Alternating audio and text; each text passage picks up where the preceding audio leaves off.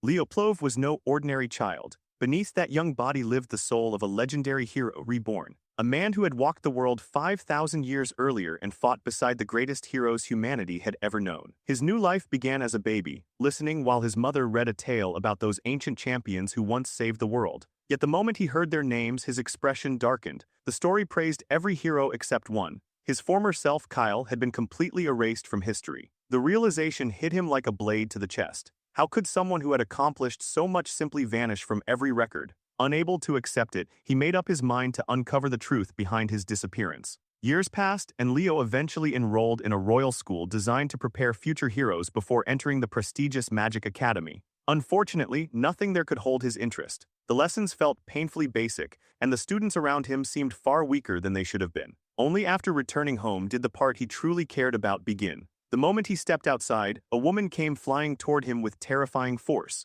The attack was sudden enough to catch him off guard, yet Leo still managed to raise his sword and stop the strike. Judging by their reactions, this wasn't their first encounter. Exchanges like this were practically routine between them. The woman looked delighted, saying she had been waiting for this rematch for a long time. She declared that this battle would serve as Leo's final examination before she allowed him to attend Lumine Academy. Then the truth became clear. The fearsome warrior standing before him was his own mother. Without hesitation, she launched another attack and steel crashed against steel. Leo was already finding it difficult to keep pace, yet his mother casually mentioned that she wasn't even using a fraction of her true strength. The duel continued relentlessly, each clash carrying more pressure than the last. But eventually, the tide shifted. Through pure technique and overwhelming mastery of the sword, Leo slowly gained control of the battle. His skill surpassed expectations, and before long he forced his mother into surrender. For a moment she could only stare at him in amazement. After recovering, she asked him a simple question. Why was he so determined to enter Lumine Academy? Lumine Academy, the Academy of Human Heroes, was one of 4 prestigious institutions belonging to the world's major races. Each safeguarded pieces of the hero record, invaluable remnants of history. For Leo, that made the academy far more than a school. Among all possible locations, he believed Lumine Academy was the place most likely to contain traces of Kyle's forgotten past. With a goal like that, there was no chance he would back down. His mother then informed him that members of the Xeringer clan had arrived in Dawn and would be staying at the Plove mansion. While she wasn't exactly thrilled about hosting them, she had a plan. She intended to speak with Zeiss Xeringer, the clan's vice-patriarch, and ask whether he would teach Leo the famous Xeringer aura technique. In her eyes, mastering that technique would give him enough strength to enter Lumine Academy next year. The problem was that Leo had no intention of waiting another year. He wanted in now. Some time later, attention shifts to the Plove mansion, where a young woman named Celia Xeringer arrives. Stepping from her carriage, she immediately questions why her uncle chose to stay somewhere like this. With the resources of the Xeringer clan, he could have rented an entire hotel without effort. Celia Xeringer, 15 years old, was widely known as the Sword Princess of the Xeringer clan. At the moment, her entire focus was fixed on the Lumine entrance examination, making her doubtful that a relatively minor family like the Ploves could contribute anything meaningful to her preparation. Just then, her uncle called out to her. The man was Zeiss Xeringer himself, vice-patriarch of the clan. With an amused smile, he asked whether she wasn't at least curious about meeting Leo, the boy who had boldly claimed he wasn't interested in the Xeringer clan. Celia barely reacted. If Leo couldn't even use aura yet, then as far as she was concerned, there wasn't much worth seeing. Zeiss disagreed completely. In fact, he seemed unusually interested in the boy's potential. After entering the mansion, Zeiss formally greeted Dade Plove, head of the household, along with his wife, Reyna. Respect was exchanged on both sides as the hosts welcomed their guests. He then introduced Celia, who responded with flawless manners and thanked them for allowing her to stay. Reyna took a closer look at the young girl and quickly noticed how much she resembled both her father and her uncle. Meanwhile, Celia observed Reyna's black hair and crimson eyes. The resemblance was impossible to ignore. Almost immediately, she realized Reyna was part of the Xeringer bloodline as well, making her Celia's aunt. Later, Zeiss and Reyna sat together and caught up as brother and sister. During their conversation, Zeiss mentioned that they had recently visited the Royal School of Dawn in hopes of meeting Leo. Unfortunately, the boy had already left and apparently wasn't interested in seeing anyone. Reyna apologized for her son's behavior, knowing it might have seemed rude. Curious, Zeiss asked what kind of person Leo truly was. Reyna's answer came without hesitation. She described him as extraordinarily talented. That praise immediately made Zeiss wonder whether Leo was truly worthy of inheriting the Xeringer flames. Reyna continued speaking highly of her son, but she made one thing clear. This wasn't blind parental pride. Leo genuinely possessed the talent and potential required to stand among the clan's finest. The statement only increased Zeiss's curiosity. While he trusted his sister's judgment, he decided he would evaluate the boy personally before reaching any conclusions. Elsewhere, Leo sat alone, quietly focusing.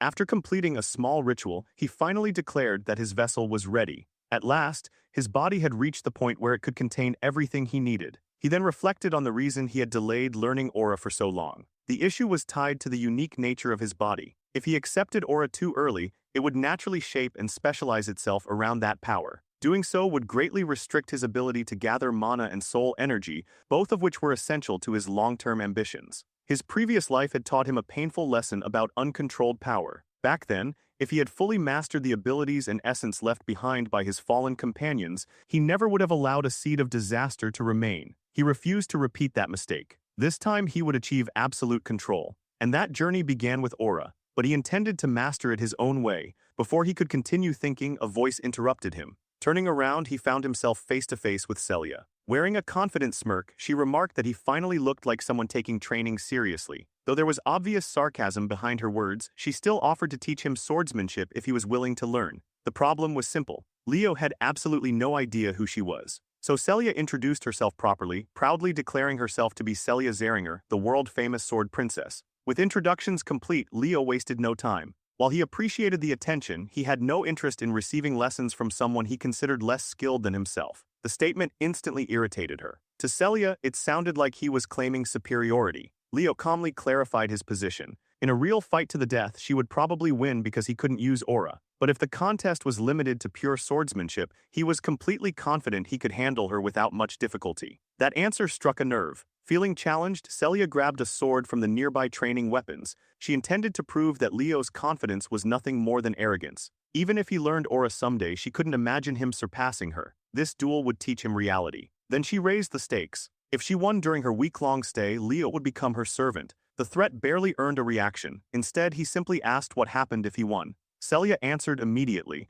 If he emerged victorious, then she would become his servant instead. With the wager established, Leo picked up a practice sword and entered the duel. His opening attack came far faster than Celia expected. Although she evaded it with ease, the speed alone caught her attention. For someone without aura, it was disturbingly impressive. Still, she remained convinced that speed alone wouldn't be enough. The two rushed forward again. This time Leo's strike crashed down with shocking force. The impact overwhelmed her, forcing her backward. The pressure was so immense that when his blade slammed into the ground, the practice sword shattered instantly. Yet Leo didn't stop. Without hesitation, he charged again. At this point, Celia's confidence was already beginning to crack. She knew she couldn't block what was coming. With no other option, she braced herself and prepared to take the hit head-on. Then something unexpected happened. She emerged completely unharmed. In the final instant, she had instinctively activated aura armor. The problem was obvious. This duel had been agreed upon as a contest of swordsmanship alone. Rather than admit she couldn't avoid the attack, Celia quickly dismissed it as nothing more than a reflex.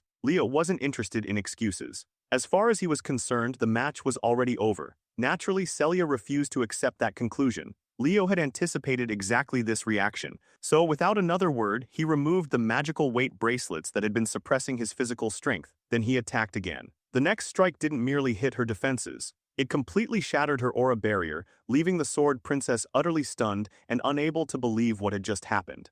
Leo didn't stop after breaking her defenses. Instead, he pressed the advantage without the slightest bit of mercy, forcing Celia to experience the overwhelming difference in their abilities firsthand. Later, while wandering through the courtyard, Leo came across his mother. Standing beside her was a man she immediately introduced as his uncle Zeiss. Leo respectfully lowered his head in greeting, and Zeiss returned the courtesy before introducing himself. The two exchanged a firm handshake, marking their first official meeting. His mother then casually asked whether he had already met Celia. The question instantly reminded Leo of how the proud sword princess had collapsed after their duel, overwhelmed by the shock and fear of what had happened. Before he could explain the situation, a knight arrived and delivered a report regarding Celia's condition. The update caught Zeiss's attention immediately. Learning that Leo had defeated Celia despite not possessing aura left him genuinely impressed. He openly praised the achievement, calling it remarkable. Leo, however, brushed aside the compliment, insisting that Celia had simply underestimated him. Curious, Zeiss then asked what exactly had been wagered in their duel. Leo answered without hesitation.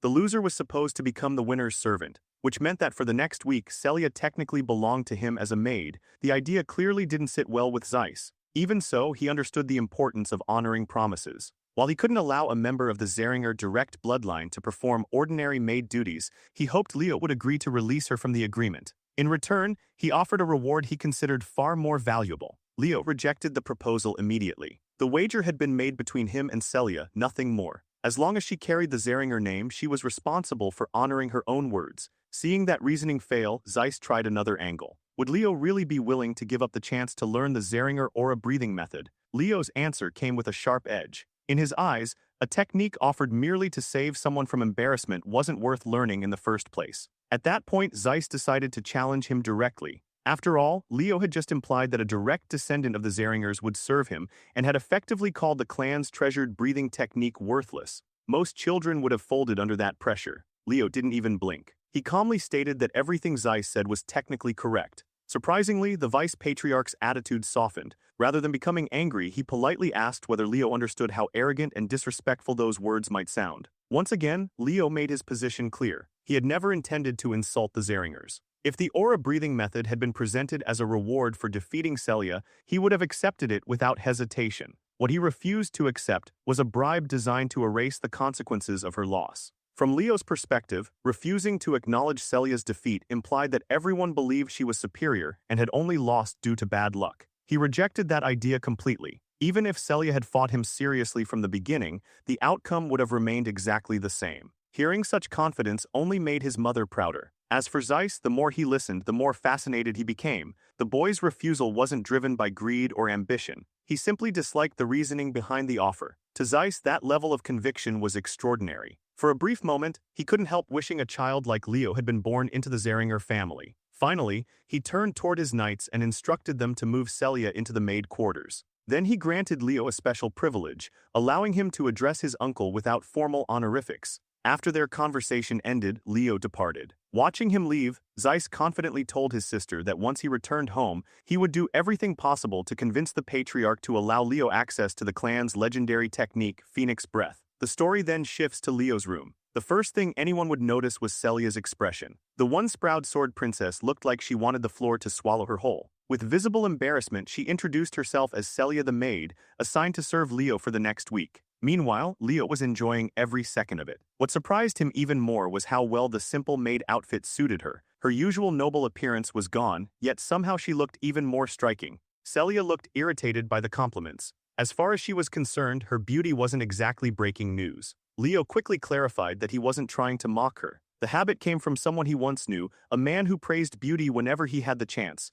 That memory brought him back to a companion from his previous life, the dwarven master Duino. Leo remembered how the dwarf constantly claimed that true beauty surpassed eternity itself. If peace ever returned to the world, he wanted to spend the rest of his life sharing beautiful things with everyone he met. Their conversation shifted when Celia noticed the book Leo had been reading. Curious, she asked about it. Leo explained that it was a book he had enjoyed since childhood, a story known as The Great Hero of the Beginning. Celia immediately recognized it. She remembered reading the same book when she was only 5 years old. Seeing his interest, she walked to the bookshelf and picked out another volume, mentioning that there were countless books written about Kyle. Leo responded thoughtfully. History, he explained, often oversimplifies achievements. Many legendary accomplishments attributed to a single hero may actually be the result of multiple heroes working together across time. In other words, he was subtly suggesting that Kyle's contributions had likely been credited to others. Celia wasn't convinced. According to popular belief, Kyle was nothing more than a fraud who tried to steal glory from genuine heroes,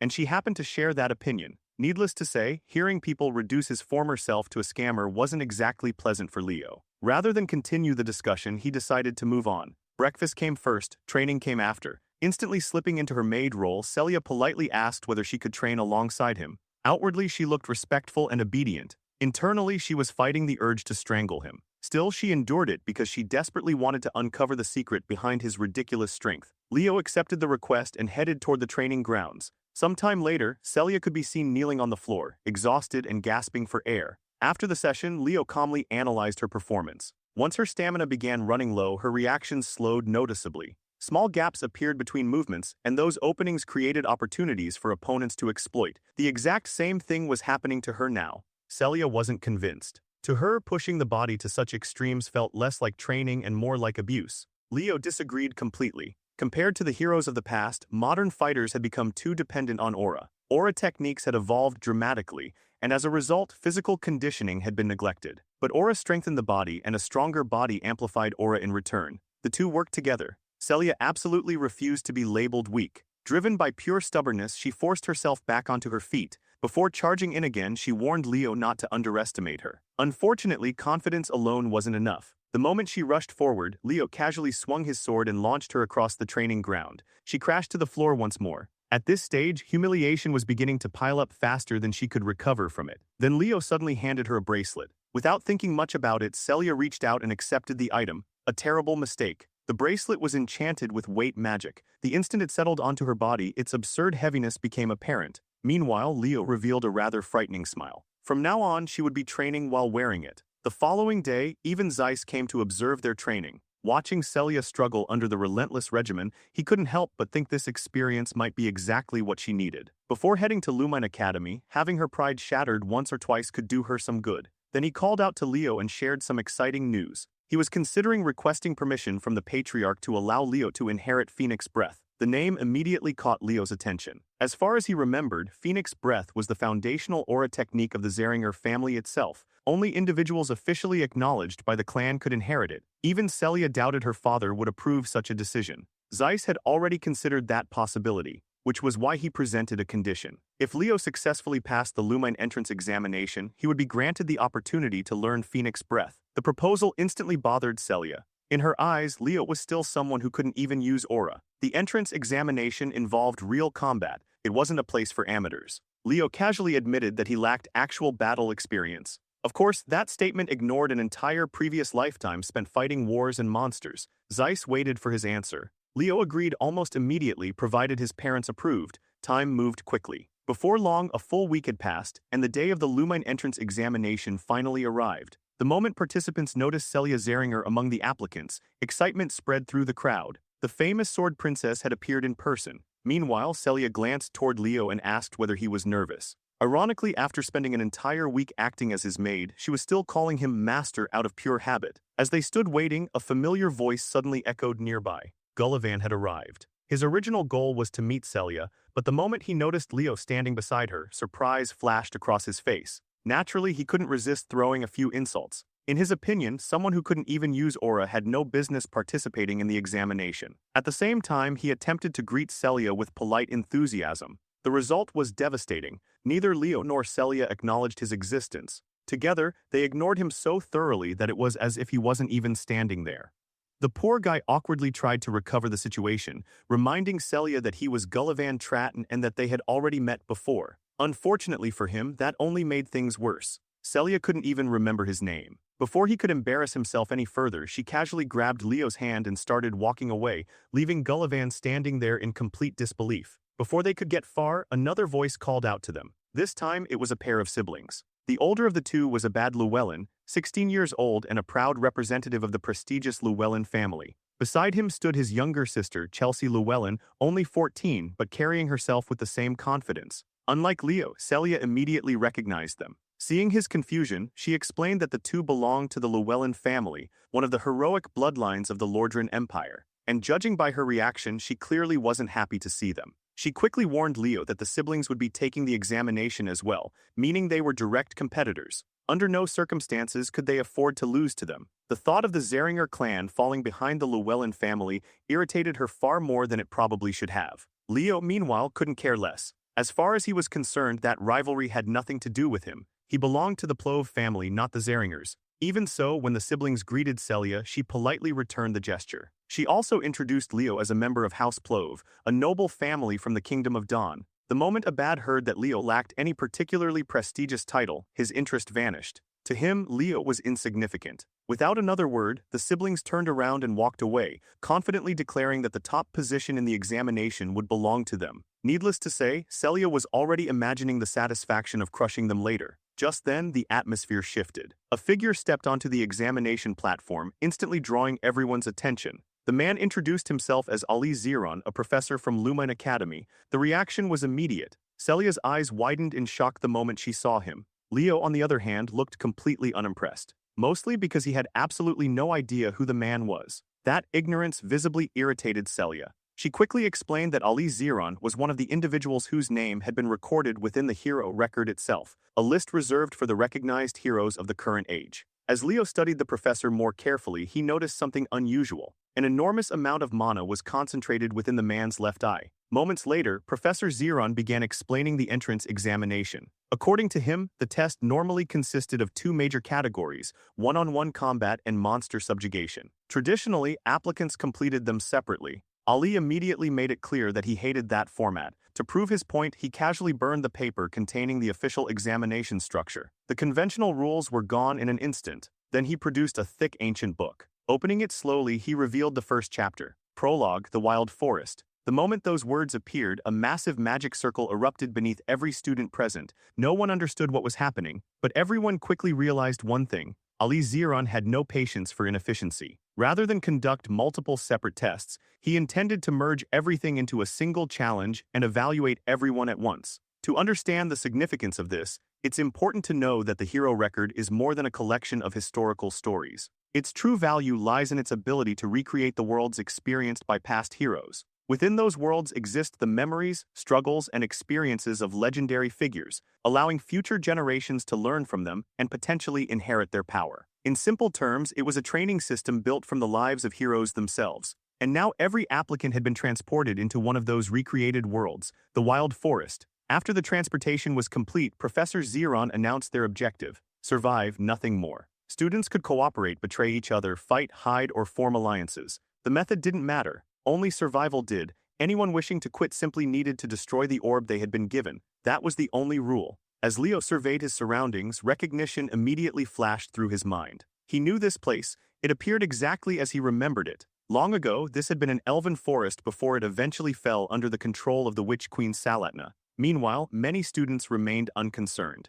Some even wanted to leave immediately, convinced that everything around them was merely an illusion. Leo strongly disagreed. Even if this world originated from someone's memories, the dangers inside it were very real. A careless mistake here could easily cost someone their life. Almost as if the world wanted to prove him right, danger arrived immediately. Leo sensed a presence. An instant later, an arrow slammed into the ground beside him with enough force to shatter the earth. Thankfully, he had already moved. Turning toward the source, he discovered the attacker was none other than Chelsea Llewellyn. Apparently, she had mistaken him for a member of the Xeringer clan and had decided to eliminate him before he became a threat. Leo quickly clarified that he belonged to the Plove family. Chelsea wasn't buying it. She had personally seen him standing beside Celia earlier. Convinced he was lying, she became even more aggressive. Without hesitation, she unleashed a spell known as Wind Scythe. The attack caught Leo's interest. The spell itself didn't exist during his previous life. Even so, after examining it briefly, he realized its fundamental principles weren't all that different. Meanwhile, Chelsea grew increasingly frustrated. No matter how threatening her attacks were, Leo remained completely calm. To shake him up, she poured even more power into her next assault. The result was disappointing. Leo casually cut through the attack with a single swing of his sword, causing the incoming blade of wind to collapse effortlessly. For the first time, uncertainty appeared on Chelsea's face. From what she could tell, he hadn't used aura at all. So how had he stopped her attack so easily? Leo made things worse by casually commenting that her magic was overly simplistic. Then, as if insulting her wasn't enough, he offered her an alliance. After all, survival awarded the highest score. As a mage, she should focus on lasting as long as possible instead of getting eliminated early. Chelsea immediately took offense. She wasn't some ordinary mage. She considered herself a battle mage. And after hearing him dismiss her attacks as simple, she became determined to crush him right there and prove him wrong. Channeling all of her strength, she unleashed a barrage of attacks. Every single one missed. By the time the spells reached their target, Leo was no longer standing there. Even worse, she couldn't sense any mana nearby, making it impossible to track his position.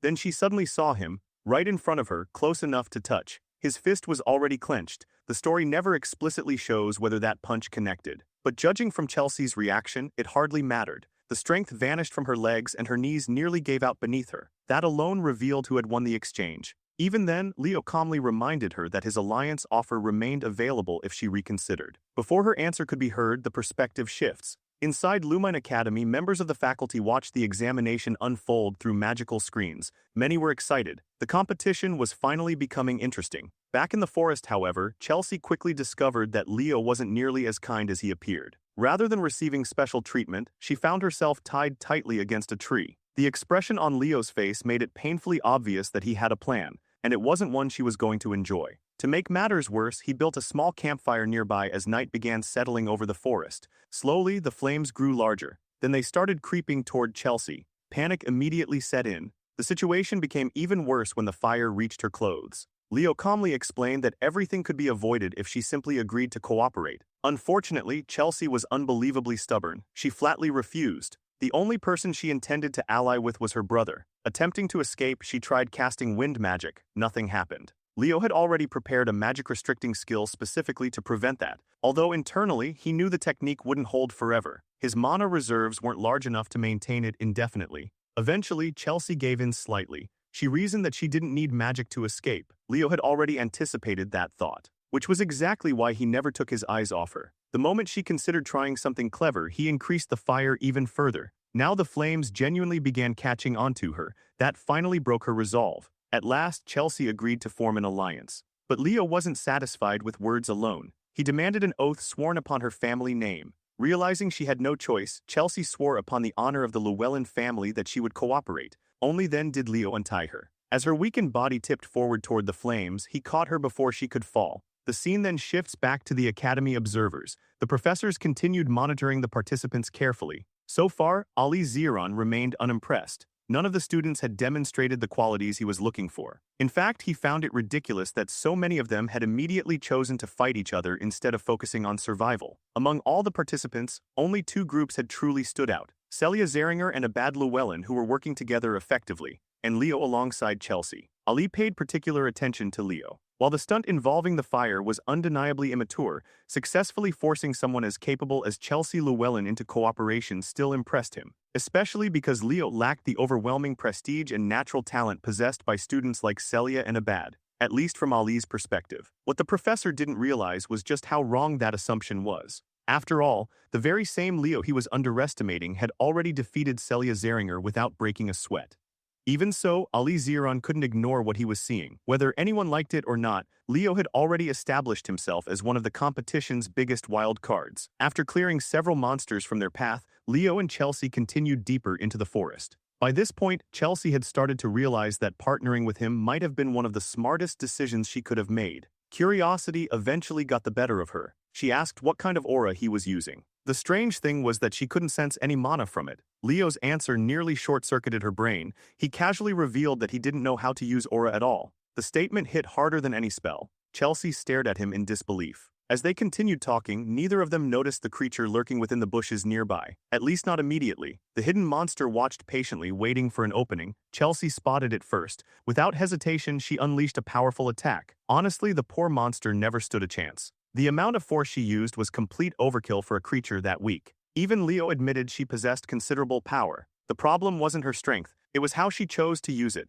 Before he could elaborate further, Leo suddenly sensed something unusual. His expression changed. Immediately, he ordered Chelsea to stop moving. The ground beneath them felt wrong. Kneeling down, he inspected the area more carefully and discovered dried earth mixed with decaying corpses. That was all the confirmation he needed. A split second later, an explosion erupted. The trap had been triggered. Thankfully, Leo reacted instantly, grabbing Chelsea and leaping away before the blast could consume them. The people responsible for the ambush finally revealed themselves. None other than Gullivan and his companions. Considering Gullivan's grudge against Leo, the attack wasn't exactly surprising. Without wasting time, Gullivan ordered one of his lackeys to charge. The unfortunate volunteer obeyed immediately. It was a terrible decision. The moment he approached, Leo greeted him with a devastating punch that nearly shattered his jaw, sending him crashing to the ground in an instant. Leo stood there completely unfazed, radiating confidence while calmly telling Chelsea to watch his back. For a brief moment, she froze. After all, this was the second time in a row he had saved her without breaking a sweat. Still, she quickly regained focus and moved into position behind him, preparing to confront the remaining attackers. As for Gullivan, the moment things stopped going his way, he did what he did best. He ran. Without a shred of loyalty, he abandoned his teammates and fled into the forest as fast as his legs could carry him. The only thing on his mind was finding someone strong enough to protect him. By pure coincidence, Celia happened to spot him from afar. Rather than pursuing him, she calmly continued walking in the direction he had come from. Eventually, both groups arrived at the same location. The sight waiting for them was unbelievable. Monster corpses littered the area. So did unconscious students who had failed to overcome them. Naturally, Chelsea immediately brightened upon reuniting with her brother. Meanwhile, Celia's attention shifted elsewhere, specifically toward Leo. With obvious suspicion, she demanded an explanation for why he was standing beside Chelsea. Leo answered proudly. Forming an alliance with her had been entirely his idea. Celia found that explanation harder to believe than a fairy tale. Honestly, she would have found it more believable if someone told her a cockroach was performing acrobatics. The idea of stubborn Chelsea willingly cooperating with anyone seemed impossible. Leo merely responded with a mysterious smile, claiming he had simply persuaded her. That grin alone made Celia uncomfortable. The less she knew about how he accomplished that persuasion, the better. Afterward, Leo began helping the defeated students back onto their feet. The action immediately caught Abad's attention. He couldn't understand why Leo was helping potential rivals. Leo quickly explained his reasoning. Fighting each other was pointless. The real threat wasn't the other students, it was the world around them. Working together offered far greater odds of success than selfish competition ever could. Abad and the others looked confused. What challenge was he even talking about? In response, Leo directed their attention toward the nearby corpses. The dried remains immediately raised concerns. One student noted that the bodies appeared completely drained of moisture. Leo agreed but pointed out that the corpses weren't the only strange detail. Something else felt wrong. The forest had become unnaturally quiet. There were almost no monsters nearby. It was as though every creature in the area had fled from something far more terrifying, something powerful enough to dominate the entire ecosystem. The moment he said it, realization dawned on Abad. According to the stories, one of hero Ali Zeron's greatest accomplishments involved defeating a high-ranking monster. Then it happened. A deafening roar echoed through the forest. The sound rolled through the trees like thunder. Something massive had awakened, and it was close. The creature had finally made its presence known. Elsewhere, Gullivan stumbled through the darkness alone. A torch trembled in his hand as fear consumed him. Despite his miserable situation, his obsession with revenge still occupied more of his thoughts than survival. Then he noticed a corpse lying nearby. Moments later, something hidden within the darkness caused him to trip. When he looked up, his blood turned cold. A giant spider stood before him, and it looked hungry. At that moment, Gullivan's fate was practically sealed. Back outside the simulation, Professor Ali and the faculty continued observing the examination. The numbers were shocking. Over 500 students had already failed. The bigger problem was that the academy normally required at least 100 successful candidates. Only 50 remained. Most instructors would have lowered their standards. Ali had no intention of doing that. If fewer students qualified, then fewer students would pass. Simple. The headmaster had placed him in charge specifically because he was willing to prioritize quality over quantity. Ali believed true heroes revealed themselves during moments of crisis, and among all the candidates, one name had begun drawing his attention: Leo Plove, the unexpected dark horse. The question was whether this dark horse could survive what came next. Back within the examination, the remaining students hurried through the darkness. Visibility was poor. Navigating the forest had become increasingly difficult. Eventually, Celia illuminated her sword, creating a crimson glow that cut through the darkness. That's when she saw it, the spider. Its horrifying form emerged from the shadows while feeding upon its prey. The sight alone sent chills through everyone present. Abad reacted immediately. Gathering mana, he prepared a powerful spell, but before he could release it, Leo stopped him. At the same time, he instructed Gullivan to break his crystal. The poor fool was practically being eaten alive, making resistance impossible. Desperate, Gullivan crushed the crystal. Electric energy erupted within the spider's mouth as the emergency escape activated. With preparations complete, Abad unleashed Wind Fang. The spell struck true. The monster was wounded, but not defeated.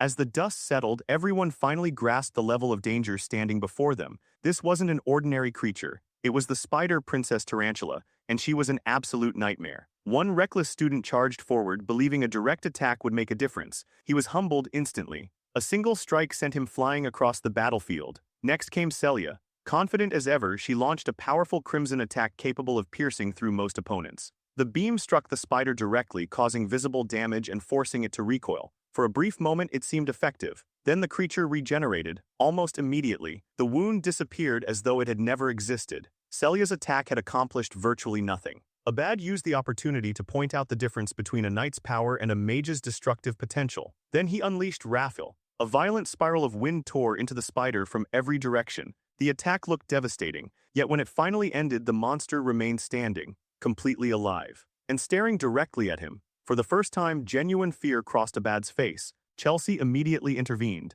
Using Windbreaker, she shielded her brother from the incoming counterattack. Even then, one of the spider's claws managed to slash him. Thanks to Chelsea's assistance, he escaped losing an arm by the narrowest margin. At this point, despair began creeping into everyone's hearts. Every attack failed. Every wound regenerated. Nothing worked. Slowly, the Spider Princess advanced, preparing to finish them all. That was when Leo finally stepped forward. He revealed that this monster was the daughter of Salatna herself, a notorious beast that once served within Arabos' army, the same monster responsible for burning down the elven forest. As Leo spoke, another realization surfaced. The mana contained within Professor Ali's left eye carried traces of the Fairy King's power. Suddenly, everything started making sense. The tarantula had once ruled over the cursed wild forest. She didn't merely destroy the elves' homeland. She devoured one of the Fairy King's most trusted companions. A being who possessed an artifact known as the Ring of Life, an artifact containing seemingly endless life energy. Originally, Leo believed the hero Luna had defeated the creature.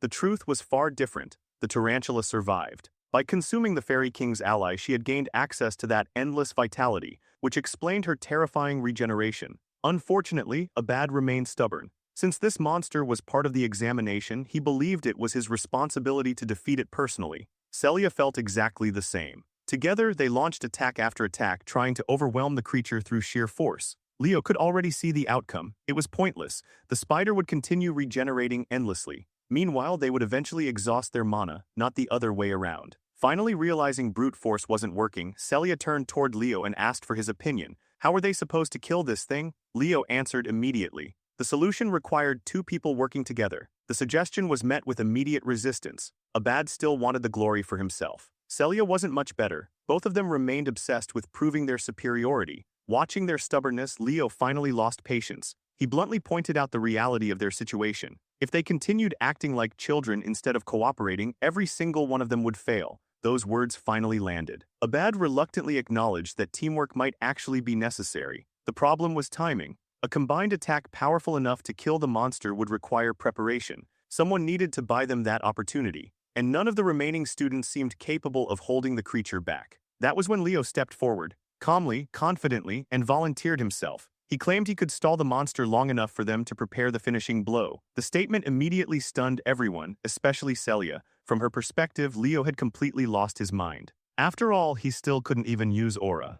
Leo calmly estimated that in his current condition, he could keep the monster occupied for no more than 5 minutes. That answer didn't exactly inspire confidence. Abad immediately voiced his concern, worried that even with that much time, their combined attack might still fail. Leo wasn't worried in the slightest. With complete confidence, he picked up a weapon lying nearby and explained that fire and wind naturally complemented each other. If Celia and Abad combined their powers properly, it would be enough. For perhaps the first time, the proud sword princess and the arrogant genius mage agreed to fight toward the same goal. Meanwhile, Leo fixed his gaze on the monstrous spider. To everyone else, it was a nightmare. To him, it was something different, a challenge. A reminder of the world he once lived in. The battle began immediately. Before anyone could react, Leo rushed forward and severed one of the creature's limbs with a clean strike. The sight alone stunned Celia and Abad. Then he followed up by carving into the monster's face, showing absolutely no fear while confronting the terrifying creature. Seeing it again stirred old memories. Suddenly, the story flashes back to the distant past. An elven child sprinted through the forest in tears, desperately trying to escape. It was hopeless.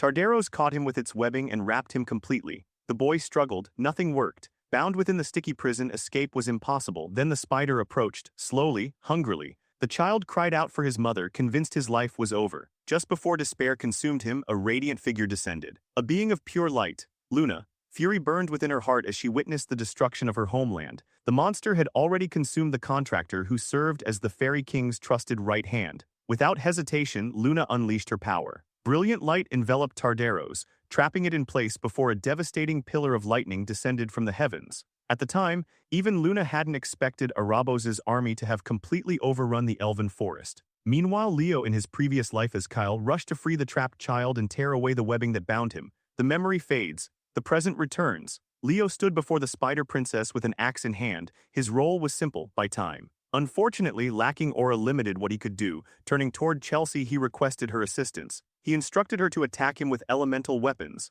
Naturally, the request sounded insane. Still, Chelsea followed his instructions. Leo effortlessly dodged the first attack. His movements were so absurdly fast that Chelsea began worrying he might eventually get caught by one of her spells. Leo dismissed the concern immediately. As long as she kept supplying weapons, he would be fine. Chelsea activated her magic. She prepared to create whatever weapon he needed. Leo didn't care what shape they took. As long as they could cut, they were useful. Moments later, she formed new weapons. Even before seeing them clearly, Leo correctly guessed their forms. A scimitar, a bastard sword. Armed with both, he launched another relentless assault. Every swing tore through the spider's body. Whenever a weapon shattered, Chelsea immediately forged another. A dagger, a battle axe, another blade, then another. The exchange continued non-stop. Watching Leo fight was honestly difficult to comprehend. Chelsea had never seen anyone wield so many different weapons so naturally. His physical ability alone bordered on the absurd. At this point, she was convinced she was watching a master martial artist. Even a bad couldn't deny Leo's strength anymore. Still, even Leo wasn't untouchable. A sudden strike managed to graze his face, leaving a shallow cut. The wound only strengthened his resolve. If he couldn't stop a spider here and now, his fallen companions would never let him hear the end of it in the afterlife. That thought alone pushed him forward. He intensified his assault and cut through the monster once again. Then he called out for another weapon. This time, however, Chelsea had bad news. She was completely out. No weapons remained. Even Leo looked surprised. Fortunately, they had already bought enough time. Behind them, Celia had finished preparing her strongest attack. The moment arrived. A massive spiral of roaring fire erupted forward and swallowed the spider whole. The inferno completely engulfed the creature. This time there was no recovery, no regeneration, no survival. The spider princess was finally defeated. As its body collapsed, the ring of life emerged from within. The monster had been subjugated at last. Celia dropped to the ground in exhaustion. Relief washed over everyone. The nightmare was over. Yet despite everything, one thought kept replaying in her mind. Leo had actually held Tardaros back for 5 entire minutes, without aura, without fear, without backing down. She wanted to acknowledge his achievement. Unfortunately for her, Chelsea was faster. The young mage had already become Leo's biggest supporter. In her eyes, what he had just accomplished belonged in the same category as the legendary heroes of old. Leo brushed off the praise as if it were nothing. Chelsea absolutely did not. The girl practically exploded with admiration. As someone aspiring to become a battle mage, she desperately wanted to learn from him. Ironically, Celia quietly supported the idea, mostly because she thought Chelsea deserved to experience the same brutal training she had suffered through. While they argued, Leo approached the Ring of Life. The artifact reacted immediately. A fairy materialized before him, Princed. Simply speaking, the fairy's name restored fragments of its lost memory. Afterward, the fairy returned to the ring and formally acknowledged Silly as the Fairy King. This unexpected outcome was only possible because Professor Ali had discovered the Eye of Mana. Soon afterward, a countdown echoed throughout the testing grounds. The stage had been cleared. Their reward was officially recognized as the Fairy King's pledge. As the transfer process began, Leo caught sight of someone connected to his previous life. The moment passed quickly. Then the scene shifts. Far away, Kalan Badian, the Academy's headmaster, reviewed the examination results from the Western Territory. His assistant couldn't help wondering how many students Ali had actually allowed to pass. Given the professor's impossible standards, expectations were low. To their surprise, 40 students had successfully cleared the examination. The number was still small, but considering Ali's involvement, it was practically a miracle. The headmaster admitted he had expected 10 survivors at most. 40 was a remarkable outcome. Naturally, everyone assumed the top performers would be Celia Xeringer or Abad Llewellyn. Then another report arrived. Apparently, Ali had personally recommended one student as the representative of the year. The revelation stunned everyone. Ali almost never recommended anyone. Surely it had to be Celia or Abad. Instead, the report revealed a completely unexpected name. A student who had outperformed both of them, Leo Plove. Back on Ali's side, the professor continued evaluating the boy. In his official assessment, he recommended Leo as the representative of the Night Division. Even the headmaster was shocked. For Ali to praise a student so highly was nearly unheard of. More astonishingly, the professor described Leo as someone possessing the talent of a true hero. With the examination finally concluded, Leo found himself relaxing alone inside a steaming sauna. For the first time in a while, he could simply enjoy the warmth. His reward for clearing the hero world was the Fairy King's pledge. Normally, hero worlds didn't hand out rewards. Yet somehow he had become an exception. The reason remained a mystery. As he pondered it, his mother appeared before him. Without warning, she asked whether he knew why she had been expelled from the Xeringer clan. The answer lay in her past. While attempting to save an ally, she lost control and unleashed the Xeringer flames. Even now, she didn't regret her decision. Not for a second. Looking at her son, she expressed a single wish. She wanted his extraordinary talent to be guided down the right path. More importantly, she congratulated him on earning admission into the academy. Soon afterward, Leo arrived at the magnificent city of Lumiria. Students were instructed to collect their belongings before entering through the gates. Lumiria stood at the center of the world, and at its heart stood the legendary Lumina Academy. Leo had finally reached it. Waiting for him near the entrance was Zeiss. His uncle welcomed him warmly and congratulated him on passing the examination. Leo naturally wondered why he was there. Zeiss explained that the Xeringer clan was currently caught in an intense debate that had continued for over a month. He then tested Leo's intuition. Could he guess the subject? Leo immediately suspected it involved Phoenix breath. Zeiss smiled. That was exactly the issue. Technically, Leo wasn't a direct member of the clan. His mother had already left the Xeringers, yet he was still her son. And after his performance during the notoriously difficult Western examination, many elders had become deeply interested in him. Then Zeiss presented him with a special subspace key. Leo activated it immediately. A hidden book appeared. Following his uncle's instructions, he stained its pages with his own blood. Biting his thumb, he allowed droplets to fall across the paper. The moment the blood touched the pages, the book accepted him. Its contents became accessible only to him. No one else could read its secrets.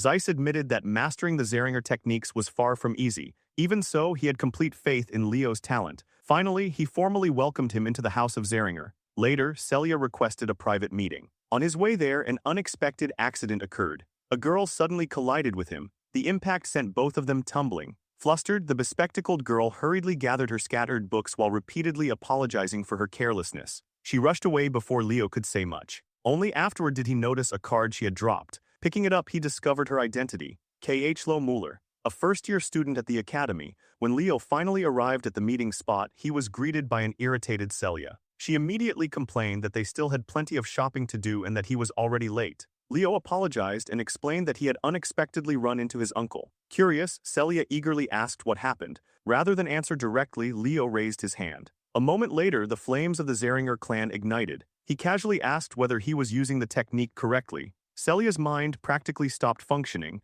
The impossible had happened. Leo had mastered the clan's secret technique in less than a month. The achievement was so absurd that she genuinely began questioning whether he was even human. Later that day, the Sword Princess and the Forgotten Hero watched a ship arrive at the harbor. A man introduced himself as Professor Alandu, instructor of the night class. He instructed the students to board immediately. Their journey toward Lumina Academy was finally beginning. As the ship sailed onward, the students relaxed and enjoyed the voyage. At one point, Leo and Celia stood together. Unfortunately, their appearance immediately gave the wrong impression. A confident young man approached and jokingly treated them like a couple. The comment instantly irritated Celia. The newcomer introduced himself as Thomas, an alchemist from the kingdom of Mora. He was also a merchant, apparently willing to sell just about anything. Ever the businessman, he immediately offered his services in case they needed supplies at the academy. Leo introduced himself in return and explained that he came from the Kingdom of Dawn. The revelation caught Thomas off guard. After all, the Kingdom of Dawn was famous for tackling the notoriously difficult Western examination.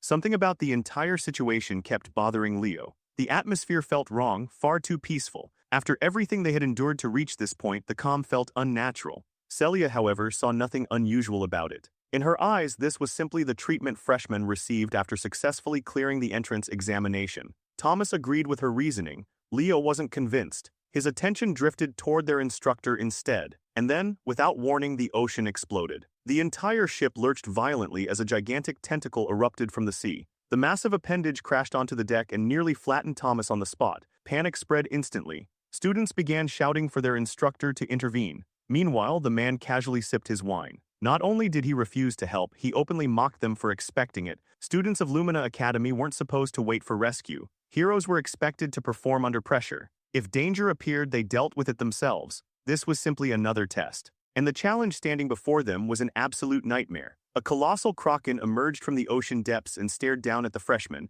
While others panicked, Leo remained calm. The Forgotten Hero stepped forward and sliced through one of the monster's tentacles without hesitation. Celia wasn't struggling either. The Sword Princess unleashed a blazing strike that scorched the creature. The Kraken immediately retaliated. A violent blast of water drenched her from head to toe. Elsewhere, Thomas wasn't having nearly as much success. The creature grabbed him and lifted him into the air while he screamed loud enough for everyone to hear. Seeing the situation, both Leo and Celia rushed forward at full speed. Their attacks landed almost simultaneously. Watching them fight left Thomas stunned. Celia's strength wasn't surprising. Her reputation spoke for itself. But seeing another freshman matching her intensity was something he never expected. His amazement didn't last long. A frozen tentacle suddenly crashed nearby and nearly crushed him. Naturally, Thomas immediately started yelling at whoever had almost killed him. The culprit turned out to be Yahello, the glasses-wearing girl Leo had bumped into earlier. While controlling powerful ice magic, she was helping hold the monster back almost single-handedly. She didn't hesitate to criticize Thomas either. From her perspective, he was contributing more noise than value. Thomas fired back immediately. In his eyes, talented people like her never cared about weaker individuals trying to help. As the battle continued, another tentacle shattered. Then familiar faces arrived. Abad and Chelsea entered the fight. Despite joining forces against the Kraken, the rivalry between their clan and the Xeringers clearly wasn't going anywhere. Even so, Chelsea's attention kept drifting toward Leo. Apparently, being enemies hadn't stopped her from becoming his admirer. Meanwhile, countless sea monsters continued surrounding the vessel on its journey toward the academy. Watching the chaos unfold, the instructor looked completely satisfied. To him, this was the perfect welcome party for the incoming freshmen. Wine still in hand, he evaluated the strongest performers. Celia, Abad, Khlo, Walden, Duran, Moira. The regional captains were performing exceptionally well, yet there was one student who stood apart from all of them. Someone who didn't dominate any specific region, someone almost nobody knew, Leo Plove. His swordsmanship bordered on perfection. Even more frightening was his ability to react. It almost looked as if he could predict attacks before they happened. The instructor couldn't help smiling. Teaching a student like that was going to be interesting. Eventually, even Thomas exhausted his stockpile of potions. Thankfully, the academy finally came into view. The moment they disembarked, their instructor offered one final piece of advice. They should get used to fighting monsters. At Lumina Academy, encounters like this were only the beginning. Soon afterward, the freshmen entered the academy's grand entrance hall. The scale was breathtaking. The training grounds alone were unlike anything most of them had ever seen. Crowds gathered nearby, eager to see what this year's freshmen could offer. The entrance ceremony was about to begin. Students of the Night Division assembled under their instructor's guidance. Regional captains were ordered to stand at the front. Then the academy's headmaster took the stage. Callan addressed the incoming students with the authority expected of one of the world's greatest heroes. He reminded them that becoming strong required sacrifice. Heroes constantly risked their lives. Heroes surpassed their limits. Heroes pushed forward when others gave up. Slamming his fist into the ground, he bluntly declared that anyone unwilling to do those things had no place at Lumina Academy. The speech was intimidating enough to silence the entire crowd. Then almost immediately the terrifying atmosphere vanished. The headmaster suddenly transformed into a friendly old man, acting as though he hadn't scared everyone half to death moments earlier. Completely oblivious, he wondered why everyone had become so quiet. Bit by bit, his image as the legendary swordmaster continued to crumble. The next segment of the ceremony involved introducing the freshman representative. Excitement spread through the crowd. Many expected Celia, others assumed Abad, some even considered Khlo. Then the announcement came, Leo Plove. The name echoed across the venue. Even Leo looked surprised. Turning toward his professor, he quickly realized who was responsible. Ali had clearly recommended him. With no choice but to accept, Leo stepped onto the podium and addressed the professors, seniors, and fellow students. Throughout the audience, whispers immediately spread. Most students had never heard of him. Nobody understood why an unknown freshman had been chosen over the academy's most famous candidates. Eventually, the speech reached its conclusion. Then came the question. As this year's representative, what goal did he have? Leo immediately understood the trap. The purpose wasn't to hear his aspirations. It was to provoke everyone standing behind him. At first, his response sounded perfectly polite and professional. Several instructors even nodded in approval. Everything appeared headed toward a peaceful conclusion. Then Leo detonated a bombshell. Without hesitation, he openly declared that he welcomed any challenger who wanted his position. Anyone, at any time. The announcement instantly ignited the crowd. Students who had been quietly enduring the ceremony suddenly felt challenged. Some were furious. Others were excited. Leo couldn't have cared less. If someone wanted his spot, they were free to try taking it. After the ceremony ended, students headed toward their dormitories. Starting tomorrow, they would enter a one-week exploratory period. During that time, freshmen could freely attend different classes before deciding which 3 subjects they wished to specialize in. The academy encouraged everyone to rest well. Nobody wanted to be late on the very first day. By coincidence, Leo's room ended up next to Thomas's. The alchemist excitedly talked about tomorrow's classes before eventually wishing him good night. Leo returned the greeting and collapsed onto his bed. As sleep approached, his thoughts wandered. He had finally entered the greatest academy in the world. Now came the real challenge, finding traces of his lost hero record. The following morning, Leo sat quietly in the cafeteria enjoying breakfast. Thomas immediately requested permission to sit with him. Leo didn't care enough to refuse. Unfortunately, peace wasn't on the menu. An irritated student soon approached their table. Leo didn't recognize him. The newcomer introduced himself as Duran, captain of the Central Region. He had come for one reason: to confirm whether Leo truly meant the challenge he issued during the ceremony. Leo calmly acknowledged that his speech had been intentionally provocative. After all, he had practically invited strangers to challenge him. Duran didn't appreciate the casual attitude. Convinced of his own superiority, he expected respect. Instead, Leo continued drinking fruit juice as if nothing important was happening. That reaction pushed Duran over the edge. In a burst of anger, he launched a powerful kick that sent the table flying. What happened next left everyone speechless. Before the food could hit the floor, Leo moved. His speed was absurd. By the time everything settled, he had already reorganized the ingredients and reconstructed his cheeseburger perfectly.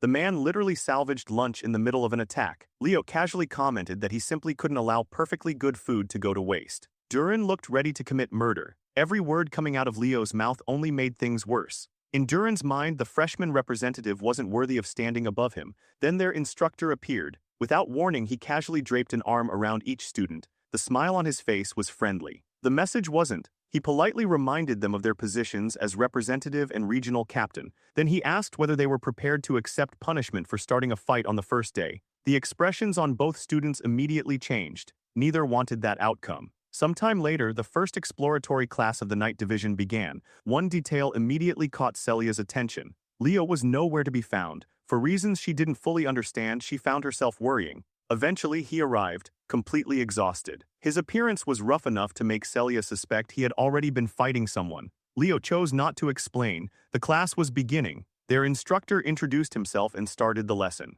Thomas quickly noticed the tension between Duran and Leo while the professor explained the three major forms of power derived from mana: magic energy, soul energy, and aura. Among the three, aura was considered the most difficult to master. Celia confidently explained why. Unlike the others, aura required mana to lose its natural fluidity during the conversion process. The instructor praised her answer. Magic and soul energy utilized mana in its natural form. Aura was different. It absorbed mana and transformed it into a force suited for strengthening the body. To demonstrate, he released aura before the class. Then he asked a question. Did anyone know what allowed aura to function once it had been processed? The room fell silent. Even Celia couldn't produce a complete answer. Then Leo spoke. According to him, aura required mana to be burned. The instructor immediately confirmed he was correct, but Leo didn't stop there. When asked about the most important factor in that process, he answered again. Stamina. Once more he was right. The instructor became visibly impressed. Had Leo studied aura before? No, he hadn't. Which somehow made his answer even more unbelievable.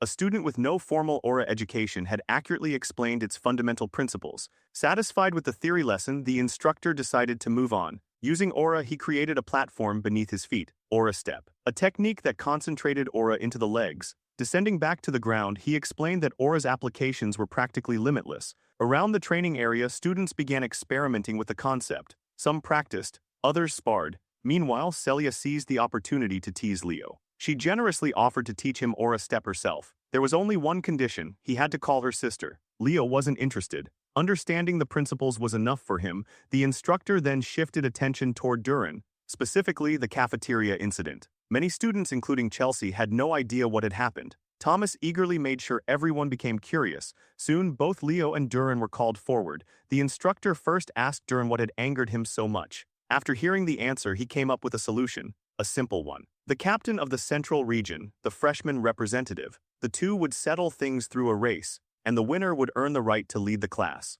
Professor A made the rules crystal clear. Both competitors were free to use aura however they wished. No restrictions, no limitations. On paper, that sounded like the perfect setup for Duran. After all, speed was his specialty, and the day of the competition arrived faster than expected. Naturally, Thomas saw a business opportunity. The self-proclaimed merchant genius immediately opened a betting pool, happily collecting wagers from students eager to make a profit. The first contender needed no introduction. Duran Mora, pride of House Mora, master of lightning aura, captain of the central region. Standing opposite him was a student nobody could properly explain. A dark horse with no famous title attached to his name, the mysterious freshman representative, Leo Plove. Expectations couldn't have been more divided. Many students had already convinced themselves that Leo's position was undeserved. After all, he couldn't even perform a basic aura step. Meanwhile, Duran was widely considered the fastest first-year student. To most spectators, the result seemed obvious. Professor A stepped forward and announced the final condition. The first person to cross the finish line would be declared the winner, and the loser would be required to accept the outcome without complaint.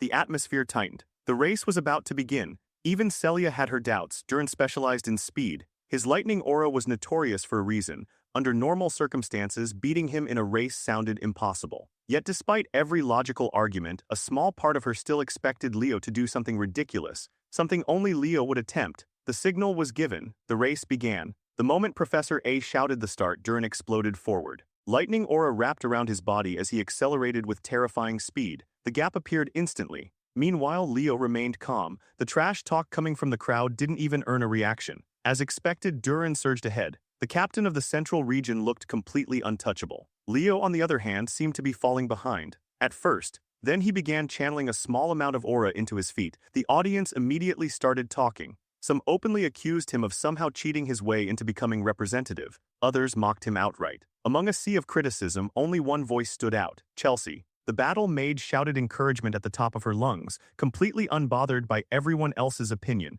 Ahead of them, Duran continued proving why his family was feared. He really was as fast as lightning. Watching him reach the halfway point in an absurd amount of time left Carr growing increasingly nervous. If things continued like this, Leo was going to lose. Then Leo did something nobody expected. Instead of speeding up, he slowed down. The crowd blinked. Had he given up? His momentum vanished completely. Then things got even weirder. Leo left the track completely. He ran toward the edge and started heading for the surrounding structures. Even Celia couldn't make sense of it. She believed in him, but this looked insane. To everyone watching, he had officially lost his mind. Meanwhile, Leo focused entirely on one thing: increasing the density of the aura concentrated in his feet. His body launched into a series of impossible jumps. He crossed the grass, vaulted over obstacles, then leaped directly into the spectator stands. The audience stared in complete confusion. Leo calmly turned and watched Duran continue racing ahead. The distance between them grew larger, but Leo wasn't worried. The aura beneath his feet continued compressing, growing denser, heavier, hotter, until finally the pressure reached its limit. The stands beneath him cracked, then Leo jumped. One explosive leap. That was all it took. The force was so overwhelming that a miniature explosion erupted where he had been standing. The blast alone distracted Duran, then something shot out of the smoke. A blazing red streak, a meteor. Leo launched across the track with absurd momentum, cutting through the remaining distance in an instant. As he flew past Duran, he couldn't resist taking a jab. The forgotten hero casually mocked the speed specialist by calling him slow. Then he vanished ahead. Moments later, Leo crossed the finish line. His landing was smooth, effortless, almost elegant. Several meters behind him, Duran could only stare. His lightning aura had already faded. The result was undeniable. He had lost. Leo simply looked back and smiled. Victory secured. Granted, part of the arena was now damaged beyond recognition. But from his perspective, it was absolutely worth it. The crowd stood frozen. Only seconds earlier they had been criticizing him. Now they didn't know what to think. Everyone knew Duran was considered the fastest among the freshmen, yet he had been beaten, not by another aura prodigy, not by some noble genius, but by a boy who technically hadn't even mastered aura yet. Among all the spectators, only a handful truly understood what had happened. Celia was one of them. That wasn't an aura step. What Leo had displayed was something far more advanced. The Phoenix Step. Back near the finish line, Carr and Chelsea nearly exploded with excitement. Their friend had actually done it. Professor A, meanwhile, quietly analyzed the race. Duran had used lightning aura exactly as expected. His speed increase was impressive, but Leo had approached the challenge differently. Instead of improving his overall speed, he focused every ounce of fire aura into a single movement. One perfect step, one flawless application. A simple concept executed at an absurd level. After catching his breath, Leo walked over to Duran and extended his hand. He congratulated him on the race and even admitted that a longer course might have produced a different result. Duran wasn't interested. Still bitter over the loss, he ignored the handshake and brushed past him. Professor A watched the interaction carefully. For the first time in a long while, he felt genuine excitement. Among this generation, a hero worthy of the title might actually emerge.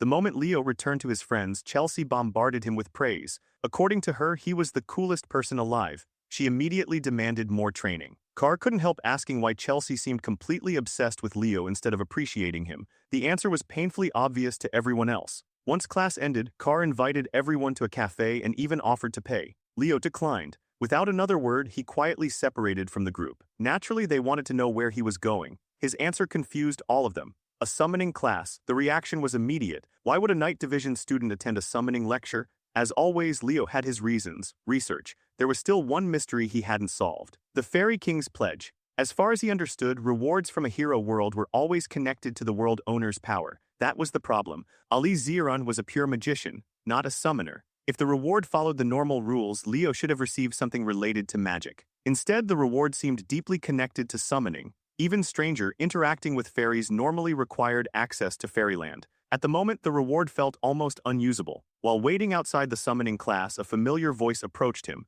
The speaker turned out to be Chen Zia, captain of the Eastern region, top scorer of her territory. Unlike certain regional captains, she was surprisingly approachable, polite, friendly, easy to talk to. After exchanging greetings, she insisted he call her Zia. Since she already knew he belonged to the Night Division, finding him outside a summoning class was unexpected. Leo explained that his interest was more closely related to spiritualism. That answer immediately brightened her mood. If that was the case, they would probably encounter each other in many future classes. The conversation naturally shifted toward spirit contracts. When asked about her spirit, Zia summoned a beautiful water sprite. The creature appeared effortlessly at her side. Leo admitted he hadn't formed a contract with any spirit yet. As kind as ever, Zia immediately offered her help. If he ever needed assistance learning spirit summoning, she would gladly support him. Leo had no intention of refusing useful connections. Then he made a dangerous mistake. He asked her age. Zia smiled, 17. She also pointed out that Leo was only 15. Internally, Leo couldn't help thinking she looked much younger. Honestly, she appeared younger than Chelsea.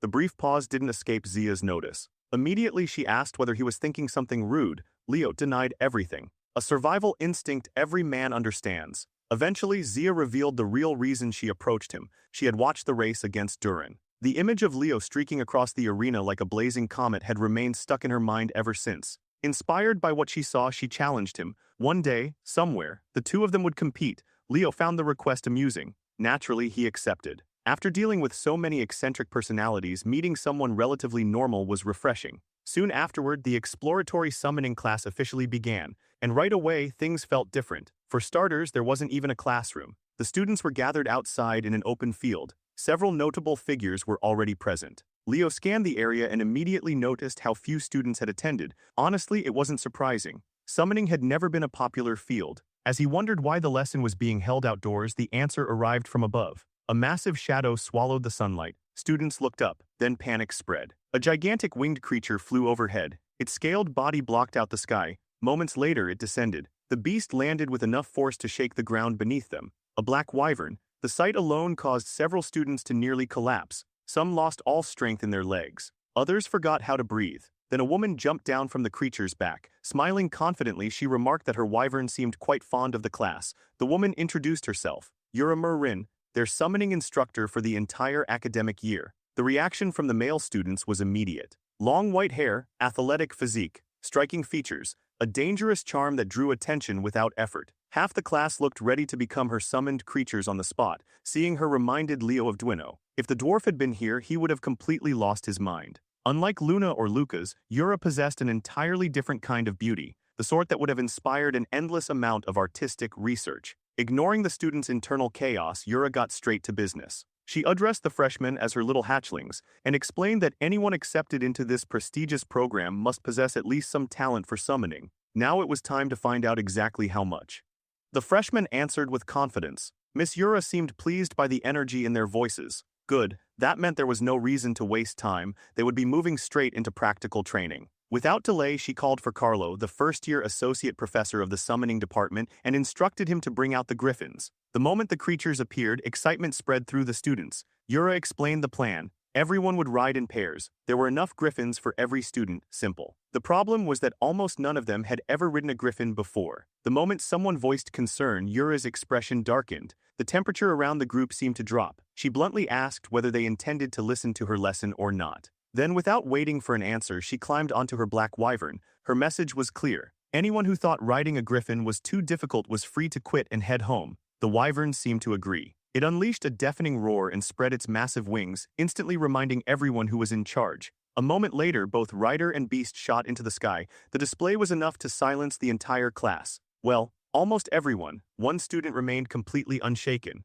Leo. Associate Professor Carlo chuckled and encouraged the students to hurry after their instructor. Eventually, fear gave way to action. As students mounted the griffins, most quickly discovered that the creatures were far gentler than expected. Of course, not every griffin was cooperative. Some had personalities that could only be described as troublesome. Getting paired with one of those was simply bad luck. For the exercise, Leo partnered with Zia. She politely asked if she could handle the reins. Leo had no objection and left the task to her. Soon, pairs of students began taking to the skies. One after another, the griffins lifted off. Those who adapted quickly managed to keep pace with the instructors as they soared over the sea. For many students, the experience was surreal. They hadn't expected to ride griffins on the very first day. As expected from Lumina Academy, the training methods were on a completely different level. Before long, most of the students had forgotten their earlier worries. Some were even arguing over who deserved to control the reins. Meanwhile, Zia guided their griffins smoothly through the air. She remained cautious despite their good progress.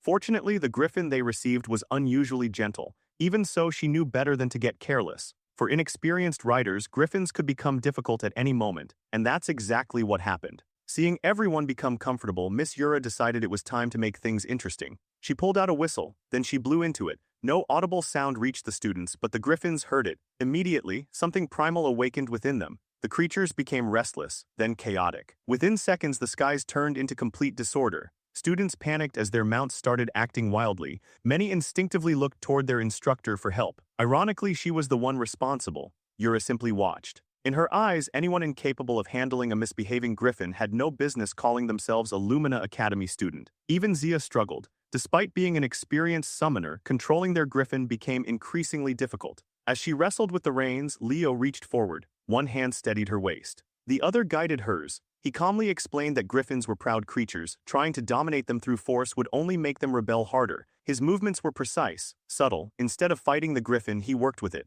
Gradually, the creature responded. The chaos disappeared. Then Leo took control from behind. The Griffins surged forward, faster, smoother, more controlled than ever. To everyone's surprise, they eventually flew past both Yura and Carlo. Even Miss Yura couldn't help being impressed. She immediately asked Carlo whether the freshman representative belonged to the night division. The records confirmed it. That only made Leo more interesting. His handling of the Griffin was so natural that she almost assumed he had grown up riding one. Yet according to the records, he wasn't from a wealthy household capable of owning such a creature, which meant only one thing. Talent, pure talent. The class had barely begun, yet Yura was already convinced she had discovered a hidden gem. Eventually, all the students reached their destination. The island of summons, the primary training grounds for summoners. The landing wasn't graceful. Many students staggered off their Griffins and immediately started throwing up on the beach. The flight had been far rougher than expected. Leo, meanwhile, was doing something entirely different. He wandered along the shoreline searching for a specific fruit. Eventually, he found one with the perfect size and ripeness. As he reached for it, something else caught his attention. A burnt feather. The sight immediately triggered a chain of thoughts, but for now he kept them to himself. After picking the fruit, he offered it to the Griffin as thanks for carrying them safely. Only then did he return to the others. Once everyone had gathered, Miss Yura revealed the next surprise, an examination. On the first day, the announcement hit the students like a truck. Many of them had only come to sample the exploratory class. Now they were being tested. Yura remained unapologetic. Compared to other paths, summoners walked a far more demanding road. Everyone already knew that controlling mana alone wasn't enough. To form contracts, one needed spiritual affinity. To command summons properly, one needed taming ability. The profession required countless skills, which was exactly why summoner heroes were so rare. Yet those who reached the top often left greater marks on history than most traditional heroes. That possibility, that potential, that was the true allure of summoning. Every student present dreamed of becoming one of those legends. One student stepped forward. Eliza Han, a member of the prestigious Herjin clan famous for producing summoner heroes, she asked the obvious question. What exactly was the examination? Yura smiled. The answer was simple. The island of summons was filled with beasts and spirits. Since summons served as a summoner's primary weapon, the test would evaluate each student's taming ability. Their objective was straightforward. Enter the forest, tame a summon, bring it back. Better yet, any summon they successfully contracted would become theirs permanently. The students practically exploded with excitement. Opportunities like this didn't come often. Within moments, most of them charged into the forest, eager to find their future companions. Leo was one of the few who entered calmly. Interestingly enough, Eliza followed him. Word of his victory over Duran had already spread throughout the academy. Seeing him in a summoning class piqued her curiosity. She struck up a conversation. Other talented students immediately noticed the interaction. Leo, however, responded casually and brushed off her compliments. He claimed he was simply doing his best. The dismissal irritated Eliza more than she expected. Most people would have been thrilled to receive attention from someone like her. Observing from afar, Miss Yura quietly noted the students who stood out. The future leaders of her class were already revealing themselves. As time passed, many students successfully began taming creatures. Yet none of those summons interested Leo, not even slightly. Some students eventually noticed something unusual. The freshman representative kept moving deeper into the forest, far deeper than anyone else. Predictably, a few people started hoping for his failure. Maybe he wouldn't find a summon, maybe he'd receive a 0. Maybe he'd run back to the night division where he belonged. Leo couldn't have cared less. Ignoring the noise, he continued following a trail. His guide was the feather he had discovered earlier. Moments ago, the feather's tip had been burned black. Now it had completely restored itself. That alone was enough to confirm his suspicions. Eventually, he reached a secluded clearing. After making sure nobody was nearby, he summoned the flames of the Xeringer clan. The feather was reduced to ashes. Instantly, an overwhelming heat erupted behind him. The kind of heat that seemed capable of burning the world itself. Back in his hometown, life had become quieter after Leo left. Reina spent her day preparing food outdoors, creating meals worthy of a fantasy movie, yet despite the peaceful atmosphere, she couldn't stop worrying. It was only her son's first day at school. Surely she was overthinking things. Right, if she could see what Leo was currently facing, she would realize her concern was completely justified. Trying to reassure herself, she reminded herself that Leo was strong. Meanwhile, that very boy stood surrounded by flames powerful enough to melt reason itself. The source of the inferno was one of the three great summons, the legendary phoenix. The majestic creature stared at him with blazing eyes. Confusion flickered within its gaze. Why was a mere child wielding the flames of the Xeringer clan? The phoenix explained that it had only appeared because it sensed Reina's flames. Hearing his mother's name immediately caught Leo's attention. Curious, he asked how the legendary summon knew her. Apparently the timing of their meeting was no coincidence. The phoenix knew Reina personally. More than that, it owed her a tremendous debt. The creature finally introduced itself. Fina, one of the three great mystical summons, the legendary phoenix. Out of respect for Reina's bloodline, Fina greeted Leo with equal respect. Leo returned the courtesy and asked about her connection to his mother. Fina revealed the story. Years ago, Reina had saved the life of Fina's summoner, a hero named Ellen Lunda. The name alone nearly made Leo jump. Ellen Lunda wasn't just anyone, she was a genuine hero. The incident occurred during a dungeon expedition in Siren. Ellen had lost every companion she entered with. Her own death was moments away. Then Reina appeared, charging into the battlefield like a blazing comet. She saved the hero. But the cost was enormous. In the process, Reina lost her own blazing aura. Had that event never happened, Fina believed Reina would have eventually claimed a seat among the world's heroes. It was the first time Leo had heard the full story. Still, it matched everything his mother had ever said. She never regretted her choice. Not once. Fina laughed warmly. That answer sounded exactly like the Reina she remembered. Changing topics, Leo asked why a legendary phoenix was hiding at Lumina Academy. Unfortunately, Fina couldn't answer. That information remained secret. Instead, she turned her attention toward Leo. Why was a young knight wandering the island of summons? When Leo explained that he was studying summoning, Fina took a closer look. And then she froze. The aura inside him was absurd, dense, ancient. Far beyond what should exist within a 15-year-old boy. For a brief moment, he didn't look like a child at all. The phoenix burst into laughter. Fate truly worked in mysterious ways. At long last, an opportunity had appeared. A chance to repay the debt she owed to Reina Xeringer. Fina gently urged Leo to extend his hand and accept her flame. The fire drifted toward his palm, dancing across his skin before slowly condensing into the shape of an egg. Inside rested the offspring of a phoenix. The legendary summon explained her wish. One day, when Leo became a true summoner worthy of standing among legends, she hoped he would form a contract with her child. Technically, the egg had been intended for another summoner, but Fina had made up her mind. She wanted Leo. Naturally, Leo asked the obvious question, why wait? If the egg was here now, couldn't he hatch and tame it immediately? The moment those words left his mouth, Fina nearly collapsed from shock. Before she could stop him, flames had already begun gathering around his body. Alarm flashed across her face. This wasn't something a novice should even attempt. If the process failed, death was a very real possibility, but Leo had already crossed the point of no return. Watching him move forward without hesitation reminded Fina of someone, Reina. That reckless determination clearly ran in the family. At that point, all she could do was wish him luck. As the hatching ritual began, the outside world faded away. For a brief moment, nothing existed except Leo and the fire within the egg. The blaze was beautiful, hypnotic. Unable to resist, he reached out toward it. The instant his fingers touched the flame, everything changed. The tiny spark erupted into a raging inferno. Leo instinctively pulled back. The heat was unbearable. Breathing became difficult. Every instinct screamed at him to run. This was the true nature of Phoenix fire. Then realization struck. Perhaps this trial existed for a reason. Perhaps it was meant to show him the burden carried by the mythical birds themselves. A phoenix generated those flames by continuously burning its own body. Every day, every moment, their flesh was constantly consumed and regenerated. An endless cycle of agony and rebirth, a pain few beings could ever comprehend. For the first time, Leo understood even a fraction of that suffering. And so he stopped resisting. Instead of fighting the fire, he embraced it. He accepted the pain, accepted the flames, accepted the burden. The inferno swallowed him completely. The blaze surged through his body and reached its peak. Then suddenly crack. The egg began to break. Leo opened his eyes. Something inside him had changed.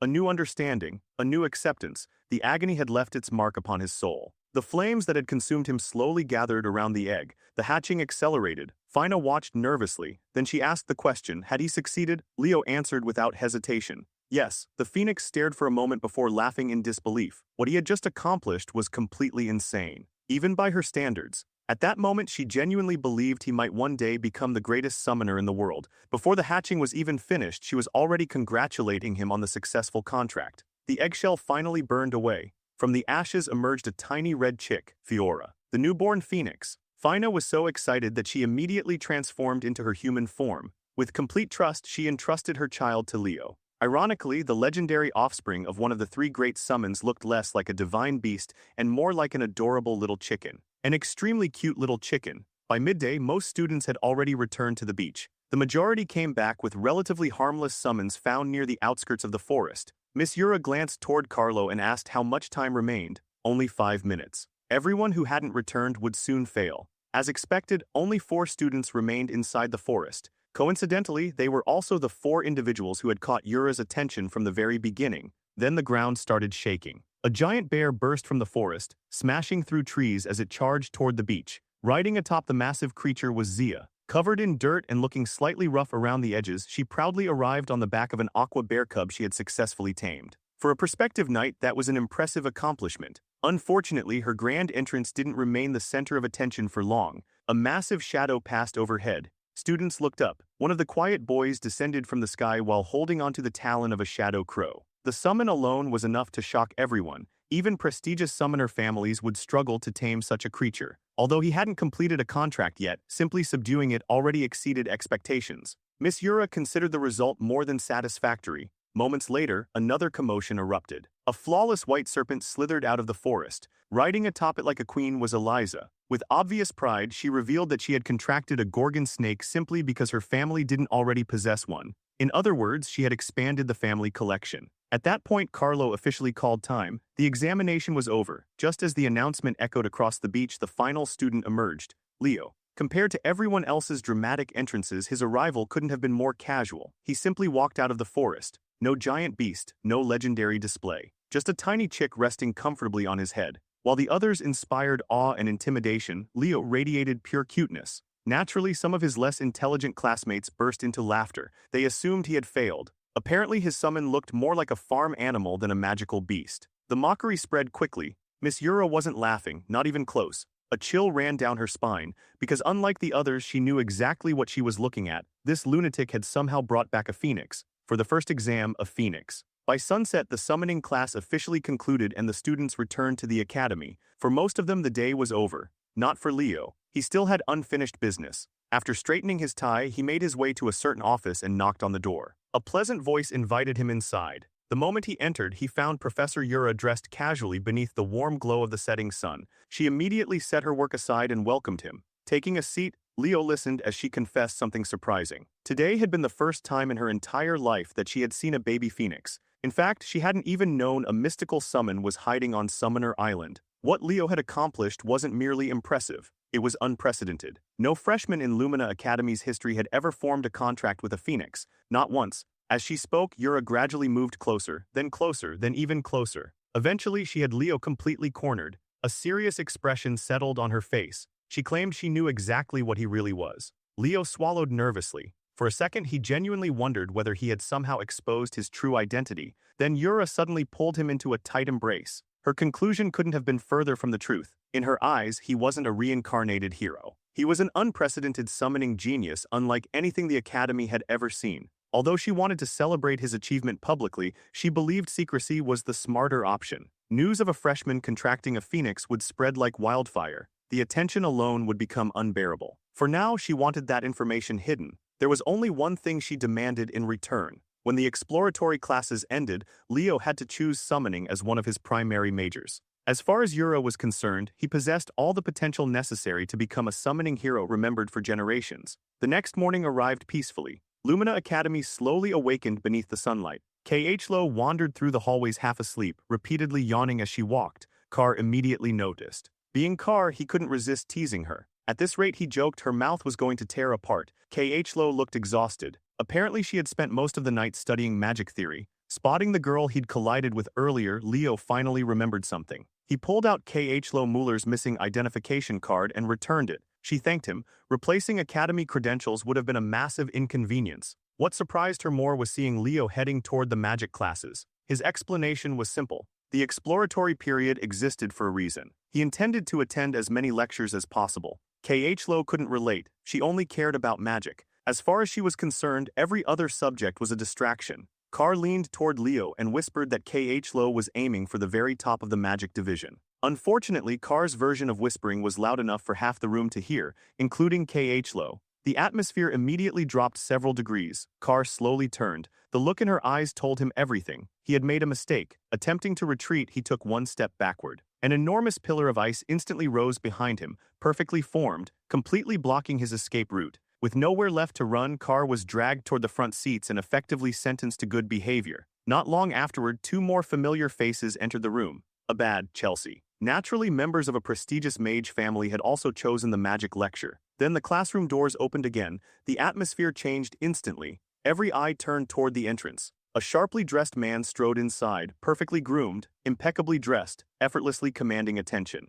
Several students were already whispering about how handsome he was before he even reached the podium. The man introduced himself, Len Horses, first-year professor of the Magic Division. Without wasting time, he placed a thick stack of papers on his desk. Then he flicked a finger. The papers scattered across the room before neatly landing on every student's desk. His first lesson was simple, an examination. Before any lecture, before any teaching, before anything else, everyone would take a magic theory test. The classroom erupted in confusion. Professor Len remained completely unmoved. Any student unable to meet his standards would be removed from his class. Simple. If they were students of Lumina Academy, this level of difficulty should be considered normal. Once finished, they were instructed to submit their papers to his assistant, Anna. Fortunately, Anna's personality balanced out the professor's intensity. Where Len felt intimidating, Anna felt like pure sunshine. Unfortunately for Leo, none of that solved his problem. The moment he looked at the first question, he knew disaster had arrived. He was completely cooked. Modern magical theory might as well have been written in another language.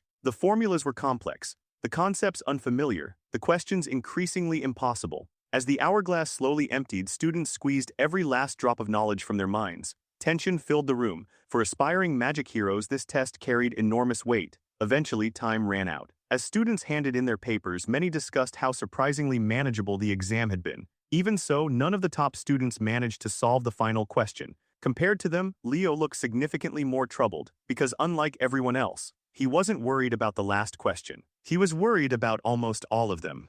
Leo had only managed to answer a single question. One, despite genuinely trying his hardest, the rest of the exam might as well have been written in an alien language. As he handed in his paper with trembling hands, regret washed over him. Maybe he should have spent more time studying modern magic before enrolling. Convinced there was no hope left, he immediately left the lecture hall. The embarrassment alone was unbearable. At this point, self-study sounded far less painful. Over the last century, magic had evolved at a ridiculous pace. Concepts that once required profound understanding could now be activated simply by memorizing increasingly complicated conditions and formulas. Back inside the classroom, Professor Len Horses began reviewing the papers. No tools, no assistance, just his fingers moving across the pages as he graded them at an absurd speed. Back in the classroom, Professor Len finally addressed his students. To make a point, he summoned a radiant sphere of light above the room. Runes floated inside it. Countless magical principles intertwined and shifted continuously. The students stared in awe. This wasn't borrowed magic, it wasn't copied, it was entirely his own creation. A spell he had developed from the ground up. Every theory, every calculation, every formula, built brick by brick, that he explained was the purpose of his class. He didn't want students who merely memorized magic. He wanted researchers, creators, magicians capable of developing entirely new systems. That was precisely why he had given them an examination on the very first day. The first 49 questions were worth 1 point each. Simple memorization, increasingly difficult concepts. The final question, however, carried 51 points. That single question tested whether someone understood the true essence of magic. One day, he hoped his students would become sorcerers capable of answering that final question. Chelsea immediately relaxed. At least now she knew nobody had solved it. She hadn't even known where to begin. Then her eyes drifted toward Leo's empty seat. His paper still rested neatly on the desk. Apparently, he had given up. For some reason, that disappointed her. It would have been fun attending magic classes together. After Len's passionate speech concluded, Assistant Professor Anna hurried over and whispered something into his ear. Immediately, the professor froze. A student had solved the final question. For the first time all day, Len Horses lost his composure. The normally stern professor burst into laughter. His eyes lit up. His excitement was impossible to hide. He demanded to know which student had just become the first person to solve question 50 on their first attempt. The mere thought of discovering a generational magical prodigy had him practically glowing. Then Anna corrected him. The student hadn't achieved a perfect score. That didn't matter. Len immediately assumed they must have sacrificed a few easier questions while focusing on the final problem. Then Anna delivered the second bombshell. The student hadn't solved a few questions. The student hadn't solved any of them. The only answer on the entire paper was the final question. The room went silent. Len demanded a name. Anna handed over the student file. Leo Plove. Without hesitation, the professor shouted for Leo to stand. Nothing happened. The seat remained empty. Even Leo's friends hadn't realized he slipped away the moment he submitted his paper. An awkward silence spread through the classroom. Chelsea eventually raised her hand and explained that Leo had already left. The situation somehow became even more absurd. Technically, Leo had earned the highest score in the room by solving only the final question. Meanwhile, the source of the chaos was completely unaware of the storm he had created. At that very moment, Leo was sitting in the cafeteria with Celia. After hearing what happened, she laughed directly in his face. The contrast was honestly incredible. Yesterday, he contracted a baby phoenix. Today, he completely crashed out during a magic exam. According to Celia, something was fundamentally wrong with the way he was experiencing school life. She firmly believed he should focus on swordsmanship. After all, he was a night division student. The moment Leo suggested stamina training, however, she immediately changed the topic. Their peaceful conversation didn't last. A terrifying presence suddenly appeared behind Leo, Professor Len Horses, and he looked furious. The professor genuinely believed Leo had mocked his class. How else was he supposed to interpret someone answering only one question before walking out? He demanded an explanation. Had the exam been too easy? Were the questions beneath him? Leo immediately stood and clarified the misunderstanding. The truth was much simpler. He honestly thought he had failed. Every question except the final one seemed impossibly difficult. He couldn't even figure out where to begin solving them. Leo further explained that most of his magical knowledge came from ancient books. Modern magical theory was completely unfamiliar territory. As the explanation continued, a thought began forming inside the professor's mind. Suddenly, Leo found himself lifted off the floor, like a stray cat. The confused boy barely had time to react. Meanwhile, Len's eyes sparkled with excitement. The possibilities flooding his mind were endless. Without explanation, he demanded that Leo follow him. Leo never even got the chance to ask why. The professor grabbed him by the collar and dragged him out of the cafeteria. Celia remained frozen in her seat. That was her first real interaction with the Academy's magic professor. He was far stranger than she expected. A few moments later, Anna arrived. Unfortunately, she was seconds too late. Once again, her boss had already escaped. The exhausted assistant immediately took off after him. She didn't even have time to catch her breath. Elsewhere, Leo was dragged straight into the professor's office. The moment they arrived, Len rushed to a chalkboard and started covering it with advanced magical theory problems. Then he pointed toward the board. Solve them. That was all he said. The professor had a theory. If Leo genuinely solved the final exam question, then he must already possess a complete magical framework inside his head. Len eagerly waited to see evidence. What happened next nearly gave him a heart attack. Not even 10 seconds passed. Leo was already finished. The final answer sat on the board. Professor Len stared, then stared harder, then questioned reality. Had Leo solved all of those problems mentally? More or less, that was Leo's answer. At that moment, Len realized something. He had hit the jackpot. After years of disappointment, he had finally discovered a student worth cultivating, a future hero. Elsewhere on campus, Professor Ali was enjoying a perfectly peaceful day. Unfortunately for him, that peace was about to end. From down the hallway came a familiar figure sprinting toward him, Len Horses, smiling, excited. Far too excited. The moment Ali saw him, he immediately turned around and started walking the other direction. Experience had taught him that nothing good followed that smile. Len refused to be denied. He latched onto Ali and started enthusiastically thanking him. Ali responded by suspending him in the air with magic. This wasn't the first time Len had acted insane, but today's behavior felt particularly severe. Len didn't care. Floating upside down changed nothing. He just wanted to express his gratitude. After all, Ali had discovered Leo Plove. Ali blinked, confused. Why was a magic fanatic obsessing over a future knight? The moment he mentioned knighthood, Len nearly exploded.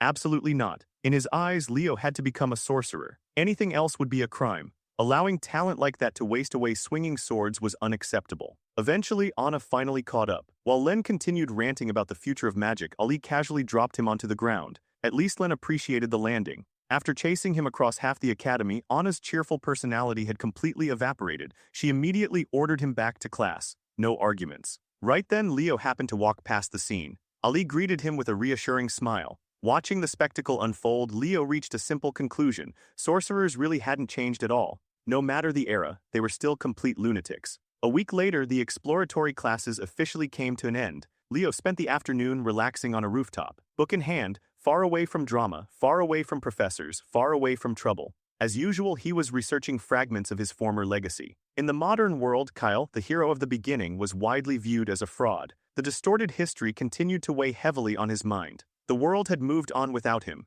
and somewhere along the way, his image had become completely twisted. While Leo quietly reflected on the passage of time, chaos erupted elsewhere. Several first-year professors stormed directly into the principal's office. Knocking was apparently optional. At the center of the argument sat Leo's application form. Knight, sorcerer, summoner, all three major disciplines. The professors were losing their minds. After witnessing Leo's potential in every field, none of them wanted to let him go. Even more shocking, no student in any hero academy had ever attempted to pursue all three disciplines simultaneously. To most educators, such a thing was absurd. A hero should dedicate themselves to one path. Not all of them. Principal Badian simply laughed. The entire argument amused him. In fact, Leo reminded him of someone, a fictional figure from old heroic tales. The professors paused, then Badian elaborated, the fifth great hero. The hero of the beginning, Kyle. According to the legends, he was the only person in history who mastered every heroic discipline. Meanwhile, far away from the academic battlefield, Celia and Chelsea were suffering. The two girls ran lap after lap around the training grounds, sweating, panting, questioning their life choices. Carr happened to spot Leo relaxing comfortably beneath a tree and immediately demanded answers. Why were those two training so hard on a weekend? Apparently, Chelsea had asked Leo to train her, and Leo agreed. That still didn't explain why they were running endless circles. Leo answered as if the conclusion were obvious. Above weapons, above techniques, above talent itself, the most important quality a hero could possess was limitless stamina. According to Leo, all that endless running served a purpose. Stamina was the foundation of everything. Without it, techniques failed. Without it, magic weakened. Without it, even the strongest warriors eventually collapsed. Chelsea had completely bought into the philosophy. At this point, she genuinely believed stamina was the most important weapon a battle mage could possess. When they finally took a break, both girls immediately gathered around Leo. He handed them water bottles while they recovered. Surprisingly, Chelsea seemed to enjoy the brutal training. In fact, she enthusiastically declared that she wanted to go running with Leo again. The moment those words reached Celia's ears, she nearly sprayed water everywhere. Painful memories resurfaced instantly. Nobody who had survived Leo's training regimen could say something like that with a straight face. Since Leo planned on running anyway, he figured he might as well supervise them. Celia, however, had already made a lifelong vow. She was never running with him again. Watching the strange interaction, Carr finally asked the question everyone had been wondering. Why did Leo and Celia seem so close? At one point, he had genuinely assumed they were dating. Celia immediately ended the misunderstanding. The truth was much simpler. They were cousins. Leo was the son of her paternal aunt. The revelation hit Carr and Chelsea like a truck. Leo had Xeringer blood flowing through his veins. Suddenly, several things started making a lot more sense. Ignoring their reactions, Leo stood up and began stretching for another round of punishment disguised as exercise. Carr took one look at the situation and made the correct decision: retreat. Instead of wasting his weekend training, he planned to explore more of Lumeria City. Celia immediately attempted to join him. Unfortunately for her, Leo had already grabbed her by the hair. Today was a training day. End of discussion. Watching the chaos unfold, Carr couldn't help concluding that nobles truly possessed a unique lack of dignity. Time passed. Eventually, the long-awaited class assignments were announced. Leo made his way toward his designated classroom, Class 1-5. The moment he entered, he spotted a familiar face. Carr, already seated, already informed, already waving him over. Apparently, the merchant genius had somehow learned his assignment ahead of time. Love him or hate him, Carr was frighteningly good at gathering information. There was another familiar face present as well: Chelsea. Judging by her appearance, it was difficult to determine whether she was alive or simply existing through sheer stubbornness after surviving Leo's weekend training. Carr immediately demanded details. What exactly had Leo done to those girls? Leo casually replied that they had only covered the basics. The answer somehow made it sound even worse. Suddenly, two upperclassmen peeked into the classroom. Their expressions practically screamed trouble. They mockingly referred to Class 1-5 as the class of anguish and wondered how many freshmen would survive the semester. Before they could continue, a lazy voice interrupted them. The newcomer casually remarked that the two seniors seemed far more pathetic than the freshmen they were mocking. The upperclassmen turned around. Instant regret. A man with messy dark hair and an unkempt beard stood behind them. The pressure radiating from him was overwhelming. Their blood instantly ran cold. This was Herod Edmund, the homeroom teacher of Class 1-5, the infamous Wailing Wall. Without changing his expression, Edmund ordered the two seniors to become chairs, and they obeyed. Immediately, fear was a powerful motivator. Once his human furniture was prepared, Edmund sat down comfortably and finally addressed his students. His greeting was less than inspiring. According to him, they were worthless scraps. Class 1-5 existed for one reason. It was the class assigned to students who had achieved the lowest rankings among the incoming freshmen. Naturally, rumors about him had already spread throughout the academy. Edmund asked if anyone knew why he personally volunteered to oversee this cursed classroom. Carr cautiously raised his hand. According to him, the legendary Wailing Wall must have chosen the class because he wanted to help everyone improve. The professor immediately identified Carr by his full name. Honestly, he expected no less from the academy's lowest-ranked student. The answer was fitting. Then Edmund changed the subject. Did anyone understand the true duty of a Lumina Academy student? Chelsea raised her hand. Her answer was correct. Students were expected to conquer hero worlds through practical missions. Edmund acknowledged the response, then immediately crushed everyone's optimism. All he saw before him were students who would die minutes after entering a real hero world. From his perspective, expelling weaklings before they endangered others sounded far more efficient. That mentality was precisely why he had taken charge of Class 1-5, and exactly why everyone called him the Wailing Wall. While the rest of the class looked increasingly terrified, one student remained completely unfazed. Leo. Edmund quietly observed him. Unlike the others, this kid could probably survive a hero world right now. Without further discussion, he ordered everyone to change into training clothes and report to the practice grounds. It was the first day of real classes. Time for combat studies. The students quickly obeyed. Soon, Class 1-5 assembled on the training field beneath the scorching sun. Meanwhile, Edmund set up a massive umbrella, a comfortable chair, and several refreshing drinks. Apparently, suffering was reserved exclusively for students. The professor lounged comfortably while preparing to fix what he considered the rotten mindset of academy freshmen. Then he posed another question. When life truly hung by a thread, what would save them? A timid student named Nella Carvin cautiously raised her hand. She possessed the rare healing aura attribute. Softly, she answered that comrades would save one another. Wrong. Edmund immediately shut the idea down. The only thing capable of saving them was their own ability. Only those strong enough to survive danger themselves could ever hope to protect others. Then came another question. Was anyone confident in their ability to protect their comrades? A cheerful voice immediately responded. Confident, energetic, full of fire. The owner of that voice was a Leliana Layden, a dual-class magical knight. To test her confidence, Edmund asked her to create a fireball. The Leliana complied. A blazing sphere appeared above her hand. The professor looked unimpressed. According to him, it wasn't even strong enough to kill an ant. Naturally, the challenge provoked her. She poured additional mana into the spell. One fireball became two. The surrounding air heated dramatically. The flames doubled in size. The display was undeniably impressive. Edmund slowly sipped his juice, then sarcastically congratulated her. Afterward, he summoned a tiny orb of wind. His challenge was simple: hit it. The orb immediately transformed into a wind spirit. The mischievous creature zipped through the air freely. It danced around Aleliana, mocked her, even flew close enough to tap her nose. The energetic girl immediately lost her composure. Fireballs exploded everywhere, one after another. The spirit avoided every single attack. After she wasted a mountain of mana accomplishing absolutely nothing, Edmund finally intervened. What was the point of creating larger attacks if they never hit the target? That was the lesson. The students lacked practical skill. Their abilities were meaningless if they couldn't use them effectively. Heroes improved by pushing beyond their limits. That was the reality of the path they had chosen. With a rare smile, Edmund announced the day's assignment. Class would not end until someone caught his wind spirit, Sylph. The reaction was immediate. Panic, despair, complaints. Leo simply listened. Harsh as Edmund's words sounded, they were completely true. Maybe participating wouldn't be a bad idea. Perhaps catching Sylph would be interesting. As the entire class desperately chased the spirit around the training grounds, Edmund's attention remained fixed on a single student, Leo Plove. The stories surrounding the boy had become impossible to ignore. Edmund wanted answers. Was Leo truly exceptional? Or was he another fraud like the legendary Kyle of modern history? Unfortunately for the students, Sylph was absurdly fast.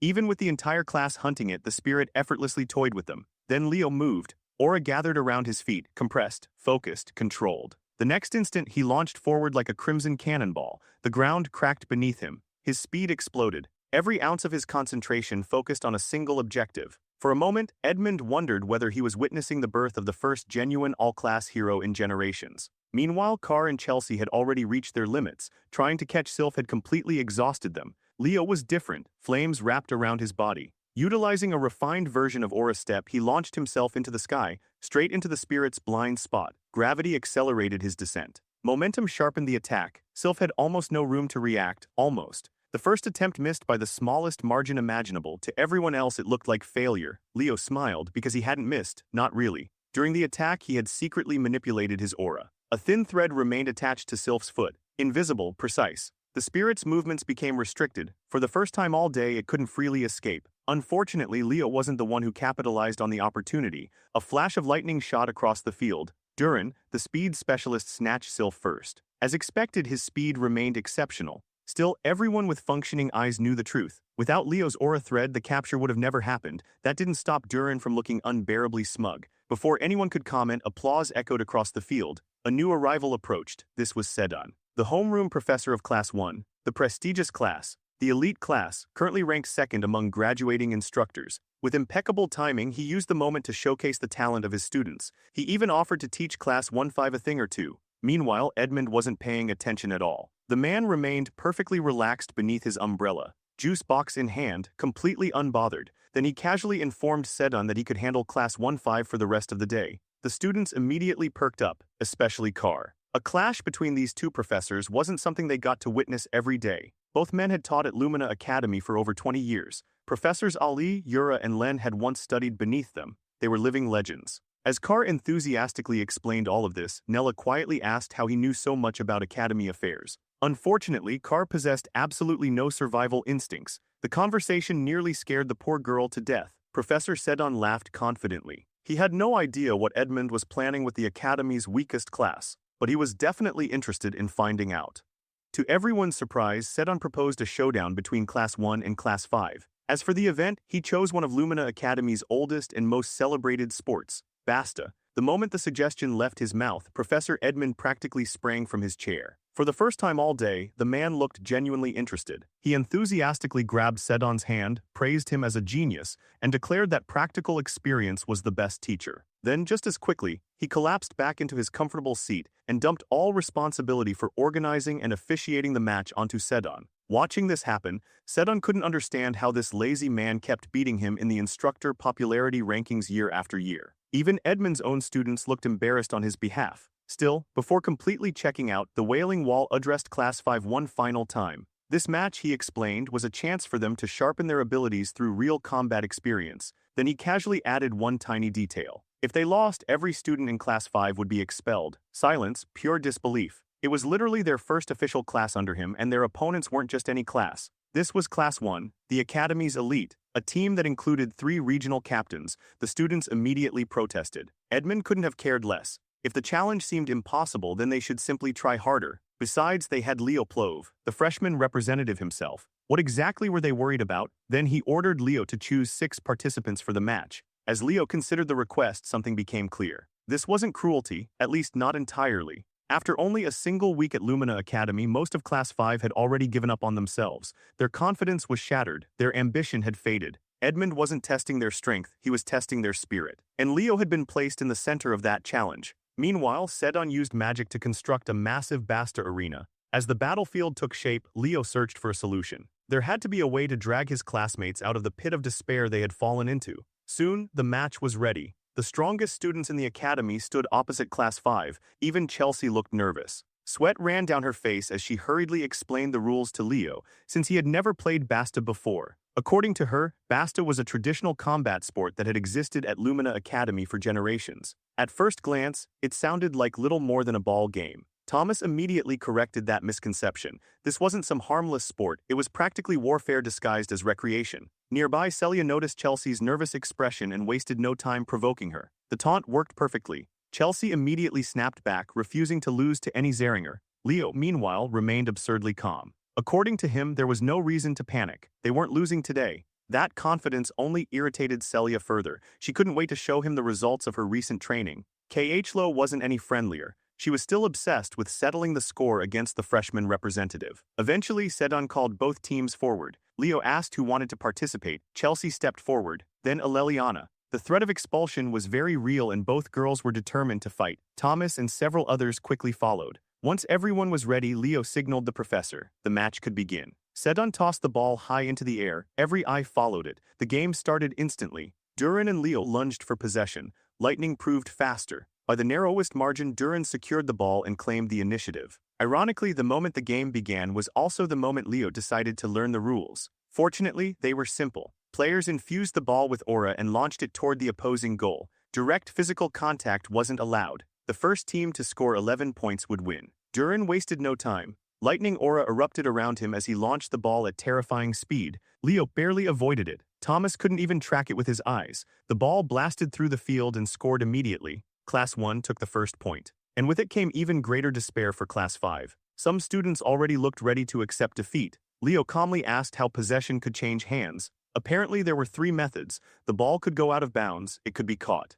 Before Thomas could explain the third method, chaos erupted. Leliana was struck head-on by one of Celia's devastating throws. The Sword Princess mocked them for chatting during a match instead of paying attention. The situation instantly became clear. Players couldn't directly attack opponents. However, eliminating them with the ball was completely legal. If someone could no longer continue, they were removed from the game. That was the third method. Leo had heard enough. He seized possession. But before Class 5 could mount a comeback, Leliana collapsed from her injuries. 1 player down. The situation was getting worse. From the sidelines, both professors observed carefully. Sedon reflected on a simple truth. Teams with strong fire users usually dominated Basta, and among fire users, nobody surpassed the Xeringers. Knowing Celia was on Class 1's roster, he couldn't understand why Edmund had accepted this challenge. The lazy professor simply yawned. Then he casually recalled an old memory. Years ago, his greatest student had come from House Xeringer, a terrifying player known as the Empress of Basta, an absolute monster. What truly shocked Sedon was the next part. Her son was currently playing for Class 5.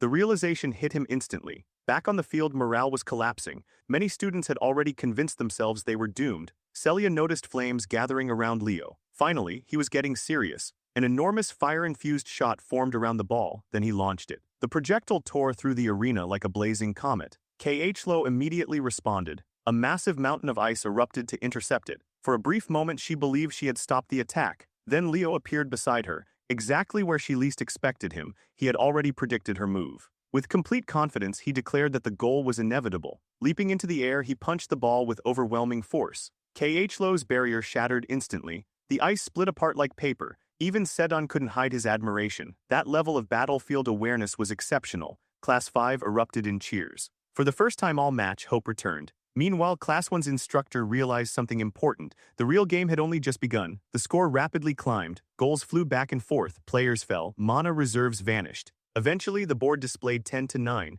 One final point would decide everything. Durin moved first. Lightning aura exploded around him as he launched a decisive shot. He intended to end the match right there. Then Thomas stepped forward. The merchant put everything on the line: body, mind, spirit. At the very edge of exhaustion, he caught the ball. The impact nearly destroyed him. Moments later, he collapsed, but he had succeeded. The score remained tied. The field changed completely. Class 5 now had only Leo remaining. Class 1 still possessed all 3 captains. Numerically, the difference was overwhelming. Yahello immediately moved to lock down the field. Still carrying the sting of previous defeats, she created countless magical duplicates to strengthen her defenses. Then Leo moved. This was his final push. His feet left the ground. In an instant, he vanished. Even the captains were stunned. The speed was absurd. Leo slipped past Celia before she even realized he had moved. He ignored direct confrontation entirely. His target was the goal. That left everything in Yahello's hands. She desperately searched for the real Leo among countless afterimages. The sheer complexity of the movement exhausted her. Then he passed her too.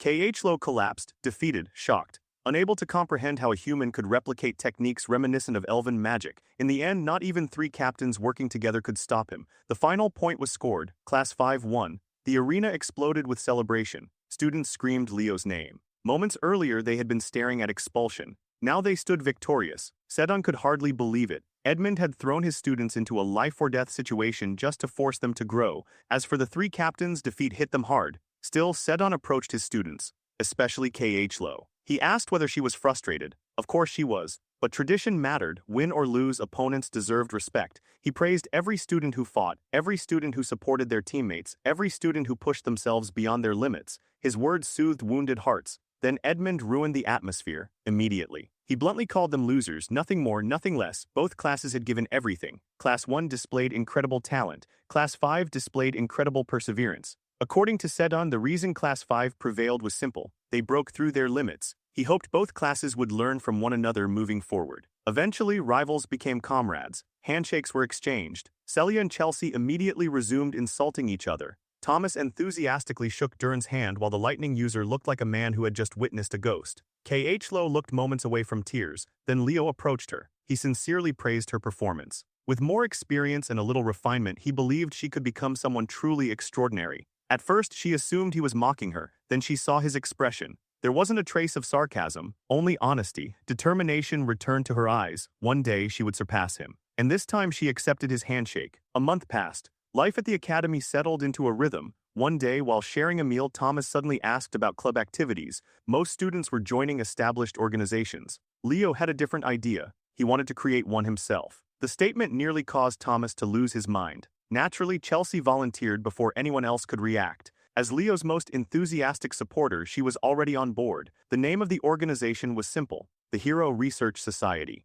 The name of Leo's proposed club sounded strange enough to make most people raise an eyebrow. The Hero Research Society. But Leo had a very specific reason for creating it. He wanted to uncover the truth behind the forgotten hero, Kyle, a figure modern history dismissed as little more than a fictional character with no real significance. Thomas immediately pointed out the obvious problem: nobody would join a club like that. Chelsea, however, once again proved herself to be Leo's most loyal supporter. She volunteered before anyone even asked. Before the discussion could continue, a loud commotion erupted nearby. The noise reminded Thomas of something important. Today was a special day. The fifth-year students had finally returned from a dungeon expedition. Across the world, fragments of hero records occasionally created dangerous spaces known as hero dungeons. Recovering those fragments was one of the academy's most important duties. Senior students were often dispatched for weeks or even months at a time to conquer these dungeons and retrieve the records hidden within. Listening quietly, Leo couldn't help wondering whether his mother had once participated in similar expeditions.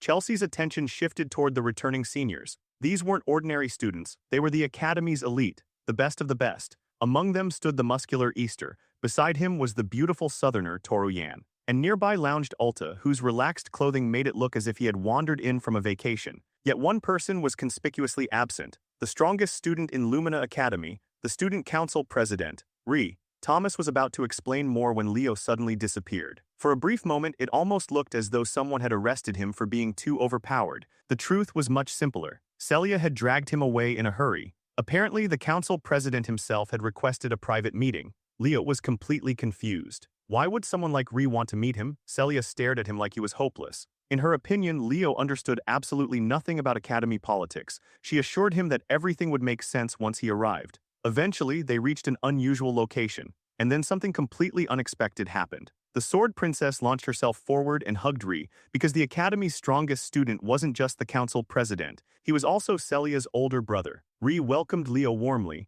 especially after hearing about the younger boy's ambition to master every discipline. The three of them sat together and shared dumplings. For some reason, Celia seemed nervous. Apparently, she had never eaten them before. The moment she took a bite, however, her eyes lit up. The taste instantly won her over. Ri laughed. He had wanted to bring her here ever since she enrolled. More importantly, he had been curious about Leo. After all, Leo's mother once possessed an enormous reputation within the Xeringer family. Even during her academy years, she had been legendary, and not always for normal reasons. One story involved her passionately discussing academy desserts. Another involved gathering students together and practically leading an invasion of the principal's office. Celia nearly choked when she heard that. Apparently, her aunt had been involved in one of the academy's most infamous incidents. The siblings continued chatting happily while Leo quietly observed. The more he watched Ri, the more convinced he became. This man genuinely deserved his reputation. Without question, he was destined to become a hero. Eventually, dessert arrived. Ri suggested the younger two head outside while he settled the bill. As they left, Ri discovered a strange object tucked inside his blazer. He had no idea how it ended up there.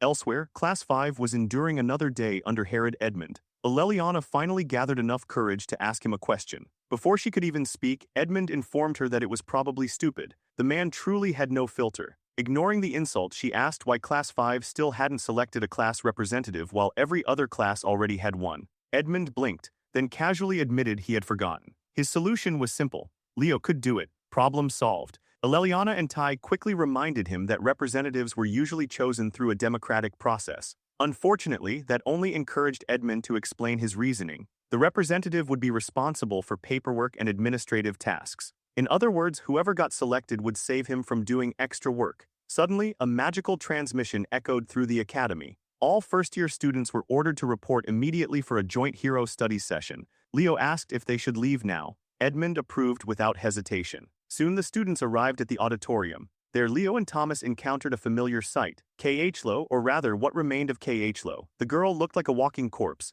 Dark circles, exhaustion, pure academic suffering. Without shame, she immediately begged Thomas for recovery potions. The alchemist sold her the last bottles he had. Leo couldn't help thinking she was overworking herself. The school year had barely begun. Khlo ignored him. After downing the potions, she made her position very clear. She had no intention of relaxing. As the top-ranked student in magical theory, she was under constant pressure. Sooner or later, Leo would master modern magic, and when that happened, she was convinced he would bulldoze her rankings too. Thomas genuinely failed to understand the issue. Was second place really that bad? Chelsea stared at him in disbelief. Yahello wasn't just any student, she was aiming for the magic tower. For battle mages, theory rankings weren't everything. For someone like Yahello, however, magical research was her entire identity, her pride depended on it. Chelsea honestly questioned whether Thomas qualified as a magician at all. Meanwhile, despite the potions, Yahello still looked half dead. Then she noticed something strange. At that same moment, Headmaster Kalyan was examining a damaged hero record fragment.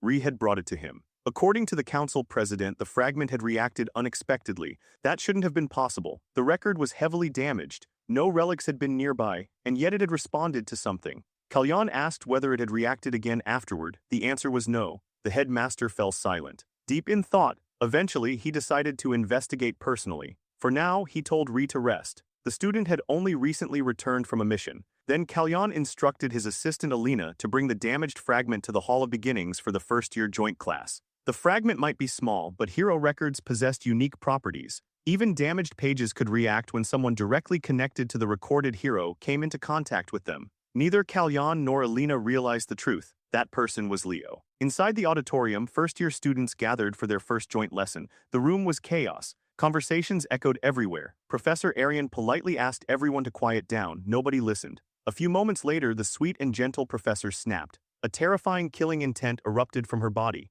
The atmosphere instantly froze. With frightening intensity, she warned everyone to shut up unless they were actively seeking death. The transformation was terrifying. One second she was adorable. The next she looked ready to erase someone from existence. The students immediately fell silent. Then, as though nothing had happened, Arian returned to her usual timid demeanor. Everyone else sat frozen in fear. At this point, the academy had simply accepted that she was absolutely terrifying when angry. Leo carefully observed her power. A spiritualist. Even in his previous life, specialists like her had been incredibly rare. With a dagger in hand, Arian began the lecture. She explained the origins of hero records and the rise of hero clans. To open a hero world, one required a meaningful object connected to that hero, a medium. A key. That was why descendants could access certain hero worlds more easily. The relationship between hero records and hero clans was like a key and a treasure chest. The explanation impressed Leo. He listened attentively. Arian continued. Hero studies existed to uncover information about hero worlds and deepen understanding of past heroes.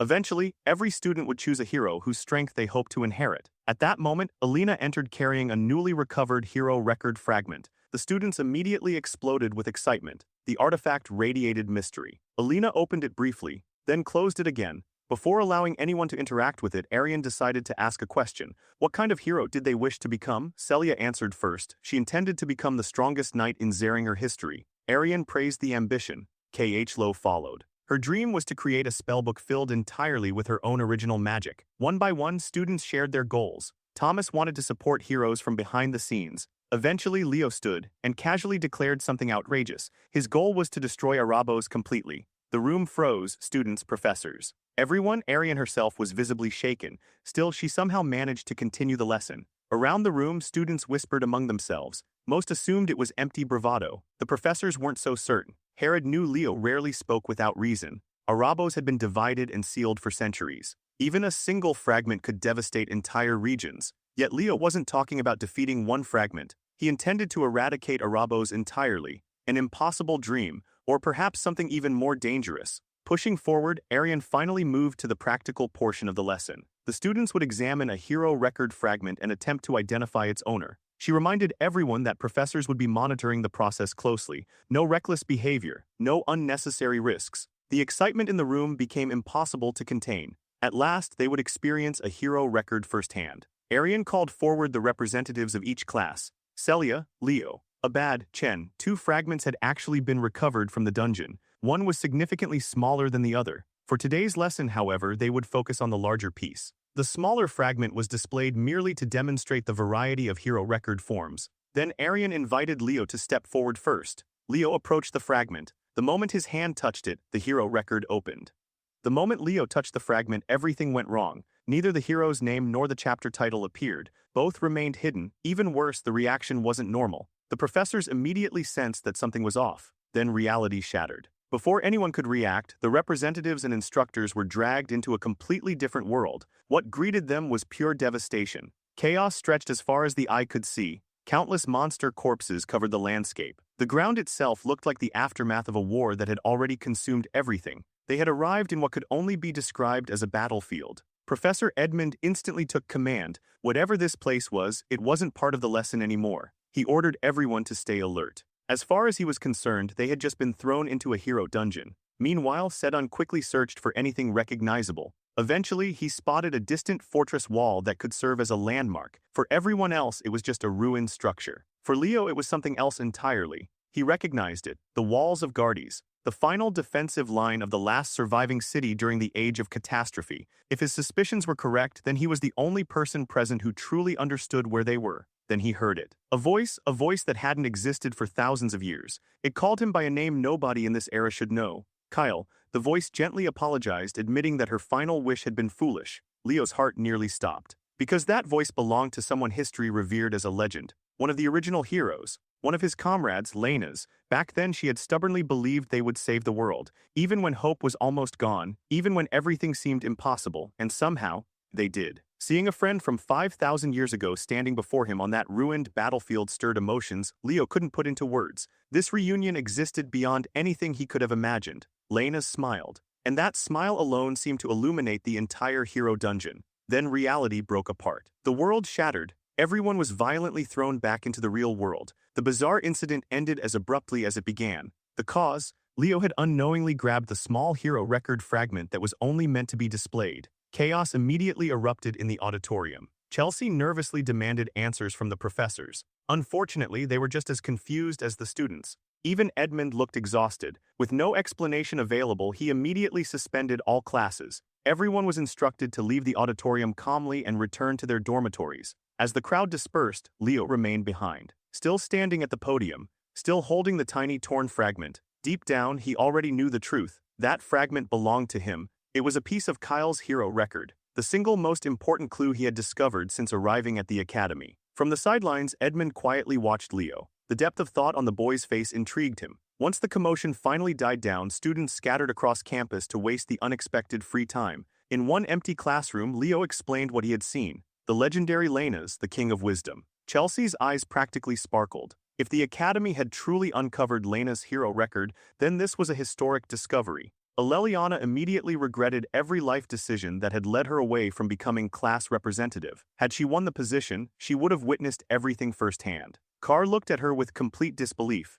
as if she had ever stood a chance against Leo. Naturally, Aleliana responded with violence. Poor Carr became the victim of several punches. The noise eventually attracted Professor Edmund. He stepped into the room and demanded to know why they were being so loud. Then he gave them a simple choice: study quietly, or get expelled. Considering who delivered the warning, nobody could tell whether he was joking. After he left, nobody was willing to take the risk. Meanwhile, Leo's thoughts remained elsewhere. Why was his hero record in such terrible condition? Compared to every other record, it was practically destroyed. Even he struggled to recognize its world. The system had hidden both the world's name and its chapter title, almost as if someone had deliberately erased every trace of its identity. That possibility disturbed him. Hero records existed to pass on a hero's power. Destroying one meant preventing future heroes from inheriting that legacy. There was only one being with both the motive and capability to commit such sabotage. Arabos, even divided into countless fragments, the demon's influence remained terrifying. The incident only strengthened Leo's resolve. He needed answers, and he needed them soon. After that strange event, academy life settled down for roughly a month. Eventually, attention shifted toward the magic department. Professor Len Horse arrived as stylish as ever and immediately introduced the upcoming midterm practical exam. The assignment was simple. Every student had to create an original spell. The announcement instantly struck fear into the hearts of young magicians. Original magic wasn't ordinary. It represented a magician's individuality, creativity, and mastery. Modern magic relied heavily on activation formulas and established systems. Very few mages still attempted to create something entirely their own. Yet original spells often became a magician's greatest trump card. To illustrate the concept, Len Horse referenced star magic. Every elf learned a version of it. However, even star magic was merely an imitation. Only one person in history had ever wielded the complete form, its creator, the founder of Nebula, one of the original heroes, Luna. The professor's passionate explanation immediately put Khlo into full concentration mode. She was determined to dominate the exam. While listening, Leo noticed something unusual on her desk.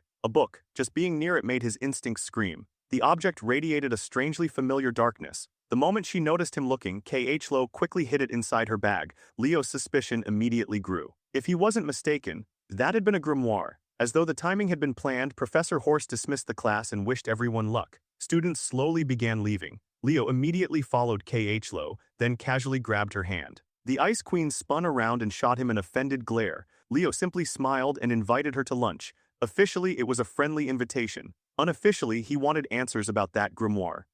Lo instantly smacked his hand away. She had no time for distractions. Her focus was entirely devoted to defeating Leo in the practical exam. Thankfully, Carr arrived before the conversation could become even more awkward. The cheerful alchemist jokingly accused Leo of trying to challenge the Queen of Magical Studies herself.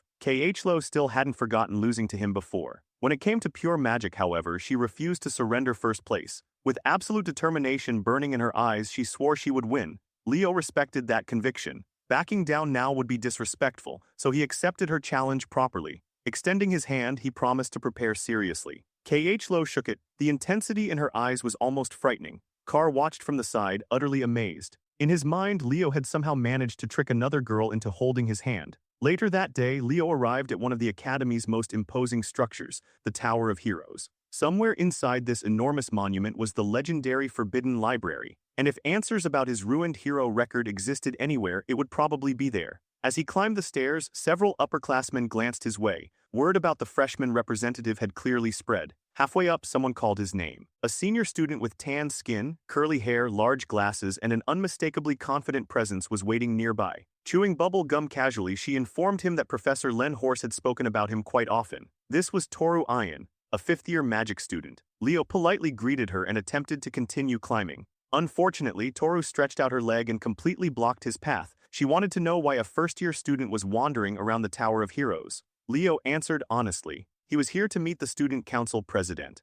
The response only made her more interested. Toru immediately started promoting the magic department. If he committed fully to magic, opportunities within the tower would open up everywhere. She was surprisingly persistent, especially considering Leo was already taking magic classes. Eventually, she relented and moved aside. Leo thanked her politely and continued onward. Still, Toru left him with a final warning. Before the semester ended, she wanted him to make magic his primary discipline. The message was clear. Whether it sounded like encouragement or a threat depended entirely on how he chose to interpret it. Leo simply smiled, the perfectly polite smile he always used when refusing to commit to anything. Eventually, he reached the elevator leading to the upper floors. Several senior students stepped inside. Leo joined them and pressed the button for the 9th floor. Nothing happened. He pressed it again, still nothing. Again, nothing. The elevator remained completely unresponsive. His patience began dying one button press at a time. Thankfully, a friendly voice finally explained the problem. The buttons only responded when mana was infused into them. The speaker was another fifth-year student,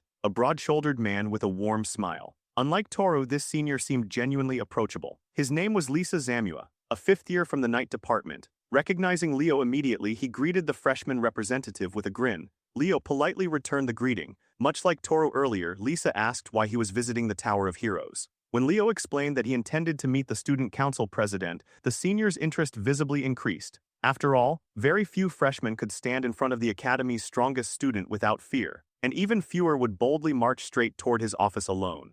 Lee was genuinely impressed by Leo's composure. Most freshmen froze the moment they heard the student council president's name, yet Leo remained unfazed. Because of that, Lee once again encouraged him to seriously consider making the night department his primary path. At this point, Leo had heard the same recruitment pitch so many times that all he could do was let out a tired laugh. After surviving an endless gauntlet of interruptions, he finally arrived at his destination. Standing before the office door, he knocked politely, introduced himself, and asked for permission to enter. A calm and welcoming voice immediately invited him inside. President Ri was buried beneath mountains of paperwork despite the sun already sinking toward the horizon. Even so, he greeted Leo with a warm smile. Not wanting to waste any more of the president's time, Leo went straight to the reason for his visit. He wanted access to the Academy's Forbidden Library. The atmosphere shifted instantly. Ri's expression grew noticeably more serious. He knew Leo wasn't the type to make reckless requests. Because of that, he carefully explained just how difficult such access truly was. For ordinary students, there were only two possible routes. The first was straightforward in theory and nearly impossible in practice: conquer a hero dungeon. Those who successfully cleared one were traditionally allowed to personally return the recovered hero record fragments to the records preserved within the Forbidden Library. Naturally, Leo understood he was nowhere near qualifying through that route, so he asked about the second method. Ree leaned forward. A sly smile spread across his face. Then he revealed that the secret would be shared the moment Leo officially joined the student council. Several days later, the night department's practical midterm finally arrived. The academy's massive outdoor arena was packed. Students, instructors, and spectators gathered from every direction. Naturally, Carr saw opportunity. The entrepreneurial menace rolled out an entire popcorn stand and immediately got to work. His sales strategy was simple. According to him, nobody should watch an exciting tournament without snacks. Chelsea wasn't sure whether to admire him or be embarrassed for him. Meanwhile, Eleliana couldn't help thinking that Carr would already be absurdly wealthy if he weren't trapped at Lumina Academy. As Leo lined up beside the other night department freshman, he scanned the audience. One person was noticeably absent. Yahello wasn't there. Professor A stood in the center of the arena, radiating enough pressure to remind everyone that this was no ordinary exercise. Without delay, he announced the first match, Class 1's Hall Snave versus Class 5's Leo Plav. The crowd immediately perked up. Meanwhile, Carr continued searching for customers. His gaze eventually landed on Professor Sedan. Like a predator spotting prey, he rushed over with samples in hand. Would the esteemed professor like a popcorn and drink combo for the upcoming match? Sedan looked offended by the mere suggestion. In his opinion, snacks were clearly meant for people like Edmund, not respectable professors. Realizing brute force wouldn't work, Carr looked toward Class 1 for support. Thankfully, Celia immediately understood the assignment. Activating maximum charm, she innocently wondered whether their beloved professor might treat the entire class. The trap was perfect. All Carr needed to do afterward was encourage the students to cheer for Sedan's generosity. Watching his students chant his name with shining eyes slowly destroyed the professor's defenses. He might have been prideful, but he was also a teacher who genuinely cared about his students. Eventually, he surrendered. Every student would receive one combo. No more. Carr's profits exploded instantly. Back in the arena, the combatants took their positions. Leo wore a confident smile, almost too confident. He casually remarked that Hall was fortunate enough to become his first victim. Hall immediately understood the implication. Leo didn't view him as a genuine threat. That irritated him. Hall's Snave came from the heroic Snave lineage. This wasn't someone willing to be overlooked. Before the duel began, the audience received a quick explanation of the exam structure from Lumina Academy's unofficial popcorn merchant. The night department midterm consisted of a series of duels. Achieve 5 victories, earn a passing grade. Simple. Even so, uncertainty lingered throughout the stands. Most students knew Leo was the freshman representative. Very few had actually seen him fight. On top of that, he was juggling 3 different majors. Many assumed he couldn't possibly match specialists who devoted themselves entirely to a single discipline. Hall was already considered Class 1's third strongest student. Only Celia and Durin ranked above him. His specialty was spear combat. His aura possessed a toxic and razor-sharp nature. With practiced precision, he twirled his spear and displayed his skill. As far as Hall was concerned, Leo was simply the arrogant guy constantly hanging around Celia. Professor A gave one final reminder. The winner would be whoever rendered their opponent incapable of continuing. Students were expected to treat every duel like a real battle. The signal was given, and immediately Leo's attention shifted, not toward Hall, toward something else entirely. A dark aura. An aura he hadn't felt in an extremely long time. It wasn't coming from the arena. It wasn't coming from his opponent. It was coming from somewhere deep within the academy itself. The sensation was vile, unsettling. The moment it touched his senses, a terrible premonition formed in his mind. Unbeknownst to Leo, the source sat elsewhere on campus, inside the library. Yahello had isolated herself among endless stacks of books while desperately preparing for the magic department midterm. Every formula she attempted joined an ever-growing pile of failed ideas. Pressure was crushing her. No matter what she tried, she couldn't create a spell capable of surpassing Leo. Frustration mounted. Eventually, she snapped and scattered books across her workspace. Leo's talent haunted her thoughts. The fear of being surpassed was slowly consuming her from within. She refused to lose. Absolutely refused. As she stared across the mess she'd created, one object seemed to stand out from everything else. The grimoire. Almost as if it were calling to her. With nowhere left to turn, she convinced herself it was her only path forward. The desperation to remain number one left her vulnerable, and the dark energy radiating from the grimoire eagerly answered. That same sinister presence was what Leo sensed in the middle of his match. Unfortunately, Hall mistook Leo's distraction for weakness. He immediately rushed forward, his spear shot toward Leo's head. At the last possible moment, Leo regained focus and slipped aside. Hall pressed the attack. Activating the signature technique of the Snave family, he transformed the spearhead into a twisting venomous blade. The weapon moved unpredictably, like a living serpent. Each strike crept closer to Leo's chest. Then Leo calmly reached out and caught the spear bare-handed. Hall froze. Stopping that attack should have required ridiculous strength. The brief moment of shock became a fatal mistake. Leo yanked the spear away. Hall instinctively held on. The result was humiliating. He got dragged along behind his own weapon like luggage. Before he could recover, Leo closed the distance and planted a devastating fist directly into his face. The impact launched Hall across the arena like a ragdoll. The crowd erupted. Leo might have been distracted earlier, but a veteran like him never stayed distracted for long. Humiliated by the exchange, Hall pushed his aura to the limit. Thick poisonous mist flooded the battlefield. The arena slowly turned green. He warned Leo to stop showing off. The real duel was only beginning. Venomous aura poured endlessly from Hall's body. This was his advantage. People already claimed Leo lacked proper aura mastery. Hall intended to exploit that weakness completely. Physical strength alone couldn't overcome such a gap, or so he thought. Leo watched the spreading poison with genuine interest. Poison auras were surprisingly rare. Then crimson flames ignited around him. The moment the toxic mist entered his range, it burned away instantly. Hall continued increasing his output. His confidence remained intact. Unless Leo's flames rivaled Celia's, victory should still belong to him. At least that was the story he kept telling himself. Unfortunately, while Hall was busy admiring his own superiority, Leo had already crossed the battlefield, completely unharmed. The remaining distance disappeared. Leo advanced through the poison like an unstoppable force. His fire devoured everything in its path. The contrast between the two auras was so dramatic that the audience couldn't look away. Popcorn disappeared by the handful. In Class 1 section, Duran watched with his usual murderous expression. Chelsea cheered louder than anyone. To her, everything Leo did looked incredible. Meanwhile, Celia sat frozen. She had known Leo was improving. What she hadn't realized was just how terrifyingly powerful his flame aura had already become. Halsnave was the first to truly feel how terrifying Leo's flames had become. The closer he got, the more unbelievable it seemed. By Hall's own judgment, Leo's fire had already reached the same level as Celia's, the strongest knight among the first years. That realization hit hard. Who would have imagined that a guy splitting his time between every major in the academy could stand shoulder to shoulder with elite pure knights? Even so, Hall refused to crumble. He had one card left. A technique he had secretly developed with a single goal in mind, surpassing Celia one day. Never in his wildest dreams did he think he would be forced to reveal it during the very first match of the midterms. His aura twisted and condensed. A massive venomous serpent took shape. Then the creature lunged forward, forming a prison of poison around Leo. Instead of resisting, Leo allowed himself to be trapped. He simply stood there, studying the structure of the technique with genuine curiosity. Meanwhile, Hall was already enjoying his moment. He even glanced toward the stands where Celia sat watching. The poor guy's cheeks turned slightly red. After all, he'd spent countless hours refining this technique specifically to catch up to her.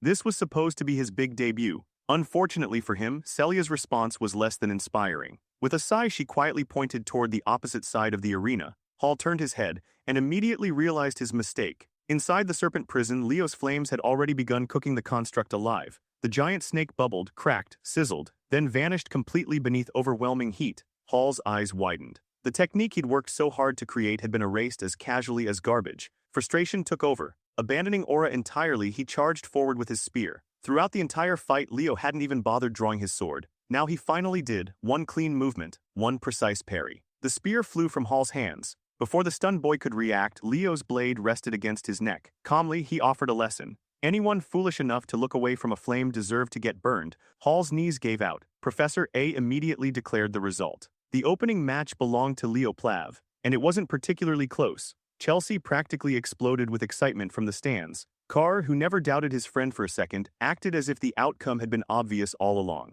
Meanwhile, Hall returned to his side of the arena nursing both his pride and his bruises. At least now he understood. Leo wasn't merely talented, he was built differently. No wonder someone like Celia acknowledged him. Then something unexpected happened. A familiar voice praised him. Hall looked up. There was Celia, smiling. She complimented the technique he had used during the fight. For a moment, Hall forgot he'd lost. The girl he'd admired for so long had praised him personally. Suddenly, the defeat didn't seem nearly as painful. That compliment would probably stay with him for years. The tournament continued. Professor A called Class 5's Leliana led into the arena. The energetic girl rushed forward like she had been waiting all day. Immediately, she demanded to know who her opponent would be. The answer crushed her enthusiasm. Chen Zia of Class 10. Just like that, her confidence deflated. Out of everyone she could have drawn, she ended up facing one of the night department's strongest students. The two girls took their positions. Chen Zia offered a graceful bow and wished her opponent good luck. Even her politeness carried pressure. Still, Eleliana wasn't the type to back down. She returned the greeting with determination burning in her eyes.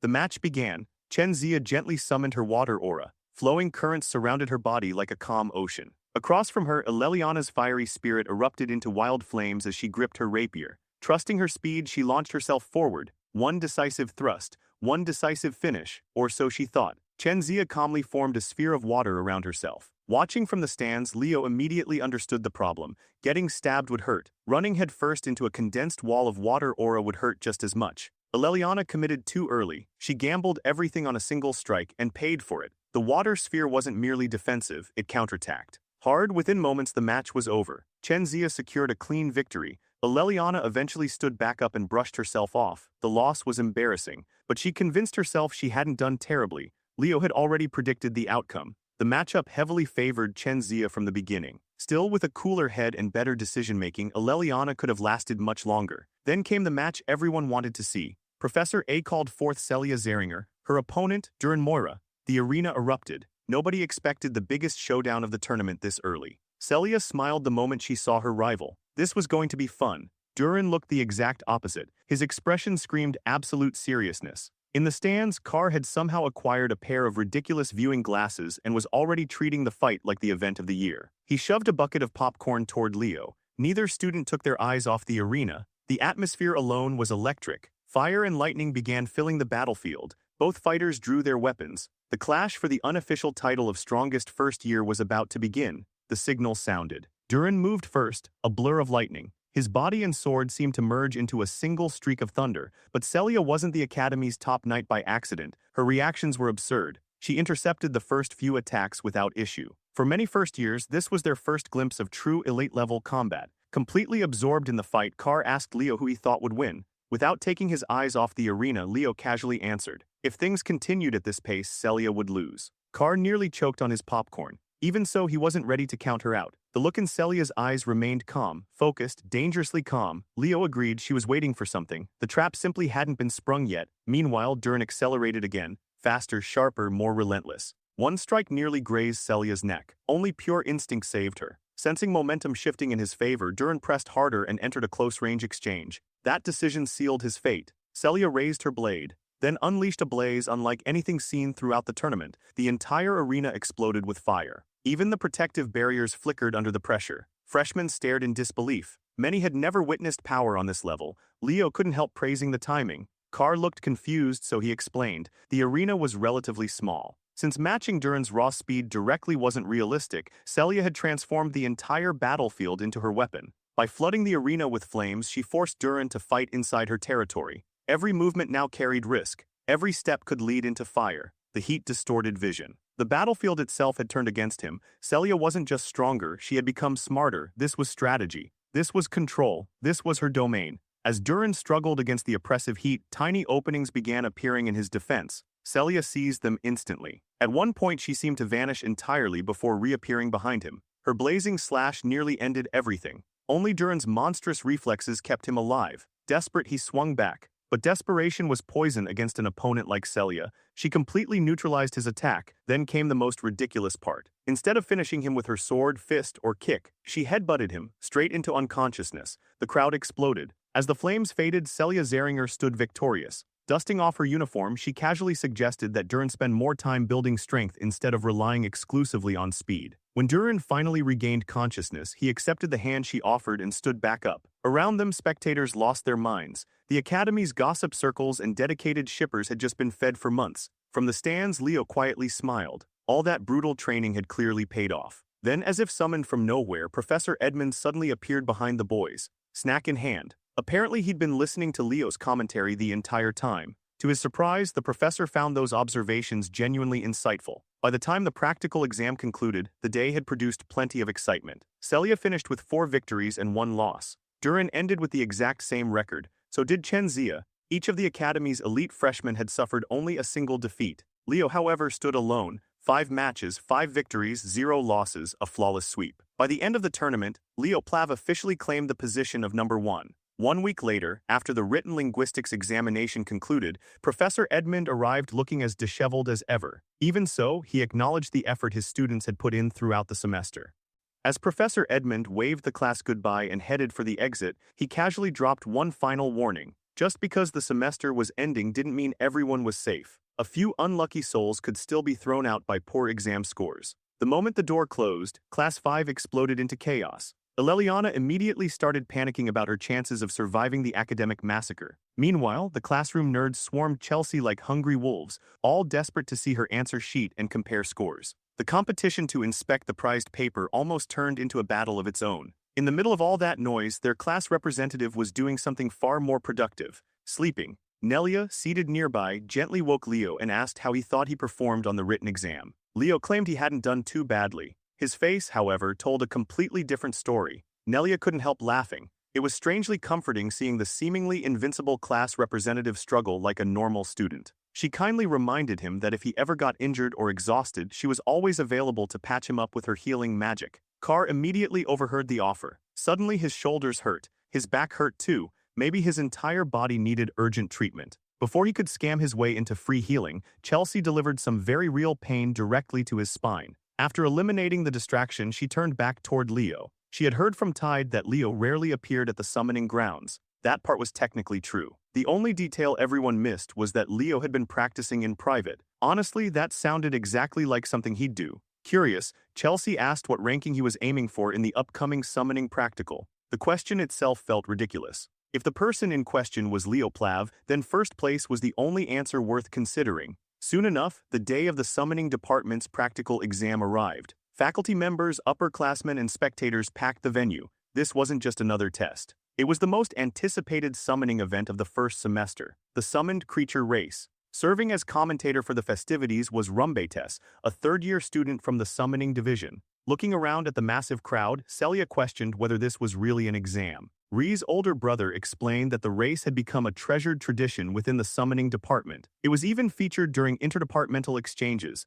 making it one of the Academy's most celebrated events. Naturally, Carr smelled profit before anyone else smelled excitement. Within minutes, his popcorn and cola stand was fully operational. The race hadn't even started yet and business was booming. The audience buzzed with excitement, laughter, conversation, anticipation. In complete contrast, the competitors gathered on the stage stood in tense silence. The freshmen already felt enough pressure. The roaring crowd only made things worse. Among the participants, the names drawing the most attention were obvious: Leo, Chenzia, Walden, and Eliza Hergen. Eliza, the white-haired heiress of the renowned Northern Summoner lineage, approached Leo first. She praised his performance during the night department practicals. Then she questioned his preparation for today's race. After all, despite claiming confidence, she had never once seen him participate in group training. The moment she pointed that out, others immediately piled on. Several students openly questioned whether Leo was taking summoning studies seriously. Some even demanded he step aside if he wasn't committed. Most of them had never seen him properly bond with a summon.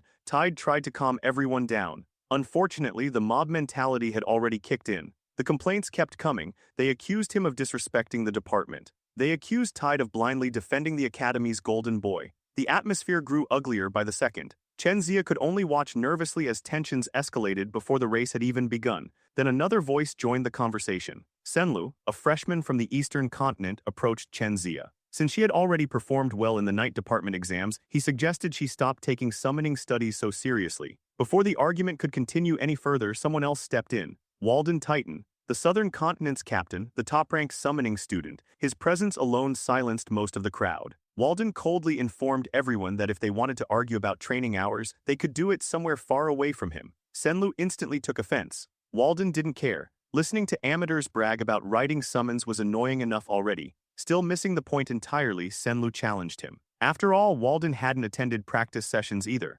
Walden's response was brutally simple. Basic Griffin training wasn't worth his time. He wasn't incompetent enough to need lessons for something so elementary. Senlu nearly threw a punch. Fortunately, Leo intercepted him first. Grabbing his arm, Leo warned him that starting a fight before the exam wouldn't earn a simple penalty. It would mean disqualification. That finally cooled things down. Tide later approached Leo with an apology. The tension wasn't really personal. The summoning department naturally created massive gaps between dedicated specialists and students who treated it as a secondary focus. The fact that people like Chenzia and Leo ranked so highly despite not being full-time summoners had bruised plenty of egos. Combined with Leo's absence from public training sessions, many students viewed him as an irresponsible prodigy. The irony was that Leo was taking the race very seriously. Far away from the crowd, however, something far darker watched the scene unfold. A hooded figure lingered in the shadows. An unsettling presence surrounded him. His attention wasn't focused on the race itself. It was focused on a single participant,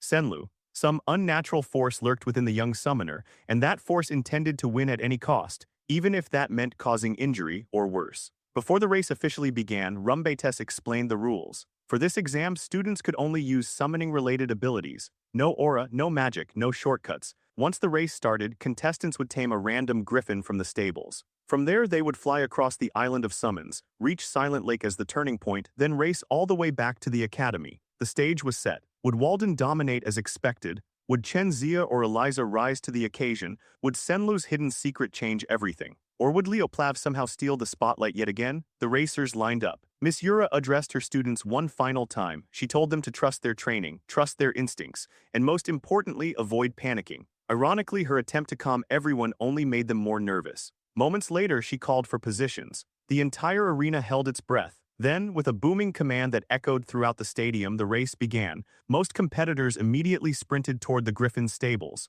but a certain group had a different plan. Without warning, several students unleashed summoning techniques directly at Walden and Leo. The commentator nearly choked in disbelief. The race had barely begun and the favorites were already under attack. Leo immediately shouted at Tide to stop worrying about him and focus on the exam. Trusting those words, Tide mounted his Griffin and pushed forward. The crowd reacted instantly. Boos erupted from every direction. To most spectators, openly targeting the favorites felt unfair. Leo knew plenty of students disliked him. Still, even he hadn't expected them to go this far. Rumbetes pointed out that while the audience hated it, the tactic technically remained legal. Meanwhile, Walden solved the problem in the simplest way possible: brute force. Within seconds, he shattered the elemental restraints surrounding him. Residual energy still crackled around his body as he calmly walked to the stables. He tamed a Griffin almost effortlessly, mounted it, then casually offered Leo assistance. Leo refused. This level of interference wasn't worth worrying about. Without another word, Walden launched into the sky and quickly disappeared ahead of the pack. That left Leo standing alone on the starting field, still trapped. Still grounded, Chelsea watched anxiously from the stands. Miss Yura frowned. The division among the freshmen was worse than she'd imagined. As far as she knew, Leo's specialty lay in summons rather than spirits. Escaping those restraints should have been difficult. She was completely wrong. A brilliant light suddenly erupted across the arena. Every eye turned toward Leo. Closing his eyes, he calmly began reciting an ancient chant. The words flowed naturally, rhythmically, beautifully. He called upon elemental spirits to break his shackles and clear a path, and they answered immediately. Spirits of multiple elemental affinities gathered around him. Most modern summoners struggled to speak even a few words of the ancient spirit language. Leo recited an entire invocation flawlessly. Once again, the Academy's greatest mystery delivered another unbelievable surprise. Watching the scene unfold, Miss Yura finally relaxed. She'd underestimated him. Again, one thought dominated her mind. No matter what happened, she absolutely had to secure Leo for the summoning department. By this point, the other competitors had already covered considerable distance. Far ahead, the students responsible for the ambush laughed among themselves. They mocked Walden, mocked Leo, and confidently predicted the Southern captain would finish dead last. When they asked Eliza for her opinion, her answer was immediate. She didn't need cheap tricks. If she wanted to defeat Leo Plav and Walden Titan, she'd rather do it fairly. Eliza wasn't just worried about the race anymore. She was worried about the reputation of the entire summoning department. Meanwhile, the idiots responsible for the ambush were feeling pretty pleased with themselves. All they wanted was to see the Academy's geniuses stumble for once and taste a little humiliation. Having heard enough of their nonsense, Eliza accelerated forward and coldly warned them to think before pulling something so stupid again. Senlu heard every word. The self-righteous tone only made the irritation simmering inside him grow stronger. At the current pace, finishing second behind Eliza seemed completely achievable for him. When it came to handling flying summons, he genuinely believed he stood above everyone else except her. Lost in those thoughts, he suddenly watched a Griffin slice through the formation of troublemakers like a blade through paper. Standing atop the saddle was Chen Xia. Actually, standing wasn't even the right word. She looked more like she was surfing through the sky. Whatever technique she was using, it worked. Her speed was absurd. Even without enhancing her mount through soul energy, she was leaving everyone behind. The moment the goons noticed her gaining ground, they switched targets. Led by Senlu, they aimed their attacks at the Eastern representative. A female student summoned a spirit of light and launched it toward Chen Xia. The instant the attack approached, Chen Xia shifted her position and stepped onto one of the Griffin's wings. When the spirit closed in, she launched herself into the air and executed a graceful flip across the sky. The attackers could only stare in disbelief. She had literally parkoured around the attack. Landing perfectly, Chen Zia bent her leg like a drawn bow, then she exploded forward. Her target was the student who launched the light spirit. Using nothing but momentum, body control, and pure martial skill, she delivered a devastating kick. The unfortunate girl was blasted off her Griffin. As she plummeted, she desperately accused Chen Zia of cheating. The accusation was laughable. Chen Zia hadn't used a single trace of aura. It was nothing more than raw combatability. After solving that problem, she immediately refocused on the race and accelerated again. As she passed Senlu, she greeted him casually. The two came from the same region and knew each other well enough. His response was far less friendly. With hostility dripping from every word, he warned her that making an enemy out of him would prove to be a mistake. Chen Zia wasn't particularly concerned. Even if aerial combat wasn't her greatest strength, she could already sense that someone far angrier was rapidly approaching. Then the sky exploded. A colossal burst of fire painted the heavens crimson. Walden had arrived, and he had apparently decided to start cooking Griffins midair. His spirit manipulation was terrifying. The students who targeted him at the starting line quickly learned an important lesson. Walden believed in revenge with interest. One by one, the students who participated in the ambush found themselves blasted from the sky. This wasn't retaliation. This was an aerial execution. The clouds themselves seemed to burn as Walden relentlessly hunted every participant involved. Panic spread instantly. The surviving students scattered in every direction. Walden simply continued firing. Every spell claimed another Griffin. Every Griffin meant another racer disqualified. The massacre continued. Back at the starting grounds, the commentator shifted attention toward Leo. The freshman representative still had an enormous deficit to overcome. Even after breaking free, he risked finishing the race with a disastrous placement. Now all that remained in the stables was a single Griffin. If he failed to tame it, everything would end here. Leo examined the creature carefully. Almost immediately, he noticed a fresh wound on its left wing. The injury wasn't accidental. The cut was too deliberate, too recent. The same idiots who trapped him had clearly done this as well. For future heroes to resort to something so petty and cruel was beyond disgraceful. The moment Leo grabbed the reins, the Griffin erupted into chaos. The creature thrashed wildly. Everyone knew forcing yourself onto a guarded Griffin without earning its trust was a terrible idea. From the audience, the Xeringer siblings watched closely. Celia looked worried. Ree looked intrigued. From their perspective, it seemed like Leo intended to brute force the entire taming process. Leo understood the Griffin's anger. He understood its fear, but there wasn't enough time for a slow approach. Meeting the beast's eyes, he released a chilling glare, then he gave a simple command. Kneel. The Griffin froze. For a brief moment, it genuinely felt like death itself was staring back at it. The resistance vanished. Calm returned. A bond formed. The Griffin accepted him. Leo reached toward the injured wing and carefully removed the shard embedded within the wound. Then in one smooth motion, he mounted the saddle. Finally, the race could begin. Guiding the Griffin expertly, he launched from the stables and entered the skies. The audience immediately noticed the damaged wing. Even the commentator began wondering if the freshman representative might actually finish last. Leo ignored the noise. He could feel the pain his mount had endured, and because of that he decided to help. Calling upon his only contracted summon, he summoned Fiora. The tiny phoenix appeared in the air as adorable as ever. At Leo's command, she drifted toward the injured wing. Phoenix flames wrapped around the Griffin. The confused creature instinctively tried to resist. From the stands, Celia narrowed her eyes. Those flames were unfamiliar. Even Ree couldn't identify them. They weren't Xeringer flames. They weren't aura flames. They were something entirely different. Meanwhile, farther ahead, the surviving troublemakers were desperately trying to escape Walden's wrath. Most had already been eliminated. The rest were simply fighting not to finish last. Unfortunately for them, an even bigger problem had just entered the race. Bathed in phoenix fire, Leo's Griffin surged forward. The transformation was unbelievable. The wounded creature now flew faster than ever. The moment Leo spotted the competitors ahead, he decided to see exactly how fast this Griffin could go.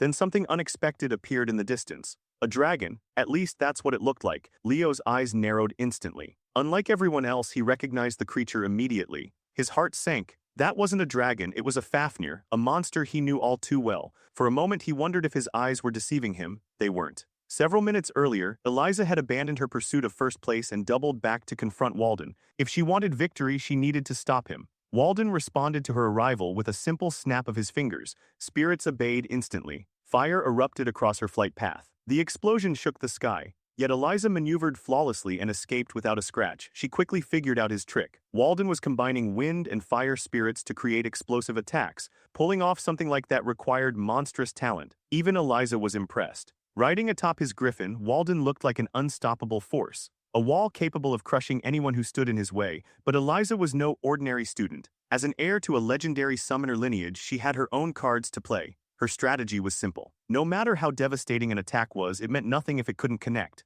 Relying on superior reactions and flight control, she weaved through every attack. Seeing that, Walden switched tactics. The fire spirits vanished. The wind spirits followed. Moments later, enormous ice spears materialized throughout the sky. Each one shimmered with additional elemental enchantments. The scale alone was terrifying. Eliza simply scoffed. Channeling power into her Griffin, she awakened more of its latent potential. The creature grew stronger, larger, more ferocious, like something straight out of a monster battle. Its jaws opened. A torrent of flame erupted forward. The firestorm melted every incoming spear before they could reach her. Walden's assault was successfully neutralized. Watching the clash unfold, the commentator could barely contain his excitement. Yet while those two titans battled each other, someone else quietly slipped past. Chenzia. Taking advantage of the distraction, she surged into first place. Eliza wasn't about to let that happen for free. With a flick of her hand, a purple magical rope shot through the air and wrapped around Chenzia's neck. The sudden restraint dragged her backward. At the same time, a spark of flame appeared nearby.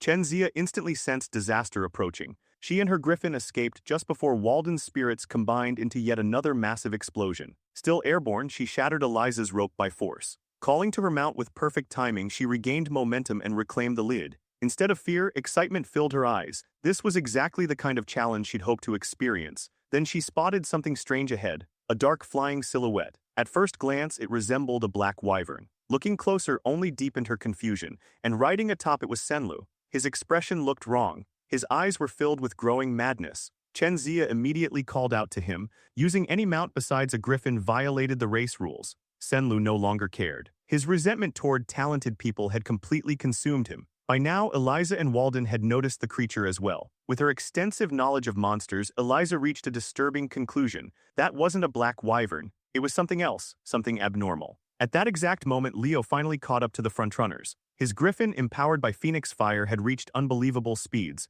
Senlu laughed. 3 geniuses, 4 geniuses, it didn't matter. He believed he could kill them all. Leo's voice suddenly cut through the air. Cold, sharp, dangerous. Looking down from above, he demanded to know where Senlu had obtained that creature. Senlu mistook the question for jealousy. Proudly, he claimed that he had tamed and contracted it through his own summoning ability. Leo stared at him in disbelief. The idiot genuinely thought he was riding a black wyvern. What he was actually sitting on was a Fafnir, a monster once used by the mages of Tardaros, a monster that should no longer exist. During the Age of Despair, Kyle and his companions hunted the species to extinction. They were supposed to be gone, completely erased from history. So how was a brat from the academy casually flying around on one? Senlu ignored the warning signs entirely. Still convinced he controlled a black wyvern, he pointed toward the others. Then he gave the order, attack.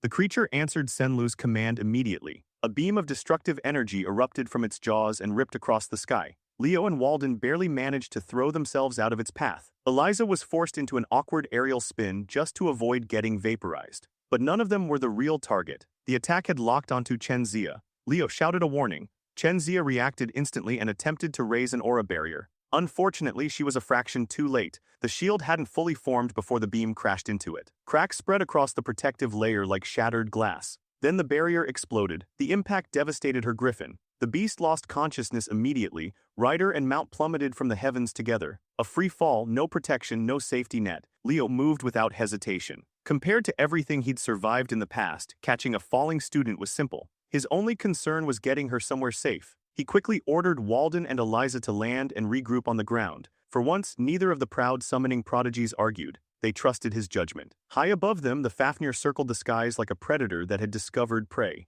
Meanwhile, something inside Senlu was beginning to awaken. For the first time in his life, he was looking down on the people he envied, and he loved it. Back at the stadium, the commentator could only report what little he had seen. The leading contestants had completely disappeared from the recording field. The final image shown to the audience was Senlu summoning what appeared to be a black wyvern and attacking the academy's elite students. Miss Yura immediately stormed into the commentator's booth. Without wasting a second, she kicked the kid away from the microphone. This was no longer a race. This was a rescue operation. Grabbing the microphone herself, she ordered every summoning professor and assistant to prepare additional flying summons. The race was officially suspended. Saving the students came first. Professors Len and Sajin arrived moments later, confused and alarmed. Yura quickly explained the situation. One of the students had somehow contracted a high-ranking demonic beast, and that beast was currently rampaging. The words alone sent chills through the room. Everyone understood what demonic beasts did to their hosts. Eventually, the corruption would consume the user's mind completely.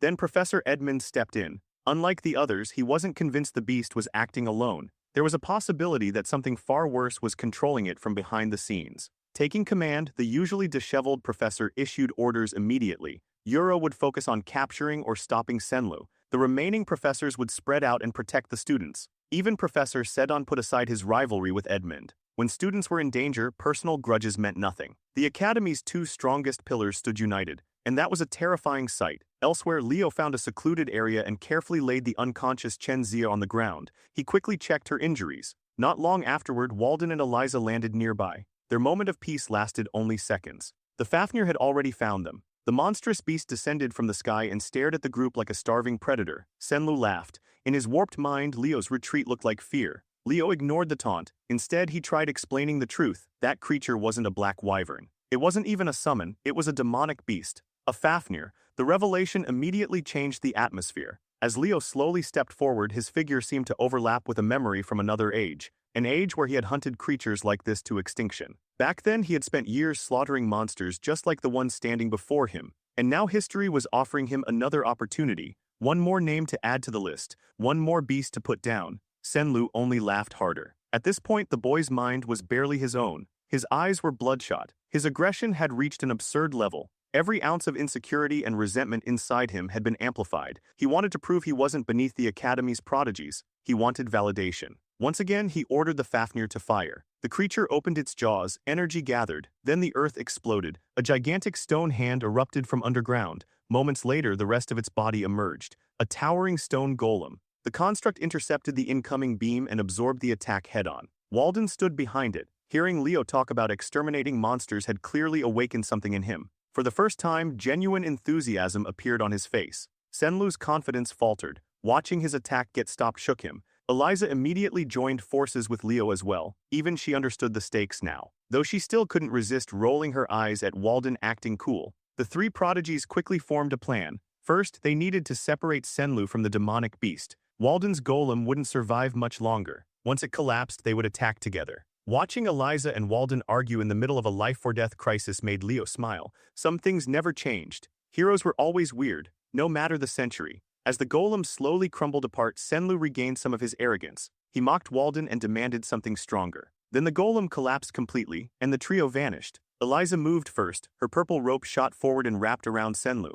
While she handled restraint, Walden snapped his fingers. Tiny sparks appeared across the Fafnir's body. He had already planted spirit bombs everywhere. The explosions erupted simultaneously. The sky shook. Smoke engulfed the battlefield. And that was Leo's signal. The moment visibility dropped, he crossed the distance in an instant. Appearing directly beside Senlu, he grabbed him by the hair and delivered a devastating kick to the face. The impact nearly launched the boy from the Fafnir's back. But something felt wrong, very wrong. A different voice emerged from Senlu's mouth. Calm, collected, ancient. The entity actually praised Leo's strategy. Removing the host from the beast was the correct move. Unfortunately, it was already too late. The vessel had been fully possessed. Danger spiked instantly. Before Leo could react, the Fafnir carried him into the sky. Walden and Eliza were left behind. The thing controlling Senlu asked whether Leo was finally afraid. Leo answered by punching him in the face. Hard, the blow revealed the truth. A demonic beast handler from Tardaros had possessed Senlu. The handler froze. Nobody should have been able to identify him so quickly. Leo's calmness under pressure reminded him of a nightmare from history.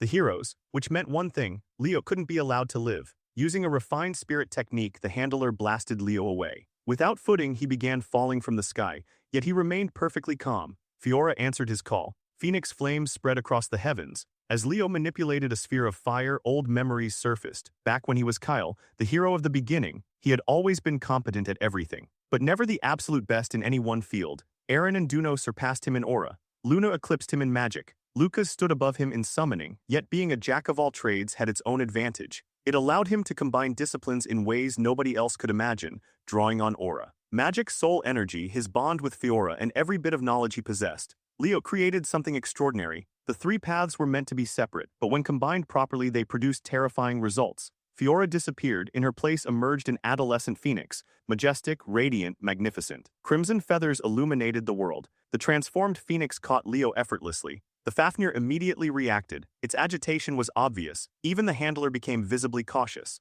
For the first time, he demanded to know who Leo truly was. Leo simply smiled. If they were exchanging questions, he wanted answers too. specifically where the Fafnir came from. The handler's expression darkened. This student knew far too much about the age of despair, far more than any academy student should. That knowledge alone made him dangerous. The Fafnir attacked. Leo was already prepared. Drawing his blade, he gathered phoenix flames around its edge. Fortunately, the Xeringer sword style had always been designed around phoenix power, and that elevated his secret technique to an entirely new level: prominence. The Fafnir's devastating beam collided head-on with Leo's blazing strike. The sky became a battlefield of pure destruction, like two legends clashing. Neither side yielded. Leo poured everything into the attack. Below, Senlu looked completely broken. His mind had been shredded by possession. The Fafnir finally faltered. Pain coursed through the monster. The handler lost his balance. And Leo seized the opportunity instantly. The beast's soul energy was weakening. Now was the time to finish it. Roaring with everything he had left, Leo pushed harder. The handler could only curse him.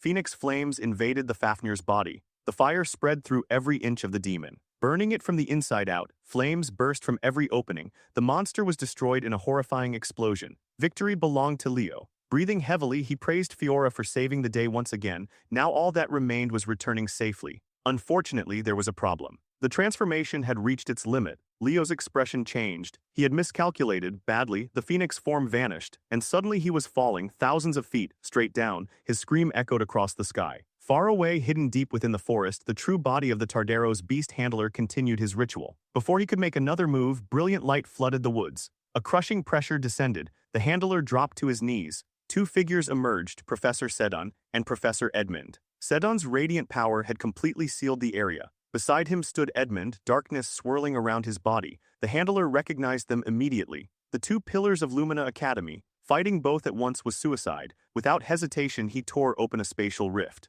Knowing the battle was lost, he abandoned the area and disappeared into the void. The handler's escape left a bitter taste behind. He had failed today, but only temporarily. There would be another chance to spread chaos. Another opportunity to strike. As the spatial rift remained open, something horrifying crawled out from the darkness beyond. A mass of living smoke burst through the opening. Countless eyes blinked across its body. Rows of jagged teeth stretched from dozens of mouths. The nightmare creature turned toward the wounded handler and slammed its impossibly heavy form into him. A moment later, the smoke dispersed. The rift vanished. The handler vanished. Only scattered stones and lingering clouds of foul-smelling smoke remained behind. Sedon and Edmund exchanged grim looks. The darkness was no longer hiding. It was moving openly now. Sedon collected several remnants for investigation. More than anyone else, the Academy's two pillars understood the implication. Lumine Academy might no longer be the safe sanctuary everyone believed it to be. Meanwhile, Leo was still falling, very rapidly. Clutching the tiny phoenix, he told Fiora to return to the Summon Realm instead of sharing his imminent crash landing. Thankfully, fate had other plans. A massive winged shadow swept beneath him. Moments later, Leo found himself dangling safely above the ground. Miss Yura had arrived. Seated atop her black wyvern, she wore a look of overwhelming relief. For once, the strict professor openly thanked the heavens for her timing. The wyvern gently lowered Leo onto a prairie while still carrying him like an overgrown cub. Far away from the academy, the beast handler retreated to a hidden cave. Deep within his secret base, surrounded by twisted experiments and forbidden research, he knelt before his superior. The man looking down at him seemed disgusted, humiliated. A mission had failed because of a mere hero candidate. The injured handler protested immediately. The opponent he faced was anything but ordinary. Mentioning Leo's Phoenix contract caught his superior's attention. But hearing that the boy recognized a Fafnir for what it truly was changed curiosity into caution. A dangerous smile slowly spread across the superior's face. This hero candidate had become interesting, very interesting. Back at Lumine, the summoning practical exam was officially cancelled due to the incident. Senlu's mind had been damaged beyond recovery. The unfortunate student eventually lost his life. For many freshmen, this became their first real lesson. Lumine Academy wasn't just a prestigious school. It was a place where people could genuinely die. Naturally, rumors exploded everywhere. Everyone wanted answers regarding Senlu. At Miss Yura's request, however, the students involved maintained a unified story. According to the official version, a rogue black wyvern had caused the incident. Nothing more, nothing less. For the moment, Leo had to set aside demons, conspiracies, and ancient enemies. The magic department practical exam had arrived. Professor Len stood at the front of the lecture hall waiting for the final students to enter. Carr and Chelsea were already seated. Soon, K.H. walked through the doorway. She looked terrible. Her hair was messy. Dark circles hung beneath her eyes. It looked as though sleep had abandoned her for days. Leo entered shortly afterward and immediately noticed her condition. After everyone settled down, Professor Len finally began. The atmosphere changed instantly. This would not be a simple classroom exercise. Every student was expected to present an original spell that reflected their individuality and magical philosophy. Len believed it would be wasteful if only he witnessed the next generation's talents, so he had invited guests.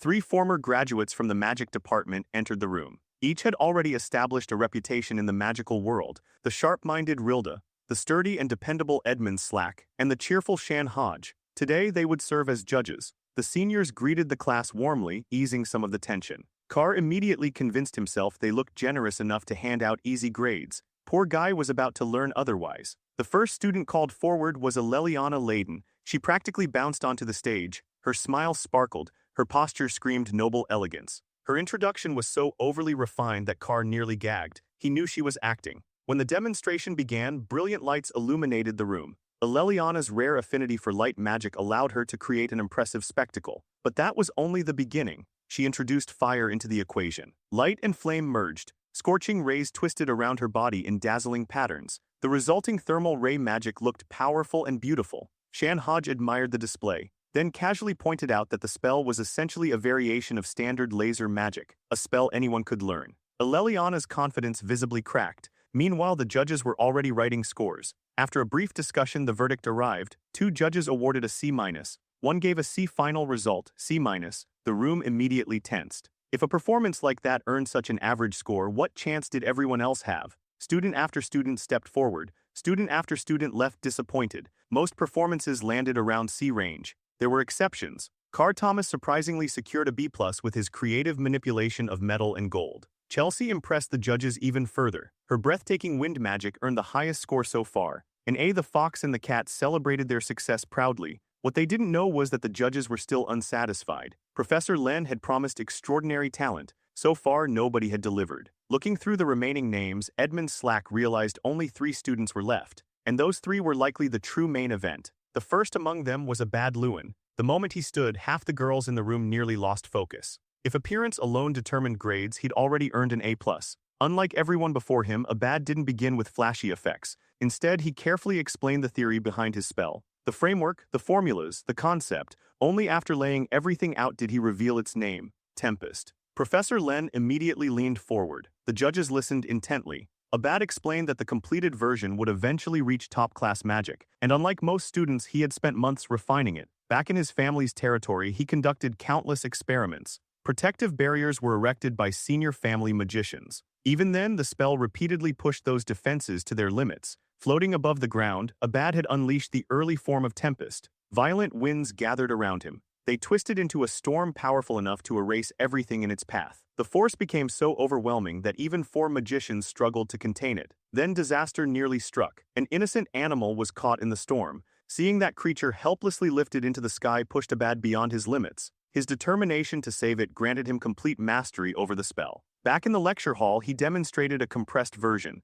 The full spell would probably demolish part of the academy. The judges immediately recognized the sophistication behind the magic. Its simple appearance concealed an incredibly advanced system. The verdict was unanimous: A+, the first one of the day. Then came the student Professor Len had been waiting for, Leo Plav. The professor's face practically lit up. Leo stepped forward calmly and addressed the judges. The magic he intended to present belonged to a no-attribute high sorcery system. Though he kept it to himself, it was the same foundation he had used during his former life as the hero of the beginning. The judges blinked. No attribute magic. None of them had ever heard of such a concept. Naturally, they demanded an explanation. Leo gladly provided one. Every known spell possessed an elemental foundation. That was accepted as absolute truth. His theory challenged that assumption. Instead of building magic around attributes, he had designed an entirely new high sorcery framework capable of streamlining spellcasting itself. The room fell silent. Some judges looked fascinated. Others looked skeptical. Creating a new spell was one thing.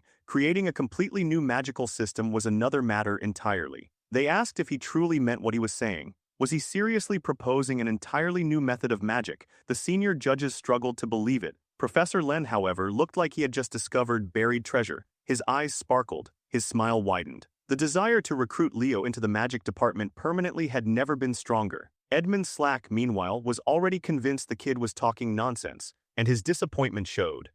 The judges had come here expecting solid magical theory and practical innovation, not grand tales that sounded like legends pulled from a dusty storybook. Edmund Slack was especially unconvinced. To him, Leo's proposal sounded more like fantasy than scholarship. Professor Len, however, was the complete opposite. His excitement was impossible to contain. Practically leaning out of his seat, he urged Leo to write everything down and explain the system in full. Since the professor himself was treating the idea seriously, the judges reluctantly agreed to hear him out. Leo stepped toward the board, picked up a piece of chalk, and began writing. For several long moments, the lecture hall fell completely silent. Only the scratch of chalk against stone echoed through the room. Rilda eventually pointed out that throughout history, only a single magician had successfully created an entirely different casting system as a form of high sorcery. Leo casually acknowledged that fact. Of course he knew. After all, only one person had truly accomplished such a feat, the poet of the stars. Luna herself. Shan Hodge wasn't particularly pleased by the implication. To her ears, it almost sounded like this freshman intended to stand shoulder to shoulder with one of history's greatest heroes.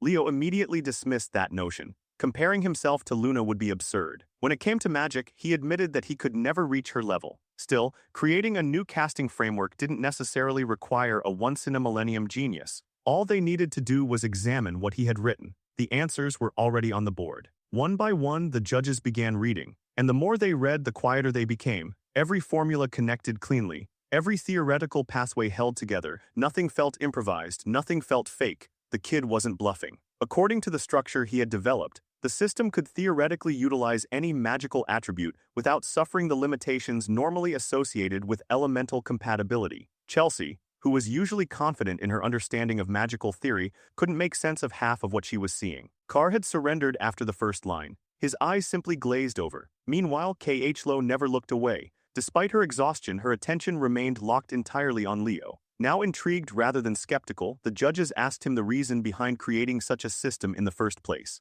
Leo's answer was surprisingly simple. He wanted the freedom to use any magic that existed, nothing more, nothing less. Slack's disbelief slowly transformed into fascination. Now he finally understood why Professor Len had been so obsessed with this year's class. When asked what he intended to call the system, Leo smiled. Raising a hand, he summoned a glowing thread of mana. The strand illuminated the room before gathering into a brilliant sphere of pure magical energy. Watching the phenomenon unfold, Leo calmly revealed the name. The Bible. Shan Hodge froze. That word wasn't unfamiliar. Digging through her knowledge, she could only remember one figure who had ever used that name in relation to magic. Kyle, the supposed fictional hero. For the first time, she found herself genuinely curious about Leo's future. Perhaps this strange freshman would prove that the old legends weren't fiction after all. The judges barely needed time to deliberate. Their scores were handed over almost immediately. Professor Len looked at the results and smiled knowingly. As expected, Leo Plav received a unanimous A+.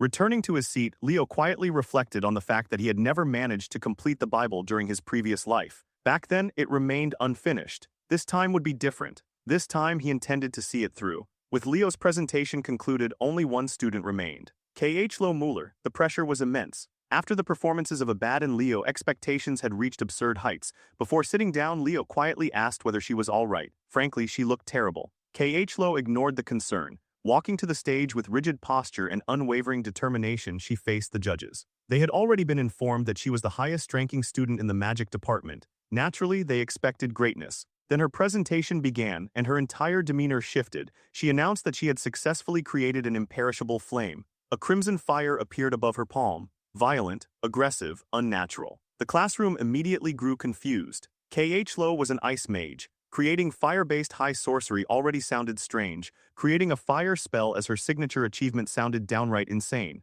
At first glance, the judges seemed underwhelmed. Compared to Tempest and the Bible, the flame appeared ordinary. If that was all there was to show, her score would suffer tremendously. Then she revealed the real demonstration. Water rose into the air. With a simple gesture, she brought it crashing down toward the flame like a waterfall. Any normal fire would have disappeared instantly. This one didn't. Not even slightly. Abad's eyes widened. Leo felt a chill run down his spine. Something wasn't right. There was a darkness hidden behind Yahello's gaze as she calmly explained her creation. The fire would continue burning indefinitely. Unless she personally extinguished it, it would never disappear. Finally, she canceled the spell herself. The impossible flame vanished. Then she approached the board and began explaining the theory. According to every known law of magic, a spell required mana support. Without mana, it faded. That was one of the oldest truths in existence. Yahello had created something that violated that law entirely. The room sat in stunned silence. Students couldn't process it. Even the judges struggled to comprehend what they were hearing. When she finally revealed the spell's name, her voice never wavered.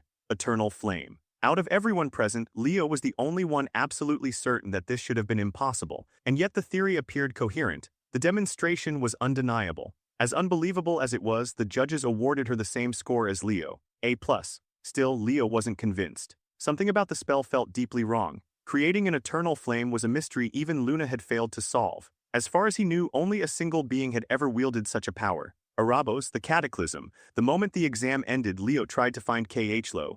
Too late. She had already returned to her dormitory. After days without proper sleep, she had collapsed into much-needed rest. For now, Leo kept his suspicions to himself. Celia approached him shortly afterward with concerns of her own. Recently, Yahello had become increasingly unstable. She had argued with classmates, lost her temper repeatedly. Rumors even suggested she had begun associating with problematic students from the magic division. Those details only deepened Leo's worries. Later, he returned to the now-empty lecture hall. Calling forth Fiora for the first time since the race, he was greeted by the tiny phoenix in her chick form. The reunion warmed both their hearts, but Fiora wasn't the only one he intended to summon. A swirling storm of flames erupted in the room. From its center emerged a breathtaking woman who embodied fire itself. Fina, the legendary phoenix, Fiora's mother. Settling down gracefully, she immediately asked why she had been called. Leo got straight to the point. He wanted to know why she had remained at Lumine for so many years. As the natural enemy of demonic beasts, there had to be a reason. Fina eventually revealed the truth. 5 years earlier, a horrific terrorist attack had struck the academy.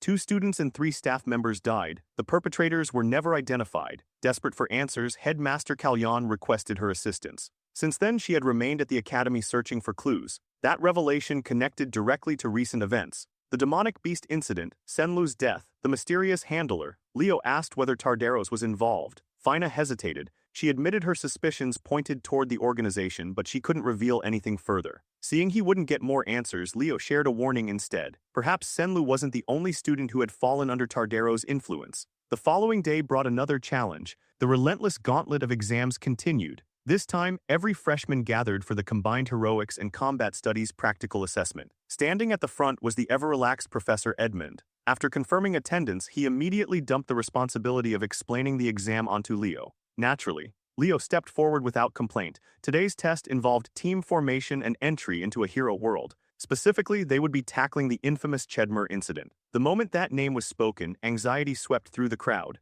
Almost everyone recognized it. Almost everyone except Aleliana. Despite the topic appearing on the written exam, she somehow remained clueless. As students began talking among themselves, Professor Edmund's booming voice silenced the entire auditorium. He demanded that everyone pay attention. Leo continued. The hero world recreated an event from 30 years ago. A group of first-year Lumine students had been conducting a mission in central Chedmer Forest when they were suddenly attacked by Tardaros. At the time, a second-year student named Albi, later known as the Sorcerer of the Magic Eye, had led the rescue operation. His intervention prevented complete disaster. For this exam, students would support the historical version of Albi. Their objectives were simple: rescue the injured, eliminate hostile demonic beasts, ensure the mission's success. Then Edmund added one final detail. This was no ordinary exam. Students would be evaluated continuously. Awareness, judgment, heroic potential, everything mattered. Anyone deemed unfit to become a hero would be expelled immediately. The announcement sent a wave of panic through the freshmen.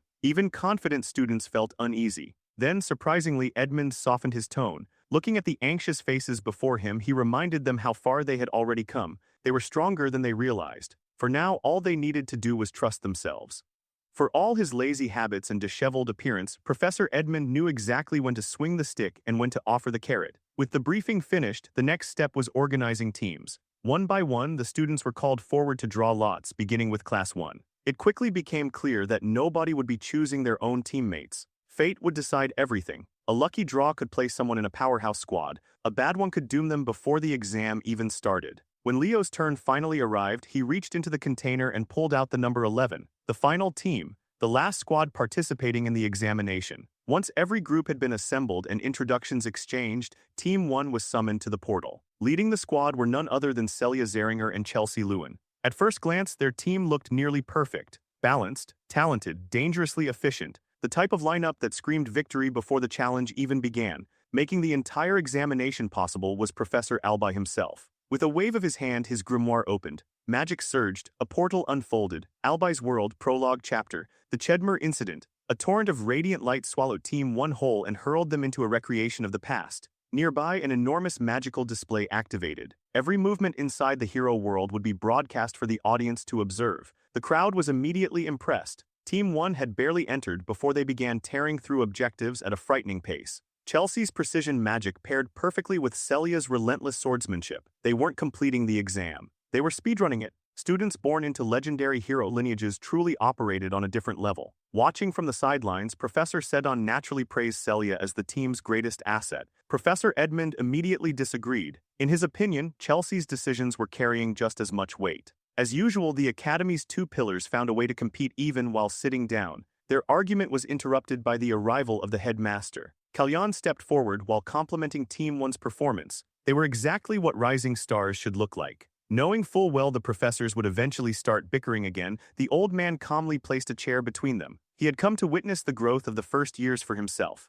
Turning toward Albi, he offered a quiet apology. Every year, this exam forced the professor to relive one of the worst incidents of his life. Albi simply shook his head. If anything, he believed he should be thanking the headmaster. He had sworn never to forget what happened during the Chedmer incident. This yearly reminder ensured he never would. Before long, Team 1 completed the scenario. A coordinated assault from Chelsea and Celia brought down the final beast and ended their raid. The headmaster noted how impressive the two girls were. Despite constantly clashing outside the battlefield, they worked together flawlessly when it mattered. They truly embodied the pride of their homeland. Team 2 performed adequately, nothing extraordinary. Team 3, however, stormed through the hero world with overwhelming efficiency. Abad and Duran took the front line while their teammates focused entirely on support. Simple, clean, effective. The headmaster approved of the strategy immediately. Team 4 also surprised everyone. Nella Carvin's healing aura proved invaluable, but what truly elevated the team was Chen Zia's absurd mobility. The headmaster quietly made note of the Eastern prodigy. Then Team 7 entered. Led by two of the most promising summoners in the freshman class, they cleared their objectives with remarkable speed. As the performances continued, the professors and headmaster remained glued to the magical screen. Many students had exceeded expectations. Many had showcased tremendous potential, yet everyone knew the most anticipated participant still hadn't entered the field. At last, Team 11 was called forward, the final team, the final run, and among its members stood two names everyone recognized: Leo Plav, Yahello Mueller. The headmaster watched quietly. Something about Leo reminded him of his younger days. Back when he still charged into danger alongside companions like Farina. Back when he was the hero rather than the administrator. Standing atop the summoning circle, Leo and Yahello exchanged glances. Professor Albi opened his grimoire once more. For the 11th and final time, Albi's World, Prologue Chapter, the Chedmer Incident, initiating. Unnoticed by everyone present, a tiny trace of darkness slipped onto the summoning circle. It spread through the magical inscriptions like poison. As the light consumed Team 11, Leo immediately sensed something was wrong. The energy felt different, more violent, more aggressive. Then the impossible happened. When the light faded, only two students had disappeared, Leo and Yahello. The rest of Team 11 remained standing exactly where they were. Confusion exploded across the arena. Professor Sedon shot to his feet. The headmaster immediately turned toward Albi for answers. Albi's expression had already changed. Fear crept into his voice as he demanded the examinations be stopped immediately. Something had corrupted the hero record. Something foreign had invaded the page. What happened next should have been impossible, an unsanctioned hero dungeon manifestation. Inside the dungeon, Leo found himself staring at a completely unfamiliar notification screen. This wasn't a normal hero world, it was a hero dungeon. Yahello was equally stunned. There were no missing pages, no known precedent. Hero records weren't supposed to malfunction like this. Leo attempted to contact the professors. Nothing, no response. Yahello's composure immediately began cracking. She desperately hoped the academy would intervene and rescue them. Leo quickly brought her back to reality. If the professors could have reached them, they already would have. The truth was simple, they were on their own. The hero dungeon had called them, and now they had no choice but to answer. Yahello trembled. The last known victims of a hero dungeon had barely survived. And now they were willingly walking into what could very well be a Tardaro's trap. Her knees weakened. Her remaining hope began crumbling. Leo, meanwhile, remained annoyingly calm. He reminded her that she was still one of the smartest students in the academy. More importantly, they weren't alone. As long as they worked together, they could survive. That confidence only irritated her more. Even in a nightmare scenario, Mr. Perfect somehow refused to panic. Grinding her teeth, she forced herself to focus. If he had a plan, she wanted to hear it. Leo explained that they currently had two priorities: find the missing freshmen, get everyone out alive. To accomplish that, they needed more strength. Yahello immediately rejected the idea. There was no way to power up inside a sealed hero dungeon. Leo simply pointed out one detail she had overlooked. They weren't the only students trapped here. That realization stopped her cold. Then he looked straight at her and casually told her to climb onto his back. Yahello nearly short-circuited. The sheer audacity of that statement hit her harder than any spell. Leo remained completely serious. They couldn't allow their seniors to encounter Tardaros first, and a mage with poor stamina would only slow them down. Logically speaking, a piggyback ride was the fastest solution. Somewhere deep inside the forest, a demon named Chube observed everything through grotesque magical surveillance. Initially, he wasn't worried. Only 2 rescuers had arrived, 2 children, 2 future corpses. Then he noticed Leo. The smile vanished from his face, an all-class candidate. Suddenly, the party of 4 students no longer interested him. His attention locked entirely onto the boy carrying a mage through the forest. Meanwhile, Leo noticed his vision gradually dulling as they advanced deeper into enemy territory, so he activated Aaron's aura technique. Aura wrapped around his body, his senses sharpened, his instincts expanded, every sound, every scent, every movement, nothing escaped him. Moments later, he warned Yahello about a nearby group of orcs.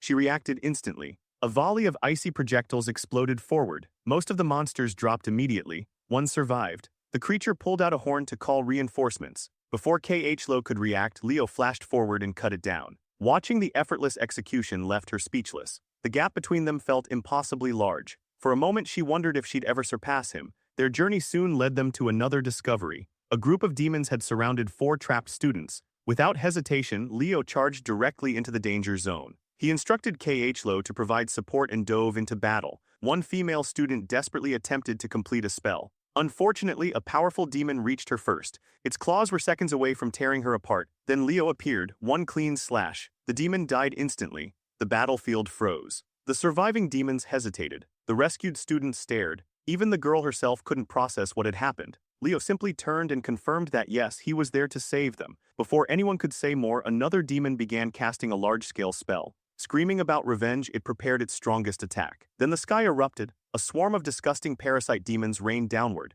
Leo didn't even flinch. He turned, ignited his blade, and transformed the incoming monsters into flaming skewers. The students stood frozen. The guy was absurd. Cool didn't even begin to describe it. Leo wasted no time celebrating. He immediately ordered the rescued girl to unleash the spell she had been preparing. She responded instantly. Arc Ray. The beam erupted forward and erased the demon completely. Nothing remained, not even a trace. Yahello immediately recognized the magic. There was only one person it could belong to. As evening approached, the rescued girl repeatedly thanked Leo for saving them. Yahello couldn't care less. Instead, she pulled Leo aside and whispered something important. The girl they had rescued was Aaliyah Xeron, Professor Albi Xeron's younger sister. The same Aaliyah who died during the original Chedmer incident 3 decades ago. And that was the truly terrifying part. Because if this hero dungeon followed history, Aaliyah's group was fated to die. Yahello explained that 30 years ago, a high-ranking demon named Chube orchestrated the attack for Tardaros, and Aaliyah's party had been the first victims to fall. After all, the entire operation had been built around a single objective: eliminating Aaliyah, one of the brightest hero candidates of her generation. Her death became so significant that her name was permanently engraved into the hero records. Yahello insisted that survival should be their only concern now. In her eyes, the smartest option was abandoning Aaliyah's group and clearing the dungeon alongside another party. Leo immediately questioned whether she truly intended to leave them behind. Yahello snapped back without hesitation. This was a hero dungeon. No matter how tragic the circumstances were, the dead stayed dead. History couldn't simply be rewritten through wishful thinking. But Leo refused to bend. He calmly declared that he had no intention of abandoning anyone. That answer instantly lit a fuse. Yahello exploded. Her frustration boiled over as she shouted at him with enough force to silence everyone nearby. Even Aaliyah's group froze awkwardly, looking like innocent bystanders caught in the middle of a family argument. Fighting back tears, Yahello accused him of treating everything like some grand heroic fantasy. Sure, he was talented. Sure, he was powerful. But this wasn't the time for reckless heroics.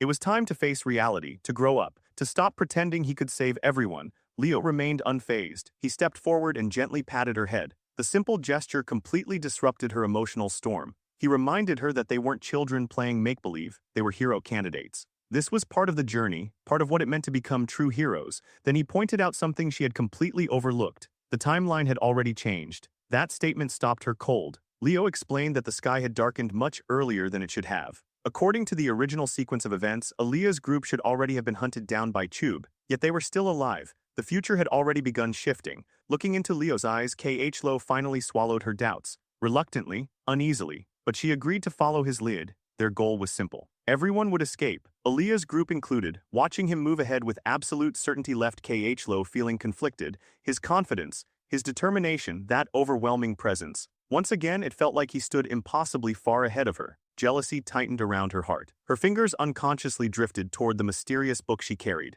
Nearby, a green-haired student named Taya voiced the question everyone had been wondering. Why had only 2 rescuers been sent? Dina and Belak immediately grew suspicious, joking that Leo might secretly be a Tardaro's spy. Aaliyah shut that nonsense down immediately. The guy had literally saved their lives moments ago. Besides, she admitted something far more embarrassing. She thought he was ridiculously handsome, and exactly her type. The confession earned some very judgmental looks. Aaliyah genuinely didn't understand why everyone seemed shocked. Dina patiently explained that she always assumed only Albai could ever meet Aaliyah's absurdly high standards. Cutting through the conversation, Leo redirected everyone's attention. They needed to move. Immediately, Taya didn't understand the urgency. Backup had arrived. Shouldn't things be safer now? Leo shattered that illusion instantly. A night rank demon was operating nearby. The atmosphere changed immediately. One such monster could wipe out an entire army. Suddenly, running sounded like a fantastic idea. Leo stressed that survival came first. Fighting was not the objective, avoiding the demon was. As Aaliyah listened, she couldn't help noticing how much he reminded her of her brother. Without further delay, the group sprinted deeper through the forest. Khlo remained noticeably quiet. The tension from their earlier argument still lingered. Aaliyah picked up on it almost instantly. Back at the academy, the staff scrambled through ancient records searching for anything remotely related to hero worlds mutating into hero dungeons. The headmaster noted that at least no outside forces had successfully interfered yet. Professor Albai confirmed that only 2 living individuals currently existed inside the corrupted world. The old man estimated that night must have already fallen. 3 hours had passed. He then asked Albai when he originally defeated Chub during the incident. Albai answered without hesitation, around midnight. Before the discussion could continue, Eleliana burst into the room carrying new information regarding the source of the demonic summoning catalyst sold to Leu. Before she could finish speaking, however, a violent surge of mana filled the room. Everyone immediately turned toward Albai. His emotions were spiraling out of control. The headmaster attempted to calm him, but Albai pulled away. He claimed he needed some air. Alina quickly understood what was truly happening. Albai's hatred for demons ran deeper than almost anything. After all, his sister had died during that incident. Her body was never recovered. Not even a trace remained. The headmaster instructed Alina to continue. She explained that the black market merchant who sold the catalyst had been operating in the city for quite some time. Many freshmen had purchased goods from him. Initially, the headmaster suspected a direct Tardaro's infiltrator, but Alina clarified that the seller wasn't knowingly affiliated. Tardaro's had simply used him as an intermediary, a convenient middleman. The old hero stroked his beard thoughtfully. What exactly were they trying to accomplish? Then his eyes widened. One name had appeared on the purchase list, Khlo Muller. Next to her name sat another entry, a black book. Without hesitation, the headmaster ordered Alina to summon Professor Len immediately. As she hurried away, a terrible feeling settled in his chest. The kind of instinct forged through countless life-or-death battles. Something disastrous was approaching. Back inside the hero dungeon, Leo's group eventually arrived at the base of a towering structure. Leo continued cutting down monsters to keep the path clear, but even he was beginning to feel the strain. Aaron's enhanced sensory technique had remained active far longer than intended. The constant burden was wearing him down. Meanwhile, Aaliyah's group and even Khlo looked completely exhausted. Realizing everyone was nearing their limit, Leo called for a short rest. Taya and Belak stared at him in disbelief. The guy looked fresh enough to have spent the afternoon relaxing at a resort instead of fighting through endless monsters. During the break, Khlo sat alone studying information about Chub. Aaliyah casually wandered over and immediately asked the question she'd been holding back. What exactly was her relationship with Leo? Then she went even further. Did she have a crush on him? Khlo looked physically offended by the suggestion. Aaliyah only grinned wider. That reaction seemed a little too extreme to be innocent. Sighing heavily, Khlo glanced at the legendary genius who was somehow behaving exactly like a normal teenager. Then she fired the question right back. Maybe Aaliyah was the one developing feelings. To everyone's surprise, Aaliyah admitted that Leo absolutely made her heart flutter. That answer annoyed Khlo far more than it should have. Apparently, even legendary heroes from the past weren't immune to Leo's ridiculous charisma. Still, Aaliyah wasn't sure whether it was romance. The feeling reminded her of watching her brother struggle through impossible challenges and somehow succeed. Khlo asked if she meant Albai. Aaliyah nodded. Her brother loved impossible problems, the kind of challenges sane people avoided. The comparison only made Leo sound even more similar. Without realizing it, Khlo began opening up. She admitted how jealousy had poisoned her friendship with Leo. To her surprise, Aaliyah immediately related. She confessed that she had spent years feeling jealous of her own genius brother. No matter how ridiculous he acted, he somehow continued making groundbreaking discoveries. Her own signature magic wasn't entirely original either. It had grown from concepts her brother developed. She even admitted failing the academy entrance exam twice. That failure deepened her inferiority complex. For a long time, she hated him for it. Eventually, however, that jealousy transformed into admiration. As Khlo listened, she realized the same thing had happened to her. Before she could process the revelation, Leo suddenly stood. His expression hardened. The escape route had just been cut off. Instantly, everyone grabbed their weapons. Fear spread through the group. Leo reminded them that they were future heroes. Fear wasn't part of the curriculum. Unfortunately, the terrifying presence approaching them clearly hadn't read that memo. A gigantic demonic figure emerged from the darkness. The creature declared that it had finally discovered the seed of a great hero. Then it launched a devastating blast directly at Leo. As he evaded the attack, a memory surfaced. This demon's purpose had always been crushing heroes before they could bloom. The fact that it now referred to him as a great hero felt deeply irritating. Fortunately, Khlo was already prepared. At Leo's signal, she unleashed a massive ice formation. A colossal iceberg erupted into existence and intercepted the attack. Meanwhile, Leo infused his blade with magic. In a flash, he appeared behind Tube and delivered a brutal slash across the demon's thick neck. For a brief moment, everyone thought the battle was over. Then the wound moved, flesh twisted, muscle stretched. The severed tissue knitted itself back together like living corruption.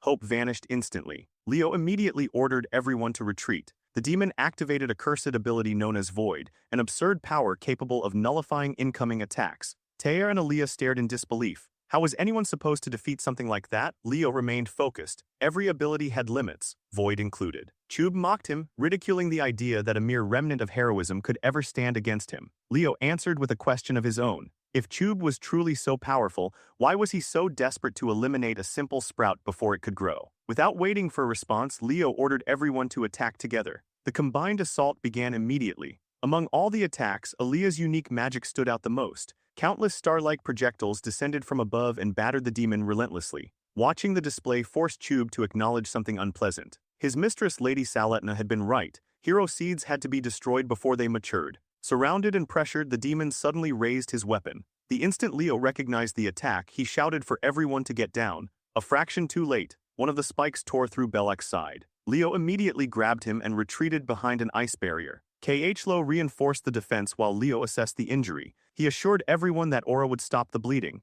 Then he turned toward Khlo. It was time. She needed to prepare an attack powerful enough to exceed Void's limits. And to buy her that opportunity, Leo charged straight back toward the Nitrank demon alone. Khlo finally opened the black book she had been clinging to all this time. As her eyes raced across its pages, she found exactly what she was looking for. A spell. A terrifying spell. One powerful enough to reduce that monstrous demon to ash and erase him from existence. Meanwhile, the freshmen could barely process what they were witnessing. Leo was moving so fast that his body left countless afterimages behind. One moment he appeared on Tube's left. The next he was behind him, then above him, then somewhere else entirely. The Nitrank demon kept striking shadows, only to get hammered from another angle moments later. Watching the spectacle, Taya couldn't hide his amazement. He wondered if he would ever become cool enough to pull off something like that. Dina immediately crushed that dream without mercy. Nearby, Aaliyah stood frozen between admiration and confusion. The magic Leo was using resembled star magic. That alone proved he wasn't some ordinary student. The guy was clearly hiding far more than he revealed. Before anyone could dwell on that mystery, Khlo stole the spotlight. She slowly rose into the air. A sinister black magic circle unfolded beneath her feet.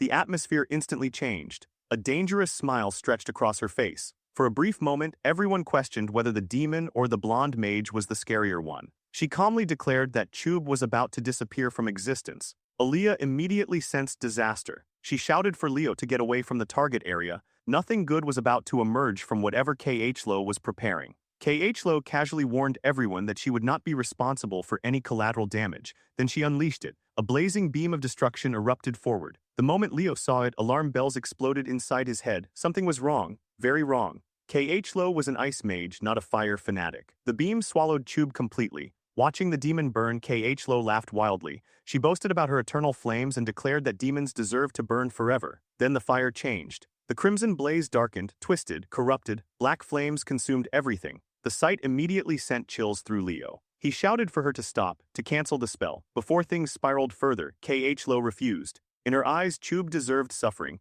Mercy wasn't an option. Realizing she was losing herself completely, Leo rushed forward. Without hesitation, he smacked the cursed book from her hands and sent it flying. A short while later, the madness faded from her eyes. Yahello slowly returned to herself. When she calmed down, Leo asked a simple question. Did she truly create that eternal flame herself, or had she borrowed it from somewhere else? The answer came quietly, painfully. She admitted she wasn't a genius. The spell came directly from the book, just as Leo suspected. It was merely an imitation of Arabos's flame. At that moment, Chub began regenerating inside the black fire. Leo quickly explained the truth. The spell was black magic, the book wasn't a grimoire. It was a disguised sorcery machine, a corrupted artifact. The revelation hit Yahello like a truck. Disgust twisted across her face. She quietly muttered that someone tainted by black magic had no right to call themselves a hero. Leo immediately shut down that line of thinking. He reminded her that even he hadn't known about Chub's void curse beforehand. That meant the demon likely possessed the ability during the original tragedy as well. Back then, Aaliyah and her companions were simply students.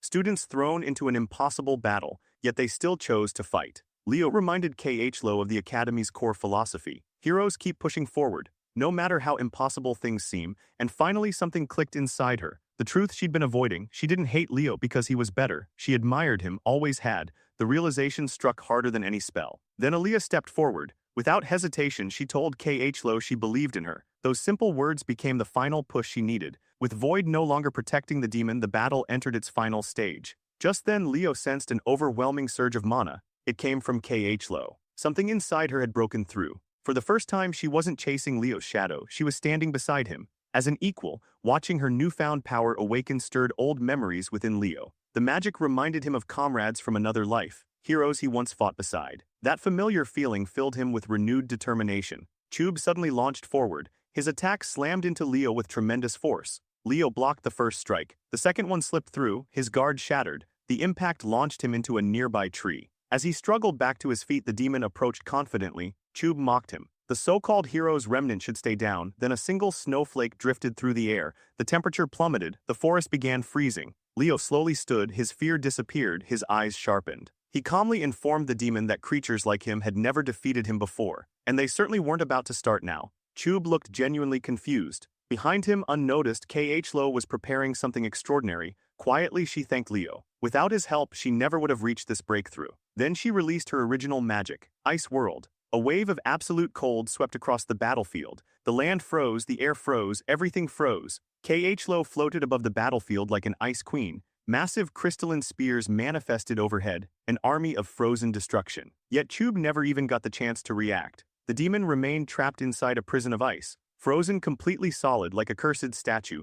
Leo calmly approached. The moment he touched the frozen body, its soul dissolved into black smoke. Then he spotted the source, the black book. Drawing his sword, he infused it with fire and drove the blade through the artifact. The explosion that followed reduced the cursed object to ashes. Moments later, system notifications appeared. The mission was complete. The freshmen were saved. Chub was defeated. Yet the thing that impressed Leo most wasn't the victory. It was Yahello. She had awakened an entirely new branch of magic, field magic. A discipline so absurdly difficult that even Leo had no desire to casually experiment with it. To his surprise, Yahello confessed she intended to tell the truth. Everything, even if it resulted in expulsion. Leo immediately reassured her. Someone with her talent wasn't getting expelled. If anything, she was destined to become a remarkable hero. Aaliyah and Dina rushed over and showered the duo with praise. Their rescue had been nothing short of miraculous. Leo returned the compliments, praising their courage in return. Yahello handed Aaliyah's staff back and thanked her. The staff had helped her unlock her true potential. Then Aaliyah completely blindsided everyone.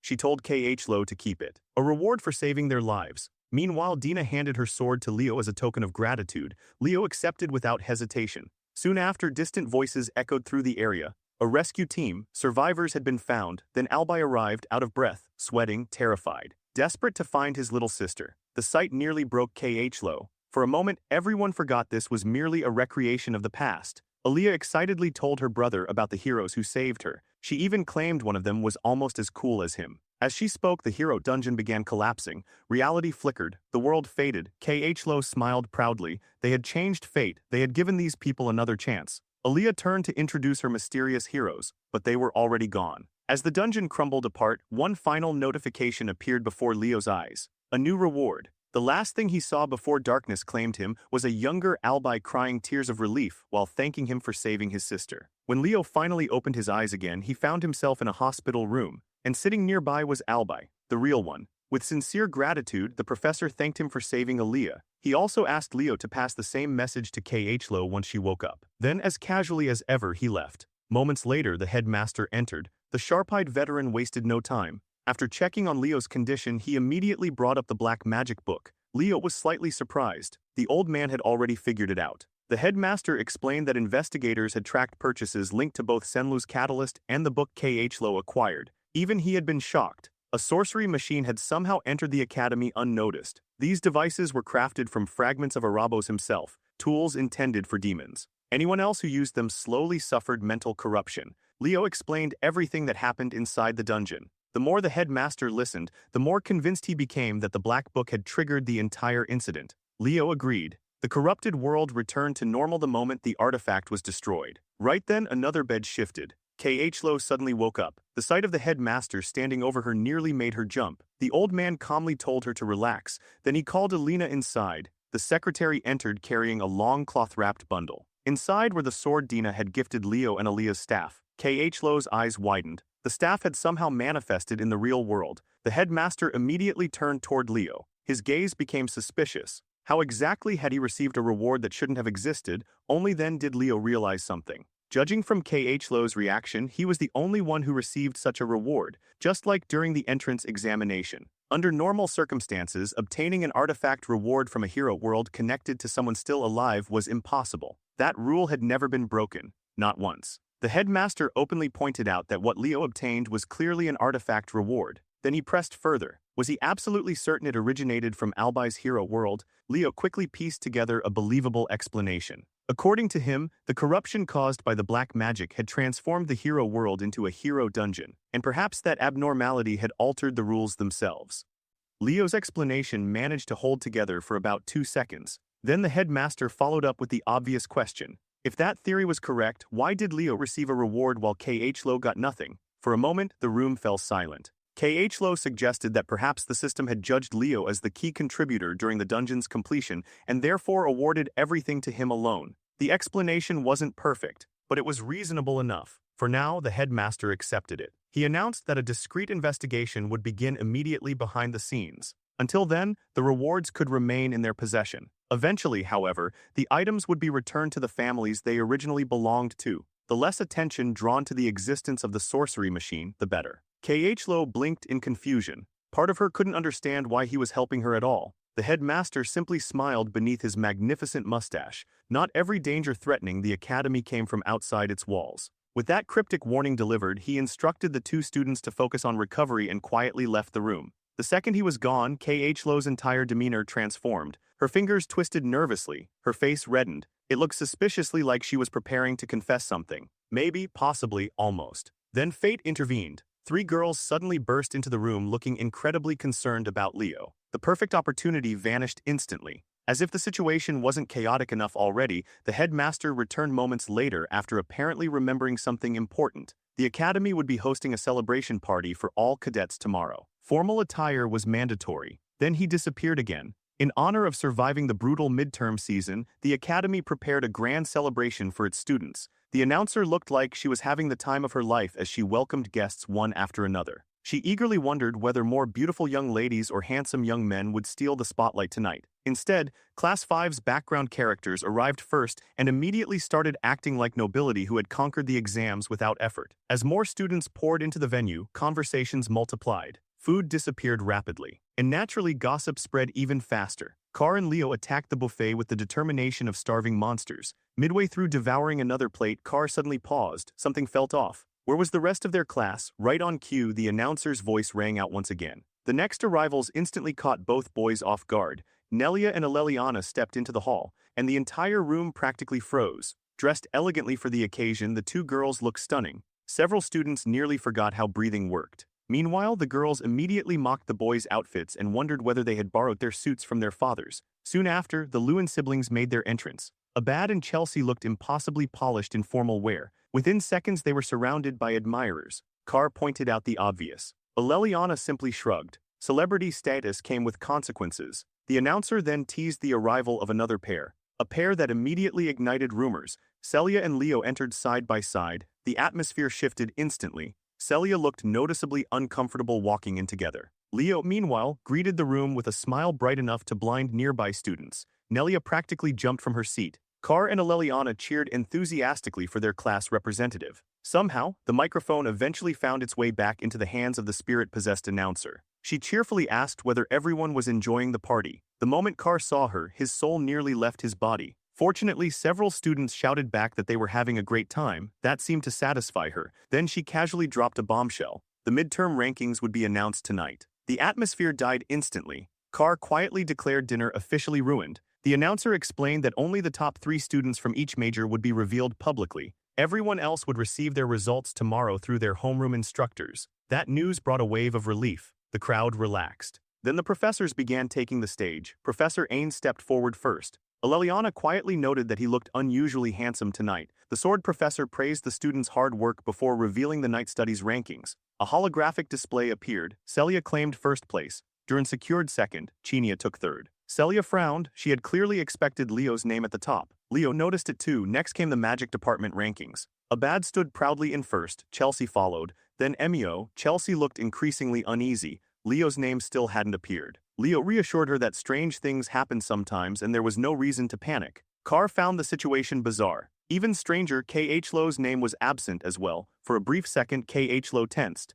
Then she forced a smile. The professor acknowledged that although K.H. Lo technically failed due to relying on a spellbook, her talent and passion had still been exceptional. Professor Sedon immediately rose in support like an overly proud parent. Herod instantly told him to sit down. Nearby, Celia quietly comforted K.H. Lo. Then came the summoning department announcement. Yura took the stage. The simps immediately began volunteering to become her summoned pets. She ignored them and continued. One name after another appeared, still no Leo. Whispers spread throughout the hall. Even Celia was beginning to worry. Then the microphone returned to the chaotic announcer. Once again, she asked whether everyone was enjoying themselves. Before anyone could answer, she revealed the final result, the overall top scorer, the student who would represent the academy next year. She deliberately let the suspense build, then finally announced the name. Leo Plove. The hall exploded. His classmates celebrated instantly. Cheers erupted from every direction. Unfortunately, the celebration didn't last long. A student suddenly raised an objection. Emio questioned the legitimacy of the ranking.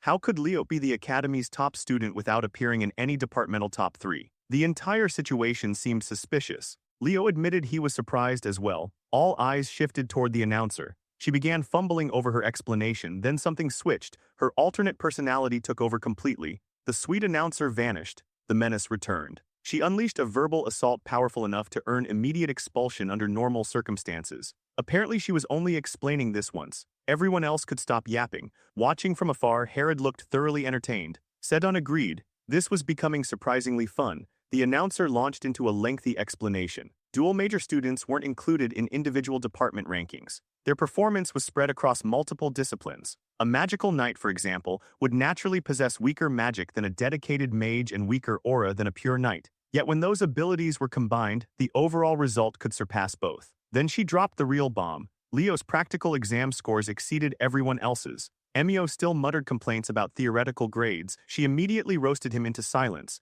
then revealed the detail that froze the entire hall. Leo had successfully completed the Hero World mission. Not only that, he had personally exterminated Chube. Silence swept across the room. Complete silence. Meanwhile, Leo sat there calmly continuing his aura training as though none of this involved him. The rest of the students stared, speechless. Car and Aleliana finally blurted out the question everyone was thinking. How exactly had he cleared a hero dungeon with only one other person? Leo remained completely unfazed. He didn't even answer. By then, the announcer's personality had already reverted again. She awkwardly stumbled through the ending of her speech before declaring her job finished. Everyone should enjoy the party. Immediately, conversations exploded throughout the venue. Elsewhere, Yura sat down beside Len during a short break. Curious, she asked what the rankings would have looked like if dual major students had been included. Len answered instantly. The entire leaderboard would have changed. Everyone's ranking would have dropped by 1 position. Yura blinked, so Leo would have ranked first. Len confirmed it without hesitation. The same was true for magic. Yura admitted she was shocked. Professor A calmly added that the same thing applied to summoning. Trying to process that information hurt her brain. Professor A casually remarked that Leo's goal of mastering every class no longer seemed impossible. Len immediately interrupted. Regardless of everything else, Leo clearly belonged in sorcery. Yura rejected that statement on the spot. She insisted he belonged in summoning. The glacial knight who had been quietly listening to their argument casually stated that Leo looked like a natural swordsman. The professors immediately exploded. Insults flew, arguments intensified. Meanwhile, the assistant professors exchanged deeply concerned looks. The next morning arrived. Carr looked completely destroyed. Apparently 2 liters of orange juice had been enough to end his career. Chelsea admitted she had never seen anyone consume that much liquid voluntarily. Soon afterward, Professor Herod entered the classroom and called everyone to order. A massive world map appeared behind him. The upcoming class trip destination would finally be revealed. At first, excitement exploded across the room. This trip usually allowed students to visit incredible locations throughout the world. Everyone immediately started fantasizing about exotic destinations. Then Herod pointed at the map. Their destination was Elsalia, the land of the elves, specifically the freezing northern region. Every ounce of excitement died instantly. The place was infamous for its brutal cold. Complaints erupted from every direction. Herod silenced them with one sentence. The destination had been selected by the class representative. Every head in the room turned toward Leo, completely blindsided. Meanwhile, Leo sat there wearing the most innocent expression imaginable. Carr slowly looked toward him, then demanded an explanation for why their class was being sent to a frozen wasteland.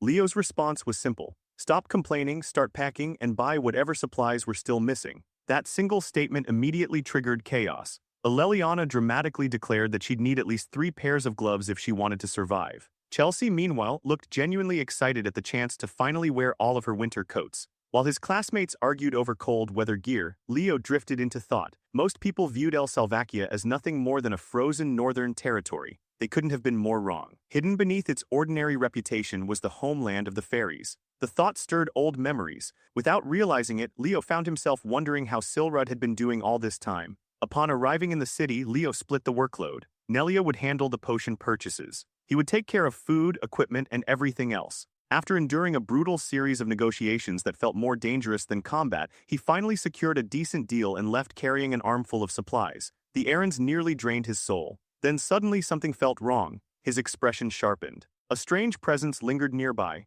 Looking around, he realized where he was, the 13th block. Without hesitation, Leo changed direction and headed toward a specific building. The same shop, the very place where Senlu and Khlo had obtained their sorcery machines. Setting his supplies aside, he stepped inside. The store appeared abandoned, empty, silent. At first glance, nothing seemed unusual. Only a small teddy bear sat awkwardly in the middle of the floor. That should have been impossible. The investigation team had already searched the area. The shop had been sealed. Every item should have been confiscated. Then the realization hit. The teddy bear shouldn't be there, not under any circumstance. The moment he understood that Leo drew his blade, the teddy bear suddenly spun through the air. Black sludge erupted from its mouth. The instant Leo saw it, he recognized the energy, a demonic curse. And not an ordinary one. The foul aura pouring from it was far too powerful. The darkness slowly gathered together into a grotesque shape. As the creature formed, it began speaking. The voice sounded strangely familiar. The demon mocked him for noticing the curse so quickly. Then their eyes met. And Leo immediately recognized her. The Witch Queen,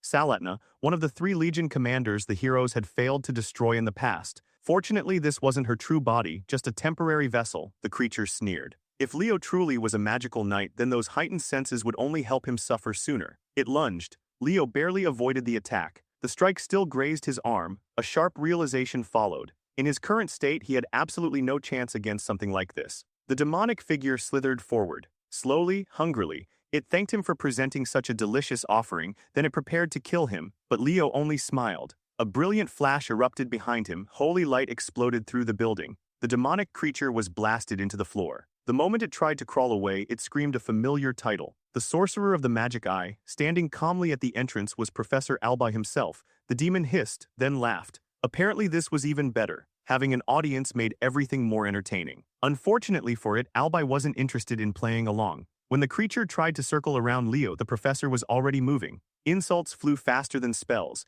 He called the thing cursed garbage, worthless trash, a mistake that should have stayed buried. Then a gigantic spell circle bloomed across the room. Massive beams of holy light descended. The demon's head vanished instantly, severed cleanly. The creature shrieked and attempted one last charge toward Leo, ranting about devouring those precious fairy eyes. Albi looked thoroughly disgusted. He called it a pathetic imitation, a cheap knockoff, then ordered it to die. A colossal blast of magic erased the creature completely. Only shredded teddy bear fragments remained. Watching the battle, Leo remembered another title attached to Professor Albi, the Decimator of Tartarus. Rumors claimed he only became a professor at Lumine because it granted him permission to travel beyond national borders and continue hunting demons. For the first time all day, Leo relaxed. This era truly had its own heroes. Unfortunately, relief lasted only a second. Albi immediately turned toward him, then demanded an explanation. Leo quickly summarized everything. The cursed entity had hidden inside the teddy bear. A high-level curse concealed its presence. Albi grabbed the remains and sighed.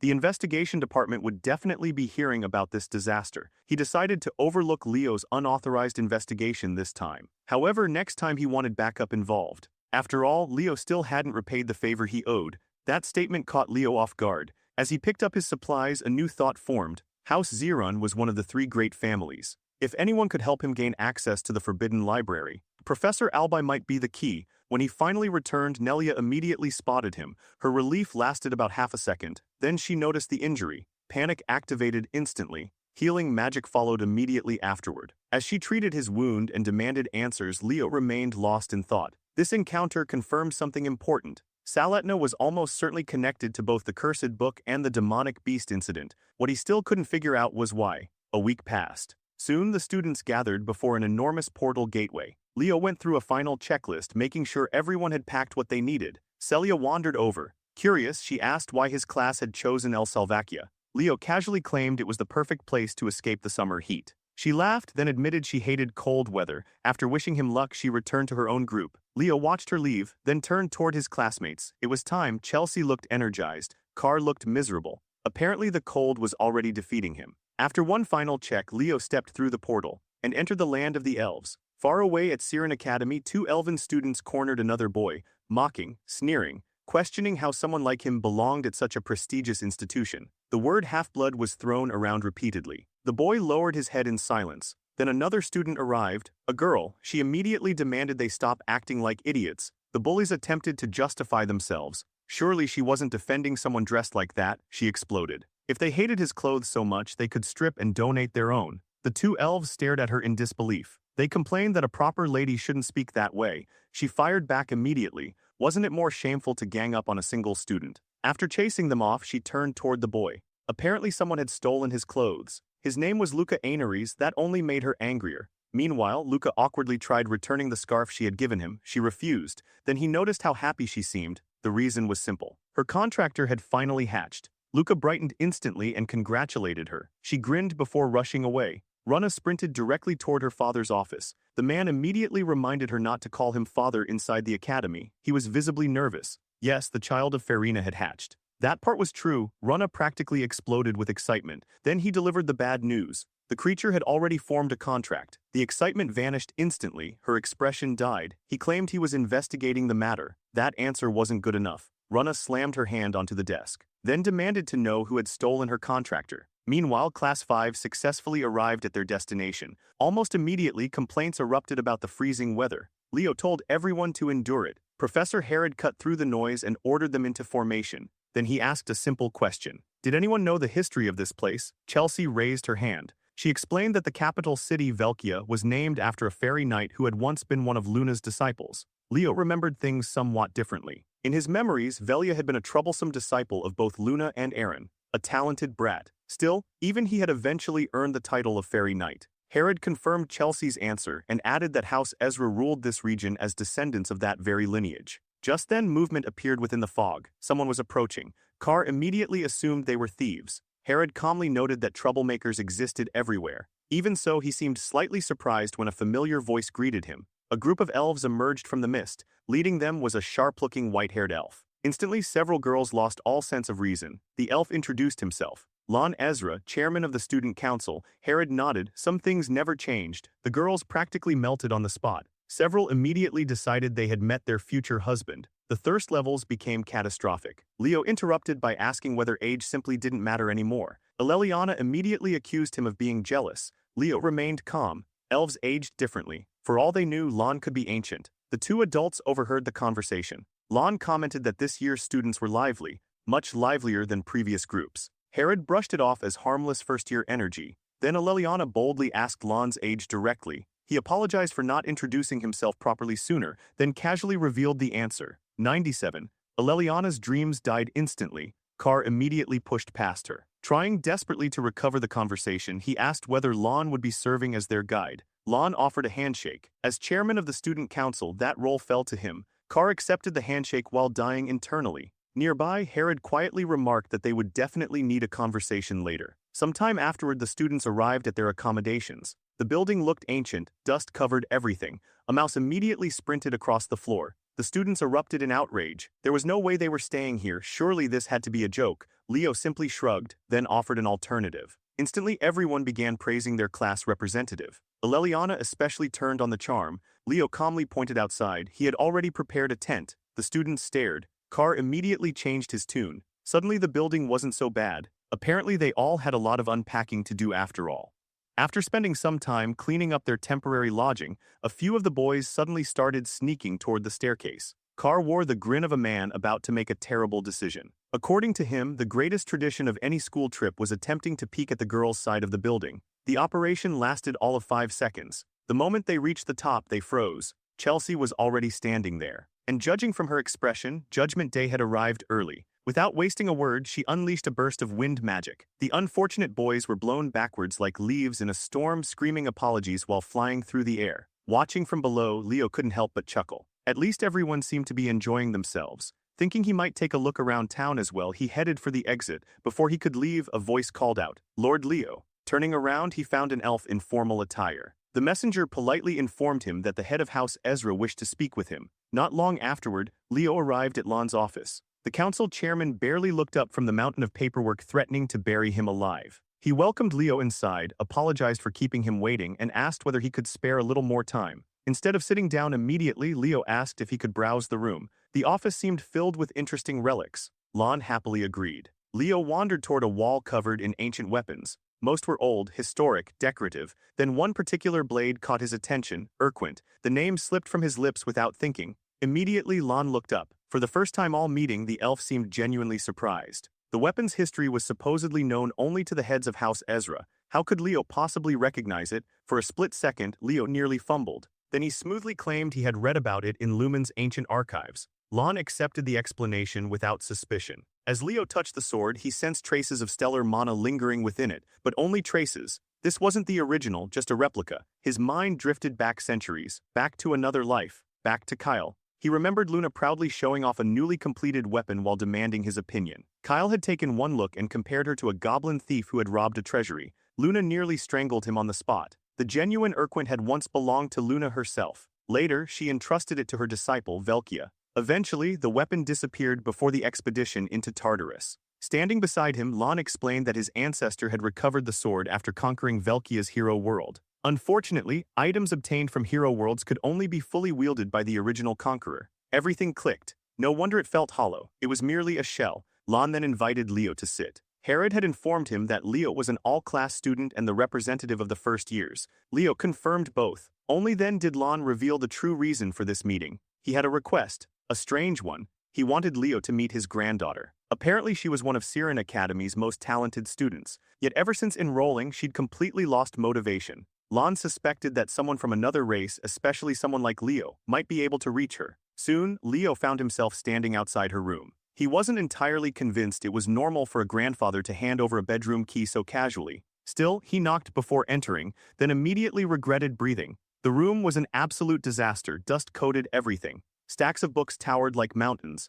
Figures and posters covered every surface. It looked less like a bedroom and more like a shrine. After a closer look, Leo realized the obsession had a theme, heroes, especially one hero, Kyle. He had seen enthusiastic fans before. This was something else entirely. A nearby uniform suggested she attended Siren Academy. Then the owner finally appeared. Assuming her grandfather had entered again, she immediately started complaining about barging into a grown girl's room without permission. Then she saw Leo. Everything stopped. Her face turned bright red, a human in her room. She instantly wrapped herself in a blanket and vanished beneath it. Leo introduced himself and explained that her grandfather wanted them to meet. The blanket remained silent. Receiving no response, he casually grabbed a nearby book. To his surprise, she had collected almost as much material about Kyle as he had. Curious, he started reading. The organization was meticulous. The research was thorough, honestly impressive. Leo even praised her understanding of Kyle's accomplishments. At last, a small face peeked out from the blanket. Softly she asked whether he liked hero Kyle too,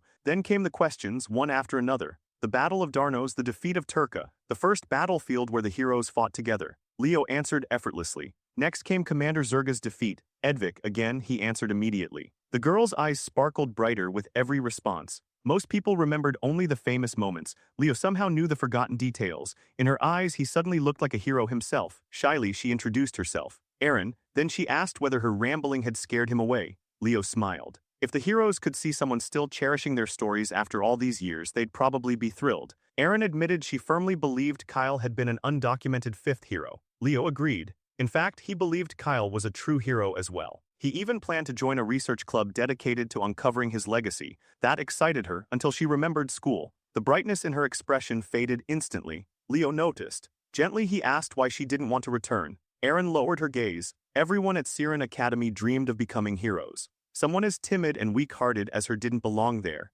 Leo glanced toward her perfectly maintained uniform. The answer was obvious. She still wanted to go, she just lacked confidence. With a smile, he reminded her that she wasn't the only unusual person in the world. His classmates would probably love hearing her theories, and there were plenty of hero academies filled with students from different races. If she was curious, she should come see for herself. After saying that, Leo took his leave. The moment he stepped outside, Lon appeared out of nowhere. The sudden appearance nearly startled him more than the demons had. The old elf looked emotional, very emotional. Apparently Aaron had held an actual conversation, a full conversation. Lon looked ready to cry. As a reward, he insisted on giving Leo a magical artifact. Rejecting it would have been rude. So Leo accepted. Lon guided him to the treasury and told him to choose anything he wanted. At first glance, nothing stood out. Then he noticed a peculiar jewel. Picking it up, he asked about it. Lon casually dismissed it as a decorative gemstone infused with fairy energy, nothing special. Leo immediately chose it. Lon happily approved. Internally, however, Leo knew better. The fairy sealed inside wasn't a carving, it was alive. Later, Class 5 gathered in the hall while Professor Herod explained the schedule. Beginning tomorrow, everyone would wake up at 6 in the morning. Personal training would follow. Mission practice would occupy the afternoons. Aleliana immediately protested. They already trained non-stop back at Lumine. Herod crushed that argument instantly. This wasn't a vacation. The entire purpose of the trip was to improve their weaknesses. Then he dropped another bombshell. The schedule had been planned by their beloved class representative. Every student turned toward Leo. The betrayal in their eyes was palpable. Meanwhile, Leo smiled proudly. According to him, this environment was perfect for combat training. Somehow, Aleliana convinced herself there must be noble intentions behind all this suffering. Herod wrapped up the meeting by informing them that today was their final opportunity to relax. Tomorrow, the real work would begin. That night, Leo sat alone examining the jewel. After studying it carefully, he reached a conclusion. The artifact contained the Fairy King's magic. No wonder Lon viewed it as little more than decoration.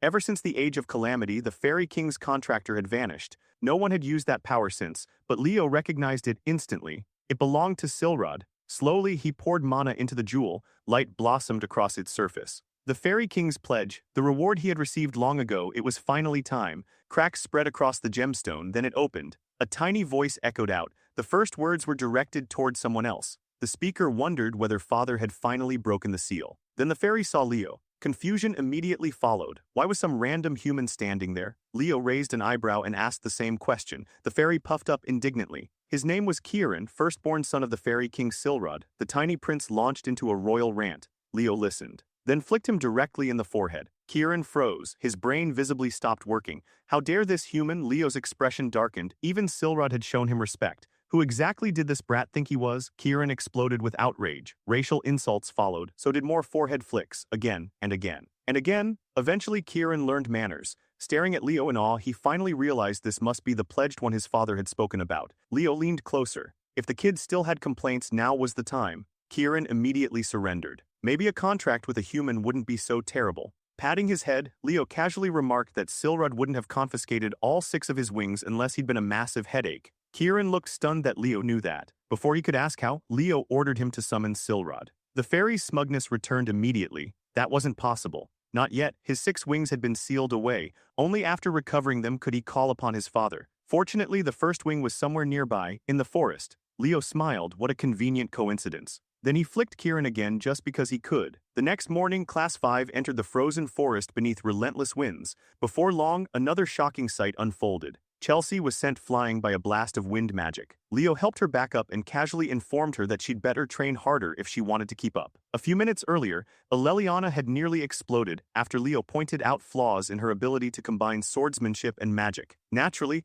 everyone assumed he was secretly training alone again. Leo ignored the accusation. Instead, he shifted targets. This time, he criticized the summoners. Apparently, their summoning techniques still needed work. That offended them immediately. Summoning was supposed to be their strength. Chelsea then reminded everyone that Leo had said something similar during the entrance exam. According to him, she still lacked a true understanding of wind itself. Smiling confidently, she drew her weapon, then challenged him. She wanted to see exactly how much stronger he'd become. Leo accepted without hesitation. Chelsea had already seen him surpass expectations again and again. Now she wanted to know what other monsters he was still hiding.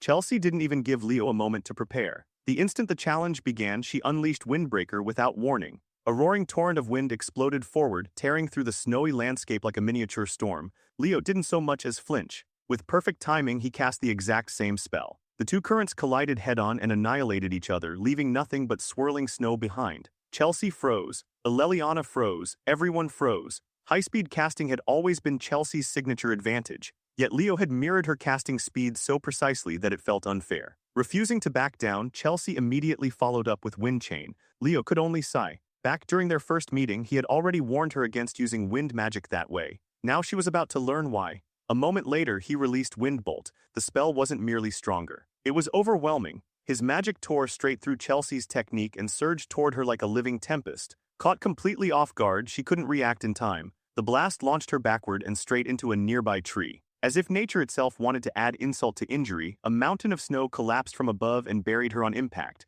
Leo calmly approached and leveled his sword toward her. The result was obvious. The match was over. Still sitting in the snow, Chelsea stared blankly. She could hardly believe that what she had just witnessed was wind magic. Carr admitted he never expected her to lose. Aleliana was even more shaken. At this point, she genuinely couldn't comprehend how their class representative kept getting stronger. Professor Herod finally stepped in. The issue wasn't raw magical output. Chelsea wasn't necessarily weaker in power. The true difference lay elsewhere. Understanding, control, mastery. While Leo casually patted the grumpy cat on the head, Herod explained that students often become obsessed with learning new techniques while neglecting the fundamentals that made those techniques possible in the first place. No matter how high they climbed, the basics still mattered. With that lesson delivered, he ordered everyone to continue training under Leo's supervision. The announcement was immediately met with a chorus of complaints about the freezing weather. Later, while the others recovered from training, Leo wandered alone through the snowy forest on a mission to gather medicinal herbs. Thinking back to how thoroughly everyone had given up and promised to complete their tasks later, he couldn't help smirking. They were probably unconscious somewhere back at the inn by now. Suddenly, a tiny figure shot through the air. Kieran arrived carrying a massive collection of herbs with the pride of a warrior returning from battle. The fairy proudly announced his accomplishments. Leo rewarded him with a pat on the back. The tiny prince practically glowed from happiness. With more than enough herbs collected, Leo stored everything away. The gathering mission was finished. Now came the real objective. It was finally time to investigate the forest, and more importantly, begin searching for Kieran's missing wings. As they ventured deeper into the wilderness, Leo suddenly stopped. A thought had crossed his mind. He asked Kieran exactly when he had been sealed away. The answer came quickly. About 100 years ago. Leo's eyes narrowed. Something wasn't right. He told Kieran to look carefully. Illusion magic was hiding something. The fairy focused. Moments later, realization dawned on him. The magic definitely belonged to the fairy kings, but not his father. Leo pieced it together. This spell belonged to Silrod's father, the fairy king who ruled during the Age of Calamity. 100 years had passed since the illusion activated. Given that timeline, the power source became obvious. Kieran's stolen wings had somehow been repurposed to sustain the ancient spell. Before either of them could investigate further, a voice echoed through the forest. Someone had apparently heard rumors about a valuable treasure hidden nearby. Immediately, a sinister presence flooded the area. The atmosphere turned heavy, oppressive, wrong. A skeletal figure emerged from the shadows. The stranger questioned why humans were wandering through elven lands. Leo answered with a question of his own. Wasn't it even stranger to find undead roaming this far from Tartarus? The skeleton let out a furious roar. According to him, these lands had already fallen under Tartarus's influence. Kieran instantly fired back. This was sacred fairy territory. The undead laughed mockingly. Someone as pathetic as Kieran had no right calling himself a fairy. That comment hit a nerve. Hard, magic erupted around the tiny prince. Without hesitation, he charged. The skeleton barely reacted before a beam of fairy magic blasted straight through its chest. Its body shattered into scattered bones. Kieran folded his arms. For something that talked so much it had fallen apart pretty easily. Leo raised an eyebrow. Why was a fairy fighting like a berserker? Kieran shrugged. Fairy power naturally countered undead energy. Simple. Then both of them froze. The skeleton started talking again. Apparently low-ranking or not, Kieran was still a fairy. And as it spoke, its body began rebuilding itself, bone after bone, piece after piece. Kieran immediately covered his nose. The stench alone was unbearable. Determined to finish things properly, he charged again. Halfway through the attack, Leo sensed danger. He shouted for Kieran to move. The skeleton slammed its sword into the ground. A wave of foul energy exploded outward. Kieran barely escaped and crashed directly into Leo. Steadying the dizzy fairy, Leo finally explained what they were dealing with. This wasn't ordinary undead, it was a Death Knight, an ancient monster of Tartarus. The creature straightened its posture and finally introduced itself. Kargor, servant of the Lich King. Then it attacked again. Leo met the charge head-on. Steel clashed, then Kargor vanished. A split second later he appeared behind Leo like a ghost, like a nightmare. The Death Knight calmly announced that he had come to guide Leo toward death itself. Thinking quickly, Leo activated spectral form and erected an aura barrier just in time. The impact shook the forest. Even Kargor looked impressed. A human producing an aura shield that quickly wasn't something he expected. Then the monster attacked again. This time Leo successfully blocked it. Kargor mocked the effort and pressed forward with overwhelming strength. The difference in physical power was obvious. Kieran rushed in to help. He was immediately swatted aside. The fairy slammed into the ground and groaned. His power reserves were already depleted, if only he still had his wings. Leo wasted no more time. A chant left his lips. Red flames ignited around his body. For the first time, genuine surprise appeared on Kargor's face. Phoenix wings erupted from Leo's back. Radiant light illuminated the frozen woods. Kieran stared in disbelief. Leo was a contractor too. In a single fluid motion, Leo struck. The blade flashed. The Death Knight split cleanly in half. Fiora proudly landed on Leo's shoulder. Kieran immediately followed and started arguing with the tiny phoenix over territory. The annoyed bird puffed herself up. The argument was seconds away from becoming a war. Then Kargor's voice echoed once more. The Death Knight refused to stay dead. Swearing that none of them would leave alive, he plunged his sword into the earth. Darkness spread. A massive pit opened beneath them. Undead soldiers began climbing out one after another. An army, endless, relentless. Leo quickly recognized the curse. An infinite resurrection field. The dead would continue returning no matter how many times they were slain. When Leo lowered his guard, Kieran immediately panicked. Had he given up, Leo simply smiled. At long last, he had managed to grasp Kyle's mana. Without hesitation, he cast Earth Ripple. Shockwaves burst across the battlefield. The advancing undead lost their footing instantly. Leo charged. Vortex Slash carved through the horde like a whirlwind. Skeletons shattered in every direction. Not once did he even glance toward Kargor. The Death Knight roared in frustration and demanded a proper fight. Leo wasn't interested. If anything, Kargor was the one hiding behind an army. Using a burst of enhanced movement, Leo launched himself high into the air and escaped while the Death Knight screamed after him. Eventually, he slowed down. The distance should have been enough, yet something still bothered him. Why was a Death Knight wandering through a fairy sanctuary? The situation made no sense. Just then, a skeleton stumbled from the trees. Leo instinctively prepared to strike. Before he could move, the creature was cut apart. An elf emerged from the forest, weapon drawn. The stranger immediately demanded to know whether Leo had summoned the undead. Leo calmly explained that he was merely a Lumine student with absolutely no connection to it. Recognizing the uniform, Leo identified him as a Siren Academy student. The elf wasn't convinced. He attacked anyway. Leo casually stepped aside and knocked him flat using the base of his sword. Before the situation could escalate, another voice interrupted. A red-haired elf hurried over and apologized. She introduced herself as Runia. Unlike the idiot on the ground, she assured Leo that not every Siren student behaved like garbage. Leo accepted the apology. When he asked why they were here, Runia explained that they were conducting field training. Leo replied that his own class was currently on a school trip. After that, he excused himself so he could report the Death Knight incident. Runia watched him leave. Something about her name lingered in his thoughts. It sounded familiar. Meanwhile, she turned around and immediately started yelling at her student for being incompetent. Back at the academy, Lon found the Death Knight story difficult to believe. Monster sightings had increased lately, but nothing on that level. Professor Herod immediately vouched for Leo. The boy wasn't the type to fabricate stories. Then another voice entered the conversation. According to the newcomer, ignorance often created misunderstandings. A dark-haired elf stepped forward, Professor Herdium. With obvious skepticism, he argued that Leo had likely mistaken an ordinary skeleton knight for a Death Knight. The real thing would have killed a first year instantly. He questioned whether Herod truly believed the story. Herod answered without hesitation. Yes, because Leo was their all-class representative. That response intrigued Herdium. If Leo truly possessed that level of potential, then perhaps he could influence Siren students in ways others couldn't. Curious now, he asked whether Leo excelled in magic as well. Then he proposed a joint class between Lumine and Siren. Sometime later, the atmosphere became much lighter. Students from both academies gathered for a grand celebration. Carr stared around in awe. The scale of the event was ridiculous. Chelsea pointed out that it made sense.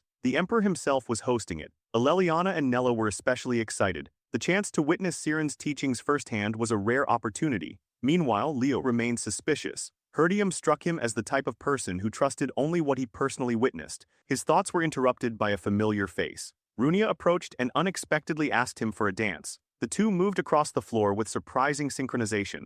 It felt as though they had practiced together for years. Runia looked delighted when she realized Leo knew traditional elven dances. Leo casually explained that he had learned them a very long time ago. Only then did she realize she had never asked his name. The moment he introduced himself, everything changed. Her expression froze, then exploded. Without warning, she grabbed him by the collar, furious, accusing, absolutely betrayed. Because according to Runia, Leo Plove was the shameless thief who had stolen her contractor. Runia's grip tightened around Leo's collar as pure fury blazed in her eyes. She declared without a shred of hesitation that she intended to end him right there and then. Leo, meanwhile, remained completely unfazed. At that moment, a memory surfaced. The Phoenix Guardian had once mentioned that Fiora had originally been destined for another contractor before Leo entered the picture. Everything suddenly clicked. Runia was that person. Her entire body trembled with frustration as she accused him of stealing what should have been hers. Yet instead of arguing, Leo simply smiled and casually mentioned that Fiora was doing well. That single sentence only made things worse. Runia completely snapped. Shouting for him to drop dead, she lunged forward without thinking. Sometime later, after tempers finally cooled, Runia lowered her head and apologized for her reckless outburst. Leo treated it like a minor inconvenience and forgave her immediately before leaving alongside Professor Herod. Unfortunately for Runia, the real trouble was only beginning. Professor Herdium wasted no time tearing into her. As the first-year representative of Siren Academy, she couldn't afford mistakes like that.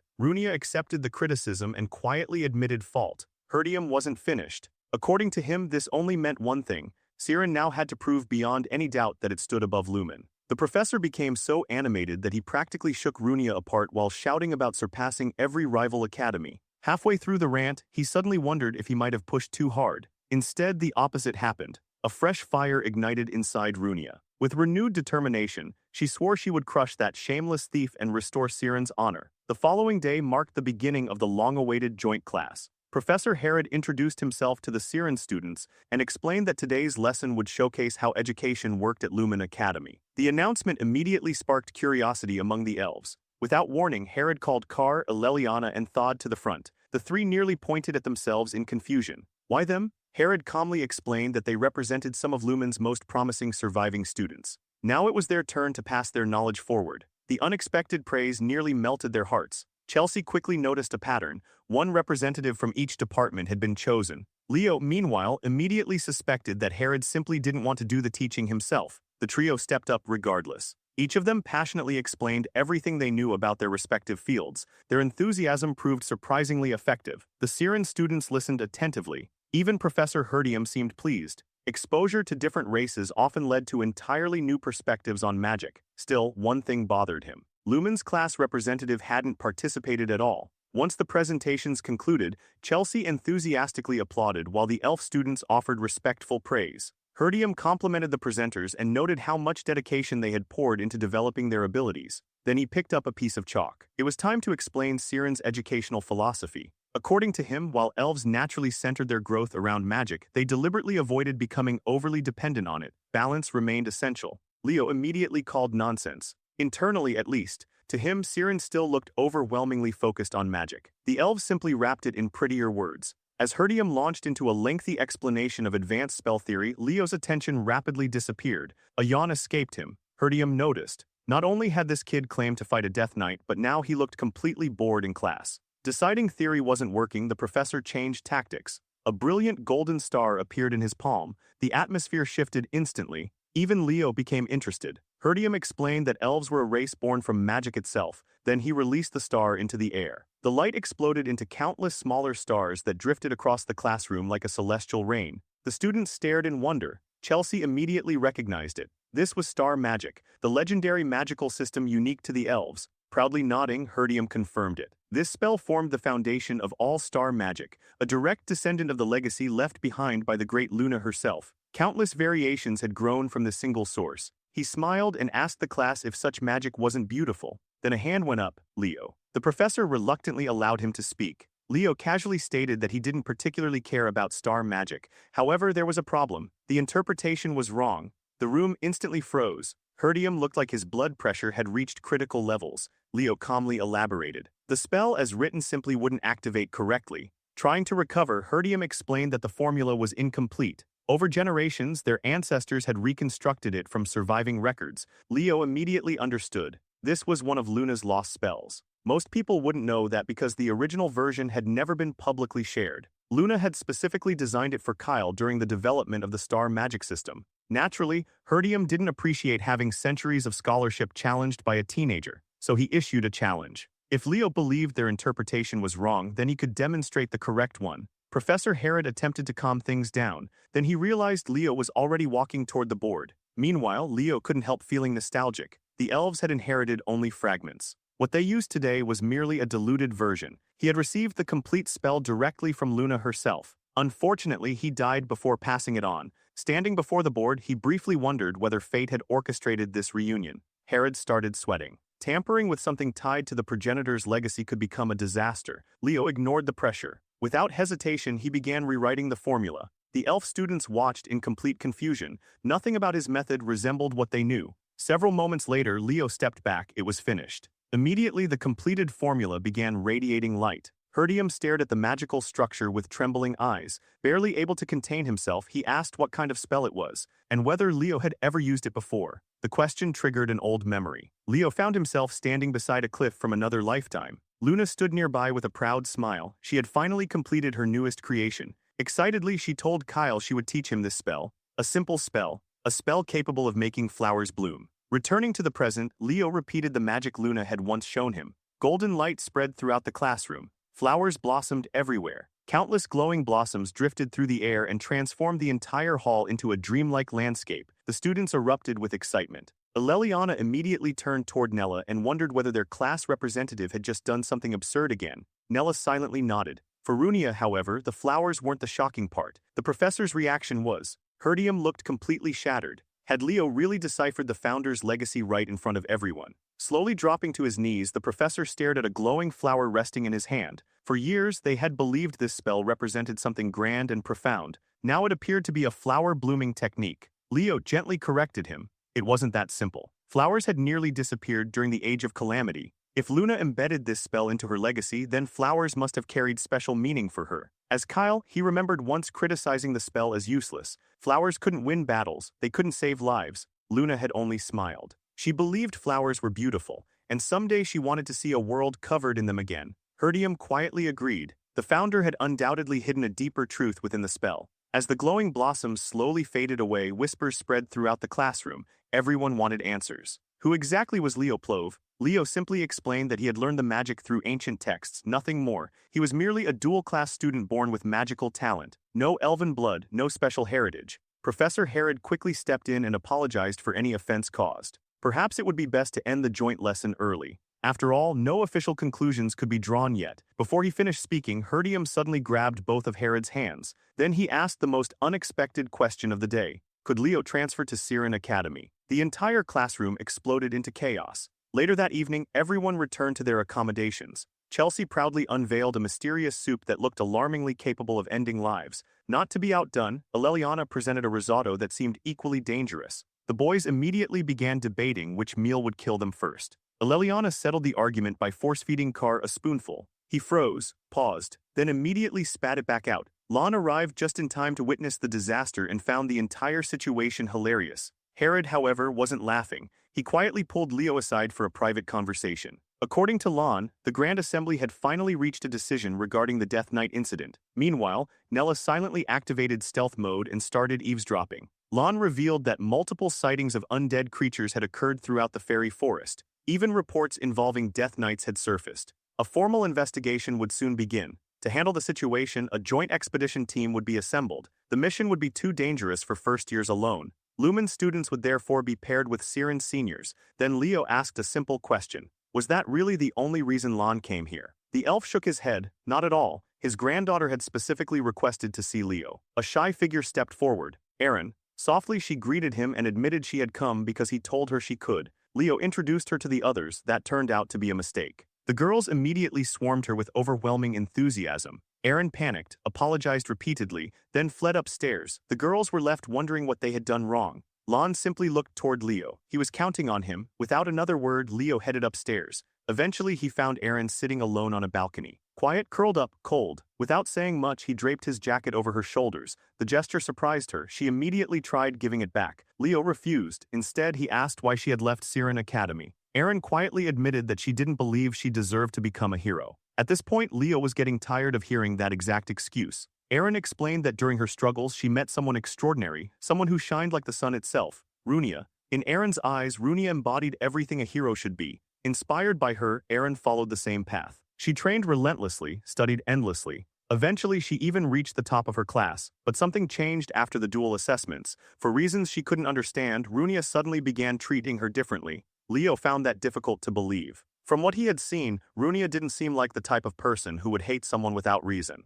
Leo decided he'd ask Runia about that mystery later. For now, Aaron reminded him far too much of Verkia. Curious, he asked whether she knew the story of her famous ancestor. The effect was immediate. Aaron's eyes lit up. Of course she knew it. It was the tale of her own bloodline. Leo smiled and explained that Verkia hadn't become a hero by copying someone else's footsteps. She had learned from great heroes and mentors, but ultimately forged her own road. That was what made her extraordinary. He gently told Aaron that worrying about other people's expectations would only weigh her down. What mattered was finding her own direction. The words landed perfectly. Almost instantly, the heaviness in her expression began to disappear. With a warm smile, Leo invited her back downstairs and assured her that his classmates were far friendlier than they looked. A little later, as preparations for the expedition were underway, Runia marched straight toward Leo. She demanded to know what kind of sorcery he had used to win Aaron over so quickly. Leo casually replied that all he had done was tell Aaron there was no reason to be afraid of Runia. That answer caught her completely off guard. Then he added that Aaron genuinely believed Runia hated her because of a particularly frightening glare. Runia immediately defended herself. She hadn't been angry. She had simply been focused because Aaron was talented enough to be taken seriously. Leo nodded before telling her that Aaron probably needed someone looking out for her. Just then, Professor Herdium called out toward a group approaching from the distance. Several third years entered the area. One of them stepped forward confidently. Lauder. Herdium praised the work he had submitted recently, clearly impressed. Leo glanced toward Runia and quietly asked who he was. She explained that Lauder had been practically invisible until this year. Then, almost overnight, he had become one of Siren's standout students. That sudden rise immediately raised a red flag in Leo's mind. Soon afterward, Professor Herod gathered everyone together. It was time to divide into teams. Each group would consist of 3 members. Then Herdium announced the first assignment. Leo, Runia, Lauder. The pairing felt far too deliberate to be random. The moment they departed, Runia started complaining. She mocked the professors for treating this mission like some opportunity for friendship. Leo casually reminded her about the thief accusations. That instantly reignited the fire. Runia snapped that she still hadn't forgiven him. Leo responded by tuning her out entirely. Eventually, she noticed something more important. Lauder was nowhere to be seen. Considering they were supposed to operate as a team, his absence was strange. Leo remembered Lauder mentioning he would investigate separately. That only made him more suspicious. Placing his hand against the ground, Leo focused. Something felt wrong. Runia pointed out another odd detail. Despite covering a huge area, they hadn't encountered a single undead creature. Leo barely heard her. His thoughts had drifted back to his conversation with Kieran. A curse lingered over this land. Most people couldn't sense it. Only someone who had survived the Age of Calamity would recognize its presence. The Death King Helizer had been Erebus's most loyal follower and one of Tartarus's most terrifying commanders. Leo doubted Helizer had appeared personally. More likely, he had dispatched Kargor, the Death Knight, as an agent. As Leo stood up, a realization struck him. Beyond this point lay something hidden deep within the fairy forest, something Silrod desperately wanted protected. Runia noticed his expression and asked whether he had sensed something. Before he could answer, approaching footsteps echoed through the trees. Instinctively, Leo raised his sword. Then Lauder emerged from the shadows, completely relaxed. He casually asked how the investigation was progressing. Had they found any undead? Both denied it. Lauder then turned to Leo and asked whether he was the student who originally reported the Death Knight. Leo confirmed it. The two shook hands. But during the exchange, Leo noticed a strange black ring on Lauder's finger. Lauder smiled and suggested that perhaps Leo had simply gotten carried away. After all, first years sometimes exaggerated things. He calmly explained that high-ranking undead like Death Knights couldn't remain active without a necromancer constantly supplying mana. That was why demonic summoners often accompanied them. Runia immediately realized the implication. If that was true, there had to be a hidden controller somewhere nearby, but Lauder disagreed. This was the capital of El Salvia, a place protected by powerful star magic. Surely a Siren student should know that. Runia nodded, then Leo cut in. His voice suddenly turned firm. There was no rule stating a necromancer had to be a demon. Dark magic wasn't exclusive to one race. Humans could use it, other races could use it, even elves. Lauder laughed. According to him, elves were far too proud to sink to that level. The conversation ended there. He encouraged them to continue investigating and moved on, but Leo could tell. Lauder wasn't searching for evidence. He was searching for something else entirely. Even Runia was beginning to feel that something about him wasn't right. By evening, all the students gathered to compare their findings. The conclusion was unanimous. Nobody had seen a single undead creature, not even a trace of one. Chelsea immediately found that suspicious. The monsters had seemingly vanished the moment an investigation began. Carr attempted to quietly escape and pretend he was heading to bed. Chelsea dragged him back before he made it 3 steps. Meanwhile, someone with clearly questionable intentions slipped out of a dormitory window without making a sound. Leo. As expected, he headed toward the academy dorms and infiltrated Lauder's room with alarming confidence. He had predicted Lauder would sneak out. Inside, he quickly found something interesting, a detailed map. More importantly, it clearly marked an entrance leading into the fairyland. Before he could inspect it further, the door burst open. Runia, she immediately demanded to know what he was doing. Leo clamped a hand over her mouth before she alerted the entire building. Once she calmed down, he explained that they were there for exactly the same reason. Unfortunately, Lauder had already left. Before another argument could begin, voices echoed from outside. Someone was checking whether Lauder was asleep. Without warning, Leo grabbed Runia and jumped straight out the window. Elsewhere, Erin happened to hear the noise. Looking outside, she caught sight of Leo carrying Runia in his arms. Her face instantly turned bright red. The book in her hand slipped away. Her imagination immediately filled in several highly romantic explanations. Meanwhile, Leo and Runia disappeared into the forest. Eventually, Leo asked how long Runia intended to keep following him. She fired back by questioning whether he truly believed Lauder was involved. After all, Lauder had only arrived recently. Leo had encountered the Death Knight days earlier. Before either could continue, another voice joined the conversation. Erin emerged from the darkness. Apparently, she had been following them the entire time. Runia looked moments away from short-circuiting. She demanded to know how long Erin had been there. Leo casually admitted that he already knew. Erin's face turned even redder. Then she suddenly shouted that romantic relationships between students were absolutely forbidden. Both Leo and Runia froze, completely blindsided. Erin nervously explained that she had seen them sneaking out together. In her mind, the conclusion was obvious. They were both attractive, both impressive, which somehow made the situation even more scandalous. Leo buried his face in his hand. Runia wasn't doing much better. Both desperately tried explaining that Erin had misunderstood everything. Unfortunately, neither sounded convincing. Then Leo's expression suddenly changed. Danger. A powerful presence was approaching. The earth split open. Rotting hands burst from the ground. One after another, undead figures began clawing their way to the surface. A chilling voice echoed through the forest, welcoming them to the fairy woods. Leo immediately drew his sword.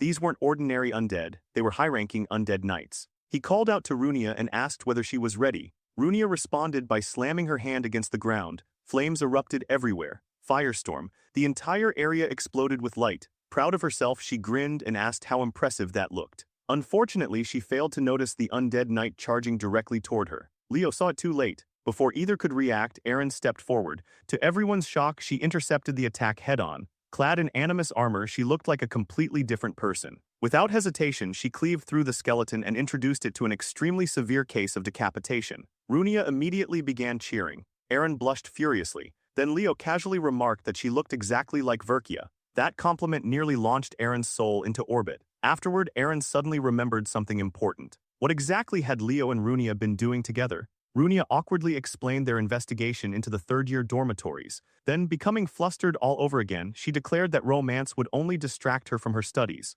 Leo experienced an immediate brum moment. Erin shook her head. In her eyes, Runia would always remain the #1 student, a future hero. That statement hit Runia hard. Memories resurfaced. She remembered their duel. Erin had barely managed to block her attack with a mana shield. At the time, Runia had felt excited, finally. Someone strong enough to become her rival. Determined to test her limits, she unleashed a powerful fire spell. Unfortunately, the intensity of her expression terrified Erin. Erin hesitated, dropped her guard, and by then it was already too late. The spell detonated. Only now did Runia finally understand the look she had seen back then. It wasn't hatred, it was fear. With a sigh, she realized everything that followed had been her own fault, so she looked Aaron straight in the eye and told her to return to school. Not because Siren needed her, because she was her friend. Aaron hesitated, Runia didn't. She confidently declared that they were absolutely friends, and more importantly, rivals. She wanted Aaron competing beside her again. The shy elf looked overwhelmed. Then Aaron hesitated once more. There was still one important question. Was Runia really sure she and Leo weren't dating?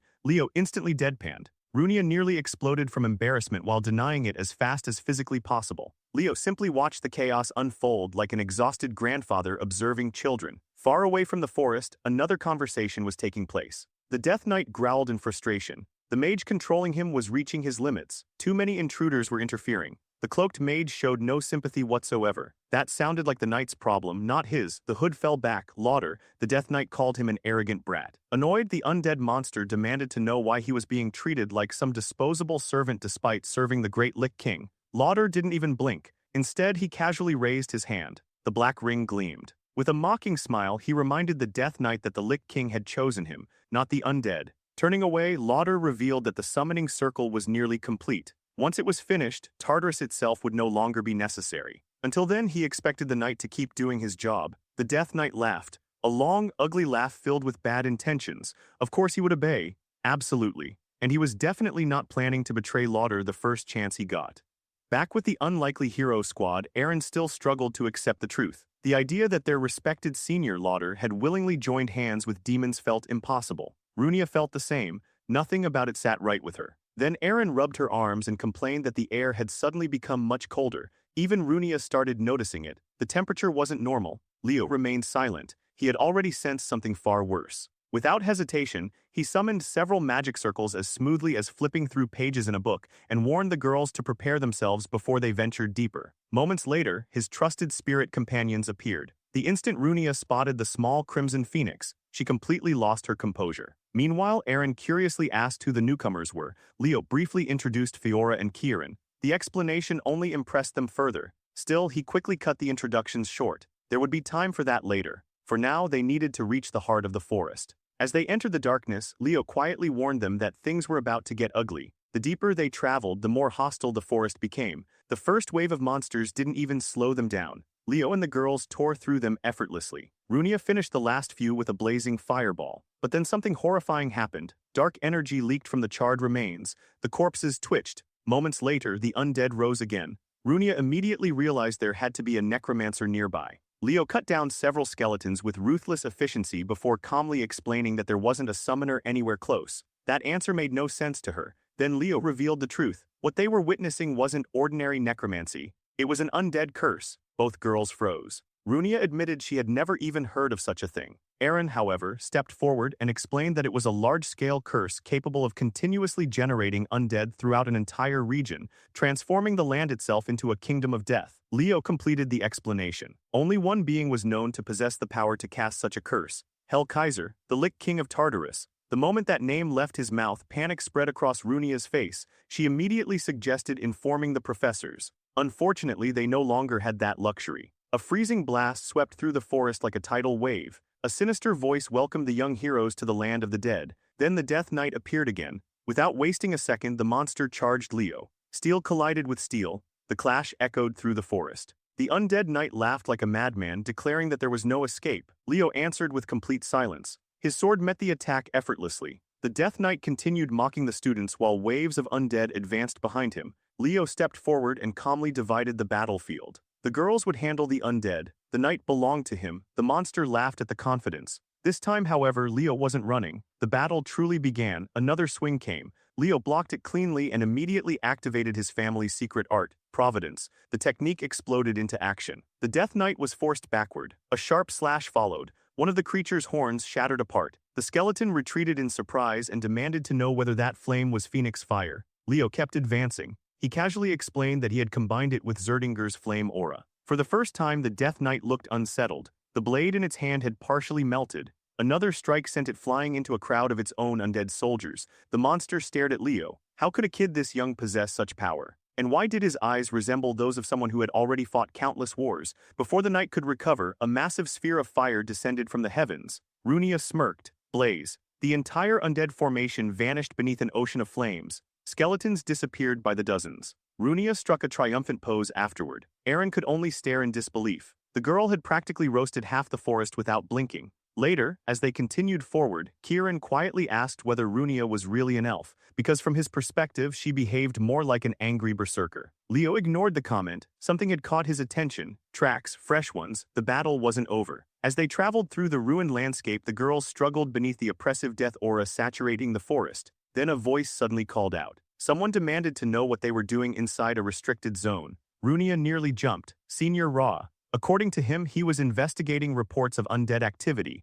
Runia immediately explained that a powerful curse was responsible. Ra looked unconvinced. Meanwhile, he seemed strangely unaffected by the overwhelming death energy surrounding them. That alone felt suspicious. Leo's mind began connecting dots. Recently, several students from Lumine had come into contact with artifacts originating from Tartarus. Some had unknowingly used dark arts. With that thought, Leo raised his hand and activated a reveal spell. Dark traces instantly surfaced. The girls recoiled in horror. The evidence was undeniable. Looking directly at Ra, Leo accused him of willingly using black magic and cooperating with Tartarus. The senior's expression darkened, annoyingly persistent. That was how he described Leo. Then he revealed something even more shocking. A fragment of Lady Luna's hero record was hidden nearby. The revelation stunned everyone. Ra mocked the council, claiming they had no idea the relic even existed. According to him, it belonged to whoever could claim it. Aaron immediately called him out. He clearly intended to keep the artifact for himself. Runia clenched her fist. Forget investigations. She wanted to drag this guy straight to the professors. Leo drew his weapon. From this point onward, there would be no second chances. This was life or death. Without warning, Ra launched a lethal lightning spell. The attack caught everyone off guard, everyone except Leo. He instantly copied the spell. The two attacks collided and erased each other. Leo calmly warned the girls. This was what fighting genuine evil looked like. Ra laughed. A human using original elven magic was absurd. He demanded to know who Leo really was. Yet behind the amusement, doubt was beginning to creep in. Not only had Leo seen through his plans, he had countered them flawlessly. Realizing the girls could become a problem, Ra raised a finger. Dark energy exploded outward. Leo sensed danger immediately. He shouted for the girls to get down. The next spell detonated with devastating force. Aaron activated her animus armor and shielded Runia. As the blast faded, Aaron couldn't believe a supposedly basic spell carried that much destructive power. Then her panic doubled. Leo was lying motionless on the ground, and Ra was approaching him like a predator stalking wounded prey. The girls desperately tried to move, but another obstacle appeared, the Death Knight. The monster blocked their path and coldly informed them that their journey ended here. Rather than frightening Runia, it only fueled her determination. She ordered Aaron to hold the knight off while she prepared a spell. Meanwhile, Ra stood above Leo and offered him a chance to state any final wishes. Leo simply smiled. The elf was far too confident. That was his mistake. A signal flashed toward Kieran. The fairy instantly understood. He darted forward and struck several floating purple orbs surrounding Ra. The resulting explosions launched the elf through the air. Leo rose to his feet, sword ready. Ra struggled upright. The moment he saw the look in Leo's eyes, his confidence collapsed. Panic replaced arrogance. He begged for mercy. Too late. The moment he chose this path, he forfeited the privilege of keeping his head attached. Kieran celebrated. Now they could finally deal with the Death Knight. Then Ra's body twitched. Everyone froze. A sudden blast of magic struck Kieran. Ra stood back up, calmly, casually, as if reattaching his severed head were no different from fixing a broken toy. A twisted smile spread across his face. He confessed how excited he was to personally bury Lumine's shining prodigy. The elf rambled on about combining Lady Luna's power with the Death Knight's strength. Once he succeeded, talented individuals like Leo would become insignificant. Leo quietly observed him. The demonic ring's influence was spreading deeper into his mind. Dark magic erupted again. Leo deflected it effortlessly. The possession wasn't complete. Part of Ra was still resisting. Like lightning, Leo closed the distance. One slash removed the elf's arm. The next strike drove a blade through his shoulder. Leo mocked him openly. People like Ra never bothered improving themselves. They relied entirely on stolen power, borrowed strength. He encouraged the elf to keep regenerating. That way Leo could keep cutting him apart until there was nothing left. The ring whispered into Ra's thoughts, mocking him, humiliating him. Why was he struggling against a mere child? The ring reminded him that Leo wasn't even the true objective. The summoning circle mattered more. While Leo focused on Ra, a severed hand slowly crawled across the ground. Leo briefly checked on the girls. They were holding their own. When he turned back, something finally clicked. The right arm hadn't regenerated. That was wrong, very wrong. His instincts immediately screamed danger. Kieran suddenly pointed at the ground in panic. The severed hand had completed the summoning circle. Ra coughed blood and laughed. It was too late. His body glowed crimson. The girls froze. Even the Death Knight looked back toward the ritual. Leo immediately retreated. Something terrifying was awakening below. The earth shook violently, cracks spread in every direction. Then a gigantic skeletal hand emerged from the depths. Kieran stared in horror. What kind of nightmare was that? Leo answered immediately. A skeleton king, a truly monstrous existence. Ra laughed hysterically. Power surged through him. He convinced himself that this strength belonged to Lady Luna. Leo instantly rejected that idea. The senior had surrendered completely to black magic. Nothing about this power belonged to the founder. Leaping forward, Leo shouted that such disgusting corruption could never be associated with Luna. Ra only laughed harder. The skeleton king raised an enormous hand. Leo barely escaped the crushing blow. The impact shattered the ground. According to Ra, the king now obeyed him completely. Kieran asked whether retreating might be the smarter option. Leo disagreed. Something about the monster felt unstable. As he dodged another attack, he explained that the summoning had been rushed. Ra couldn't maintain a creature of this level forever. The most basic law of summoning remained unchanged. Every summon required mana, and eventually the supply would run dry. Their goal was simple: survive, stall, wait for the power to burn out. Leo transferred mana into Kieran and ordered him to provide support. The fairy immediately took off, distracting the giant monster. At the same time, Leo unleashed a powerful light spell. The skeleton king barely reacted, its crimson eyes glowed brighter. Another sword strike came crashing down. Leo evaded once more. The gap between them was enormous, but victory didn't require overpowering it, only enduring. Unfortunately, Ra wasn't finished. Another spell shot toward Leo as he landed. This time, Runia intervened. A blazing wall of fire erupted between them and blocked the attack completely. She declared that she would handle the corrupted senior. Leo could focus entirely on the skeleton king. He glanced toward Aaron. Could she really handle the Death Knight alone? Runia answered immediately. Aaron wasn't some fragile little girl, not anymore. The scene shifted to Aaron's desperate struggle. She raised her shield just in time to catch the Death Knight's blade, but the sheer force behind the strike sent her skidding across the ground. The monster laughed. It mocked her for thinking she could challenge him alone. Kargor attacked again the moment he sensed her presence closing in. This time, Aaron ducked beneath the strike. She reminded herself that failure wasn't an option. If she fell here, her friends would pay the price. Gathering her courage, she drove her sword straight through the Death Knight's body. The monster only laughed harder. The wound meant nothing. A brutal kick followed, launching her across the battlefield. Aaron struggled back to her feet. The Death Knight sneered and called her nothing more than a rookie. Soon he promised her skull would become another trophy. Aaron refused to bend. She declared that great heroes had never walked their paths alone. They had always been supported by those who believed in them. Then she rose again. Something deep inside her awakened. She remembered her ancestor, Berkia, a hero who had once sworn never to waver in her convictions. Aaron tightened her grip and raised her sword once more. For the first time, the Death Knight looked uneasy.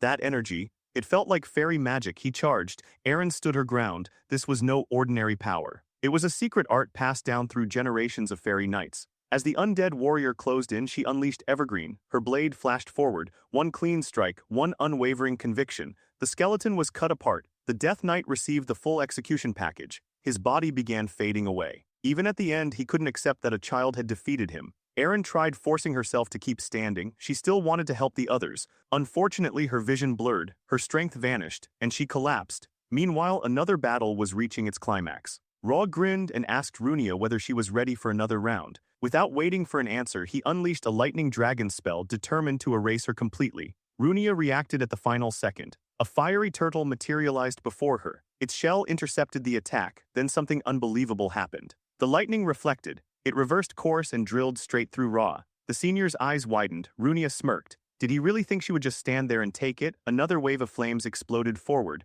Ra was swallowed whole. When the fire finally settled, he crashed to the ground smelling like burnt meat. Runia turned away. Victory seemed certain. Then needles of energy erupted from nowhere and pierced her body. Her expression twisted in shock. Leo immediately noticed. His focus slipped. That single moment was enough. The skeleton king struck. A colossal blow crashed into him. The explosion launched him across the battlefield. Far away from the fight, Leo pulled himself from the remains of a shattered tree. Pain surged through his arm. Kieran circled him in panic. The fairy demanded to know if he was alive. Leo calmly told him to relax. As long as he was breathing, the fight wasn't over. Then he started walking back. Halfway there, he stopped. The skeleton king had activated a curse. The entire battlefield began twisting unnaturally. Without hesitation, Leo summoned Fiora. He asked the little phoenix to make some noise. A sharp cry echoed through the air. Instantly the curse shattered. The healing effect spread outward, restoring both Runia and Aaron. Leo thanked Fiora and called for her help once again. Power surged through him. His body ignited with blazing energy as he locked onto the enemy.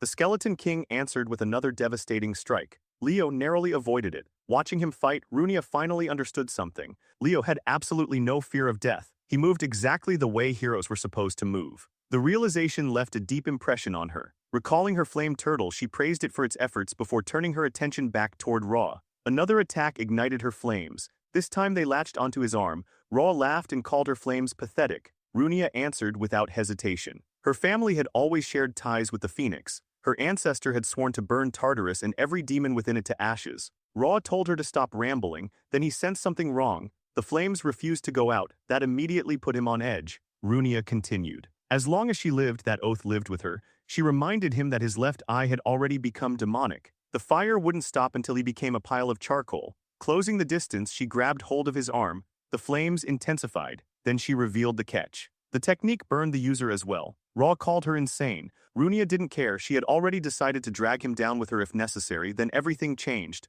The flames vanished without warning. Ra relaxed for a brief moment, a fatal mistake. He prepared to retaliate. But suddenly the ring on his finger lost control. A vortex appeared. The force dragged him toward it. Ra screamed. He ordered it to stop. The ring ignored him. Moments later it swallowed him whole. Gone, Runia stared in disbelief. The summoner had vanished. So why was the Skeleton King still active? The answer came quickly. The ring began glowing again, this time with an entirely different aura. Leo immediately tensed. That presence. He knew it. The Demon King issued a command through the ring. Continue the mission. The Skeleton King obeyed and raised its sword once more. Leo's expression darkened. The energy was unmistakable. Hellkaiser. The Lich King himself was now using the ring as a vessel, and if Leo's guess was correct, the target was the protective barrier surrounding the region. There was no time left. Leo charged. He shouted for Kieran to support him. The Skeleton King brought its blade crashing down. Leo intercepted it with everything he had. Even so, he felt himself losing ground. Cracks spread through the barrier behind him, then the monster overpowered him completely.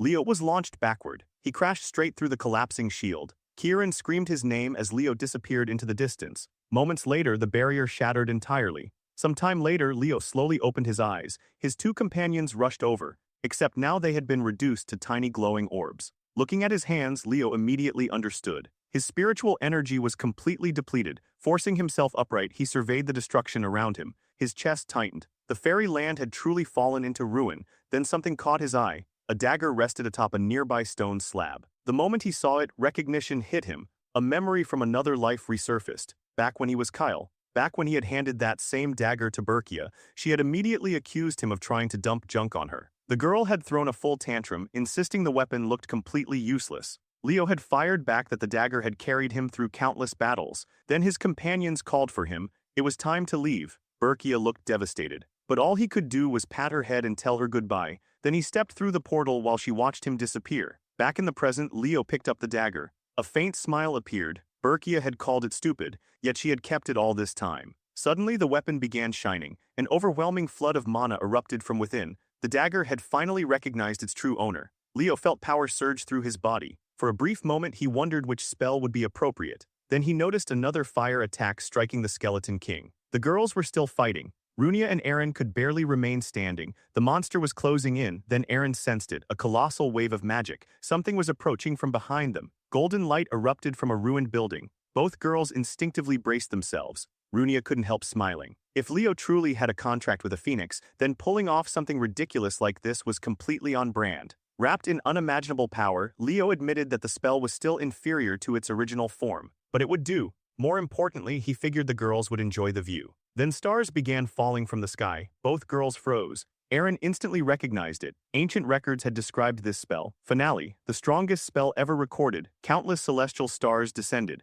The Skeleton King disappeared beneath the storm. Moments later, it ceased to exist. Leo casually walked forward as if none of that had been a big deal. Then he summoned Kieran. The fairy appeared ready for battle, only for Leo to inform him that the battle had already ended. Instead, Kieran had another task: recover his wings. The fairy shot off immediately. Runia and Aaron hurried toward Leo. He asked how they were holding up. Runia immediately complained that he was supposed to be the injured one. Aaron was simply relieved he was still alive. Naturally, Runia demanded an explanation for the absurd spell. Leo pointed toward the dagger. That artifact had made it possible. Aaron's eyes sparkled. A hero relic. Meanwhile, Runia started wondering whether this had been Tartarus's true objective all along. Just then, Kieran returned. Proudly, he announced that he had recovered the wings his father had hidden away. Then he asked Leo to help remove the seals. Runia's brain nearly crashed. The artifact had started glowing again. Could that really be a hero fragment? Moments later, the answer arrived. The hero record unfolded. The entire group was instantly dragged into another world. Runia spun around in confusion. Then a voice echoed through the strange landscape. Who in their right mind planned to challenge Erebus? The speaker called them idiots for even considering it, then casually decided to join anyway because it sounded interesting. Leo slowly turned around. A familiar figure stood there. She introduced herself as Luna, the one who illuminated the night sky with stars. Only then did Leo finally realize the truth. This hero fragment belonged to him, back when he had still been Kyle. Elsewhere, Professors Hiriam and Herod rushed toward the battlefield. They were worried sick about their students. Runia quickly showed Hiriam the recovered hero fragment. The professor stared in complete disbelief. Herod approached Leo and told him he had done well. Then he asked whether anyone was still missing. Leo's expression darkened. One person. Erin sadly informed her grandfather about Senior Raw. The group eventually departed. Yet before leaving, Leo glanced back one last time. His thoughts drifted toward Luna. Soon afterward, the final day of the academy visit arrived. Students gathered before the portal. The professors exchanged farewells and shook hands. Their time in El Salvia had come to an end. Runia stepped forward. She declared that she would become much stronger. And the next time they met, she demanded a rematch. Before Leo could answer, another voice interrupted. Erin came running toward him at full speed. She proudly announced that she had decided to return to school. A genuine smile crossed Leo's face. He ruffled her hair and promised they would meet again. Then he stepped through the portal. Back at Lumine Academy, Kieran had become more energetic than ever after recovering his wings. Unfortunately for Fiora, this meant she had become his favorite target. The fairy chased the tiny phoenix around the academy grounds. Fiora dodged every attack effortlessly. Each failed attempt earned Kieran an increasingly judgmental side-eye. The little phoenix looked ready to report him for harassment. Kieran refused to surrender. He cornered her and proudly declared that he would finally demonstrate true fairy magic. Fiora stared at him, entirely unimpressed. Round 2 was officially about to begin. Without warning, Leo reached up and plucked Kieran straight out of the air. The fairy immediately started protesting, but Leo calmly informed him that if he kept causing trouble, those newly recovered wings would be confiscated all over again. Before Kieran could launch another complaint, a familiar voice echoed through the room. Fiora's body suddenly began glowing. A moment later, the little phoenix transformed into a young girl and formally introduced herself. Leo quickly figured out that Kieran's magic was responsible for the change. Crouching down to her level, he gently told her there was no need to be so formal around him. Meanwhile, Kieran made the brilliant decision of trying to attack her again. That only made things worse. Fiora immediately grabbed the fairy in one hand and squeezed him like a stress ball. Then she announced that she wanted to show her new form to her mother. Leo agreed without hesitation. Opening a portal, he told her to take Kieran along for the trip. The fairy fought with everything he had. Unfortunately for him, nobody cared. The two disappeared through the portal while Kieran's protests echoed into the distance. For the first time in what felt like forever, Leo finally collapsed onto his bed. The dagger was gone. The hero fragment was gone. Both had already been handed over to Siren Academy. First, there had been the Queen of Monsters at Lumine. Then Hell Kaiser had appeared in Siren. At this point, the pattern was impossible to ignore. Tartarus wasn't acting randomly. Someone was systematically trying to erase every remaining trace of the great heroes. Worse yet, Leo knew the enemy wasn't operating only from the shadows outside. There were still spies hidden within Lumine itself. Just like Ra, just like the traitors who had already revealed themselves. The Academy needed to find them before they caused even greater damage. Elsewhere, students gathered inside the Academy's main hall. The head of the night department informed everyone that the headmaster would arrive shortly. The students exchanged confused glances. Why had everyone been separated by department? Moments later, the headmaster stepped onto the stage. After asking whether they had enjoyed their vacations, he revealed the reason behind the gathering, the department tournament. Instantly, the room understood. This wasn't just another event. It was the competition that determined which department would stand at the top of their grade. The old man explained that professors would oversee the tournament, while special lecturers had also been invited to assist. Chelsea looked ready to explode from excitement. Carr looked ready for a nap. Then someone suddenly called him out. Torio had apparently read his magic report. Unfortunately for Carr, her review was ruthless. According to her, the report was complete garbage. Actually, she went even further and announced that most first years were garbage. She accused them of treating their magic essays like chores instead of opportunities to learn. Emo nervously asked whether she had read his paper too. Torio immediately recalled every detail, 17 pages, and somehow still nothing beyond basic common sense. She launched into a lengthy lecture. The students mentally checked out almost immediately. Thankfully for them, salvation arrived. Senior Lee entered the hall. Flexing like a walking fitness advertisement, he proudly declared that knights solved problems with their bodies. Training was the answer to everything. The students abandoned Toryua's lecture at record speed. Not long afterward, another senior named Ulta stepped forward. He asked the crowd a simple question. What was the most important thing for a summoner? The students threw out answer after answer. Every single one was wrong. Ulta finally revealed the answer. Love. The room responded with synchronized emotional damage. Back on stage, the headmaster continued his speech. These outstanding upperclassmen, he explained, would be guiding students throughout the tournament period. Then he suddenly paused, confused. Why was Leo standing by himself? The entire hall turned toward him. Leo simply smirked. He calmly announced that he was standing in the all-class section. Toryua immediately questioned whether he had suffered a head injury. The headmaster reminded everyone that this was an interdepartmental competition, one department against another. Naturally, every department immediately tried recruiting Leo. The old man, however, found the situation amusing. Perhaps Leo had a point. After all, opportunities like these rarely came around. Leo explained that he had no intention of wasting such an opportunity. He planned to attend every class. The headmaster's expression became serious. Did Leo understand what that meant? If he chose that path, he would be standing alone against every department. Leo didn't hesitate. He accepted the challenge without backing down. After a long stare-down, the old man finally surrendered. He only requested a little time to sort things out. Meanwhile, Toryua and the magic professors intensified their recruitment campaign. At the same time, Lee watched Leo standing alone and declared that the boy belonged in the night department. Then Yura appeared from nowhere and immediately put Ulta into a headlock for neglecting the students. The headmaster eventually resumed his speech. This year's tournament would be a battle royale, every department for itself. Later, inside the faculty office, not everyone agreed with the decision. Some professors argued that forcing departments to fight each other would damage unity. The headmaster disagreed. Competition, he argued, strengthened bonds rather than weakened them. Professor Len pointed out that the academy had never done anything like this before. The headmaster reminded them that this year also featured a student unlike any before. At first, everyone assumed Leo would eventually hit a wall. No one believed an all-class student could maintain such momentum, yet somehow he continued defending the top position.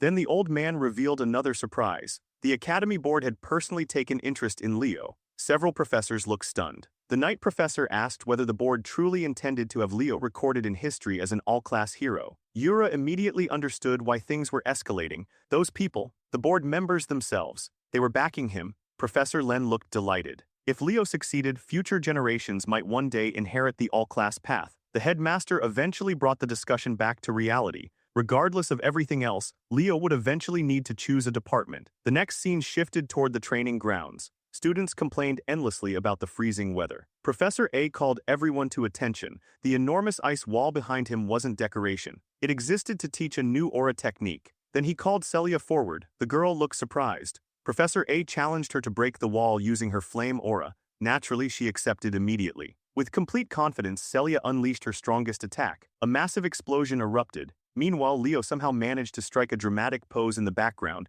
When the smoke cleared, Celia's confidence vanished. The wall remained completely untouched, not even a scratch. Professor A then revealed the lesson. Today, he would teach Hero's Breath. Walking toward the wall, he explained that the technique originally came from the Beastkin before eventually being adapted for human use. The students barely had time to process that information. Professor A suddenly ignited a powerful flame aura despite being known for ice. Then he launched an even stronger attack. The wall shattered instantly. Students immediately started sweating. Was that special breathing technique really responsible for such overwhelming power? Someone shouted that the professor was supposed to be an ice user. Durin quickly explained that dungeon conquerors often gained additional powers. Professor A confirmed the theory. Although the aura opposed his natural affinity, Hero's Breath amplified it far beyond ordinary limits. With that, training officially began. Leo stared in disbelief. Then realization hit him. This was Arian's technique. Hours later, students practiced relentlessly. Professor A watched proudly as everyone improved. Heliana eventually collapsed from exhaustion. Chen offered her a tissue. She immediately praised him for being such a good person. While recovering, they noticed Leo sitting alone in deep concentration. Apparently, he was struggling. Professor A found it strangely refreshing. For once, Leo hadn't mastered something instantly. Maybe now he would finally spend more time on his night studies. Then the professor suddenly noticed something. Leo's breathing. Walking over, he asked who had taught him that method. Professor A explained that Hero's Breath originated from a Beastkin student at Asnia Academy. Although he had modified it for humans, Leo's version looked far closer to the original. Leo confirmed the observation. The professor nodded. Then he asked another question. Could Leo shift the point where his aura manifested and channel mana through it? Following the guidance, Leo adjusted his control. A massive flame erupted around him, the aura soared skyward. The students were stunned. Durin couldn't believe the power. Whispers spread everywhere. Professor A simply smiled. In all his years, he had never seen anyone quite like Leo. Leo smiled back and thanked him. Later, the scene shifted toward a hallway. Yahello struggled under a mountain of books. Leo appeared beside her and casually pointed out that they looked heavy. Since they were both heading toward the magic presentation anyway, he offered to help. Yahello immediately turned red. For reasons she couldn't explain, maintaining eye contact suddenly felt impossible. Then Toryua appeared. The senior instantly began teasing her. Yahello was shocked that Toryua even knew who she was. Toryua casually revealed that she had read Yahello's paper on Northern magic and actually enjoyed it. Then she turned toward Leo. Bluntly, when exactly was he planning to join the magic department? Leo reminded her that forcing students to choose departments violated the rules. Privately, he concluded that her recruitment tactics were way too aggressive. The group eventually reached the clearing. Then Toryua froze. A second later, she sprinted forward. Professor Albi was standing there. Apparently, he had been hired as a special lecturer. Toryua nearly exploded. She immediately started complaining that he had never agreed to teach their batch. The students enjoyed every second of her suffering. Meanwhile, Leo watched quietly. It made perfect sense. After all, who wouldn't want to attend classes taught by a man capable of using fairy magic? Before Toryua could continue her meltdown, Professor Len arrived. He formally announced that the Golden Professor would be handling today's lesson. Then he noticed a particularly suspicious first year causing trouble. Without hesitation, he dragged Toryua away like a rebellious child so she could go prepare tournament materials. And just like that, the special lecture was finally ready to begin. The class officially began as the professor introduced himself using the title most students already knew well, the Evil Eye Magician. Others preferred a far more intimidating nickname, the Destroyer of Tartarus. Considering how many demons he had personally sent to the afterlife, nobody could really argue with it. Without wasting time, he posed a question to the class. What was the single most important factor in a magic battle? Emo confidently answered first, insisting that mana reserves determined everything. The professor shut that idea down immediately. Chelsea suggested casting speed. Wrong. Carr guessed spell selection. Also wrong. Finally, Leo raised his hand. The professor pointed at him. Leo answered that mobility was the deciding factor. For the first time, the professor nodded in approval. That was the correct answer. Still salty, Toryua muttered that she obviously knew that already, while Professor Len reminded her to focus on her enchantments instead of complaining. Emo wasn't ready to surrender. He argued that mobility had become outdated because modern magic had already surpassed it. The professor asked whether he was referring to wing magic. Several students immediately agreed. After all, everyone used it. Wing magic was famous. It functioned as an advanced levitation technique capable of incredible speed and even allowed objects to be carried through the air. The professor listened patiently before calling both Leo and Emo to the front. Emo stared at Leo like he had personally ruined his life. Leo genuinely had no idea what he had done to deserve that level of hostility. The Evil Eye Magician then asked Leo if he agreed with Emo's argument. Leo answered with a simple no. The professor smiled. Then he proposed a test, theory versus reality. Whoever proved their point would be right. He asked whether they had brought magic devices. Emo proudly had one. Leo didn't. The professor simply told him to make it work somehow. Leo looked completely unfazed. The challenge was straightforward. Race to the Isle of Beasts and return. The moment the signal was given, Emo poured mana into his board and launched forward at full speed. The boy shot across the sky with enough confidence to power a small nation. Some time later, he glanced backward, already preparing to mock Leo. Then a lightning bolt slammed into him from nowhere. Carr nearly had an aneurysm.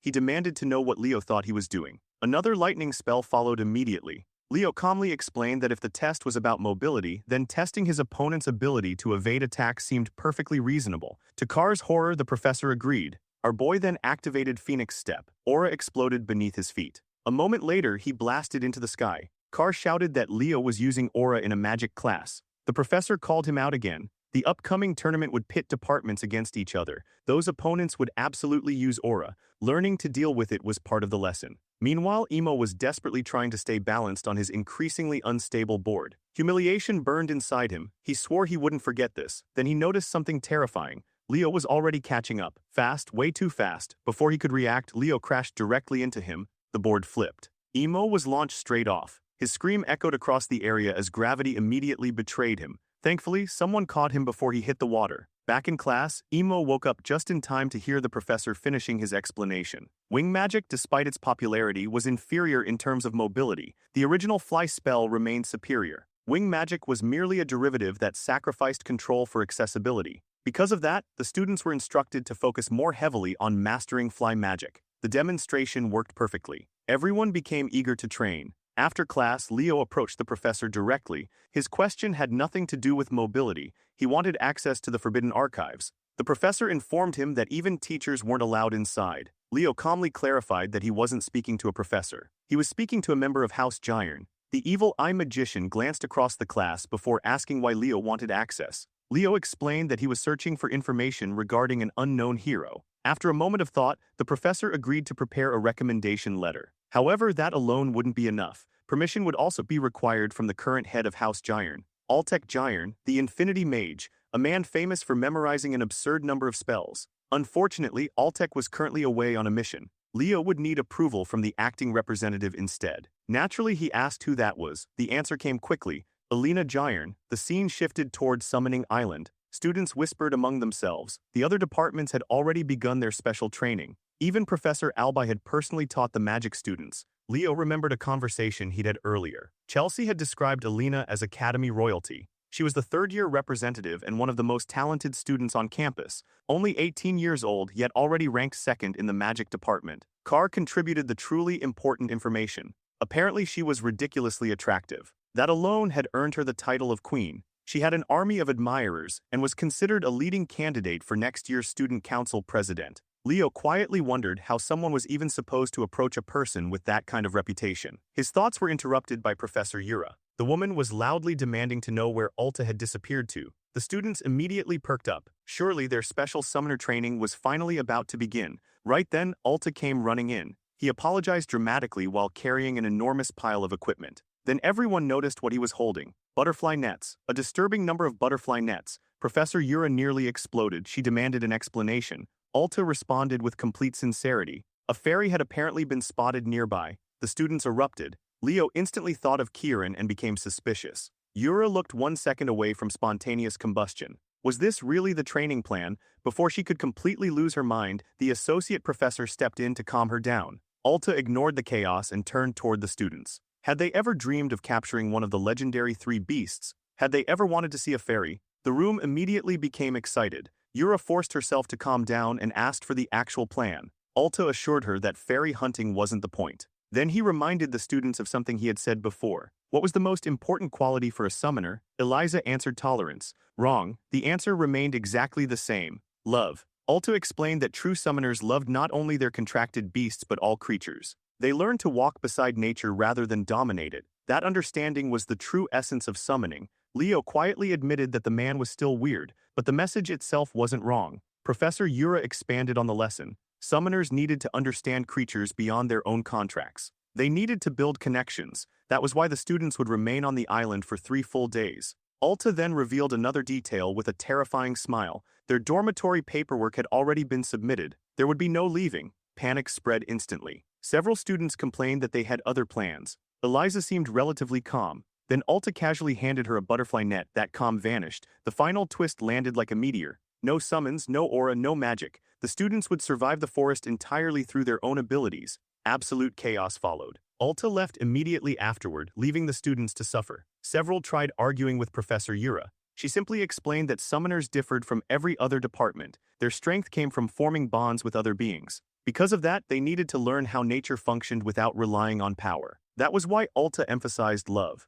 Then she asked a simple question. How many of them had actually witnessed a true summoning? Most relied on inherited family mediums instead of seeing a creature's genuine form. With a smile, she wished them luck and promised to see them again in 3 nights. The following days were brutal. Students learned survival skills. They sharpened their instincts. They adapted to life without the powers they normally depended on. Meanwhile, Leo wandered through the forest collecting berries. He had to admit that summoning classes were unexpectedly challenging. In a good way. Suddenly, a scream echoed through the woods. Someone had found a fairy. Leo turned toward the commotion. One unfortunate student had somehow become halfway swallowed by a gigantic carnivorous plant. The others didn't rush to help. Instead, they roasted him for charging ahead without paying attention to his surroundings. Then Leo spotted the real culprit. A familiar fairy sat on a nearby branch watching everything unfold. Immediately, he decided Kieran needed another lesson. Elsewhere, Kieran flew through the forest wondering which student he should mess with next. His plans ended abruptly. A trap activated. A butterfly net snapped shut around him.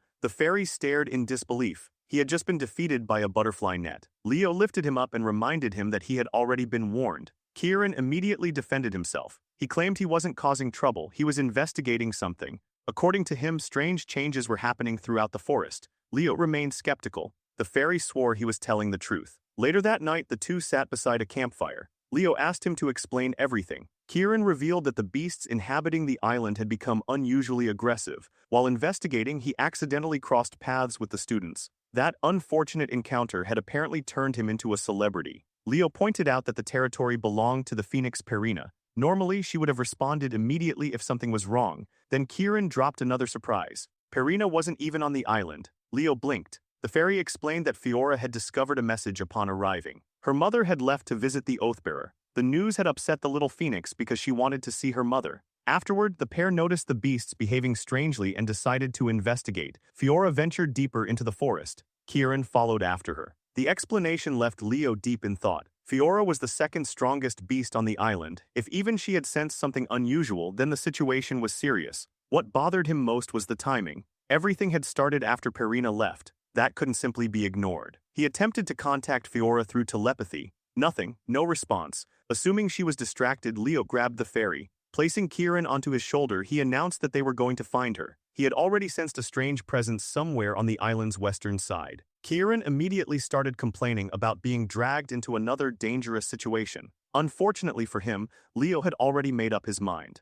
The story shifts to a glowing lake hidden deep within the silent forest. A soft voice breaks the calm as Fiora kneels beside the water, her eyes sparkling with wonder while admiring a strange crystal-like stone in her hands. She quietly declares it beautiful. Then, without a second thought, she pops it into her mouth and starts chewing happily. The little phoenix immediately stiffens when a familiar voice asks what exactly she is doing. Trying her best to look innocent, she turns around only to find Leo staring down at her. He asks whether she's been sneaking over here to eat magic stones ever since arriving on the island. Leo recalls that locations overflowing with spirit beasts naturally produce magic stones, and young creatures often consume them to accelerate growth and evolution. Fiora quickly defends herself, insisting that eating more simply helps her grow faster. Kieran immediately ruins her excuse by reminding everyone that she is already a top-tier spirit beast. Leo gently points out that while the stones might be delicious, chasing away all the local creatures just to hoard them isn't exactly fair. Fiora tries another excuse, claiming she planned to share eventually. Kieran calls that bluff instantly.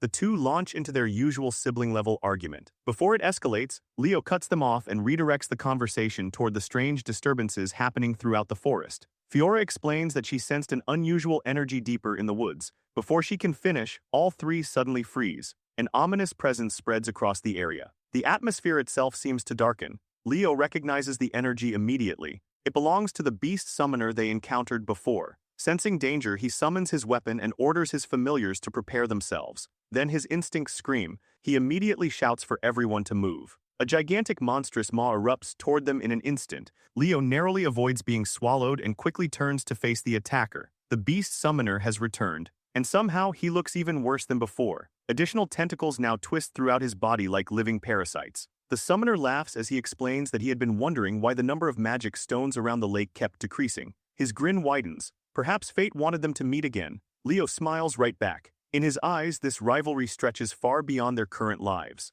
Without hesitation, he raises his weapon. The summoner immediately launches a tentacle toward him, hoping to end things quickly. Leo ducks beneath it. Instead of hitting him, the tentacle wraps around a nearby tree and rips it straight from the ground. The summoner declares that this battle is already over. At the same moment, another tentacle bursts from beneath the earth and grabs Leo's leg. His expression sharpens. Several tentacles had been hidden underground. Even worse, he hadn't sensed them at all. The enemy hurls the uprooted tree directly at him. Leo closes his eyes for a brief moment. Then he roars. Phoenix aura erupts outward in a blazing explosion. The shockwave severs one of the tentacles instantly. Unfortunately, it regenerates almost immediately. Leo turns back toward the summoner and calmly asks a question. He wonders whether those tentacles belong to a gorgon and whether the creature before him is some kind of chimera hybrid. The summoner's grin freezes. He asks who Leo really is to identify that so quickly. Leo simply smiles. According to him, he's nothing more than a first-year hero candidate. Then he points forward and gives Fiora a command.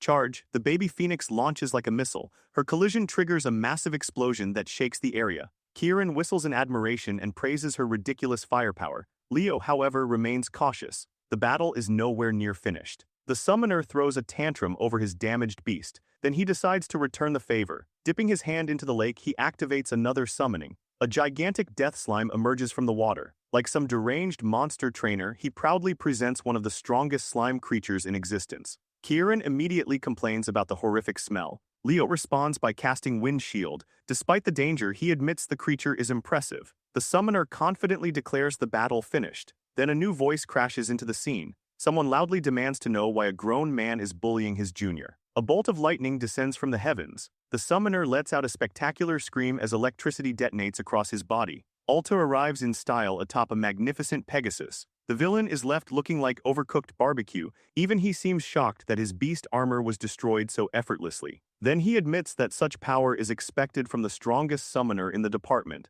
Meanwhile, Kieran is far more interested in the Pegasus. He keeps asking what the majestic creature is saying. Leo explains that it is a Pegasus, one of the mythical great beasts, placing it in the same legendary category as them. Alta glances toward the monsters and remarks that they somehow look uglier every time he sees them. He pats his Pegasus and tells it to clean up the mess. The summoner immediately realizes he needs time to recover and orders the death slime to attack. Another lightning strike descends. The slime gets obliterated before it can even advance. Kieran starts questioning reality. Are they really supposed to exist on the same power scale? Leo explains that the overwhelming strength isn't solely the Pegasus. The true reason is the summoner's domain power amplifying everything. That combination is what makes the attack so devastating. The beast summoner tries maintaining his confidence. Then he activates another summoning circle. Before he can finish, someone steps in front of Leo. The newcomer calmly asks whether the villain would remain so confident if death were staring him in the face. Professor Yura has arrived. Furious, she condemns him for turning spirit beasts into chimera experiments.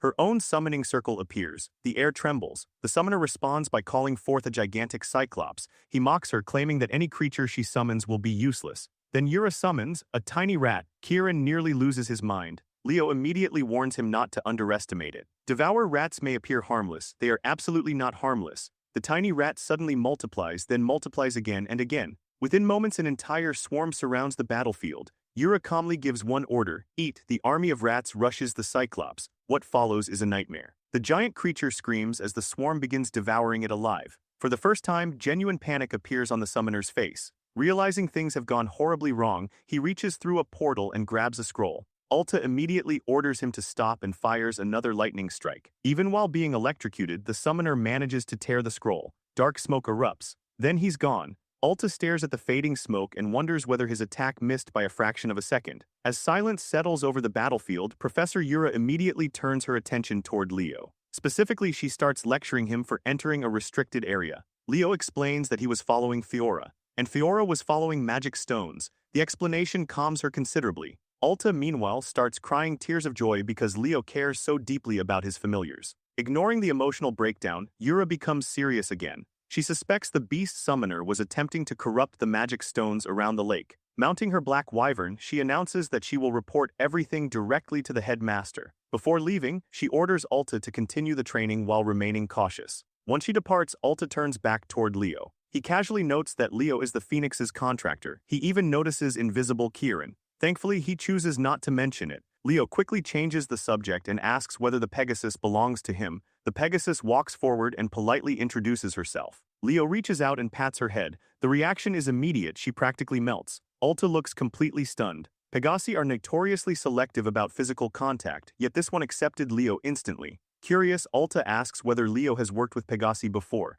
Leo calmly denies it. Internally, however, memories surface from another life. Back then, he had interacted with one before. The recollection leaves a strangely warm feeling in his chest. Alta eventually tells him to continue training, though he notes that Leo's use of powers won't go unnoticed. Leo accepts the warning without complaint. As the day continues, another thought lingers in his mind. If the beast summoner is this powerful, then the enemy hiding within Lummer Academy may not be a student at all. It could very well be a professor. Several days later, the entire class finally reunites. Carr asks one of the students how summoner training went. The exhausted victim barely possesses enough energy to answer. Leliana notices Leo's absence and asks where their class representative disappeared to. Carr reminds her that all department representatives were summoned elsewhere. Meanwhile, Leo enters a massive tent. Ree immediately greets him. The second-year representative looks completely smitten. Nearby, Hark, the fourth-year representative, is asleep in his chair. Leo scans the room searching for someone, then a hand suddenly touches his cheek. A playful voice calls him cute.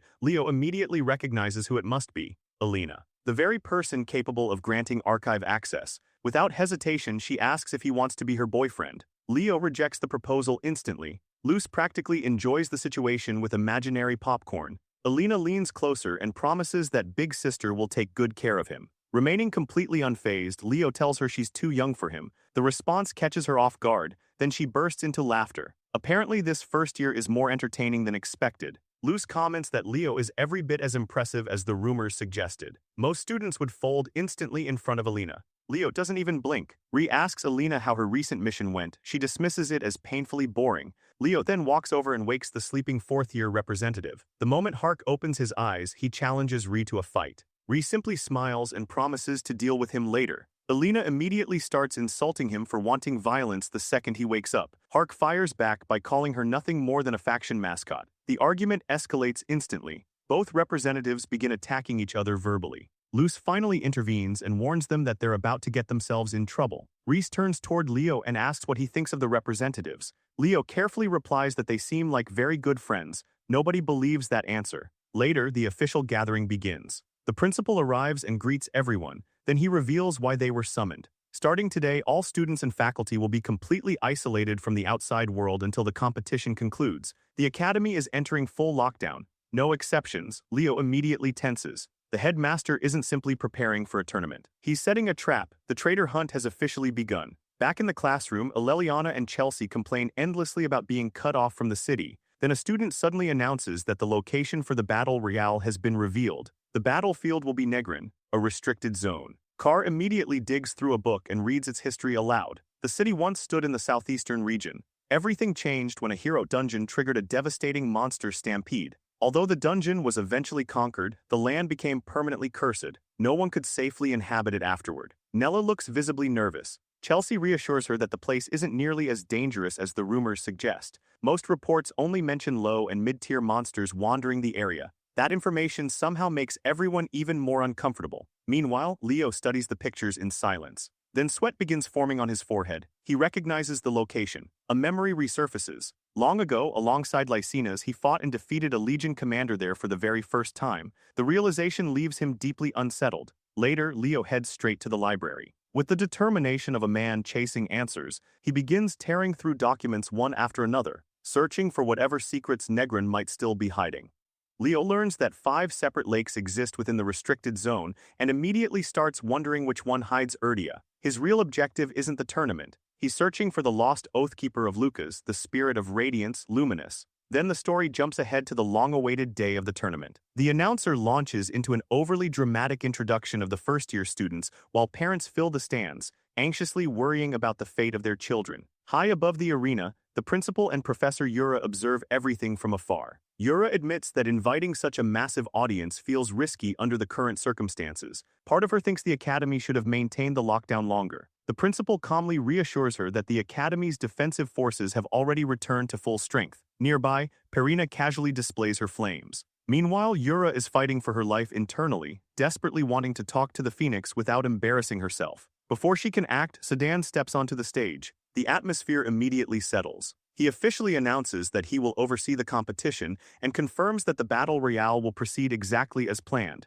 Every student will stake everything on this tournament until a single victor remains standing. The winning students' department will claim overall victory. Then he reveals an important safeguard. Every participant has been equipped with a monitoring bracelet. If the bracelet detects a life-threatening situation, it will instantly teleport the student to safety. The crowd relaxes for about 3 seconds, then Sedan drops another bombshell. This tournament also serves as their final examination. The students collectively malfunction. He explains that surviving until the end won't automatically earn high marks. Anyone hiding for the entire competition will receive poor evaluations. Every action they take will be recorded through the bracelets from beginning to end. A student eliminated early could still outperform someone who spends the whole event avoiding combat. After explaining the rules, he wishes them luck. Leo smirks to himself. In other words, sacrificing yourself for the team might be noble, but your exam score is absolutely getting cooked. The announcer raises his voice and officially declares the tournament open. Golden light engulfs every participant. When Carr opens his eyes again, he immediately realizes they've been launched into the sky. The students are free-falling. Panic erupts instantly. Gravity begins collecting victims. Leo, meanwhile, remains completely calm. While everyone else is screaming, he's studying the terrain below. His eyes catch countless curses scattered throughout the land. They continuously activate and fade throughout the battlefield. One location stands out. At the exact center lies a region completely untouched by curses. Leo instantly understands what will happen. Everyone will rush toward that safe zone, which makes it the perfect distraction. While the entire academy fights over the center, he'll search for the lake. As students begin stabilizing themselves and activating their powers, two familiar figures encounter each other in midair, Prince Durin and Eliza. The moment they lock eyes, both decide a fight sounds like a fantastic idea. Before they can start, a streak of fire flashes past them. Leo rockets through the sky using Phoenix Aura. Their dramatic rivalry moment gets completely interrupted. The two immediately yell his name. Unfortunately, he's already halfway across the map. Landing beside a ruined structure, Leo remembers that Lucina's sealed Luminous should be somewhere nearby. Suddenly, a curse sweeps across the area and dulls his senses. His expression hardens. Fortunately, he's strong enough to overpower it. He immediately realizes weaker students won't be so lucky. Then someone lands nearby. Chen. Leo points out that the central ruins are in the opposite direction. Chen calmly replies that she already knows. She didn't come here for the ruins, she came for him. Taking her stance, she challenges him to a one-on-one battle. Leo can't help teasing her for throwing that challenge out of nowhere. Chen admits that ever since they first met, she has wanted to understand the gap between their abilities. Then she attacks. Water martial arts erupts into motion. Leo barely reacts. Chen notes that he used Flame Aura to neutralize her attack the moment it appeared. Refusing to stop, she tightens her stance. Leo immediately senses the presence of a high-ranking water spirit supporting her. Chen attacks again. This time, Leo answers with a flame. A massive wall of fire erupts and crushes her assault. Then he realizes the attack was only bait. Sensing movement behind him, he turns and blocks her ambush perfectly. Chen slides backward. Her surprise is obvious. The element of surprise is gone, yet she refuses to surrender. Leo begins explaining that water is a force capable of taking any shape. Advancing with a flaming sword, he points out the flaw in her combat style. She's too rigid, too predictable. Chen immediately understands the danger. A direct hit ends the fight. She quickly summons a water shield. Then her eyes widen. Leo appears beside her instantly. A fireball burns in his hand. Once again, he reminds her that her movement needs work. Smoke fills the battlefield. When it clears, Leo's sword rests against her throat. The match is over. Chen accepts defeat. She admits that fighting him feels less like battling a student and more like facing an experienced veteran. Then she receives an unexpected answer. Leo tells her to leave. She's stunned. Why isn't he eliminating her? Leo simply says it's his choice. As he walks away, he casually warns her about two people approaching at ridiculous speed. Chen pauses, then she understands. Durin and Eliza are charging directly toward them. The pair arrive while arguing over who gets the right to fight Leo first. They look less like elite students and more like children fighting over a toy. Chen stares at them like they've completely lost their minds. She points out that the ruins are literally in the opposite direction. Durin immediately assumes she lost and asks where the class representative went. Chen doesn't bother denying it. Instead, she mentions being injured and requests they escort her back to the center. Durin starts protesting. Chen immediately reminds him they're in the same department. Refusing a teammate would look terrible. That shuts him down immediately. Then she turns toward Eliza and asks if she can carry her. Eliza instantly points out that they belong to different departments. Chen acts deeply offended. She even brings up all the times she helped Eliza study. That attack lands. Eliza reluctantly admits she repays her debts. She just doesn't want to do it right now. Then Chen activates her ultimate technique, Puppy Eyes. The battle ends immediately. The two reluctantly agree. Eliza warns her that the temporary alliance ends the moment they reach the central ruins. Meanwhile, Durin awkwardly stands there wondering how events got this far. As they leave, Chen glances back one last time. Quietly, she hopes Leo finds whatever he's searching for. Elsewhere, a red-haired summoning student named Jaredin races toward the castle at the center of the battlefield. He mutters that freedom is finally within reach. Then a gigantic fireball crashes into his path. A voice warns him not to get ahead of himself. Celia stands before him. Without hesitation, she has already seized control of the north gate. Another fireball forms in her hand. Students immediately retreat and search for alternate routes. Unfortunately, things aren't any better elsewhere. At the west gate, Yahello dominates the battlefield with overwhelming ice magic. Jaredin immediately realizes the situation. Only the south and east gates remain. He remembers that Eliza is busy chasing Leo and desperately hopes Walden managed to secure one entrance. Before anyone can move, a massive shadow swallows the landscape. Students look up in horror. Someone screams that a black wyvern has appeared. Jaredin immediately corrects them, not a normal wyvern. It's the cursed variant from the summoning examination. Pure panic spreads across the battlefield. Everyone starts questioning why that monster is even here. Meanwhile, Xeringer observes the battlefield. He notes that Celia is performing exceptionally well but finds Leo's absence suspicious. His attention shifts toward Chelsea. With clear pride, he remarks that she's finally becoming a proper mage of their bloodline. The moment doesn't last, something feels wrong. A massive monster appears without warning. The atmosphere changes instantly. Inside the control room, professors rush in demanding answers. A mage frantically reports that communication with the secondary control room has been completely lost. Herod immediately orders a full evacuation. Sun pours mana into the control crystal. Nothing happens. The system refuses to respond. He announces that it's not working. Herod doesn't wait another second. He immediately runs toward the headmaster while ordering everyone to keep trying. Elsewhere, students are still fighting. One exhausted participant wipes sweat from his forehead and admits that the other departments are built differently. Nearby, Walden relaxes atop a ruined rooftop. He decides he needs to finish things before the monster reaches his position. Then the cursed wyvern appears. Everyone freezes. A blast of destructive energy erupts toward them. Walden reacts instantly. A wall of fire rises and shields students from every department. Without hesitation, he calls out to his teammate and orders him to open the gates. The student immediately responds that he doesn't take orders from him. Walden casually grabs him with one arm and starts choking him. Time is limited. Therefore, he is captain now. Open the gate. No discussion required. Meanwhile, Leo continues checking lake after lake. Nothing, every search ends in failure. He figures everyone else is probably fighting by now and decides he should return soon. Then he feels it. A horrible aura spreads across the battlefield. His expression changes instantly. This curse isn't native to the area. Not even close. He remembers feeling it once before, during a battle against Tartarus. Phoenix aura erupts around him as he launches forward. The curse isn't designed to attack people directly. Instead, it severs communication. It traps everyone inside an invisible prison. Leo immediately realizes what this means. The traitor inside the academy has finally made a move. Flying across the battlefield at top speed, he focuses on one thing: find the others. Immediately, back at the central ruins, Nella desperately heals Carr while begging him not to pass out. Nearby students panic. One of them can't understand why the safety bracelets aren't teleporting anyone away. At the east gate, Chelsea continues fighting alone.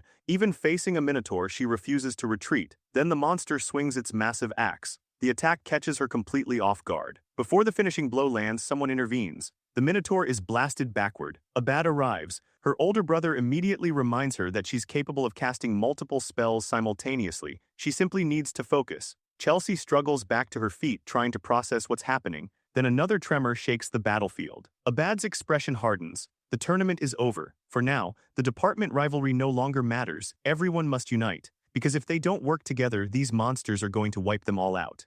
Leo figured the smarter students would naturally make their way toward the inner castle. So as far as he was concerned, the priority was simple: fortify the position and hold the line. Meanwhile, after spotting the rally signal in the distance, Eliza, Chinia, and Durin immediately altered course toward the fortress. None of them understood what was happening, but one thing was obvious: this was far beyond a normal tournament scenario. Durin took the lead while the two girls supported from behind, carving a path through the monsters with his devastating lightning affinity. Inside the central fortress, the guards atop the watchtower finally spotted the approaching trio and ordered the gates opened. They barely made it in before the entrance sealed again. Celia Xeringer was surprised that Leo wasn't with them. Apparently, the class representative had split away from the group and headed deeper into the outer region. Nobody present was interested in guessing his motives. At this point, they all shared the same belief. If anyone could survive out there alone, it was Leo. For the students inside the fortress, gathering information became the highest priority. The first alarming discovery was that the emergency bracelets had completely stopped functioning. Students suffering fatal injuries weren't being teleported out. Worse still, monsters weren't just appearing outside the castle, they were spawning inside it as well. Chinia added another troubling observation. Beyond Negron's natural curse, she could sense a second phenomenon, some kind of communication blocking effect covering the area. The conclusion was grim. They were isolated, surrounded, and trapped. A fortress under siege with monsters on every side. While the strongest first-years discussed possible strategies, Imal Luchun, ranked third in the magic department, stubbornly argued that this entire disaster was probably just another elaborate school event. In his mind, staying hidden meant losing valuable points. Celia looked ready to throttle him. Several students were severely injured. Without Nella's healing magic, some of them would have already died. Carr himself had nearly become one of the casualties. Yet despite all the evidence, Emio remained convinced that the professors were simply testing them. The man's obsession with grades had completely overridden common sense. Durin tried talking reason into him, reminding him that nobody even knew the scoring criteria yet. It didn't matter. Emio ignored every warning and marched toward the gate. He would have walked right out of the fortress if a massive minotaur corpse hadn't suddenly crashed into the ground directly in front of him. Walden had arrived, and apparently that minotaur had been his warm-up. The absolute unit immediately cast his vote: defend the inner castle. No arguments. Taking charge, Celia divided the students into 5 defensive groups, assigning teams to each wall and gate. They barely finished organizing before the monsters attacked again. A minotaur smashed through the castle entrance. Durin answered by absolutely frying the creature with lightning. The magic department students added supporting attacks, helping finish the job. Elsewhere, students stationed on the walls quickly identified the greatest threat: the ogres. Massive, boulder-carrying monsters with durability that made ordinary magic feel almost useless. Since normal attacks weren't enough, Celia stepped forward. Phoenix-shaped aura erupted around her. One devastating flaming wing strike swept across the battlefield and incinerated every ogre within range. Watching from afar, second-year Representative Luce and third-year Representative Alina Gyern observed the situation closely. The freshmen were holding out, barely. Alina could already see the problem. If someone had gone through the trouble of sabotaging a Lumber Academy event, then a few monsters were only the beginning. In the worst-case scenario, everyone inside the fortress could die. And unfortunately, the next stage of the nightmare arrived right on cue. The sky split apart. A gigantic magic circle appeared overhead. Then a massive fur-covered hand emerged from within. The students instantly recognized it. They had studied this exact threat in class. During lessons covering the hero record of Hermlin's Spear Knight and the Battle of Bjorn Field, they learned about a monstrous giant that had terrorized heroic armies. A 15-meter-tall anomaly, a creature known as a gigance. The moment students saw it, despair spread through the crowd. The monster was enormous. Fast, powerfully built, and already charging toward them. While countless students stood frozen in fear, Yahello Mueller immediately launched ice attacks and blasted fresh holes through its body. Her actions snapped everyone else back to reality. Yahello pointed out something important. The gigance before them wasn't even at full strength. Most students reacted logically, which was to say they wanted to run, hide, scatter, wait for rescue. Yahello wasn't interested in any of that. Yes, she was terrified, but fear wasn't an excuse. Then things got worse. The monster's wounds regenerated before their eyes. Massive holes sealed themselves shut within seconds. Students began retreating in panic. Yahello stayed. Someone had recently taught her an important lesson. A hero stands firm when everyone else wants to run. No matter how hopeless things appear, no matter how terrifying the enemy, that was what heroes did. So she continued fighting. Unfortunately, she became so focused on attacking that she neglected her defense. The gigance lunged. Celia rushed to help. Too slow, she wouldn't reach Yahello in time. The giant's claw descended, and at the last possible moment, an arm went flying. The entire limb was severed clean off. Yahello immediately recognized that sword strike. So did Celia. Leoplov had finally arrived, and naturally he made an entrance. Kieran immediately started complaining about how reckless that move had been. Fairy healing wasn't limitless after all. Leo had absolutely no interest in hearing it. He stuffed the fairy back inside and focused on the actual battlefield. After landing, he first checked on the girls. Then he turned toward Yahello and gave her the praise she had earned. While others had run, she stood her ground. For a moment, she genuinely looked like a hero. Maybe she had learned something from him after all. Once everyone regrouped, the students exchanged updates. According to Carr, severe casualties had stopped ever since they secured the inner castle. The real issue now was the gigantic horned monster wandering outside. Leo listened, thought for a second, then proposed the simplest strategy imaginable: kill it. If everyone here truly dreamed of becoming heroes, then this was exactly the kind of challenge they should be running toward. Aleliana immediately called the idea insane. A direct battle against a gigant sounded suicidal. Leo casually volunteered to lead the charge. He was completely confident he could bring the monster down. Eliza opposed the plan at first. Unexpectedly, Walden didn't. Normally proud and cold, he still understood one thing: pride meant nothing if it prevented victory. If Leo believed he could win, then he deserved the chance to lead. Chinya agreed almost instantly. Eventually, Eliza relented. Chelsea wasn't even surprised. She had already seen Leo throw himself into impossible battles during the entrance exam. Apparently, this was just his hobby. Leo invited Durin to cooperate. Naturally, the prince declared that he intended to land the decisive blow himself. Far outside the battlefield, concern among the spectators gradually transformed into excitement. This generation was absurdly talented. Maybe victory really was possible. Alina Gyern felt the shift the moment Leo arrived. Something changed. The entire atmosphere transformed. There were many talented heroes in the world, but Leo felt different. He was the type of person who turned fear into courage, the kind of figure who became a light when everything looked hopeless. Simply put, the kid was built different. By the time the planning ended, the gigance had already regenerated its missing arm. The assault began immediately. Eliza and Abad formed an unexpected aerial team. Eliza handled transportation, impressing Abad with her flying skills. Together, they baited a ranged attack directly from the monster's mouth. Eliza sharply maneuvered her summoned spirit out of danger while Abad prepared a devastating spell. Then Tempest struck. The Gigance was practically tossed into a giant magical blender. The damage was brutal. The monster survived. Unfortunately,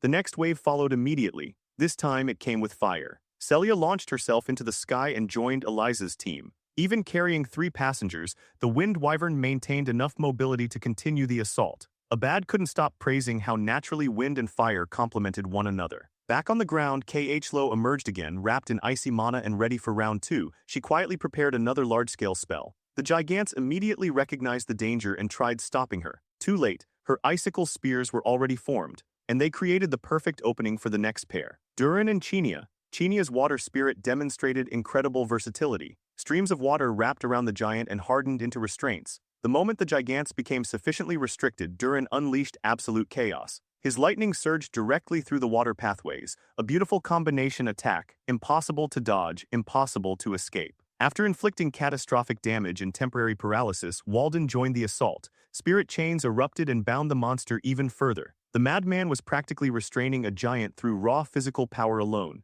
As the restraints tightened, Celia and Abad launched another coordinated attack. Everyone played their role perfectly. And finally, only 2 remained, Leo and Chelsea. Desperate and immobilized, the Gigance charged another ranged attack. The blast obliterated sections of the castle wall. Fortunately, the intended targets escaped. Chelsea retaliated first. A storm of violent wind magic engulfed the monster. Every attack up until now had pushed the Gigance closer and closer to destruction. Leo's role was to finish the job. Combining Kyle's vortex technique with Phoenix Breath produced something far deadlier than either skill alone. The resulting attack scorched straight through the giant. Then Yahello followed up. Ice World activated, the temperature plummeted. The burning monster froze solid, a perfect combination. Moments later, the frozen giant shattered apart and finally disappeared. The Gigance had fallen not because of one student, but because the strongest first-years from every department fought together. As soon as Yahello returned to the castle, Carr immediately rushed over. He couldn't stop talking about how heroic she looked out there. Meanwhile, while everyone celebrated and recovered, the battle's MVP had already vanished. The moment the Gigance died, Leo returned to his original objective, the tournament. The monsters, the fortress. None of those had ever been his real goal. At last, he found the location Lycinas had hidden from the world. The activation conditions were fulfilled, and after so many years, Leo was finally about to reunite with someone from his previous life. The spirit known as Luminous had awakened. Fortunately, with all the knowledge he carried from the past, breaking through the seal was never going to be a problem. For a brief moment, Luminous couldn't recognize the person standing before him. The face was different, the era was different, and thousands of years had passed since they last met. Then Leo revealed the name he once carried. Kyle. Everything clicked instantly. The spirit quickly accepted the change in appearance and immediately asked about Lassus. Unfortunately, Leo had no good news to give. Their old companion was gone. Luminous fell silent. As his gaze drifted upward, he noticed an unfamiliar blue sky stretching across the world. Only then did he realize the truth. He had slept through the entire age of calamity. 5,000 years had passed in the blink of an eye, and only now was he finally mourning the friends who never made it to this future. Even though Kyle and the heroes had once restored light to the world, Luminous could still sense something disturbing beneath the surface. A dark presence lingered in the land. To protect the peace they had fought so hard to create, Leo intended to take up that burden once again. Determined to support him, Luminous presented a treasure that had been safeguarded by the great spirits of light for countless generations. It wasn't an overwhelmingly powerful artifact. However, it carried a unique blessing, guaranteeing that any spirit of light would treat its bearer as an equal to a great spirit. Leo happily accepted the unexpected bonus. Still, the true reward wasn't the jewel. It was standing beside an old friend again, watching a peaceful sky they once believed they would never see. Back at the academy, the faculty had no time for sentimental reunions. An internal investigation team had already compiled a list of suspicious individuals connected to the recent incidents. Alarmingly, many of those names shared one thing in common. They had all received recommendations from the Academy Board. Determined to prevent further disasters, Headmaster Calon announced that beginning in the second semester, the Vice Principal would officially return. While the professors buried themselves in stress and paperwork, the students celebrated. Against all odds, Leo's class had survived the first half of the school year. Professor Harland gave one final warning, urging everyone not to cause trouble during the upcoming break. The moment he left, the classroom exploded into vacation plans. Some students were shocked to discover that Leo actually came from the Kingdom of Dawn, the frontier kingdom located in the western region. It had been a long time since he returned home. At first, it sounded relaxing. Then he actually arrived. His mother and the entire household greeted him with banners proudly displaying his achievements at Lumina Academy. The welcome was so overwhelmingly supportive that it became almost embarrassing. Still, Leo couldn't help smiling. Coming home had definitely been the right choice. Later that evening, dinner quickly turned into an interrogation. His parents fired question after question about academy life. His mother was especially excited about eventually meeting Professor Harland during a parent-teacher conference. In the middle of the meal, news arrived that someone had come looking for him. Assuming it was another noble trying to curry favor, his mother immediately ordered the visitor turned away. That decision changed the moment she learned the guest represented Xenia Academy. The messenger entered respectfully and addressed Lady Reina Xeringer before presenting Leo with a formal letter. It contained an official recommendation for admission into Xenia Academy. Leo knew exactly what kind of institution it was. Xenia was the Beastmen Hero Military Academy located within Aztec, the great city of Beastmen. Unlike most academies, their entrance ceremony took place during the summer. It was also infamous for being one of the hardest schools on the continent to enter. Apparently, when Reina was younger, she had assisted the academy with an important matter. As thanks, they had promised her a recommendation for her future child. Needless to say, his mother had apparently been signing agreements years before he was even born. Since Leo already attended Lumina Academy, actual enrollment was impossible. However, participating through a field trip remained an option. The idea immediately interested him. After all, the legendary Xenia entrance examination was practically famous worldwide. A deadly marathon through the desert. A brutal test where strength and instinct mattered more than anything else. Curious about the next generation of Beastmen hero candidates, Leo disguised himself and set out. Using Kieran's polymorph magic, he adopted the appearance of a mixed-blood Beastman. According to the invitation, the examination would begin at Aztec's Grand Colosseum. Along the way, he passed a monument dedicated to Aaron, the warrior of indomitable courage. The statue itself looked incredible. The inscription underneath, however, was complete nonsense. Leo knew Aaron personally. The legendary warrior had spent half his life terrified before every major battle. Arriving at the arena, Leo found countless Beastmen candidates already waiting. Naturally, trouble appeared almost immediately. A group of arrogant applicants noticed his mixed-blood appearance and decided he didn't belong at prestigious Xenia Academy. The insults started instantly. To them, he was nothing more than a mongrel rabbit. Leo couldn't have cared less. These idiots were acting superior despite not even passing the entrance exam yet. The moment someone pointed that out, the situation escalated. One of them grabbed Leo by the shoulder. Big mistake. Within seconds, Leo slammed him straight into the ground. The atmosphere changed immediately. 5,000 years might have passed, but Beastmen culture remained exactly the same. Strength earned respect. From a nearby rooftop, a bored catgirl watched everything unfold. And just like that, Leo had captured her attention. Soon afterward, the preliminary examination began. The instructors revealed that the previous group completed the test in 36 minutes, a respectable result. Even so, instructor Berga remained dissatisfied. After hearing stories about Lumina Academy's absurdly talented freshman class, his standards had risen. Still, Xenia wasn't lacking talent either. His own daughter, R2, would be entering as a first year this year. As far as Berga was concerned, she would become class representative before long. While observing the candidates, his attention landed on a black rabbit beastman standing among them. Something about the boy seemed strangely familiar. Requesting the student's file, Berga discovered that the candidate wasn't on any watch list. His name was Kyle, a recommended admission. As Berga studied those eyes, he felt an unexpected sense of nostalgia. They reminded him of someone he hadn't seen in years, Reina Xeringer. Eventually, Leo's group entered the event known as the Beast Carnival. Among the participants stood the Academy's rising star, R2 herself. As someone raised in a culture that worshipped strength, she carried enormous expectations. Leo couldn't help wondering whether she truly deserved to inherit Aaron's techniques. At the same time, he was still confused by the entire carnival concept. He thought he had signed up for a desert survival marathon. Using his mixed-blood disguise as an excuse, he asked R2 what was actually happening. She patiently explained. The entrance ceremony wasn't just an exam. It was one of Aztec's biggest festivals. The Beast Carnival served as entertainment, celebration, and a rite of passage all at once. For generations, Beastmen had used it to announce their strength to the world despite the endless threat of TARDIS. Judging by what she witnessed earlier, R2 expected the rabbit boy to put on quite a show. The beast assigned to their group was a furious Cyclops. The monster charged forward immediately, scattering examinees in every direction. Unfortunately for it, the giant chose R2 as its target. She launched herself into the air with a tremendous leap and carved through its flesh before landing gracefully. As she recovered, another Cyclops appeared. This one charged directly at Leo. R2 instinctively worried. She didn't need to. The giant's massive punch collided with Leo's extended fist. The result was catastrophic. The Cyclops exploded into a shower of blood and gore. One strike, one kill. The audience immediately took notice. That black rabbit candidate wasn't normal. Watching closely, R2 noticed something even stranger. For a brief instant, Leo appeared to transform.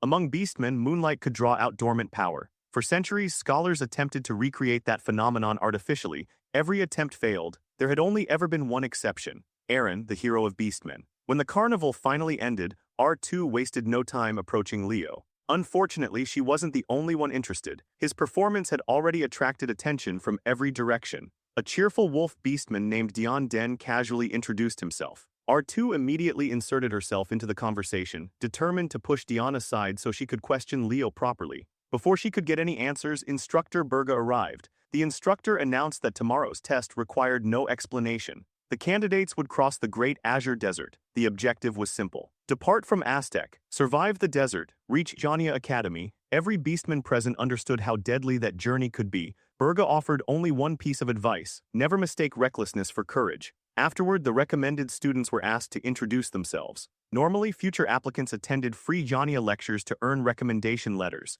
Special admits were different. They were individuals whose abilities had already proven themselves. The selected group consisted of R2, the black rabbit known as Kyle, Saint Rule, the mage Rate Vega, the spirit summoner, and Dion Den. 5 exceptional candidates, 5 future freshmen. Once dismissed, students were instructed to check the bulletin board for lodging assignments. As everyone began leaving, Burga stopped Leo. The interview started immediately. The instructor bluntly asked whether he was Reina's son. Leo had assumed his disguise was flawless. Apparently not. The moment he confirmed it, Burga broke into a massive grin. Reina and Burga had once been rivals, representatives of Lummer and Jania respectively, old friends, old competitors. He seemed genuinely shocked that Reina had never mentioned him. Leo admitted that his mother rarely spoke about her academy days. Burga understood. If not for a certain fool named Ellen, things might have turned out differently. Even so, Leo knew one thing for certain: his mother had never regretted the path she chose. That answer pleased Burga. To him, Reina Xeringer, the wildflower, remained just as remarkable as ever. After witnessing Leo's performance in the Beast Carnival, Burga decided he would be watching the boy much more closely. Later that evening,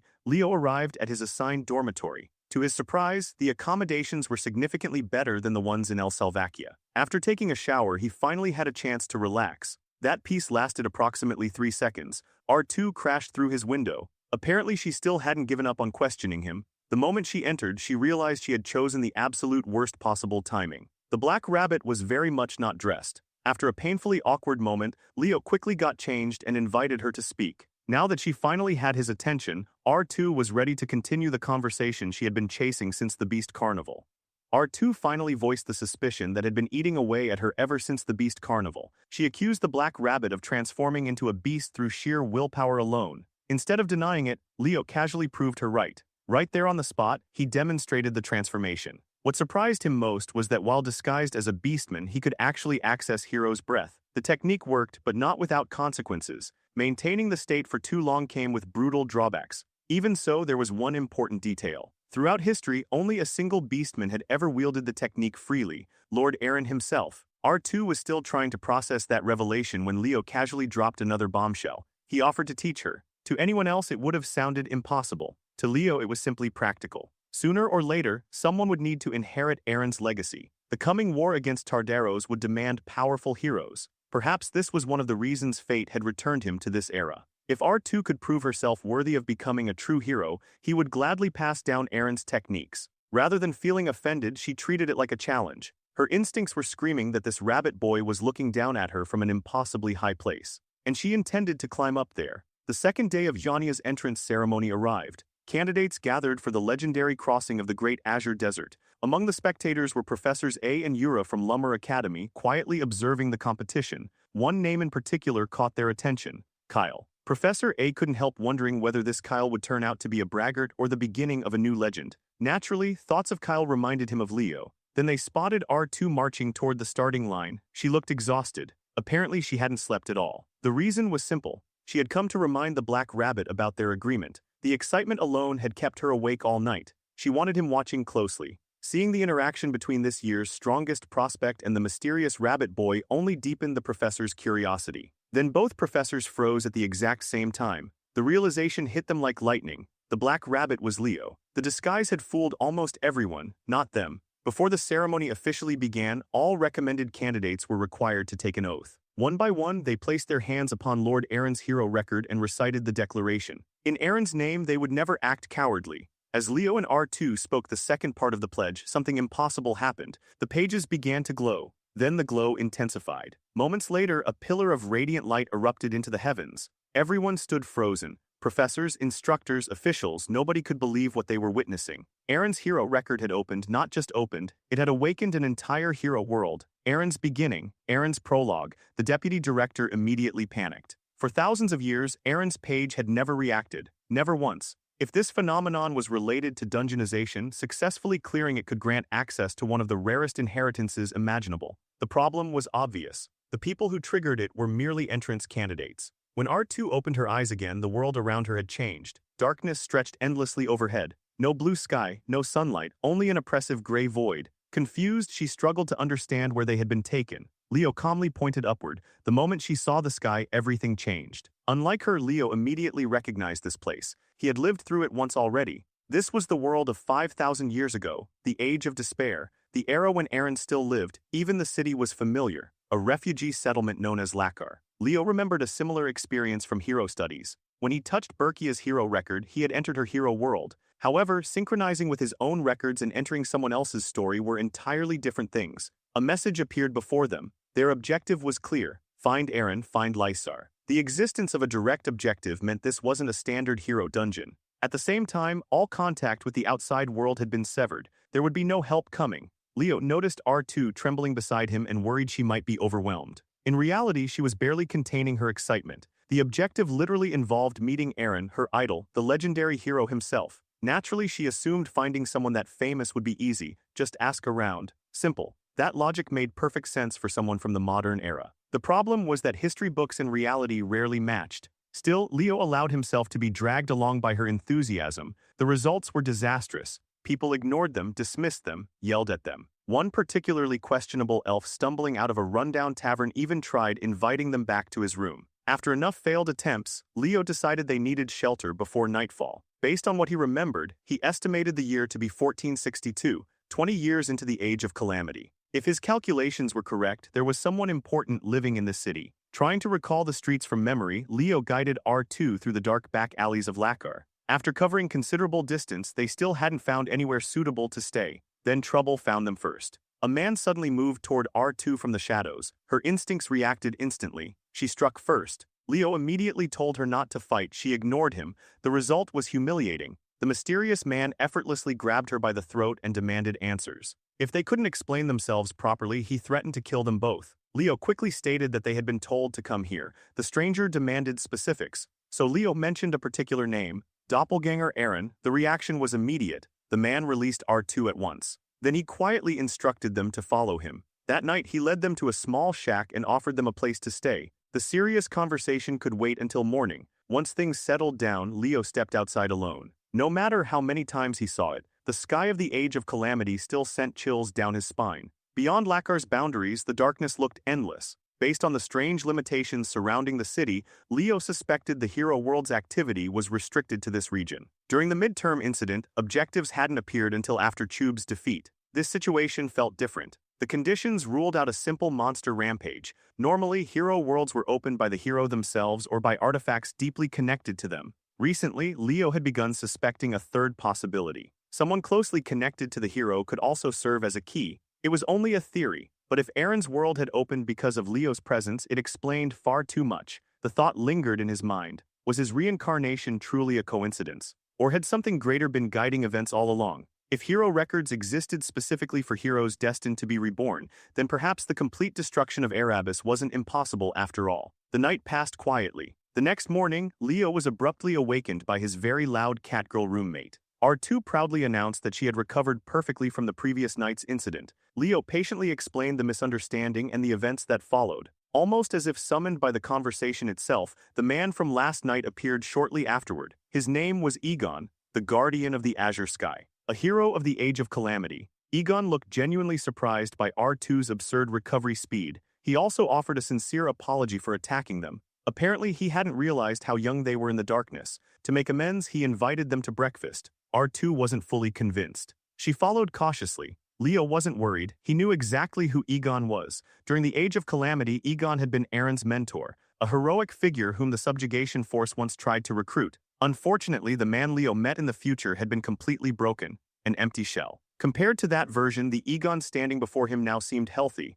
alive. Something devastating must have happened over the next month. Eventually, Egon led them to a surprising location. A group of street children had gathered around him. Apparently, breakfast time had arrived. The kids greeted him warmly. Egon introduced Leo and R2 as guests and politely asked the children to prepare meals. The sight immediately changed R2's opinion. Embarrassed by her earlier assumptions, she apologized and quickly joined the children. Among the crowd, however, Leo noticed someone special, a familiar troublemaker hiding among the kids. A face he hadn't seen in a very long time. The sight triggered memories. 5,000 years ago, when Leo's party arrived in Lakar, a plague had devastated the city. Fresh graves filled the streets. Egon had looked miserable, broken. Lassus attempted to recruit him into the subjugation force anyway. The answer was no. Luna tried convincing him. Leo immediately realized it was pointless. A shattered will could recover. A man consumed by despair could not save the world. Before leaving, Egon recommended a disciple. Eren. That single name became the only lead they had. Shortly afterward, Lucina detected a shadow spirit. Their first encounter with Elsie.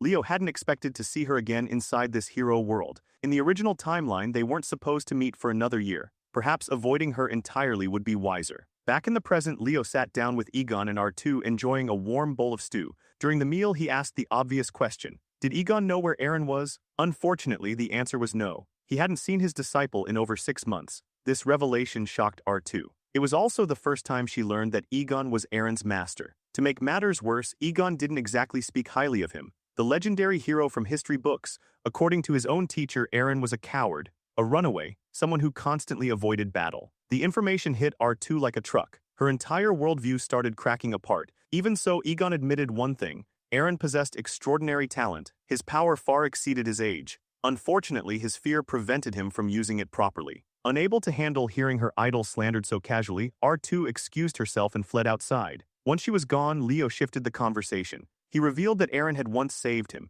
It wasn't entirely true, but it wasn't entirely false either. Yes, Eren was a coward, that much was real. Yet when it truly mattered, he saved countless lives. If Egon could witness the future, he would see that the frightened boy eventually became a hero worthy of admiration. A disciple any teacher would be proud of. The sincerity in Leo's voice was impossible to miss. And for the first time in a long while, Egon found himself wanting to believe those words.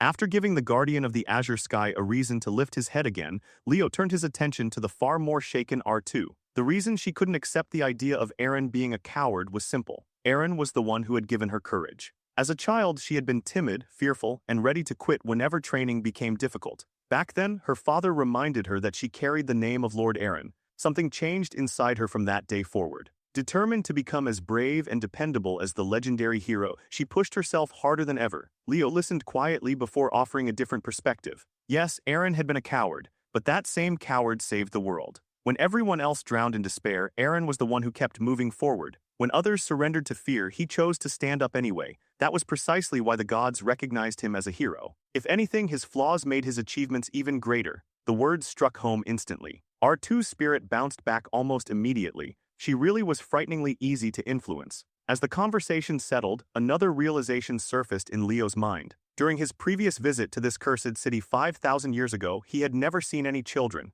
Not one. By the time his party arrived, Egon had been the sole survivor. That meant something terrible was coming. Within a month, every child under Egon's care would be dead. The numbers never matched the explanation of a plague. No matter how severe an illness became, the deaths had happened far too quickly. Before he could dwell on it further, a new visitor arrived. A high-ranking aide serving Lord Levite of Lysar approached with his chin raised high, looking down on everyone around him as if they were beneath his notice. The Age of Calamity wasn't a battle of heroes against monsters alone. Humanity was divided. More often than not, enemies within society caused even more damage than the monsters outside. The aide greeted Egon with a smile so fake it could have cracked. Leo immediately recognized the type. The sort of person obsessed with status, rewards, and reputation, someone who played the role of a hero without possessing even a fraction of one. Today's visit carried the same purpose as every previous one. They wanted Egon to leave his isolation and join the Hero Legion. Every time they asked, every time he refused, his answer never changed. If the children under his care were guaranteed safety and protection, then he would consider it.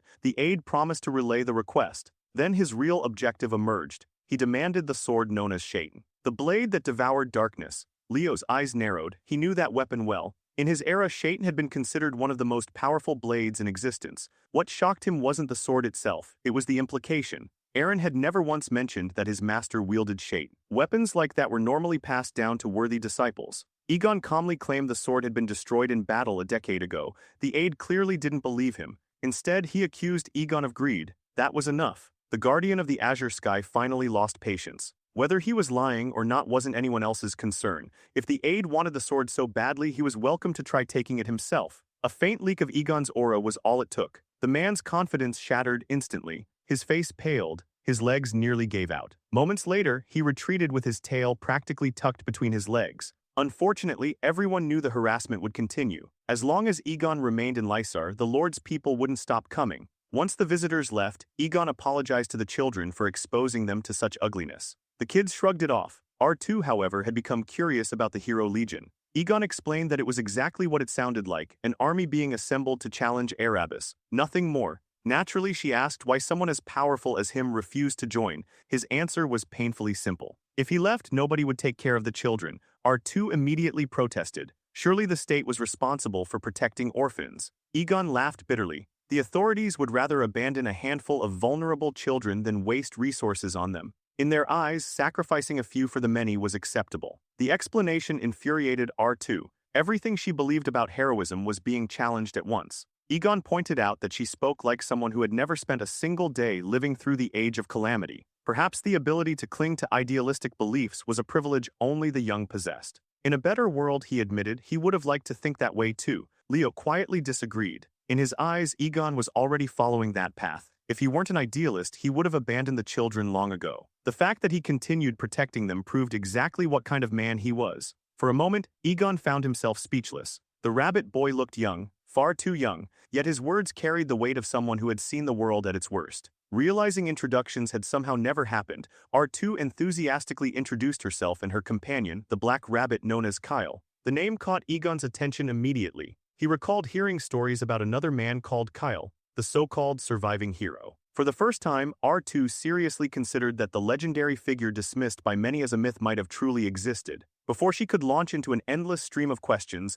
Leo grabbed her tail and pulled her back down. They had an objective. Wasting time would only complicate things. Egon chuckled at the interaction and welcomed them to remain at the shelter until Eren returned. Even though his disciple had been missing for months, Lysar was still his home. Eventually, he would come back. That statement triggered something. Leo realized they had just fulfilled part of the hero world's conditions. Eren would return in 3 days. His strategy of approaching Egon first had been correct all along. Unable to contain her excitement, R2 immediately chased after the ancient hero to ask even more questions. At the same time, a hidden objective appeared before Leo. Save the guardian of the azure sky. The wording made one thing terrifyingly clear. Within the next 3 days, something would happen that threatened Egon's will to live. And if Leo failed, history would repeat itself. While deep in thought, one of the children suddenly approached him. She asked how he had known she wasn't human. The moment Leo looked up, he froze. Elsie. Unlike the spirit he remembered, this version could still smile. One glance was enough for her to connect all the dots. An all-class hero candidate,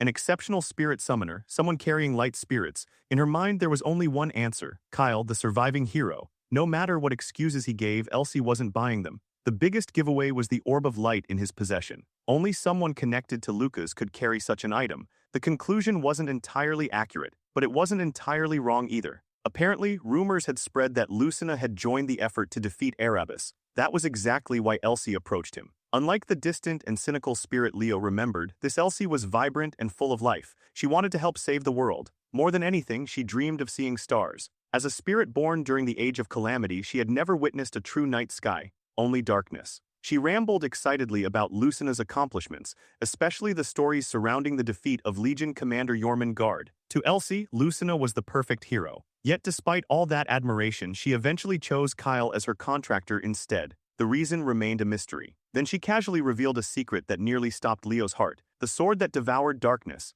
Shaitan. That sword was actually her. Elsewhere inside Lord Lysar's castle, news of Egon's latest refusal reached the city's ruler. Lord Rodion had become increasingly obsessed with obtaining greater power to protect his territory. His aide immediately exploited that insecurity. Bringing up Egon's attachment to the orphaned children was enough to irritate the Lord. To Rodion, prioritizing a handful of insignificant lives over a greater cause sounded insulting. The aide pushed further. Rumors of a spreading plague had already begun circulating throughout the Cursed District. If the disease spread into the city, panic would follow. However, if the infected area were purged before that happened, they could eliminate the orphan problem at the same time. Naturally, Egon would oppose such a decision. That was exactly why the rumors had been planted in advance. They were counting on Egon acting like a hero, because heroes would never willingly endanger an entire city. Rodion never realized he was being manipulated. A few carefully chosen words were enough. Soon he handed complete authority over the city's security to his aide. Levatin's talent for manipulation was terrifying. His tongue was sharper than any sword. After his last visit to Egon's shelter, fear spread throughout Lysar like wildfire. Meanwhile, Leo found himself remembering the day he first contracted with Elsie. After praising Lucas for what felt like an eternity, she had suddenly asked him a serious question. Was the world truly worth saving? Kyle never gave her a direct answer. Instead, he said they should decide after saving it. Back then, the Elsie he knew had already grown disillusioned with the world. The cheerful girl currently living in Egon's shelter was completely different. By now, Leo was certain of one thing. The children hadn't died from a plague. When he found R2 again, he immediately asked where Egon was. The answer made his stomach sink. Egon had been summoned by Lord Rodion. The moment their strongest protector left, the operation began. Soldiers entered the shelter. The children tried politely asking them to leave. Their reward was violence. To the soldiers, the orphans weren't people. They were diseased vermin. The situation was seconds away from turning into a massacre. But this time, history refused to repeat itself. R2 arrived like a bolt of lightning. She intercepted a strike aimed at a little girl and pulled the child to safety. Leo immediately ordered her to focus on protecting the children while he dealt with the soldiers. Leading the operation was Xeringer of the Lysar Hero Knights. In her eyes, anyone interfering with their mission was opposing the Lord himself. Leo knew exactly whose plan this was. Levatin. The plague was a lie. The children were the target. And somehow, Shaitan was connected to the scheme. Nothing disgusted Leo more than people who called themselves heroes while trampling over the innocent. Those kinds of people insulted every genuine hero who had sacrificed everything for the world. Realizing she had no other option, Xeringer attacked. Her spear shot forward. Leo casually knocked it aside. Then came the lesson. His aura erupted into flames, an ability so rare during the Age of Calamity that most warriors never witnessed it. Xeringer remained confident her shield would protect her. At least that was what she thought. One strike later, reality hit. The flames melted through her defenses. Her shield disintegrated, her armor burned. The gap between them wasn't a contest, it was humiliation. While Leo turned one side of the battlefield into a furnace, R2 unleashed her own ferocity. Fully embracing her beastman instincts, she launched herself forward and drove a devastating kick straight into one of the armored knights, sending him crashing across the battlefield.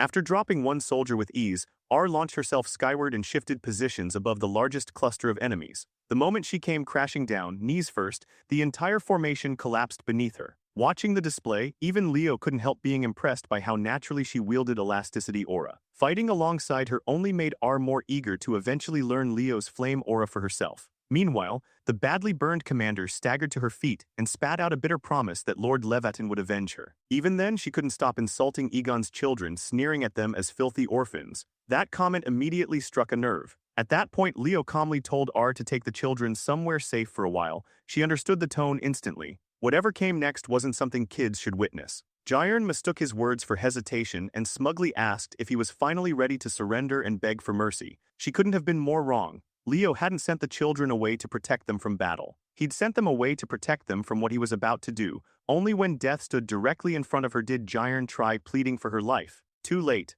A single motion separated her head from her body. The remaining soldiers froze in horror. Leo wasn't finished. The fake hero who had hidden behind authority and cruelty received no sympathy from him. He repeatedly drove his blade into her corpse, making absolutely certain there would be no miracle waiting for her. From a distance, Elsie watched everything. Rather than fear, she felt respect. Leo never hesitated when confronting evil. This version of Elsie was still young, still inexperienced as a great spirit. The ugliness of the world was new to her, yet one day she would give everything to save it. The memory surfaced in Leo's mind. The last time he had seen Elsie as Kyle had been painful. As her life faded away, she asked only one thing of her contractor. She wanted him to keep searching for a reason to save the world. More than anything, she had wanted to witness the stars that existed before the Age of Calamity. In a way, her wish came true. The world survived. The stars returned, but Elsie was no longer there to see them. She had saved a world worth saving. Afterward, Leo cleaned up the battlefield completely, reducing every body to ash. Even then, the hero world's completion condition remained unchanged.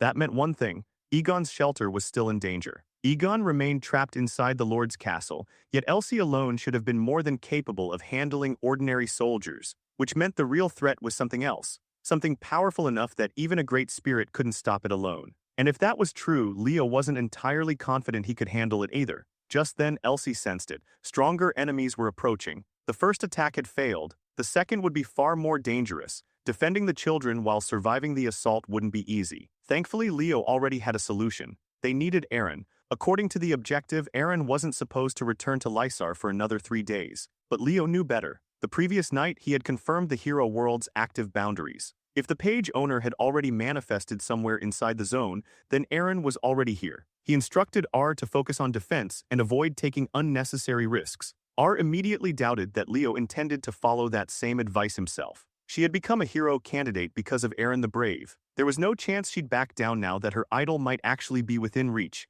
Besides, she wasn't about to let Rabbit Boy claim all the glory alone. The plan was revised. R would defend the shelter. Leo would go find Eren. Back during the days of the subjugation force, Eren had been a strange contradiction, ridiculously powerful, painfully timid. He could flatten giants without blinking, yet demons terrified him. Despite all that fear, he always felt compelled to fight. Leo remembered a particular night when Eren climbed a high place overlooking his hometown. He hated heights almost as much as he hated demons, yet he stood there anyway because he wanted to protect the people below. Recalling that memory, Leo headed toward the tallest point in Lysar. At the peak of an old concrete lighthouse, he finally saw someone he hadn't laid eyes on in 5,000 years. The only great hero born during the Age of Calamity. A man so shy it was almost ridiculous. A man so courageous it defied reason. Eren the Brave. Leo didn't waste time. The children at Egon's shelter were in danger. Without Eren's strength, tragedy awaited them. Eren believed every word. The moment he heard it, his power erupted. Even after 5,000 years, seeing that aura again hit differently,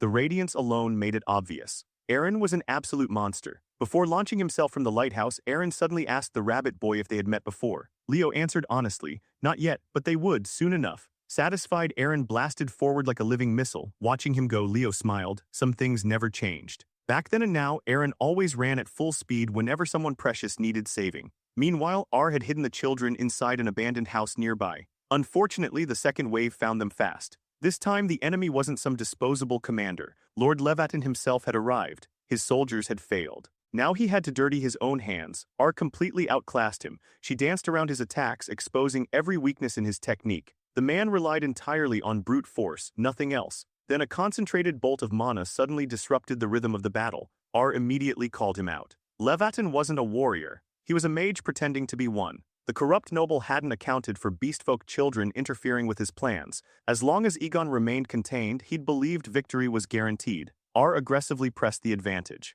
She hated people who borrowed strength from magical tools instead of earning power through effort and skill. That frustration fueled a brutal kick that launched Levatin straight into a wall. The fight looked completely one-sided. Beating a fraud wasn't difficult, not for R. Unfortunately, her display attracted the attention of the true threat, Talitania. A demon of Tartarus, daughter of the monster queen Silatana, she entered the battlefield. Still riding the high of her previous victory, R immediately charged the newcomer. Talitania found the attack adorable. Then her body began changing. Her clothes tore apart, her frame expanded, her shape twisted into something monstrous. Only then did R realize she'd completely failed to detect any demonic presence. She was in trouble. Talitania proudly explained why. Her scent concealment was exceptional. After all, she'd earned it by biting off the Fairy King's arm. The giant spider demon hadn't come here for some random catgirl. R's life meant absolutely nothing to her. She moved to crush R beneath her spider legs. Before the attack landed, another force intervened. Shaitan, or more accurately, Elsie. Without her intervention, R would have been reduced to a stain on the ground.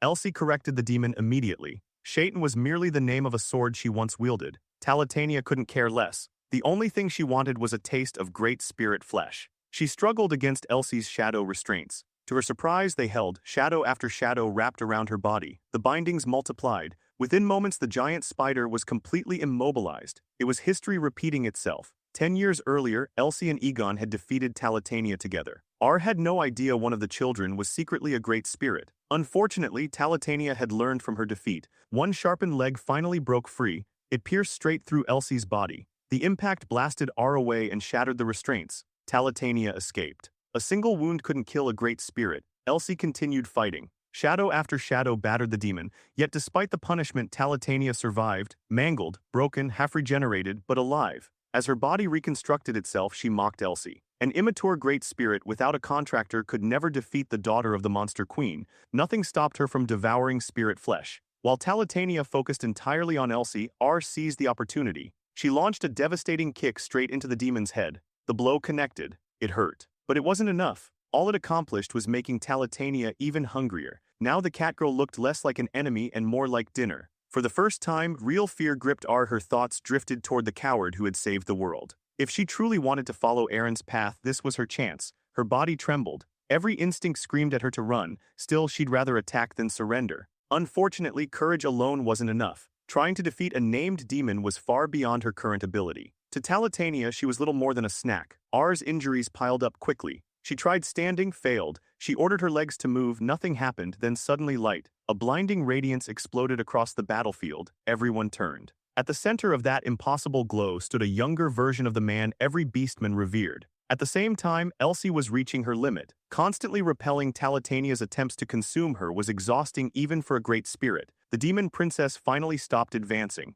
because Aaron had arrived. Directly before R's eyes, he activated Beast Transformation, the lost signature technique. Talitania narrowed her eyes, a beastman transforming without the full moon. She'd never heard of such a thing. Half man, half wolf. Aaron walked forward. Calm, silent, terrifying, Talitania casually swung a spider leg. Aaron caught it, then held it in place through sheer physical strength. The princess took him more seriously and attacked with several more legs. It didn't matter. Aaron bulldozed through everything. Closing the distance instantly, he locked the daughter of the monster queen into a crushing chokehold. Then came the finisher. One overwhelming slam. He introduced the giant spider to the ground with enough force to shake the area. After the completely one-sided beating, Aaron emerged from the dust carrying Elsie. The first thing he asked was whether she was hurt. Elsie admitted she was mostly fine. Unfortunately, Talitania was still breathing, and she was furious. The great shadow spirit wanted the final blow. The demon princess disagreed. Her body twisted again. Growing darker, more monstrous, more demonic, she lunged forward looking like a nightmare given flesh.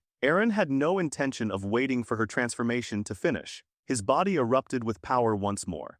The moment Aaron unleashed his power, the battlefield transformed. The radiant light circling his body hardened into weapons, streams of brilliance twisting together before taking shape as towering pillars covered in ancient markings. One after another, those luminous structures crashed down around the enemy, delivering a very clear message that the spider demon's rampage was over. Meanwhile, far from the spectacle, the true architect of the disaster was running for his life. Leviathan fled toward the southern region of Lysar, panic driving every step. The fool had never realized he was working alongside a demon. Collaboration with humanity's greatest enemies carried only one punishment: death. Desperate to escape the consequences of his crimes, he overlooked one critical detail: he wasn't alone. Without warning, one of his hands slid from his arm. Blood sprayed from the severed stump. The agony forced him to stop. Leo had finally caught up. Back in the old days, Kyle had a very specific method for dealing with traitors. Looking at Leviathan now, he found himself pushed toward that same path once again. The coward immediately tried bargaining. Titles, status, fame, anything to save himself. Leo wasn't interested.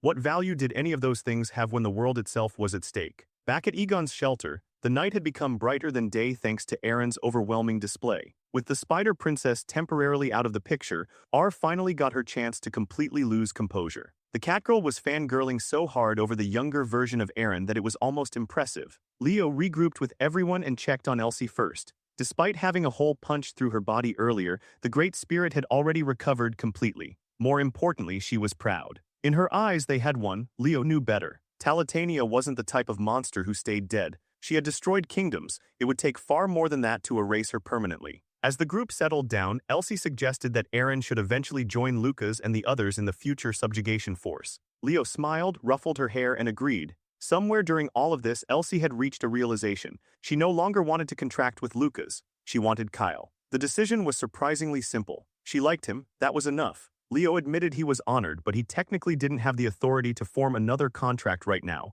He also confessed that he wasn't exactly the surviving hero she imagined. Oddly enough, Elsie accepted the explanation immediately. After all, for someone supposedly known as the surviving hero, he looked suspiciously underpowered despite being an all-class fighter. Even so, her decision didn't change. She wanted to bet her future on him. She was convinced he had what it took to defeat Erebus. Eventually, Leo stopped arguing. Spirit and human reached toward each other. The contract ritual began. Dark shadows flowed into his body and etched themselves onto his soul. Elsie swore that as long as their contract endured, she would serve as both his sword and his shield. Leo suspected the contract would probably disappear once the hero world collapsed. Still, the feeling was strangely nostalgic. While he was lost in those thoughts, R remained glued to Aaron's side like the world's most dedicated fan. Aaron was far too polite to shake her off. Then suddenly another familiar face arrived. Egon had returned. After 6 long months, master and disciple finally stood face to face again. The mission was complete. Leo and R had found Aaron. They had saved the guardian of the azure sky. Without hesitation, Egon wrapped his arm around Aaron's neck and scolded him for disappearing without a word. Instead of greeting his master properly, the fool had vanished for months and ignored his siblings. Now that the danger had passed, the children rushed toward Uncle Egon, finding comfort in his presence. Watching from the sidelines, Leo felt strangely relieved. For a brief moment, history had changed. A possibility that never existed before had finally become real. Both Egon and Aaron personally thanked Leo and R. Meanwhile, Elsie had already disappeared somewhere to avoid attention. Even Egon couldn't help finding R's attachment to Aaron slightly concerning. The man genuinely wondered if she had hit her head. Wanting to repay Leo, Egon searched through his belongings. The only thing he could offer was an old, worn manuscript detailing his personal aura cultivation method. The same method Aaron would eventually use to freely activate beast transformation. The moment Leo received it, his eyes widened. The battered book wasn't just valuable, it was priceless. This was the original form of Hero's Breath. As soon as the reward changed hands, Leo informed R that they needed to leave. The hero world wouldn't remain stable forever. If she wanted to say anything to Aaron, now was the time. Naturally, she wasn't ready to go. She wanted to spend more time with her idol. In the end, she settled for something much simpler, a head pat. Aaron looked completely confused by the request. Leo simply gestured for him to do it. Still clueless, Aaron awkwardly patted her head and offered a few encouraging words. That single moment was enough. From that day forward, R probably considered her hair sacred. As the hero world began collapsing around them, Leo spent his final moments speaking to an old friend. He warned Aaron that the future would be brutal. There would be people he couldn't save. There would be despair, failure, pain, endless trials. But Leo also assured him of something important. Aaron would overcome all of it, because despite all his fears, he was braver than anyone else. There was no greater courage than willingly sacrificing everything for the sake of the world. Quietly, Leo promised that he would do his part as well. Back in reality, Instructor Berga's patience had nearly run out. The hero world refused to close. Thankfully, Professors A and Yura stepped in before he completely lost it.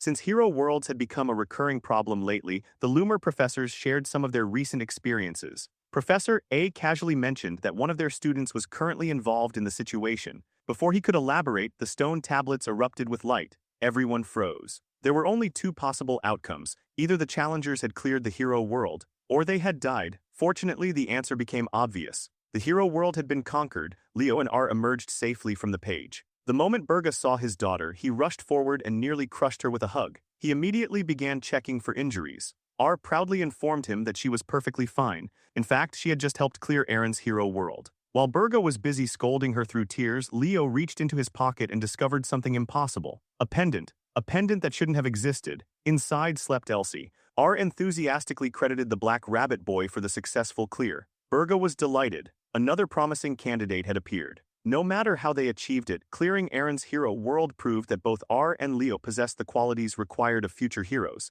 Before he could continue praising them, Yura interrupted. Violently, she demanded to know what Leo thought he was doing. He tried pretending not to recognize his own professor. It didn't work. Yura grabbed him by the ears and unleashed a merciless lecture. Professor A eventually stepped in and explained everything. Nobody knew how Leo had slipped through Jania's selection process, but the secret was finally out. Dropping the disguise, Leo revealed his true appearance and reintroduced himself properly. Lumina Academy's first-year representative, Leo Plove. Meanwhile, back at the Plove household, Lady Reyna received word that a visitor had arrived. A young woman claiming to be Leo's friend. Since the guest never flaunted her family status, Reyna approved her entry immediately. To her, that suggested genuine friendship. The visitor was Chelsea Llewellyn. Reyna remembered her as Leo's partner during the entrance examination. Chelsea arrived carrying a strawberry cake from a famous bakery. An excellent choice. Reyna recognized the box instantly and found herself growing fond of the girl almost immediately. While sharing cake together, she explained that Leo was currently away. Chelsea didn't mind. She was planning to remain in Dillard throughout the summer anyway. Fortunately, she didn't have to wait long. Leo returned home soon afterward. After cleaning up from his journey, he invited Chelsea to his room. Her heart nearly exploded from nervousness while entering. The tension vanished instantly. The room was shockingly normal, almost disappointingly normal. Instead, her attention shifted toward the story of how Leo infiltrated Yanya's entrance ceremony. He recounted everything. Aaron's hero record, the hero world, Professor Asura, the entire adventure. By the time he finished, Chelsea was completely fired up. She immediately demanded a special training session. Leo casually told her she could stay over and train as much as she wanted. Later that night, while everyone slept, Leo examined the pendant again. Recently, every hero world seemed determined to reward him with things that shouldn't be possible. Elsie was a person from the distant past. She wasn't supposed to exist in the present. The only explanation he could think of was his connection to Kyle. Wanting answers, he opened the pendant. Darkness and light burst throughout the room. Slowly, Elsie opened her eyes. The first thing she asked was where they were. The second was what happened to the rabbit ears. Something felt wrong. Her power felt restricted. As expected, her condition wasn't perfect. Still, her presence here raised countless questions. Looking outside the window, Elsie froze. The moon wasn't blood red. Above it stretched countless stars. The same stars she had only heard about in stories. Leo gently explained the truth. She wasn't in her own era anymore. She had crossed into a world 5,000 years after her own. He also introduced himself properly. Not Kyle. Leo Plove. Then he told her everything. How Erebus had been defeated, how he had died, how he had been reborn, how the world had changed. It was an impossible story, yet the stars above were proof enough. For the first time, Elsie looked upon an age of peace. Well, mostly peace. Erebus was gone, but the threat hadn't vanished completely. TARDIS still moved in the shadows. Leo would need her help again. If fate had brought her here, then perhaps there was a reason. Just as before, she would stand beside him. One day later, Leo's father quietly pointed out something amusing. Chelsea and Raina had become surprisingly close in an incredibly short amount of time.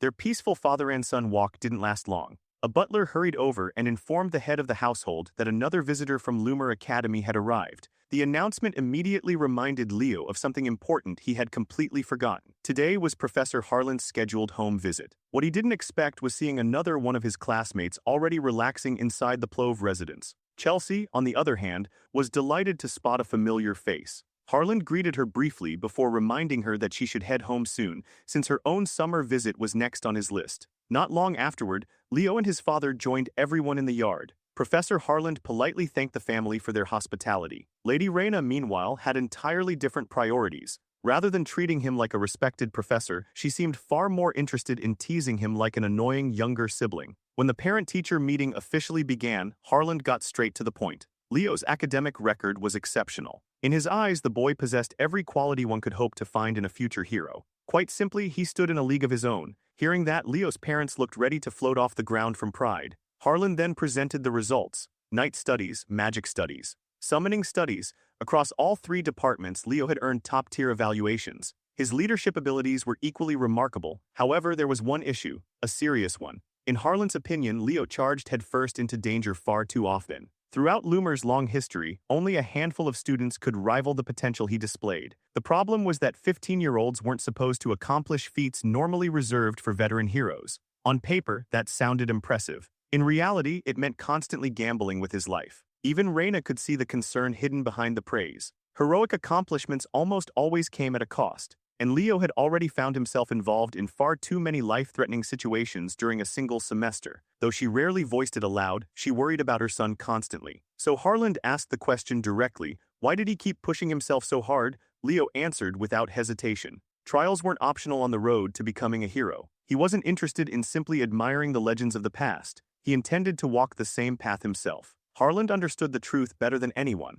This kid wasn't chasing glory. He was genuinely determined to see Erebus erased completely. After the visit ended, the remainder of summer break disappeared almost overnight. Before long, Leo found himself back in Lumeria City, enjoying the energy of the bustling streets. During a casual stroll, he passed by Hero's Rest, the Academy-operated cafe. Outside, two former students were causing a scene. Having forgotten their student identification, they had been denied entry. Unfortunately, they weren't handling the rejection very well. They argued loudly, insisting they had spent the entire semester there and deserved special treatment. Leo quickly figured out what was happening. These weren't active students. They were likely candidates who had been advised to withdraw after the final examinations. The situation kept escalating. One of them even threatened violence. Then suddenly the atmosphere changed. A man dressed entirely in black appeared beside Leo as if he had materialized from thin air. Without raising his voice, he informed the troublemakers that Lumina didn't hand out second chances to those who failed to meet its standards. Becoming a hero wasn't limited to one academy.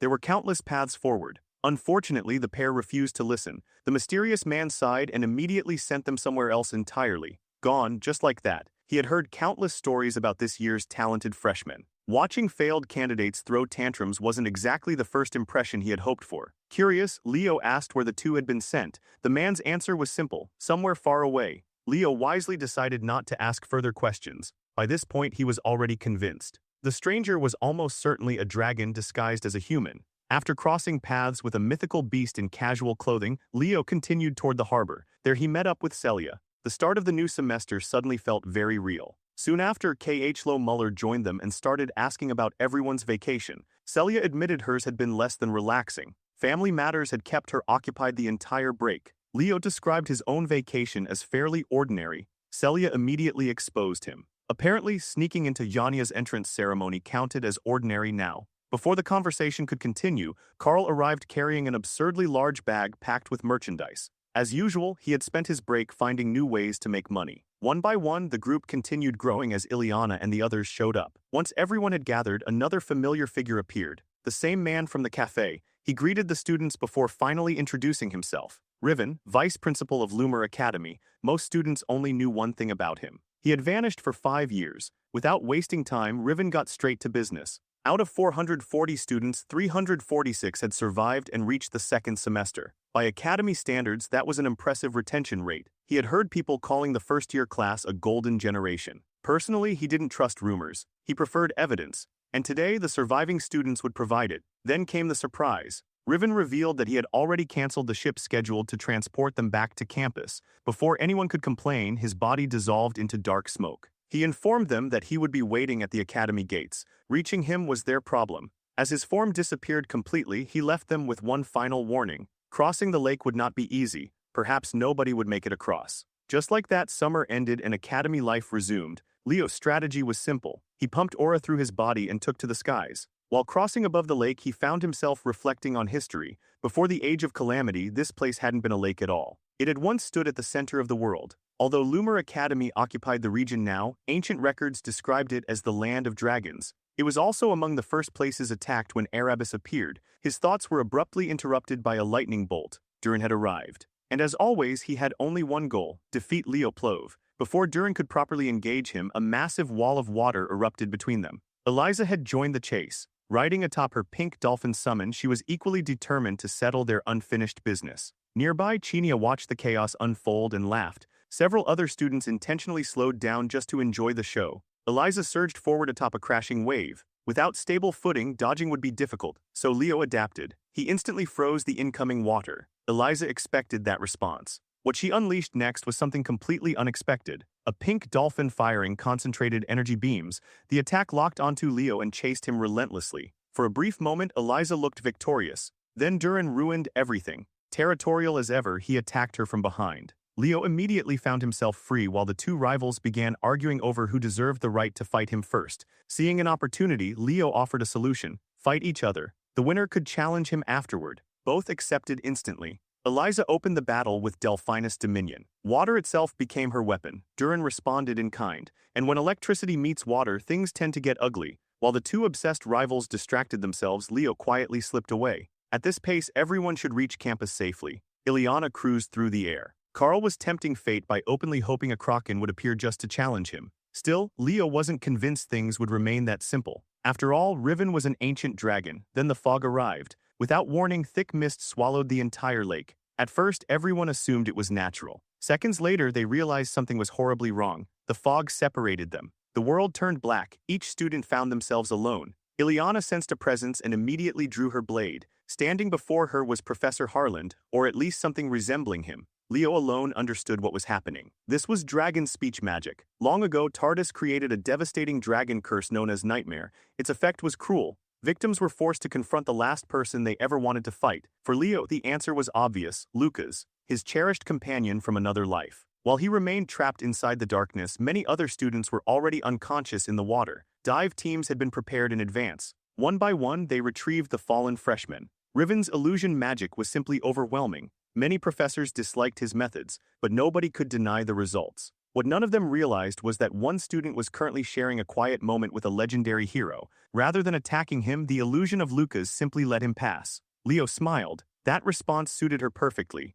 Just as promised, Riven waited at the opposite shore. As he observed the lake, Leo stepped onto land and immediately complained about the absurd difficulty of the test. For the first time, genuine surprise crossed the vice principal's face. Someone had actually made it. He invited Leo to sit down. The two settled onto a bench overlooking the water. Riven admitted that he had spent countless years serving Lumina Academy. During that time, he watched generation after generation become heroes, yet nobody ever dreamed beyond that title. Eventually, he grew tired. The world felt stagnant, predictable. He confessed that he had underestimated Leo and apologized for doing so. Then he asked a simple question. What was the boy's dream? Leo's answer never changed. The complete destruction of Erebus. Riven finally understood why the old dragon had become disillusioned, yet he couldn't agree with surrendering to that feeling. The King of Wisdom had once saved the world without giving up. No matter how frustrating reality became, Leo saw no reason to stop believing, and no reason to stop fighting. Leo's advice to Riven was simple. If the vice principal truly carried the bloodline of the legendary King of Wisdom, then he should follow the example left behind by that great ruler. The statement carried far more weight than it appeared. Without directly saying it, Leo had essentially revealed that he knew Riven's true identity. More than that, he openly admitted that he looked forward to working alongside the descendant of the King of Wisdom in the future. For the first time in a long while, Riven found himself speechless. Questions flooded his mind. Who exactly was Leo Plove? How could a mere student know things that should have been impossible to uncover? Yet beneath the mystery, Riven sensed something strangely familiar, a determination that reminded him of someone from long ago. As for Duran and Eliza, rumors claim they're probably still fighting somewhere in that lake to this very day. Once the surviving students had been rescued and revived, Lumina Academy's opening ceremony finally began. Leo reunited with the upperclassmen representatives and was immediately ambushed by an energetic Leo Luce, the second-year representative. She greeted him like an excited fan meeting a celebrity. Leo dramatically complained about her terrible luck. According to her, being stuck between exceptional seniors and absurdly talented juniors was a tragedy. Despite being the undisputed #1 student in her own year, people still insisted on calling her Monster Girl. Naturally, she hated that nickname. The moment she learned Hark had told Leo about it, she immediately started scolding the sleeping senior. As far as Leo knew, Hark Luard possessed the rare accumulation aura trait. His body constantly stored energy before releasing it all at once during combat. The downside was equally ridiculous. He was perpetually exhausted. While Hark continued dozing off, Leo desperately tried to convince Leo to use her preferred title instead, Spirit Master of the Gale. Unfortunately for her, Alina Jairn arrived right on cue. The third-year representative immediately declared that Monster Girl suited her far better. She then casually reminded Leo about the favor he once requested. She was willing to grant it. In exchange, he would owe her a favor in the future. The moment Hark heard Alina's voice, he woke up looking genuinely annoyed. The dislike between those two was not subtle. Thankfully, the senior representative arrived before things escalated and guided everyone out of the tent, everyone except Hark and Leo. Once they were alone, Hark offered some sincere advice. He warned Leo to be careful around Alina Jairn. Ever since childhood, she had treated people like toys. Leo already knew she was stubborn and unpredictable. Everyone did. The real danger appeared when Alina found someone she considered especially interesting, and unfortunately her attention had landed squarely on him. Leo appreciated the warning. Hark might come across as rough and half asleep, but he had welcomed him more warmly than most. Soon afterward, Headmaster Callan stepped onto the stage to address the academy. The speech itself wasn't particularly memorable. While everyone listened, Leo's thoughts drifted elsewhere. Tartarus had become far more active. He had already drawn attention to himself. At this point, even the hidden traitor lurking within the academy might decide to eliminate him personally. No matter what happened next, he couldn't afford to lower his guard. Eventually, the endless speech finally ended and students dispersed toward their assigned classes. The first lesson of the semester arrived immediately. Carl was already complaining. Leading the class was the terrifying professor who somehow managed to hide beneath a friendly smile. Today's topic focused on a major development within hero studies. For the first time in history, Aaron the Brave's prologue page had been successfully cleared during the Jania entrance ceremony. More importantly, a previously unknown name had appeared within the record, the hero of beginning, Kyle. Leo immediately suspected that R2's report was responsible for this entire lecture. The professor explained that scholars now faced a fascinating question. Was Kyle truly a historical figure, or merely a myth? For now, all they possessed was a single mention within a hero record, nothing more. Khlo Muller raised her hand and asked what would happen if Kyle's existence were proven beyond doubt. The answer was massive. Hero studies would be turned upside down. Many hero pages with unknown owners might suddenly become identifiable. Humanity would finally possess its own great hero. Hearing that felt strange for Leo. After all, they were discussing him. For 5,000 years, the world's major races had celebrated their legendary heroes. Humans, elves, beastmen, dwarves, dragons, every race possessed a figure worthy of admiration, every race except humanity. Human civilization had spent millennia carrying a quiet inferiority complex. If Kyle's existence became undeniable, that burden might finally disappear. The professor continued. Based on current evidence, Kyle was likely an all-class fighter. After all, recent events had already demonstrated just how terrifying an all-class could become. Several students immediately thought of Leo. The discussion dragged on for what felt like forever. By the time classes ended, Carl and Leo washed up and headed toward the dormitories. Carl remained curious about one detail. Why had Kyle been called the surviving hero? At first glance, it sounded like a title earned through countless victories. Leo admitted that wasn't entirely wrong, but the truth was darker. Kyle became the surviving hero because when countless heroes died around him, he was the only one left alive. Later that night, Leo opened Elsie's pendant. Even now, the great shadow spirit remained fascinated by the peaceful night sky. She could spend hours staring at the stars. It was finally time to introduce her to the others. Before doing so, Leo requested one thing. She wasn't allowed to reveal his true identity. Not yet. The moment Elsie emerged, Kieran stretched his wings dramatically while Fiora greeted their contractor with a respectful bow. Both immediately noticed the unfamiliar girl sitting by the window. Questions followed instantly. Leo provided only the bare minimum explanation and left the rest to sort itself out. That was a mistake. Kieran immediately declared himself captain of Leo's summons. According to him, his elegance, wisdom, and noble status made him the obvious choice. Fiora strongly disagreed. She had been Leo's first contract. That alone should make her captain. Kieran insisted he was the highest-ranking summon. Fiora insisted seniority mattered more. Within seconds, the fairy prince and baby phoenix were arguing like children. Elsie couldn't help laughing. There was something comforting about how alive they felt. To her, they were lively. To Leo, they were simply immature. The following day shifted focus to the magic department's outdoor lecture hall. Professor Len stood at the front of the class. During the summer break, he had spent considerable time thinking about the direction of the second semester. This year's freshmen were attracting enormous attention throughout the academy.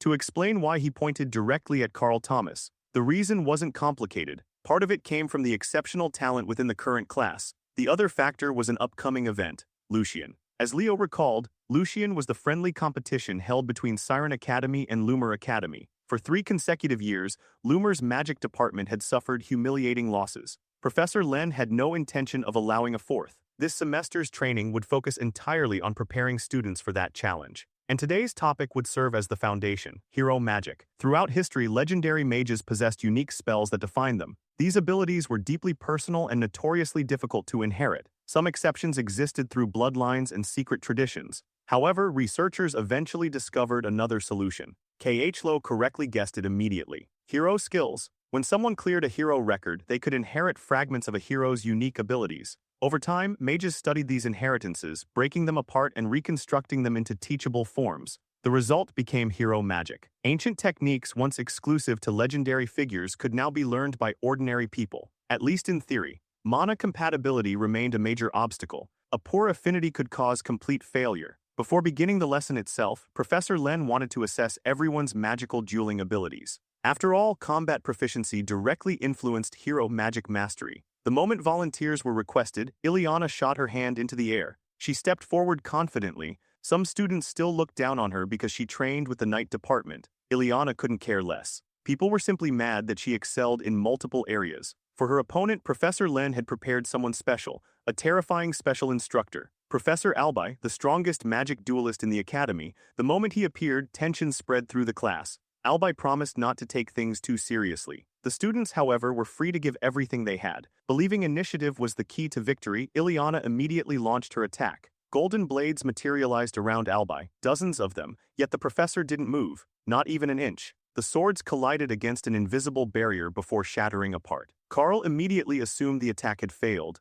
Leo disagreed, something was off. The broken fragments hadn't dissolved. They remained suspended throughout the battlefield. If he noticed it, then Professor Albi certainly had. The trap had already been set. Using every shattered fragment as a catalyst, Ileana activated her real attack. Above Albi's head, countless blades reformed into a colossal construct, a technique she had developed during the summer. Professor Len looked genuinely impressed. In the past, Ileana's biggest flaw had been her reckless offensive tendencies. Instead of fixing that weakness, she had doubled down and evolved it. Building upon Shining Blades, she unleashed a new spell, Shining Rain. A storm of destruction descended from the sky. The field trembled beneath the bombardment. Albai calmly watched every attack approaching him, then something happened that immediately put Leo on edge. The response shouldn't have been possible. Not for a human, the technique resembled the Fairy King's legendary mirror force. When the smoke finally cleared, two Ileanas stood on the battlefield, one original, one perfect duplicate. The copy turned toward its creator and flashed a confident grin, and just like that, the real duel finally began.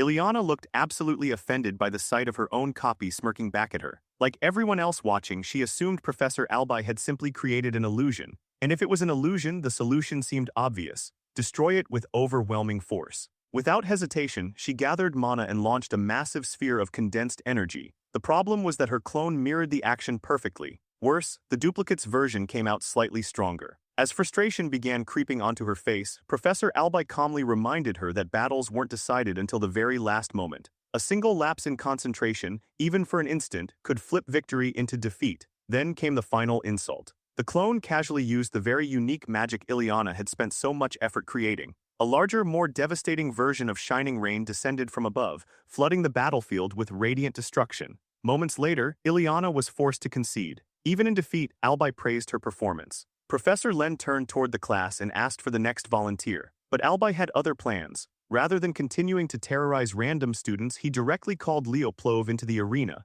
Leo saw no reason to decline. He stepped forward immediately. This time the matchup carried a different kind of excitement. Albai possessed the Fairy King's illusion magic. Leo wielded the star magic of the elves. The moment the duel began, Albai activated Mirror Force and created a duplicate of Leo. Unlike ordinary illusions, Mirror Force existed purely for battle. It dragged out the target's abilities, amplified them, and turned them into an enemy. Curious how accurately the spell could reproduce him, Leo opened with star magic. The spectators instantly fell silent. Anyone who studied magic understood how absurdly rare elven magic truly was. Leo's version looked even more ridiculous. Clusters of glowing stars appeared around his hand like fragments of an entire constellation gathered into a single point. Countless colors mixed together as multiple spells overlapped simultaneously. Compared to the first semester, Leo had become noticeably less concerned about hiding his strength. Across the battlefield, the clone responded with the exact same spell. Twin constellations blazed into existence. The stars shot forward, threatening to reduce everything in their path to dust. Even Professor Len felt a chill. The destructive power packed into those spells was outrageous. The terrifying part of Mirror Force was simple. It created a perfect copy. However, the clone could only use the caster's mana. It couldn't replicate abilities beyond that limitation. Leo immediately responded by erecting a layered defensive barrier. The collision that followed illuminated the entire arena. Star magic exploded against star magic. The shockwaves rolled across the battlefield as students watched in disbelief. Professor Len was stunned. More than the spell itself, what shocked him was the fact that Leo could genuinely keep pace with Professor Albai, at only 15 years old. That level of ability wasn't merely talented, it was historic. In Len's eyes, this was the kind of student destined to carve his name into Lumina Academy's legacy. Meanwhile, Albai silently studied his opponent. He couldn't quite define what Leo was, but one thing was obvious. The boy standing before him wasn't remotely normal. While the stars continued detonating around the field, Leo quietly prepared his next move. A barrage of fireballs erupted from his position. Simple magic, at least on the surface. Each projectile had been layered with enhancement spells until they became far more dangerous than they appeared. Watching the attack, Albai almost wanted to laugh. Did Leo seriously think something so basic would matter? Leo calmly corrected him. The fireballs were never meant for the clone. The real duel had always been against Albai himself. That smug response finally pushed the professor over the edge. Enough playing around. It was time to properly teach this cocky first-year a lesson. Unfortunately for him, Leo already knew how to counter Mirror Force. The key wasn't defeating the clone. It was distracting the caster. As the enhanced fireballs occupied the duplicate, Leo suddenly burst forward. The clone reacted instantly, raising a firewall to stop him. For most people, that would have worked. Leo wasn't most people. He launched himself straight over the flames. Combining Cinder Explosion with Windstorm, he unleashed a brutal combo attack from above. The clone never saw it coming. Watching from afar, even Albai's expression changed. He immediately realized something shocking. Despite the overwhelming difference in age and experience, Leo was beginning to overwhelm the clone. The devastating combination landed cleanly. Before the duplicate could recover, Leo closed the distance in an instant. His hand grabbed the clone's face. A burst of power followed. the copy disintegrated into ash. The battlefield fell silent. Then Leo casually turned and faced his professor directly, as if nothing unusual had happened, as if defeating the clone was simply expected. He even reminded Albi that he knew elven magic as well. The professor couldn't help being impressed. Most people would have tried to destroy the firewall directly. Leo had instead obscured the clone's vision and exploited a tiny opening that existed for barely an instant. The timing required was absurd. Albi reluctantly admitted what the other professors had already concluded. There was a reason everyone called Leo the greatest prodigy of his generation. Deep down, he was convinced the boy possessed enough talent to surpass him before graduation. Later that day, Vice Principal Riven stood beside a tower window, silently observing the academy grounds. The headmaster noticed his distant gaze and jokingly asked whether he had spotted someone interesting. Riven shook his head. His attention was fixed on the first years. Curious, the headmaster asked what he thought of them. Turning away from the shadows, Riven answered honestly. His expectations were high. Not because they were merely talented, because they were extraordinary. In his eyes, this was the brightest generation the academy had produced in decades. Then he handed over a thick report, 4 years of research, 4 years spent traveling across the world investigating hero dungeons. Even now, Riven couldn't say with certainty whether every theory was correct, but one conclusion remained clear. If hero dungeons truly existed as he believed, revealing them would change the future for countless students. The headmaster accepted the report with genuine gratitude. 4 years of effort sat within those pages. Still, Riven doubted he had been summoned merely to discuss promising freshmen. Both men understood the true issue. A traitor was hiding somewhere within the academy. The headmaster's expression darkened. Tartarus had become increasingly active, and age was finally catching up to him. He admitted that maintaining control over everything was becoming harder. Perhaps the era of swordsmen was nearing its end.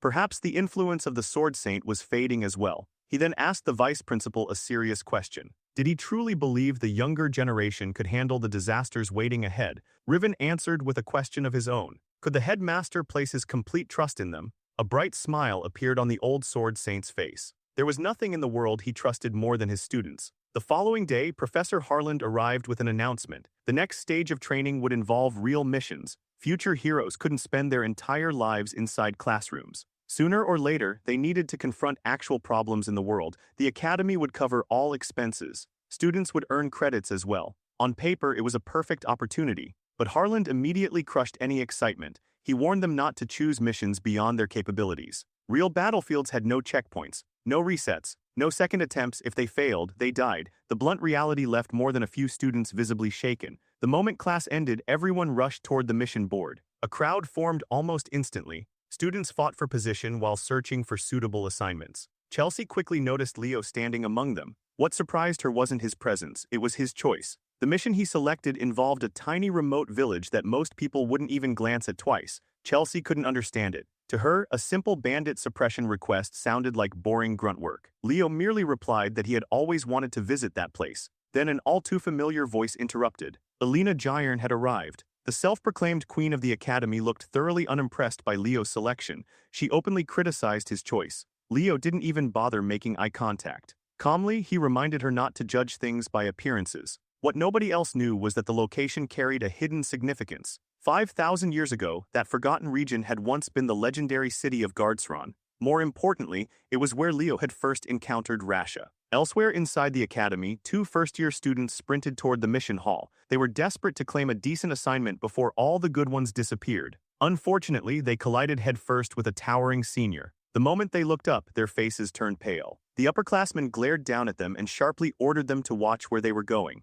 Pinned to his uniform was a blue insignia bearing the symbol of the moon and clouds. As he walked away, the freshman couldn't help commenting on how strange it was. Recently, several seniors had been spending unusual amounts of time near the first-year buildings. After discussing it further, they realized those students belonged to the Blue Moon Party, the organization led by none other than Alina Gyern herself. Just hearing her name was enough to make most juniors nervous. Why would someone like Alina bother visiting a place like this unless she had a specific interest? The answer became clear moments later. Upstairs, Leo was already speaking with Alina directly. He asked why she had singled him out. Her answer was immediate. The Blue Moon Party planned to raid a dungeon, and she wanted him to join them personally. Leo's response arrived just as quickly. No, the rejection landed like a thunderbolt. Alina froze. For a moment, she genuinely couldn't process what she had heard. A pink aura slowly spread around her. She asked him to repeat himself. Leo did. The answer remained exactly the same. Nearby, Carl and Chelsea secretly listened in. Neither could believe the level of confidence Leo was displaying. Alina's eyes glowed brighter. The pressure surrounding her intensified. She demanded a proper explanation. Without changing expression, Leo slid a mission document across the table. He had already accepted another assignment. As far as he was concerned, someone like Alina would never care about a forgotten village in the middle of nowhere, which was exactly why the mission meant nothing to her. And everything to him. Without waiting for anyone's response, Leo simply turned around and walked away with his friends, leaving the Queen of Lummer standing there. The surrounding juniors practically lost their minds. Several of them started shouting at Leo, desperately trying to earn Alina's favor by defending her honor. Ironically, Alina herself looked completely unbothered. In fact, she seemed amused. As she watched Leo's retreating figure, a faint smile spread across her face. The thing occupying her thoughts wasn't the rejection. It was the fact that he had resisted her subjugation ability without even flinching. No hesitation, no struggle, no reaction whatsoever. That alone made him infinitely more interesting. Before long, the story exploded across campus. Thanks to the Academy newspaper, news that Alina Xeringer had been rejected spread faster than wildfire. Back in class, Leo quietly reflected on the day's events. Beside him, Carl wore the grin of a man who had just witnessed peak entertainment. He eagerly asked what it felt like to publicly embarrass Lummer's queen. Leo brushed the question aside. He knew he would eventually need Alina's cooperation if he wanted access to the Forbidden Library. For now, however, another goal came first: finding the traitor hidden within the Academy. His train of thought ended when the professor asked whether everyone had selected their field missions. The class answered together. They were ready. The professor nodded and instructed them to begin preparations immediately. Several days later, Leo arrived in Garin province. Stepping through the teleportation gate, he found himself standing in a bleak stretch of grasslands. The scenery felt empty. No bustling towns, no signs of civilization, just endless open land. An elderly man cautiously approached him, curious about what had brought someone here. The moment he noticed Leo's academy uniform, his confusion only deepened. Leo explained that he had accepted a request involving local bandits. Relief instantly appeared on the old man's face. Without delay, he offered to guide him toward the nearby settlement. As they traveled, Leo quietly observed the surroundings. Long ago, this entire region had belonged to the ancient city of Gardsron. Fragments of its history still lingered beneath the surface. Upon reaching the castle gates, two nervous guards stopped him. They demanded his purpose for visiting. Leo calmly presented the mission request. The moment they realized he was a student from Lummer Academy, the pair nearly collapsed from shock. His innocent smile certainly didn't help. After a hurried apology, they allowed him inside without another question. Within the castle, Leo was welcomed into an extravagant reception room. Moments later, an impressive meal was placed before him. The manager encouraged him to rest and enjoy the accommodations. Leo politely declined. He hadn't traveled all this way to relax. Getting straight to business, he asked for information about the bandits. The manager produced an old map and pointed out their location. Before the discussion could continue, a servant suddenly burst into the room. The man urgently requested the manager's attention. More hero candidates had arrived. The announcement immediately caught everyone off guard. The manager turned toward Leo and asked whether he had companions arriving separately. The servant quickly clarified. The newcomers were from Siren Academy. As if summoned on cue, several elves entered the room dressed in black and white uniforms. Leading them was a tall elf with flowing black hair and an expression cold enough to freeze the room. His name was Haddon Dershan. Leo wasn't expecting any of this. Before he could process the situation, another voice interrupted. A red-haired elf named Runia instantly recognized him. Her face lit up. Moments later, she was chatting with Leo as if they were longtime friends. The other Siren students quickly connected the dots. This was the student who had deciphered the founder's magic. Tension immediately began building. Leo casually explained that he was here to suppress a local bandit group. The statement sparked inspiration inside Runia's head. An opportunity had presented itself. Without wasting a second, she exaggerated the danger of the mission and enthusiastically volunteered to help. Her seniors objected immediately. Runia didn't care. According to her, innocent lives were at stake. That was all the justification she needed. Before anyone could stop her, she grabbed Leo and dragged him away. Whether he agreed or not, once they disappeared, Haddon calmly took a seat across from the manager. After dismissing his companions from the room, he began speaking privately. He explained that his team had come to investigate the region's wildlife and natural ecosystems. The manager looked thoroughly confused. Haddon's expression never changed. He simply requested unrestricted access to the surrounding lands. The coldness in his eyes was enough to make anyone uncomfortable. The manager immediately agreed and began preparing the necessary documents. Meanwhile, back in the castle gardens, the remaining Siren students relaxed while discussing the situation. They found it absurd that Lummer would send a single first-year student alone to such an isolated region. One possibility kept surfacing. Perhaps Lummer knew about the hidden hero dungeon rumored to exist somewhere nearby. Even then, they argued, sending an inexperienced student alone would still be ridiculously reckless. A pink-haired second-year laughed at the idea. According to her, Lummer students were simply a joke. Then the atmosphere changed. Without warning, Alina Gyern appeared directly behind her. The girl's soul nearly left her body. Alina smiled. She expressed sympathy toward Lily, the representative who rarely got opportunities to display her own abilities because she spent so much time supporting others. The Siren students instantly became nervous. None of them understood why Lummer's queen had appeared.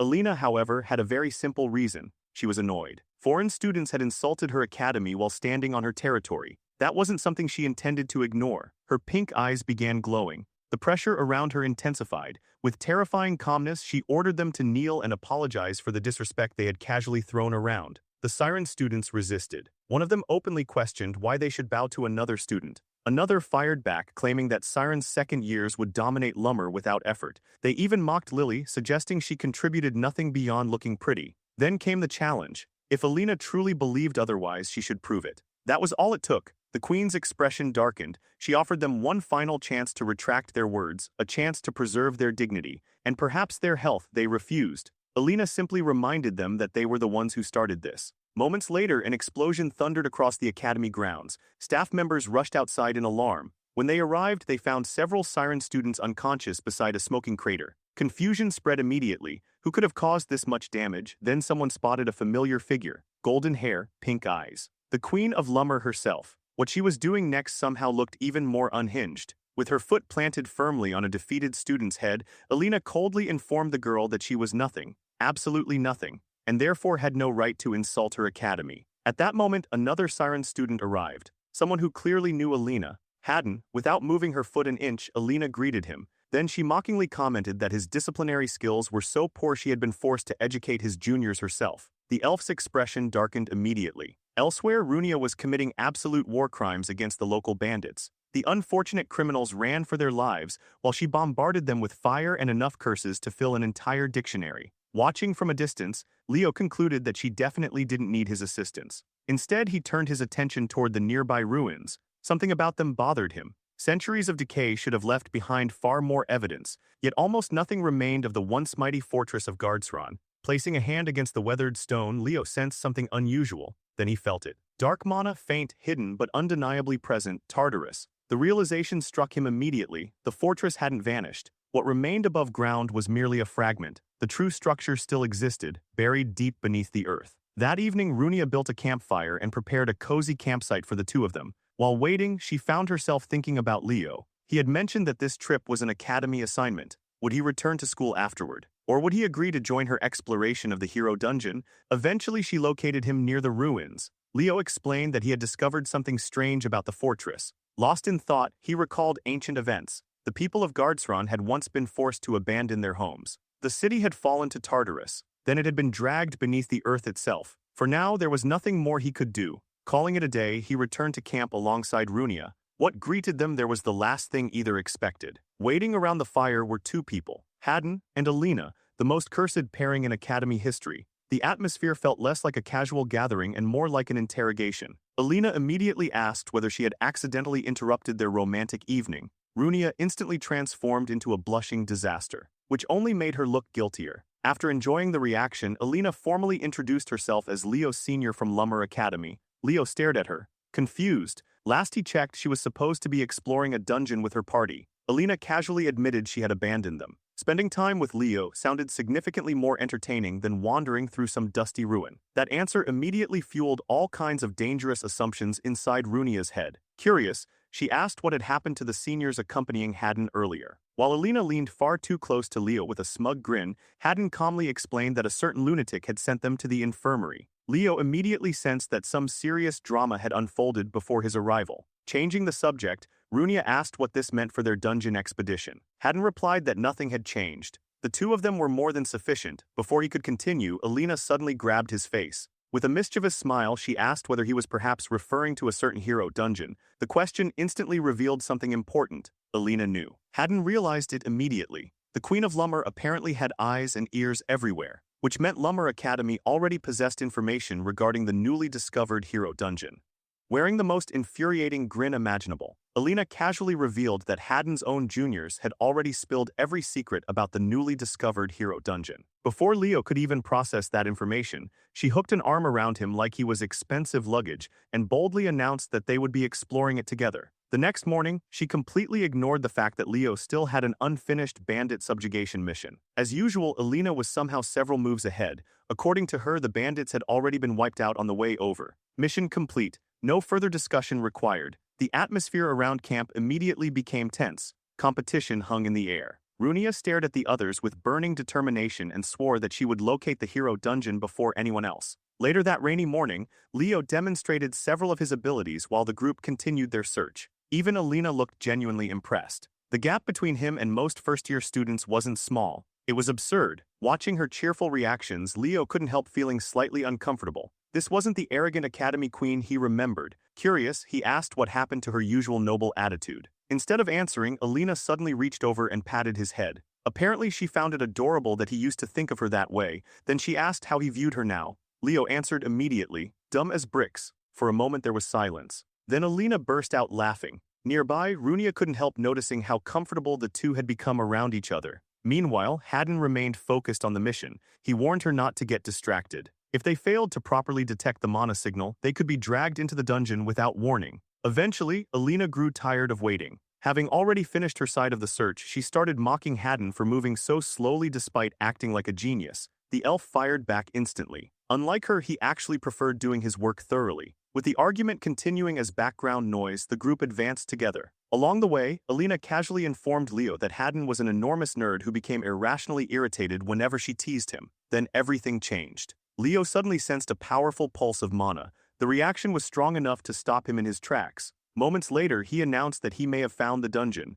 Everyone stared at him. He was standing directly inside a strange, ancient magic circle. Without hesitation, Leo activated what he recognized as a teleportation gate from ancient Gardsron. The revelation stunned everyone. If the gate still functioned, then perhaps Gardsron hadn't been completely destroyed underground after all. Haddon looked genuinely shocked. He couldn't understand how a first-year student had deciphered such ancient magic. Leo calmly explained that he had analyzed the formula earlier and suspected it was a transportation device. Thankfully, his theory had been correct. Since the gate remained operational, there was a good chance the destination was still active as well. Runia hesitated. Stepping into an unknown portal wasn't exactly comforting. Alina, however, argued that there was only one way to learn where it led. Then she immediately invited her favorite junior to come with her. Despite her confidence, Leo remained skeptical. Could Gardsron really have survived for thousands of years beneath the earth? Before he could think further, Alina casually touched the gate. The moment her hand made contact, everything activated. Ancient mechanisms roared to life. A voice echoed through the area. The hero world had officially been unlocked. The announcement identified the first available record, the prologue of Varharun. A blinding light erupted from the portal. The group instantly realized this wasn't an ordinary dungeon. They weren't entering a ruin. They were being pulled into a hero world. A distorted interface appeared before Leo and Alina. Beneath the glitch title, a name slowly emerged. Prologue Varharun. The instant Leo read those words, cold sweat ran down his face. His expression froze. Then the overwhelming light swallowed him completely. When he opened his eyes again, he found himself standing in an elegant hallway. Sunlight poured through enormous windows, bathing the area in warm golden light. His first instinct was to check the mission interface. As expected, it was blank. This type of hero world didn't provide easy answers. Regaining his bearings, Leo decided that finding the others came first. Unfortunately, fate had different plans. A small girl carrying an absurdly large stack of books crashed directly into him. Books scattered everywhere. The young elf instantly dropped to her knees, frantically gathering them while apologizing repeatedly.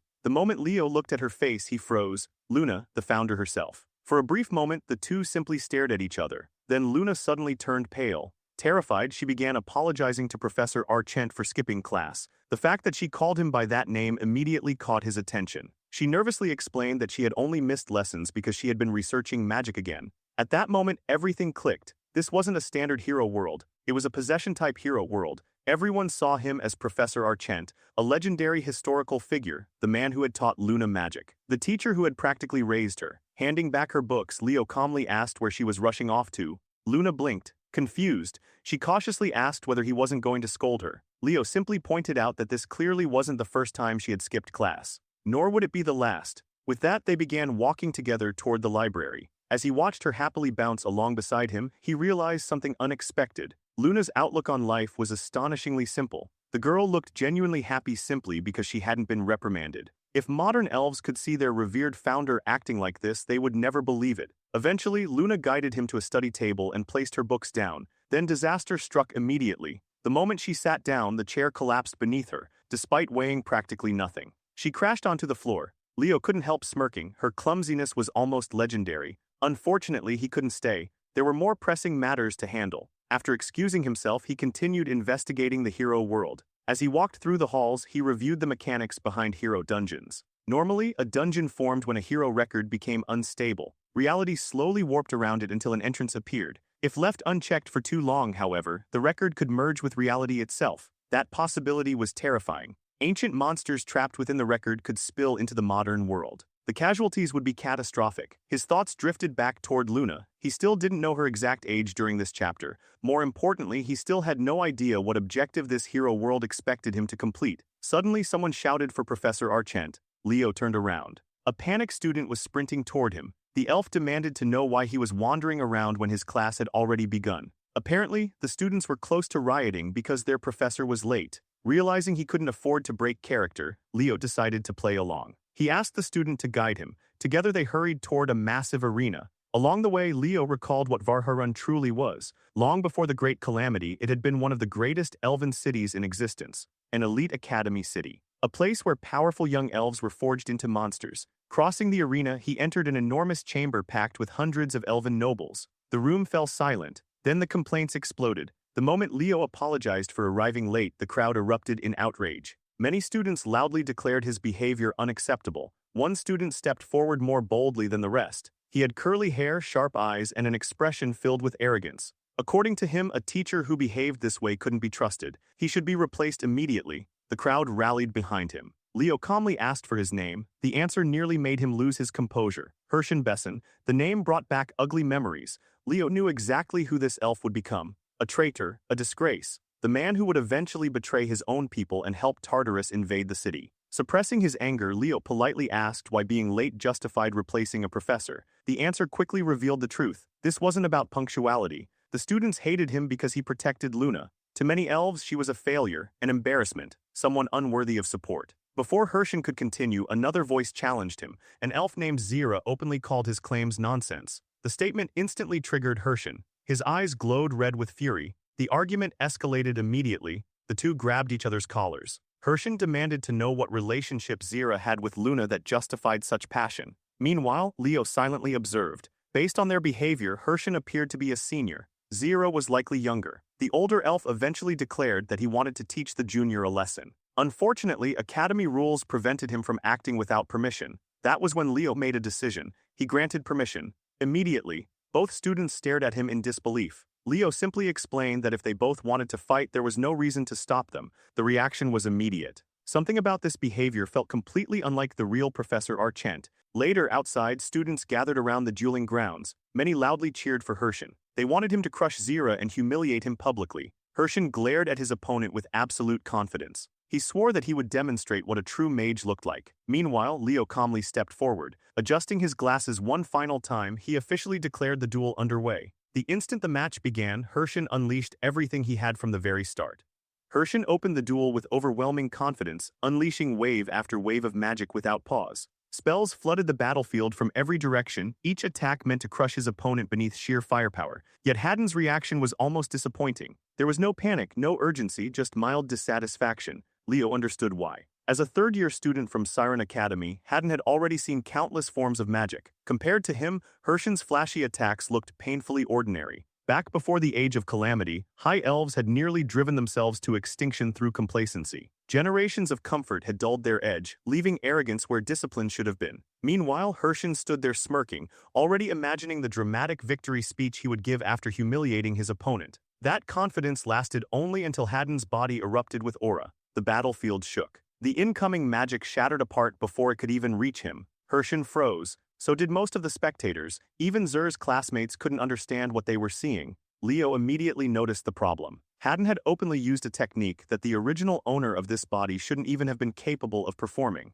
Elves of this era rarely trained both body and magic together. To them, physical conditioning was beneath the dignity of a proper mage. Even then, Hershen stubbornly insisted that aura meant nothing against superior magic. With a furious roar, he launched another pair of spells. Haddon sensed the raw output behind them. For an ordinary student, it would have been impressive. For someone with his experience, it was laughable. Drawing his sword, he charged. One swing, one explosion, Hershen's barrier shattered completely. When the dust settled, the outcome was already decided. The arrogant noble sat flat on the ground with a blade pressed against his throat. The duel was over. Haddon looked down at him with disgust. A man with no real skill had spent the entire day insulting Luna. That alone was enough to infuriate him. His words caused immediate uproar among the crowd. To these students, Luna was nothing more than a disgrace. The idea that she could be their founder was absurd. Haddon's patience finally snapped. Even after losing, Hershen continued talking, so Haddon kicked him directly in the face. The entire arena fell silent. Then he climbed on top of him and started delivering an absolutely merciless beating. At that point, Leo finally stepped in. He pulled Haddon back and reminded him that the punishment had already gone far enough. Unfortunately, Haddon disagreed. In fact, he politely requested permission to continue. There was nothing he wanted more. Leo refused. Beating Hershen unconscious might feel satisfying, but it wouldn't help them clear the hero world. That statement immediately caught Haddon's attention. The realization hit him instantly. Only one person would talk like that, Leo. At last, he understood who was standing in front of him. Leo offered to explain everything, but first they needed privacy. Returning to his role as Professor Archant, he officially declared the duel concluded and ordered several students to carry Hershen to the infirmary. Then he left with Haddon. There was just one tiny issue. He had absolutely no clue where Archant's office was. Thinking quickly, he ordered a nearby staff member to escort him. The man obediently led him toward Professor Archant's study. Nearby, one student overheard Leo mentioning that he would personally punish Xer later. Unlike the others, this silver-haired beauty immediately sensed something strange. She wasn't truly part of this world either. Inside the study, Haddon launched straight into another rant about Hershen's nerve. How dare that fool insult founder Luna so openly? Leo calmly explained that such attitudes were actually normal during this period of history. Haddon stared at him in confusion. So Leo finally revealed the truth. This hero world existed thousands of years before the Age of Calamity. The revelation stunned him. Records from that era were supposed to be lost forever. There was only one possible exception, a great hero. Then it clicked. There was only one legendary figure from this period. Luna, the founder of star magic. Leo confirmed it. This hero world belonged to her. Haddon nearly stopped breathing. Demanding proof, he asked how Leo could be so certain. Leo casually informed him that he had spoken with Luna only minutes earlier. That answer hit harder than any spell. Instantly, Haddon became desperate for details. In his imagination, Luna was a flawless beauty, someone as elegant as blooming petals beneath the stars. He grabbed Leo by the shoulders and demanded every detail. This was a once-in-a-lifetime opportunity. Then reality arrived. Luna wasn't some untouchable goddess. She was clumsy, awkward, and honestly a little goofy. Seeing his senior's dreams collapse in real time was almost painful. Leo did his best to soften the blow. At least she was cute, that much was true. Regardless, there was no longer any doubt. They were inside Luna's hero world, which raised another question. Tartarus shouldn't even exist yet. The organization wouldn't be formed until after the Age of Calamity. Returning to the objective, Haddon speculated that a hero world centered around Luna would require something significant. Leo wasn't certain. Then Haddon mentioned magic, and suddenly everything clicked. This period aligned perfectly with the beginning of Luna's star magic research. She hadn't become a legendary founder yet. She was still creating the foundation. The objective was obvious. As Professor Archant, he needed to help Luna develop star magic. A sudden knock interrupted his thoughts. The same staff member entered again. The headmaster wished to see him immediately. Leo honestly wondered what disaster he had accidentally caused this time. The answer arrived quickly. The duel. The incident had become large enough to attract the attention of Varharun's highest authorities. Even worse, Xer was now being placed under arrest. Recognizing that resistance would only complicate matters, Haddon agreed to cooperate for now. Leo decided he would need to handle the situation carefully. Soon afterward, he made his way toward the headmaster's tower. Inside, the atmosphere felt strangely empty. The halls were silent. Not a single person appeared in sight. Then he saw something impossible. Resting atop a pedestal stood the Staff of Polium, one of the greatest treasures in elven history, a sentient weapon, a relic that chose its own master. According to legend, it had acknowledged only Luna before shattering alongside her at the moment of her death. For a moment, Leo completely forgot himself. Slowly, he reached toward the legendary artifact. Then a voice echoed from above. Interesting. Leo looked up and froze, though honestly it wasn't that surprising. Before the Age of Calamity, demigods still walked the mortal world. And standing before him now was one of them. Fiwa, the headmaster of Varharun, a being who existed beyond ordinary laws. Leo greeted him respectfully. Fiwa immediately dismissed the formality. Deities who descended into the mortal realm couldn't freely use their divine powers. The greatest gift they could offer humanity was knowledge. As their conversation continued, Fiwa suddenly asked whether Leo possessed blessings from the gods. Rather than answering directly, Leo challenged him with a question of his own. The response visibly amused the demigod. Most mortals didn't know how to converse with a deity as an equal. This boy clearly wasn't ordinary. Before long, Fiwa identified Leo as the current user of the record system. Introducing himself properly, the headmaster asked how someone like Leo had become its master. When Leo described it as a power capable of recreating the past, Fiwa looked genuinely surprised. The demigod quickly realized that Leo didn't fully understand the system he carried. Apparently, whoever granted him the power had been astonishingly irresponsible, so Fiwa asked what he knew. Leo explained his understanding. The system recorded accomplishments acknowledged by the gods, recreated those moments, and rewarded successful challengers. Fiwa immediately rejected that explanation. Something that powerful couldn't have been created by a single entity. It was far greater than Leo realized. Curious, the demigod then asked the obvious question. How had he obtained it? Leo answered simply. He saved the world. He defeated Erebus. For the first time, genuine shock crossed Fiwa's face. A mortal defeating Erebus sounded impossible. That prompted Leo to ask something he'd wondered for a long time. Why hadn't the gods simply destroyed Erebus themselves? Fiwa's answer was unsettling. Erebus possessed power comparable to the gods. More importantly, it represented the darkness of the world itself. It couldn't simply be erased. The gods could only preserve balance. With their support, mortals managed to push Erebus back into darkness, but balance came with a price. The brighter the light became, the stronger the darkness would eventually grow. Erebus was already recovering. One day its strength would surpass both gods and mortals alike. That future would become known as the Age of Calamity, which made Leo's achievement even more absurd. He had accomplished something even the gods could not. When Fiwa praised him, Leo simply shrugged. The only thing he seemed to gain was memory loss. The demigod found that answer surprisingly tragic. Leo, however, had already accepted it. There were more important things to worry about. Curious, Fiwa asked what he intended to do now. Leo's answer never wavered. His goal remained exactly the same: complete annihilation of Erebus. The demigod understood the weight behind those words. No one could challenge Erebus without suffering beyond imagination, yet Leo had already done it once. Now he had been reborn, a second chance that even the gods hadn't anticipated. Because of that, Fiwa pointed out that Leo could simply leave the burden to future generations. For the first time in 2 lifetimes, he had the option to live peacefully. Fiwa quietly questioned whether Leo truly intended to walk that painful road again. After everything he had suffered, after all the sacrifices and scars left behind by his first battle against Erebus, was he really prepared to endure it all a second time? Leo's answer never wavered. His decision had already been made. There was no turning back. Seeing the conviction in his eyes, Fiwa explained that the gods had not entrusted this world to him without reason. Leo immediately corrected him. This world belonged to Luna, yet Fiwa disagreed. The hero record may have been Luna's story, but the gods had placed that record into Leo's hands. That meant the world belonged to him as well. It was the reason only he could receive its rewards. The demigod then revealed another surprise. The Staff of Polium contained an accumulation of his knowledge. Leo should take it. It would prove invaluable in the future. Naturally, Leo hesitated. Was it really acceptable for him to walk away with one of the elves' greatest treasures? Fiwa simply smiled. The staff had already chosen its master. That answer settled everything. With a final blessing and a warning to stay cautious, Fiwa sent him on his way. Something terrible was approaching this world. He couldn't explain why, he simply knew it, and he prayed that Leo's path would be protected. Elsewhere far from the academy, darkness was already moving. Several Tartarus demons had begun possessing bodies. Venner casually remarked that their commander had spoken the truth. The elves of this era were already corrupted. In fact, the city's decay felt strangely comfortable. Rather than disgust her, it felt familiar. Almost welcoming, Sid immediately warned against underestimating these elves. Despite their flaws, this era had produced warriors capable of defeating numerous commanders. They had even contributed to bringing down a great being. Neither Sid nor Sarman understood why Venner had urgently summoned them. Her answer was simple. An outsider had entered the hero world. Sid barely reacted. To him, it was probably just another weak academy student. Sarman asked whether she had any useful information. Venner informed him that one outsider had already been identified, a student named Xer, currently imprisoned underground. If the opportunity appeared, Sarman's task was to eliminate him. However, Sarman wasn't convinced there was only one intruder. Venner merely grinned. If more had entered, that was even better.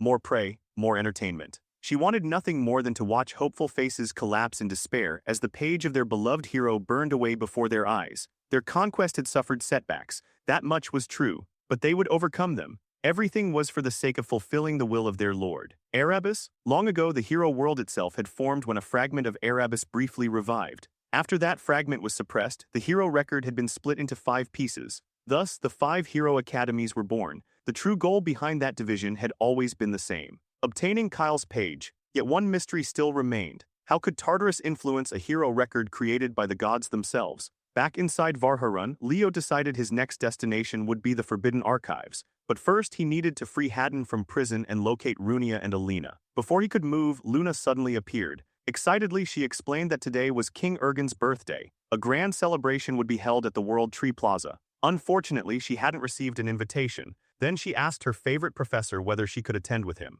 The problem was that Leo hadn't been invited either. As they spoke, he remembered something strange. Luna wasn't a noble. She had entered the academy purely through talent. According to history, King Ergen himself had supported her because of that extraordinary potential. So Leo naturally asked why she hadn't received an invitation. Luna's answer shocked him. The king had withdrawn his support nearly a month ago. For a moment, Leo's mind went blank. History had changed. They had only arrived a few hours ago. There was no way events should be diverging this quickly. Then he remembered Fiwa's warning. Darkness had already fallen upon this world. A chilling possibility emerged. Tartarus had infiltrated the hero world. Meanwhile, inside a prison cell, Haddon reflected on his earlier mistakes. Getting involved in that fight had been reckless. Every action they took inside this world carried consequences. Still, one thing bothered him even more: the existence of elven prisons. The past seemed far uglier than he imagined. When he returned to Siren Academy, he would have a lot to report. His thoughts were interrupted when 2 girls walked past his cell. Curious, he asked who they were.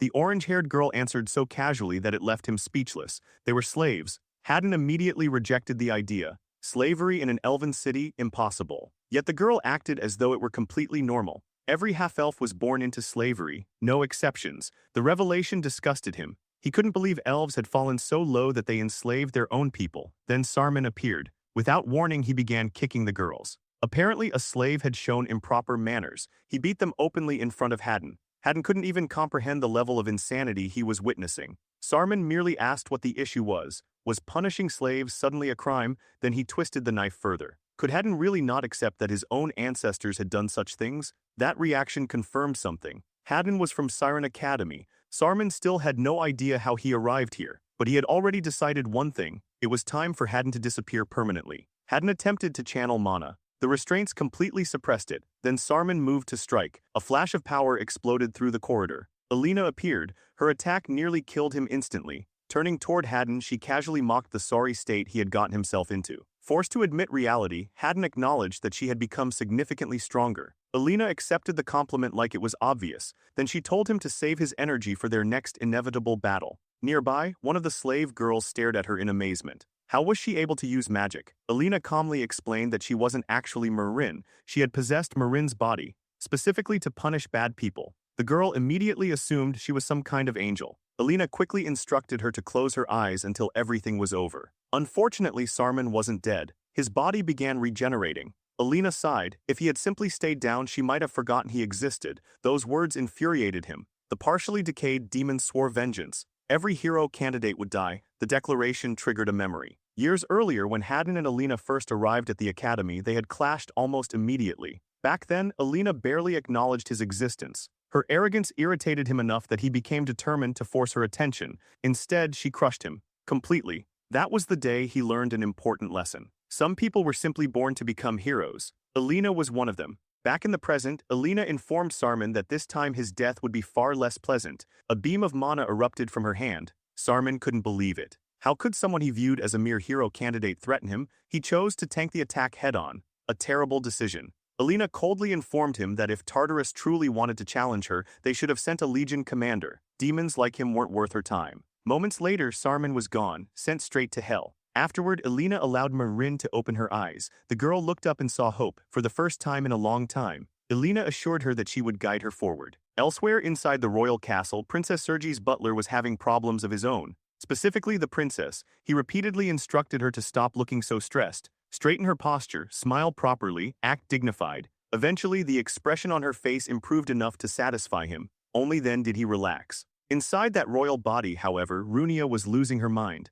She hated every second of pretending to be a refined noble. Things only got worse when the maids became overenthusiastic. To them, the princess wasn't a person, she was a dress-up doll. Runia spent hours enduring endless preparation for the celebration. Honestly, waking up inside a noble's body had already been surprising. Waking up as a princess was even crazier. Elves weren't even supposed to have monarchies like this. That fact alone suggested she was much farther in the past than expected. Soon afterward, her butler informed her that she would privately meet King Ergen before the festivities began. The meeting would take place within the audience chamber, the very heart of Varharun, a sacred structure carved directly into the world tree itself. Only honored guests were permitted entry. Naturally, the butler reminded her to behave. Repeatedly. As they traveled through the halls, he continued criticizing every tiny flaw in her conduct. Runia quickly realized that Siren's standards were merciful compared to this nightmare. Even so, she continued playing her role while quietly searching for clues about the hero world. Then everything changed. The audience chamber doors opened, an overwhelming pressure burst outward.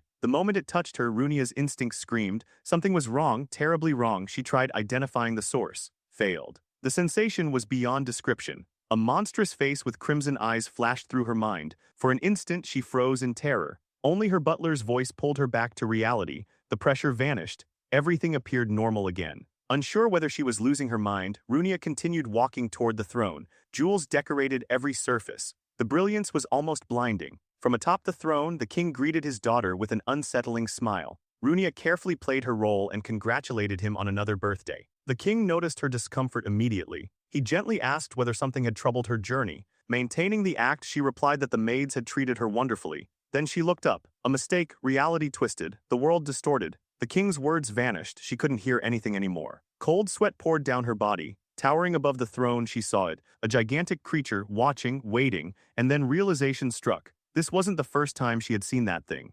That colossal nightmare looming above the throne matched every terrifying description ever written about Erebus in ancient records. Meanwhile, Luna's confidence continued to crumble. The young elf quietly asked her professor whether everyone had been right about her all along. Maybe she truly didn't belong in Varharun. Maybe the path she chose was a mistake. As much as she hated admitting it, doubt had begun eating away at her. Even her research felt uncertain now. For the first time, Luna questioned whether the magic she devoted herself to was truly worth pursuing. The moment Leo saw that despair, everything became clear. This world had been tampered with. Tartarus had succeeded in poisoning the Founder's future before it could even begin. Fury boiled inside him. Those parasites weren't just altering history. They were destroying Luna's life at its very foundation. Without hesitation, Professor Archant looked his student in the eyes and made a promise. One day she would become the most celebrated elf in history, not because fate said so, because he believed it. As her teacher, he was willing to bet everything on it. Then he reminded her of the words history would one day remember. She was destined to shine brighter than any star in the night sky.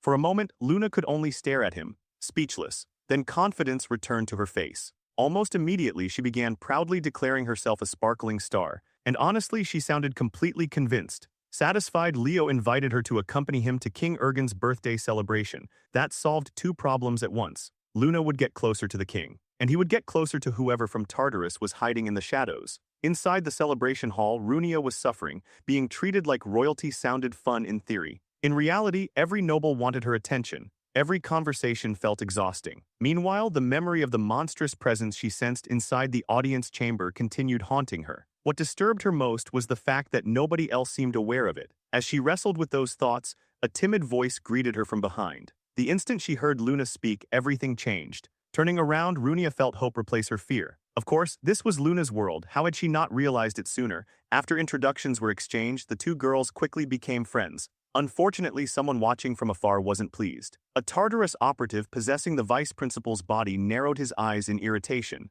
Luna wasn't supposed to be here. Her name had never appeared on the guest list. Before he could think further, Leo appeared behind him. The professor calmly remarked that no matter the era, sewer rats always carried the same smell. The demon attempted to play innocent. Leo wasn't buying it. He swore that every last one of them would pay for tampering with a hero world. The vice principal laughed, arrogantly. In this corrupted city, nobody held more influence than he did. What exactly could someone trapped inside a professor's body accomplish? As he walked away, he encouraged them to enjoy watching their precious hero world collapse. Leo wanted nothing more than to separate that man's head from his shoulders. Unfortunately, too many eyes were watching, especially Luna's. Moments later, the cheerful elf excitedly informed him that the princess had completely changed. The old princess treated her like dirt. The current one spoke to her like a friend. Hearing that, Leo immediately realized something important. He had found another ally. Not long afterward, he approached Princess Serja while she was alone. Bowing respectfully, he casually slipped a question into the conversation. Did she happen to know anything about a place called Lumine? Runia instantly recognized him. Professor Archent was Leo. Leo couldn't help smiling. Having Runia inside the princess's body would make things significantly easier. Suddenly, a loud announcement echoed throughout the hall. The king had arrived. Every noble immediately transformed into a professional bootlicker. Birthday wishes flew in from every direction. Compliments flooded the room. Meanwhile, Luna quietly excused herself. Leo decided to leave as well. King Ergen made his rounds through the gathering, greeting guests and encouraging everyone to enjoy the festivities. As they moved through the crowd, Leo teased Luna about how nervous she looked. She immediately defended herself. This was her best opportunity to secure royal sponsorship. Of course she was nervous. Then a red-haired woman suddenly appeared and hooked her arm around Leo's. She invited him to dance. Recognizing Runia immediately, Leo accepted. Poor Luna could only watch in complete confusion. As they danced, Runia quietly confirmed his identity and asked what he had learned. Leo explained that they were currently inside Luna's world long before the Age of Calamity. Runia admitted she had already suspected as much. What she really wanted to know was the condition for clearing this hero world. Leo shared his biggest discovery. In the future, Luna would create star magic. Yet in this era, it didn't exist. That meant something had gone terribly wrong. On top of that, Tartarus had almost certainly infiltrated this world. There was a strong possibility that some of those agents were attending this very party. Runia looked shocked. Was he talking about Tartarus from the past? Leo shook his head. These invaders weren't natives of this era. They had broken into the hero world from outside. Remembering the horrifying presence she sensed earlier, Runia agreed that it made sense. Then she casually dropped a far bigger problem. Erebus was here too. Back at the dungeon, Alina was having significantly less patience. A snap of her fingers unleashed a gigantic lightning spell across the battlefield. The fight had become boring. Everyone kept surviving. Nobody interesting was dying. She demanded that Haddon hurry up and clean up the remaining trash. The elf responded with a devastating sword strike that shredded demons effortlessly. Even then, Alina remained dissatisfied. Why couldn't they just go all out? Haddon reminded her that civilians lived nearby. Alina glanced around and bluntly remarked that the place already looked like a dump. A familiar voice suddenly interrupted them. Someone loudly declared that Alina was a hypocrite pretending to be a hero. Instantly, her mood improved. Apparently, a cockroach had crawled out of the sewer. The demon girl mocked Alina and promised everyone present would soon die. Alina fired back without missing a beat. Cockroaches were disgusting. Still, bugs had never been particularly good at killing humans. Venner responded by proclaiming that only human blood would be spilled today. Their lord was finally awakening. That immediately caught Alina's attention. By lord, did she mean Erebus? The demon reacted as though Alina had committed blasphemy. How dare she speak that sacred name with her filthy mouth? Naturally, Alina doubled down. She proudly informed Venner that she brushed her teeth 3 times a day. Not everyone smelled like a corpse abandoned on the roadside. Then she wondered aloud whether the foul odor came from the demon herself or the surrounding bodies. Maybe both. That finally broke Venner. Screaming with rage, she vowed to rip every human apart. Massive tentacles erupted across the sky and surged toward Alina. Haddon immediately erected a defensive barrier and checked on the nearby slave girl. The girl was recovering until she saw the rubble. Her expression immediately turned to horror. She screamed Alina's name. Venner laughed. Apparently the mighty Alina had accomplished absolutely nothing. Proudly introducing herself as Venner the Bone Eater, she boasted about slaughtering hero candidates for over a century. The terrified girl looked seconds away from fainting. Haddon remained calm. Everything was fine. Venner continued mocking the girl for worrying about Alina. The elf casually replied that the demon should probably be worrying about herself. After all, if Alina died that easily, she was never worth surpassing. Suddenly, pink light began shining from beneath the rubble. An explosion rocked the battlefield. Venner stared at the aura. Something about it felt familiar. Then realization struck. Alina Gyern. Unfortunately for her, the revelation arrived 1 second too late. Her head abruptly lost contact with the rest of her body, like somebody had unplugged reality itself. As Venner's head rolled across the ground, Alina casually announced her victory. The slave girl stared in complete disbelief. Then Venner started laughing like an absolute lunatic. She claimed she could hear a voice speaking inside her mind.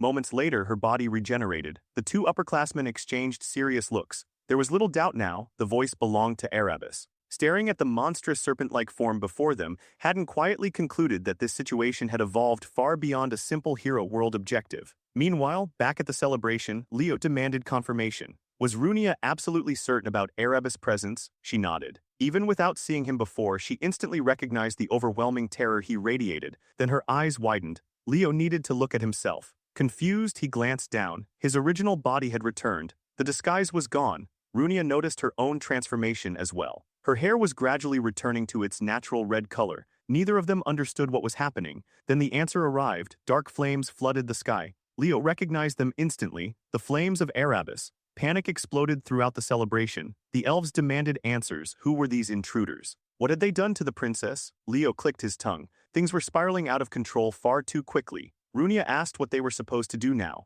Nearby, the long-haired elf from earlier began accusing them of infiltrating the gathering, and in that moment everything finally made sense. This wasn't just a crisis. The hero world itself was collapsing, along with Luna's memories. Just as Leo was trying to figure out how to untangle the chaos unfolding around him, Luna suddenly stepped forward and demanded answers. She wanted to know who he truly was, and more importantly, what had happened to Professor Archent. At that moment, Leo came to a realization. Clearing the hero world wasn't the priority anymore. His gaze fell to the glowing mark on his hand. There was only one path left. Erebus had to be stopped. A brilliant flash illuminated the area. Holding folium firmly in his hands, Leo turned toward Luna and told her the truth. The world needed saving, and he couldn't do it without her. Confused but trusting him nonetheless, Luna accepted the staff. The moment her fingers wrapped around it, she froze. She was holding folium, the sacred treasure itself. She couldn't understand why the relic was responding to her. The strange human standing before her should have felt like an enemy, yet for some reason his presence felt familiar. Not from days, not from years, from lifetimes. As those emotions swirled inside her, Leo asked for her help once more. After a brief silence, Luna tightened her grip on the staff and agreed. Around them, the nobles erupted into outrage. Why was that outcast touching their holy relic? Meanwhile, the demon observing the scene nearly broke into a cold sweat. Never in his calculations had Luna chosen Leo's side.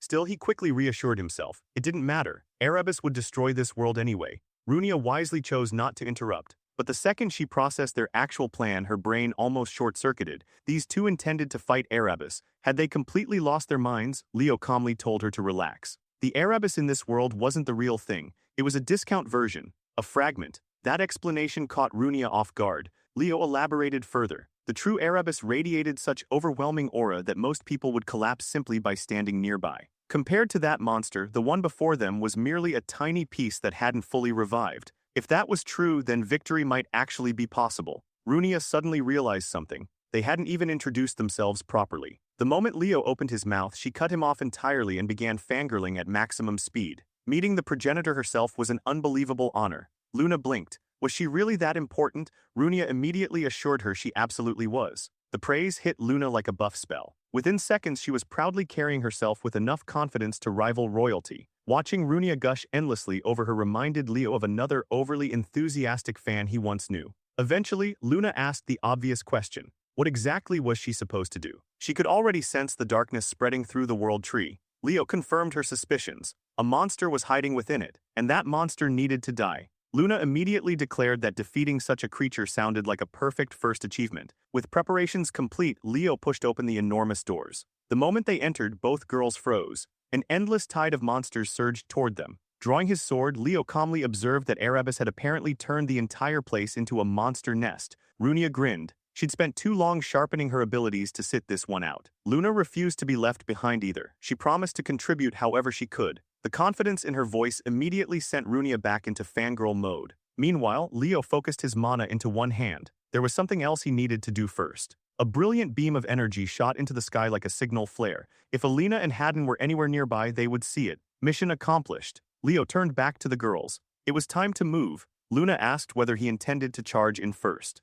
Before he could answer, she activated support magic and enhanced him herself. The moment her spell settled over him, Leo paused. It had been so long. Fighting alongside Luna again felt strangely nostalgic. The monsters finally lost their patience and rushed forward. Leo exploded into motion. Blades flashed, bodies fell. The battlefield quickly turned into a slaughterhouse. He carved through monsters so fast it looked less like swordsmanship and more like a very violent game of fruit slicing. Luna stared in fascination. Runia looked equally stunned. Leo had somehow become even stronger than before. Refusing to be overshadowed, Runia activated her own perfected magic. Crimson flames erupted around her body. Towering pillars of fire surged into the sky before crashing into the enemy ranks. The battlefield transformed into a giant barbecue pit. Seeing the others show off only motivated Luna further. She refused to be dead weight. Runia eagerly waited to witness some legendary spell worthy of the progenitor. Instead, Luna summoned a tiny basic fireball. For a moment, confusion filled the air. Then Luna smirked. A multiplication spell activated.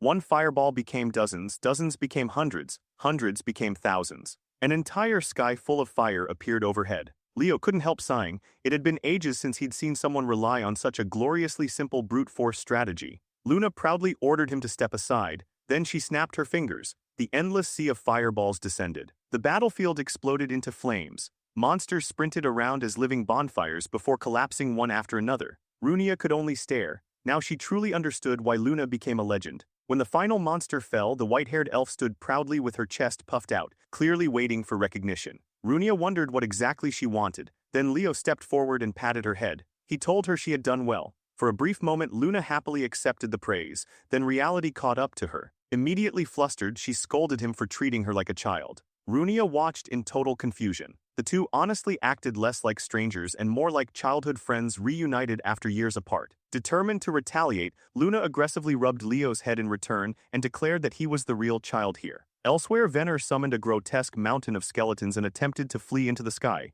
Alina clicked her tongue. Disgusting, a pink beam of magic instantly pierced straight through the mass. Haddon warned her not to underestimate the demon. Alina agreed. Unfortunately, Venner responded by unleashing enough profanity to fill an entire dictionary before hurling a massive sphere of dark magic toward them. Alina immediately sensed the difference. The demon had become much faster. Was Erebus Awakening responsible for this sudden boost? Before she could finish that thought, Haddon shouted her name. A gigantic orb of darkness appeared right in front of her. She barely managed to raise a shield before impact. Even Alina had to admit the attack actually stung. Venner mocked her relentlessly. Alina answered by casually tearing through the attack with a flick of her finger. Nearby, Haddon noticed something alarming. The world itself was breaking apart. Alina corrected him. This wasn't collapse, it was erasure. The world wasn't crumbling, it was disappearing. Even the slave girl nearby had begun fading from existence. Inside her mind, Alina realized the truth. Nobody had cleared the hero world. The world itself was dying. Then a familiar flare illuminated the sky.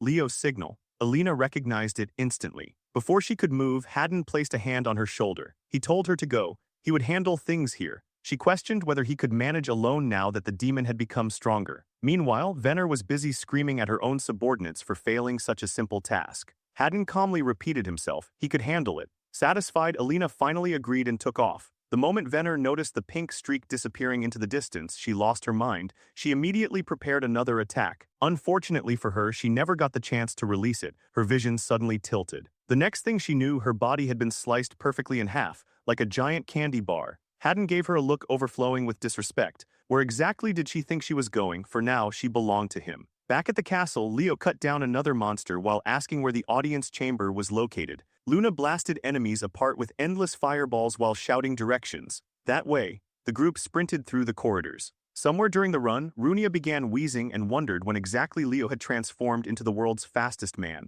Even Luna found herself confused. They had known each other for less than a day, yet fighting beside him felt strangely natural, like they had shared countless battles already. At last, they arrived before a pair of golden doors. Luna pointed forward. The audience chamber was beyond them. Leo began instructing her to prepare her spell. Then a figure appeared. Their path was blocked. It was Sid. Dark energy tentacles writhed around him as he began delivering an arrogant speech about inferior beings and forbidden entry. Leo wasn't interested. Before the demon could even finish his sentence, Leo vanished. A flash. A slash. Sid's head flew clean off. Leo casually wondered why demons always talked so much. The body collapsed. The head remained alive. Realizing his opponents were far more dangerous than expected, Sid concluded that the others must already be dead. He reattached his head like a toy, snapping back together. Then he declared he would unleash his full power. Screaming like a lunatic, he thanked Erebus for granting him strength and launched countless blades of dark energy. Leo wasn't impressed. Trash was still trash. No matter how much power it borrowed, the stench never changed. And before the battle truly began, he promised the demon one thing. By the time this was over, there wouldn't be enough left of him to even become ashes.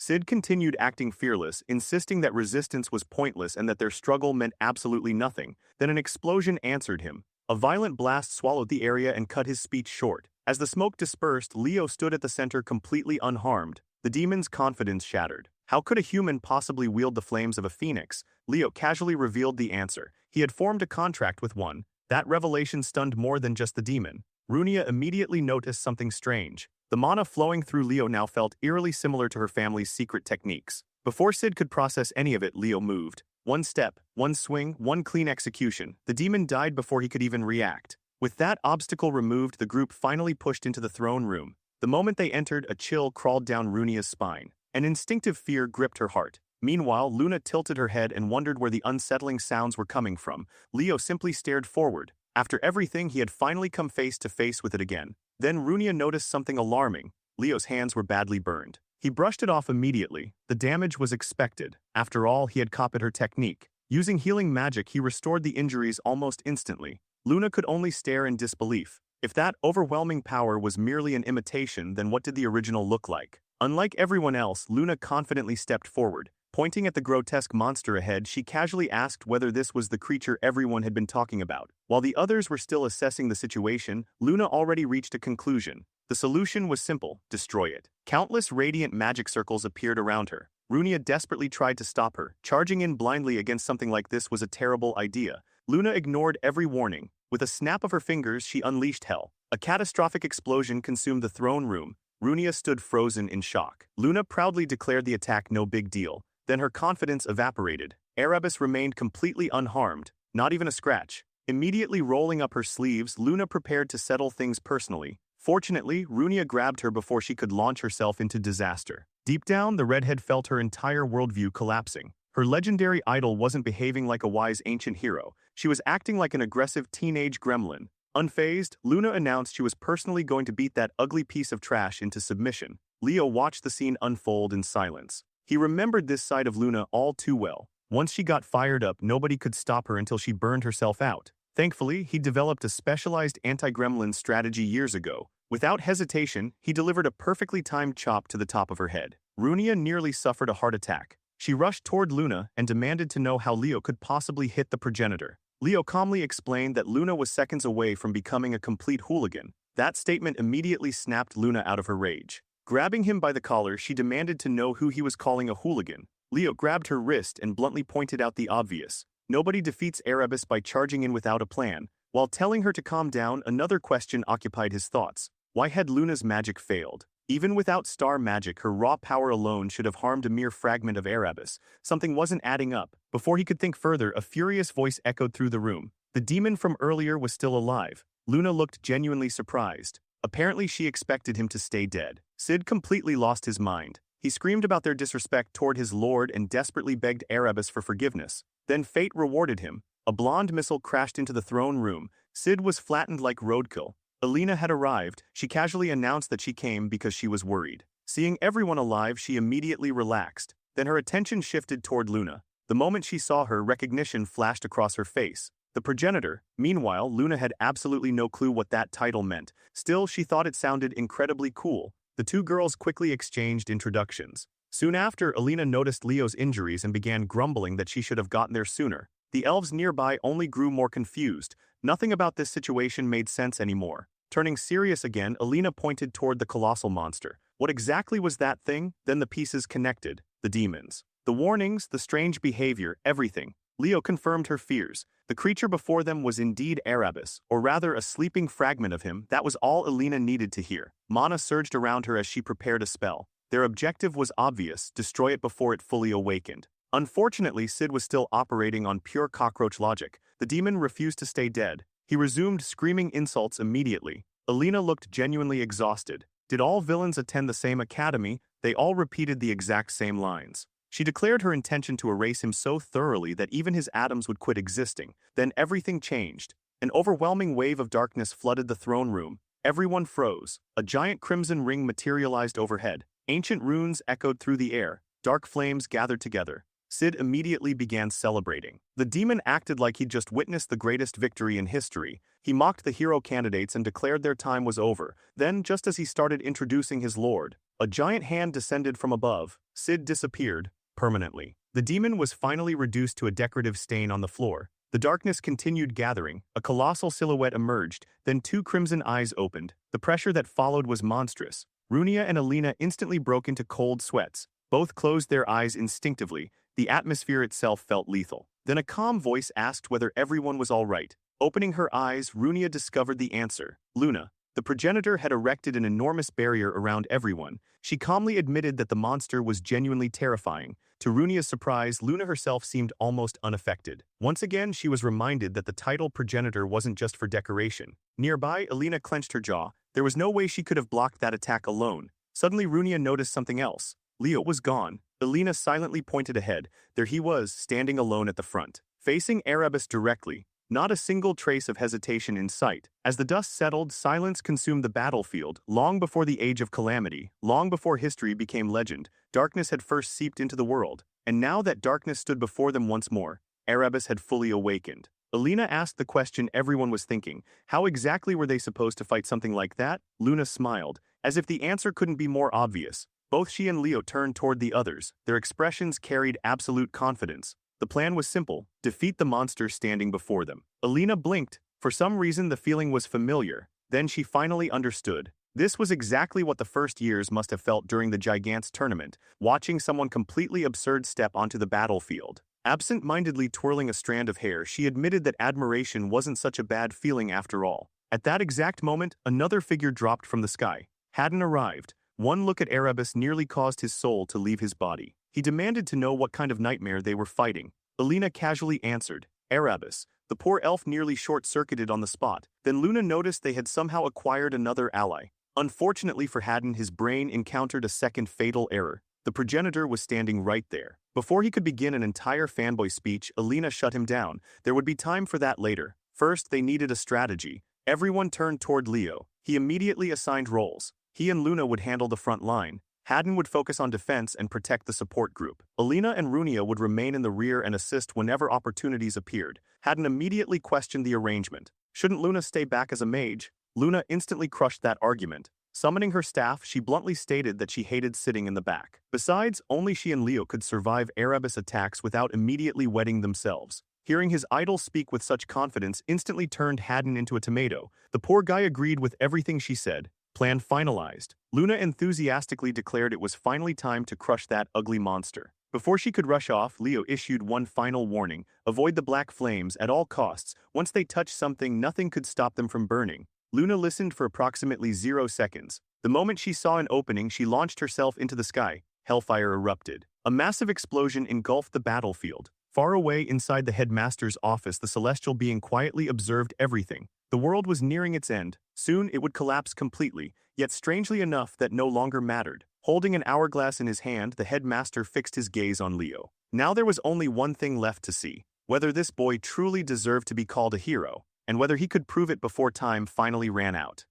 The black flames of Erebus surged across the battlefield, reducing everything in their path to nothingness. Those cursed flames had terrified countless generations because they could never be extinguished. Anything formed from mana was destined to burn away before them. For ages, no one had ever found a way to oppose those immortal black flames until Kyle appeared. At that moment, Lysanus' voice echoed inside Leo's mind. She reminded Kyle that his mana was the natural enemy of Erebus itself. Confused, Kyle questioned how that could possibly be true. Lysanus calmly explained that while his gray mana appeared to be ordinary non-attribute mana, appearances were deceiving. Kyle immediately argued that it truly was non-attribute mana. Aside from allowing him to become an all-class user, he saw nothing remarkable about it. Compared to powers possessed by legendary figures like her, it seemed completely ordinary. Lysanus simply laughed and disagreed. She explained that his mana differed from all others because it was purer than any mana in existence. The unfamiliar term caught Kyle's attention. When he asked what purity meant, she explained that purity meant infinite potential, the ability to become anything.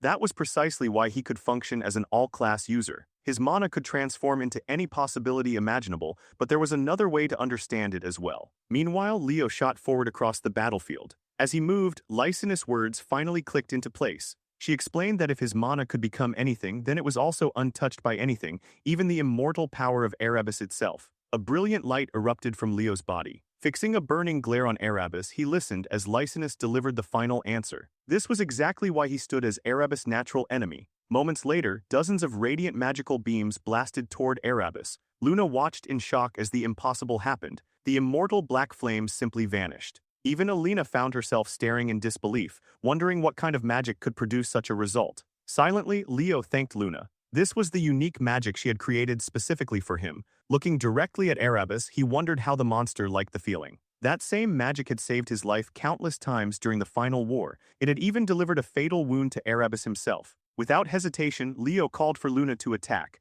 Dozens of magic circles unfolded around her. Erebus stared silently as brilliant light engulfed her body. Yet when the attack landed, the monster remained completely unharmed. Leo immediately realized something was wrong. Why wasn't Luna's magic working? After a moment of thought, he arrived at a troubling possibility. Luna was a being created within the hero world itself. The more he considered it, the more likely that explanation seemed. Luna muttered in frustration that even this wasn't enough. Leo continued piecing things together. Erebus was also an outsider to this world just like them. If Luna's attacks truly couldn't affect him, then their situation was far worse than expected. The only solution was obvious. To wound Erebus, Luna's flames needed to burn even hotter. Luna silently cursed the setback. Then flames erupted violently from her body. Standing nearby, Alina wrapped an arm around Runia and immediately recognized the power she was witnessing. These were flames reminiscent of the Lundia family. Alarmed, Runia warned her to stay back because the flames were dangerous. Alina simply smiled. The scent reminded her of a wild, untamed fire. Confused, Runia demanded an explanation.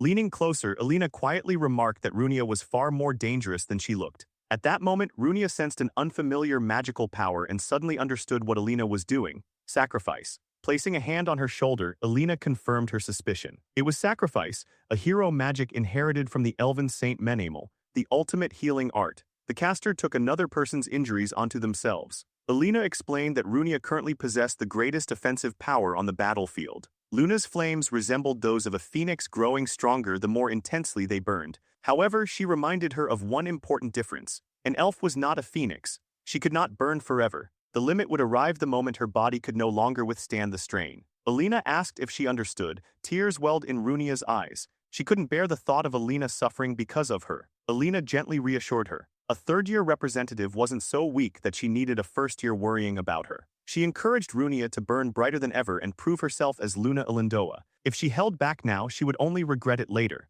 Those words reignited her determination. The flames surrounding Runia blazed even hotter. Standing behind her, Alina couldn't help admitting to herself that Soon Academy truly produced terrifying monsters. At that exact moment, Erebus launched another devastating attack. Haddon immediately began chanting. The winds answered his call. Brilliant light wrapped around his sword as he charged directly into the incoming attack. A massive explosion followed. When the dust settled, Haddon landed dramatically with the blast raging behind him. Yet inwardly he grimaced. This truly was the legendary Great Calamity. He knew he wouldn't be able to block another attack like that. Leo immediately turned to Luna. Calling her attention, he asked whether she could push Runia's spell even further. Luna hesitated before admitting that she probably could. Behind them, Runia and Alina continued burning through immense amounts of power. Luna stared at Leo in disbelief. He was asking her to seize control of a high-level spell cast by another mage and strengthen it further. That wasn't merely difficult, it bordered on impossible. She explained that stealing control of another caster's magic required an overwhelming difference in skill. The more complex the spell formula became, the more impossible it was to take control.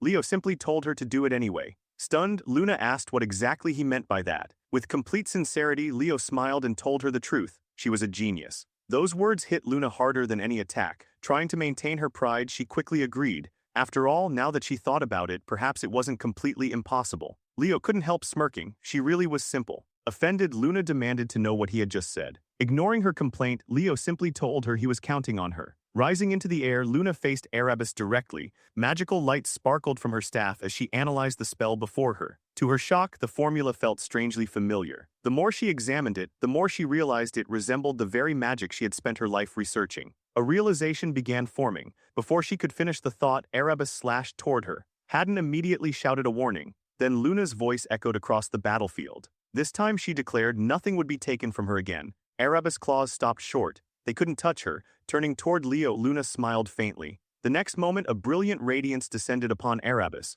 A new system quest appeared before Leo. Help Luna, the progenitor of the nebula, and complete star magic. Then the impossible happened. A system notification flashed across the battlefield. Luna, progenitor of the nebula, had completed star magic. The battlefield fell silent. Radiant light poured from Luna's body as she shone like a living star. Looking toward Lucina, Luna confidently asked whether she truly looked like someone who would die from something like this. A small smile appeared on Lucina's face as she calmly assured her that she absolutely wouldn't. The system notification appeared once more. Luna had completed star magic. The entire battlefield glowed beneath her radiance. Erebus' body began crystallizing, then it started breaking apart. White light engulfed Leo as Luna's voice echoed through the chaos. Control of the sacred flames now belonged to them. Alina grabbed Luna's shoulder in amazement. This was the mana of the progenitor of the nebula herself. Guiding the flames, Luna confidently declared the end of the accursed shadow. Erebus stared directly at her. Then the massive flames swallowed him whole. The monster writhed in agony as Haddon and the others watched without blinking. Leo observed silently from nearby. Erebus' eyes dissolved first. Luna never lost her smile. Seconds later, the rest of his body shattered completely. One fragment drifted through the air. Luna caught it in her hand and stared at it in disbelief. It was finally over. Alina immediately wrapped her arms around Luna from behind and admitted how relieved she was. They had actually defeated Erebus. Honestly, she had expected everything to smell burned by now. Startled, Luna squeaked in surprise. Alina only smiled mischievously and leaned closer. Strangely enough, Luna still smelled fresh. Flustered beyond belief, Luna demanded to know what she was doing. Alina shamelessly continued teasing her. She admitted she liked her and found her reactions adorable. Maybe she should just kidnap her and bring her back to Lumer. Meanwhile, Luna finally exploded with excitement. Like an overjoyed child, she celebrated their victory. They had defeated the monster. She had completed the magic she had devoted her life to creating. She even admitted that she had always assumed elves were overly stiff and serious, but apparently there were exceptions. Approaching Alina, Luna sincerely thanked her from the bottom of her heart. Haddon respectfully lowered his head and admitted that hearing words like that from her was a tremendous honor. Before he could say anything else, Luna suddenly grabbed him by the collar with a bright smile and asked why he was acting so formal. In her eyes, they weren't strangers or celebrities. They were comrades who had fought side by side. The word comrades hit both of them like a lightning bolt. Haddon nearly short-circuited on the spot, stumbling over his words as he tried to process the fact that Lady Luna considered him a comrade. At the same time, Runia stood frozen, convincing herself she had to be dreaming, only to immediately reject that possibility. Still completely carefree, Luna told Haddon to bend down a little. Watching the scene unfold, Alina burst into laughter. She remarked that if someone captured a picture of Saron Academy's class representative looking this pathetic, it would become legendary overnight. That was when she noticed someone approaching. Leo stepped forward and quietly extended a hand toward her. Alina immediately brushed it aside and coldly remarked that he shouldn't be touching a lady standing alone. She then pointed out that he looked far worse than she did and suggested he worry about his own condition first. Leo simply smiled. Being injured had long since become normal for him. Suddenly, Luna excitedly announced that she had moved one step closer to completing her ultimate spell. Alina immediately raised an eyebrow and asked what exactly this so-called ultimate spell was supposed to be. Luna shoved everyone aside dramatically and proudly declared that they should prepare to be amazed. Everyone braced themselves. Then Luna revealed her masterpiece, a spell that made flowers bloom. The answer left the entire group speechless. For several seconds, nobody knew what to say. Eventually, every suspicious gaze slowly turned toward Leo. Ignoring the judgmental looks, Luna placed her hands on her hips and declared that she would be coming with them. Since they were leaving for the outside world, she expected them to take her along. Leo immediately refused. Luna puffed out her cheeks and demanded an explanation. Placing a hand on her shoulder, Leo gently told her that everyone had their own path to walk. Still frustrated, Luna looked back at him. She was met with a warm smile. Leo assured her that she would eventually meet incredible companions, people who would accomplish extraordinary things alongside her. Most importantly, she would never be alone. At that exact moment, a brilliant golden notification appeared before them. The system announced that prologue, Varharun, had been cleared. Luna's eyes widened. After a brief pause, she quietly asked whether he was leaving too. Leo nodded. A small point of light appeared in his hand. It was a flower known as Luna rubinens. Offering it to her, Leo told Luna that just as their meeting had seemed impossible, she too would become someone extraordinary. One day she would rise as the greatest mage in history. Then came his farewell. He told her that she would save the world. She would earn the admiration of every elf. The world would remember her as Luna, the progenitor of the nebula. Holding the flower in her hands, Luna could only stare in silence. Leo gently reminded her never to lose confidence in herself. A massive magic circle suddenly unfolded beneath their feet. The scenery began to fade away. Even as the world dissolved around them, Leo's expression remained unchanged. He told her that confidence suited her perfectly. Luna smiled brightly and nodded. And with that, the story came to an end. A farewell to the first star shining in the distance. A wish for that star to dream peacefully, and one final goodbye to a cherished friend. The four challengers quickly returned. Haddon snapped his fingers and summoned a light spell, illuminating the darkness around them. At that moment, a damaged piece of paper drifted through the air. Leo reached out and caught it. Examining it closely, he realized that although it had suffered damage, it was still in far better condition than his own page. Then Luna suddenly gasped. She immediately recognized what he was holding, a folium. Her words instantly drew Haddon's attention. Summoning his staff, Leo calmly confirmed her observation. It was indeed a folium, although it appeared to be little more than an empty shell now. Alina immediately burst out laughing. The irony was unbelievable. The first person in history to obtain a folium as a hero world reward wasn't even an elf. If news of this reached Saron Academy, they would probably start a riot. The moment she finished speaking, Haddon's expression became deadly serious. He immediately informed Leoplov that he should transfer to Saron Academy at once. Unfortunately for him, Leo's story wasn't heading in that direction. Meanwhile, Alina leaned closer to Haddon and repeatedly whispered sarcastic comments into his ear, questioning what kind of scheme he was trying to pull. Haddon fired back that Saron's uniforms were objectively cooler than Lumer's. While the two argued, Leo quietly examined the chamber around them. His light spell illuminated a massive statue. The moment he saw it, he nearly spoke Luna's name aloud. Luna quickly called everyone over and pointed toward another monument. She excitedly explained that it depicted Lord Duino. Haddon immediately began admiring the statues. To him, they represented the greatest heroes in history, each one extraordinary in their own right. But Alina's attention had wandered elsewhere. As she stared at one particular statue, her eyes widened. It was impossible. The figure looked exactly like Kyle. Excitement immediately filled her voice as she questioned whether the legendary human hero had truly existed. She called Leo over to look. Someone asked what had captured his attention. Quietly reading the inscription carved into the monument, Leo discovered the answer. The memorial had been dedicated to Duino, Luna, Aaron, Lysinus, and Kyle. Haddon and Runia quickly gathered around. Both stared at Kyle's statue in amazement. The hero of the beginning had been real all along. Meanwhile, Leo reflected silently. This was Hero Square, a monument built by the people of Gardsron to honor the heroes who had saved them.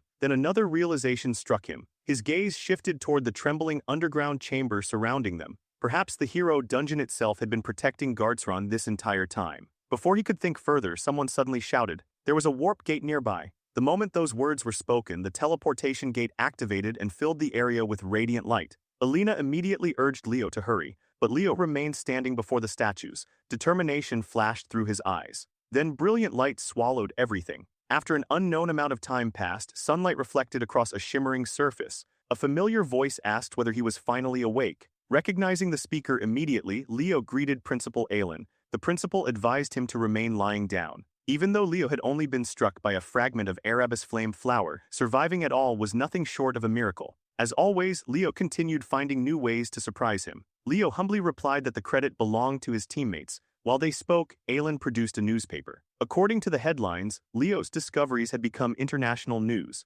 Most notably, the revelations concerning the surviving hero, Kyle. The principal showed him an artist's reconstruction based on witness accounts. Then he asked a question he had clearly been holding back. Did Leo have some connection to the hero of the beginning? Leo asked what kind of connection he meant. Aelin explained that for centuries, scholars had dismissed claims that Kyle was an all-class user. Most considered the idea little more than a myth. Yet Lumer Academy's top first-year student just happened to possess the exact same ability. While Leo's swordsmanship could be explained through the Xeringer bloodline, his overwhelming talent in magic and summoning could not. The coincidence was becoming difficult to ignore. Finally, Aelin asked the question directly. Had Leo ever cleared Kyle's hero world? Leo immediately denied it. With a helpless sigh, Aelin asked whether he was seriously claiming to have simply been born as an all-class. Leo answered without hesitation. Yes. At the same time, he silently reflected on the situation. Tartarus was likely watching him already. There was no reason to attract additional attention. The truth could wait until he recovered more of his former strength. Still unconvinced,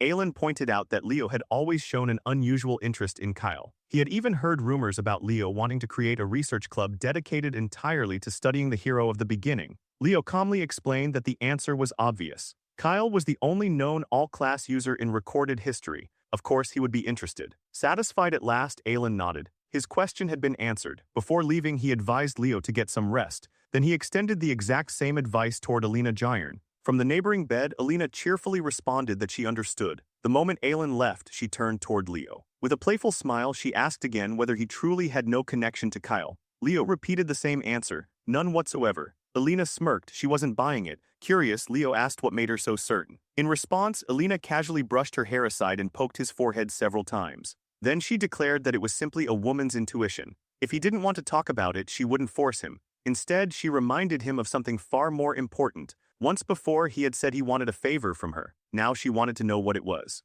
Rather than answering immediately, Leo asked a simple question. Was she really willing to grant it? Crossing her arms, Alina reluctantly admitted that she was. At this point, she was simply too curious to see where all of this would lead.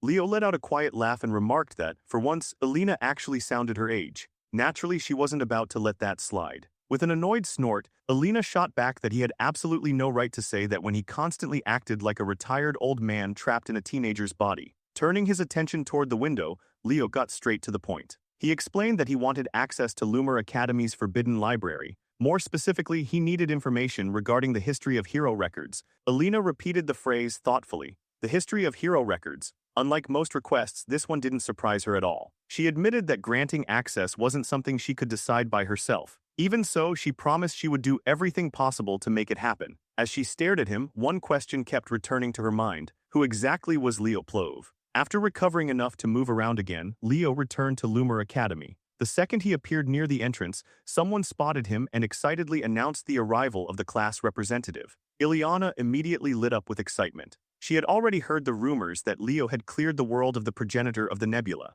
Meanwhile, Nella practically attached herself to him and bombarded him with questions, desperately wanting to know whether he had really met Lady Luna and whether she was as beautiful as everyone claimed. Their interrogation ended instantly. A chilling voice emerged from behind them. Herod calmly informed the two girls that they had exactly 10 seconds to return to their seats. They vanished almost immediately. Even while retreating, they continued shouting that Leo still owed them the full story later. Herod stepped onto the podium and ordered everyone to pay attention. A major announcement awaited them. Starting the following day, they would participate in a joint class alongside students from several other academies. The room immediately erupted with excitement. Chelsea practically bounced out of her seat and asked if students from the other academies were really coming. Looking exhausted already, Herod confirmed it. The joint class would involve the three prestigious institutions often considered Lumine's rivals: Knight Academy Wote, Magic Academy Emerald, Summoning Academy Scan. According to Herod, those academies had originally been established to challenge Lumine's dominance.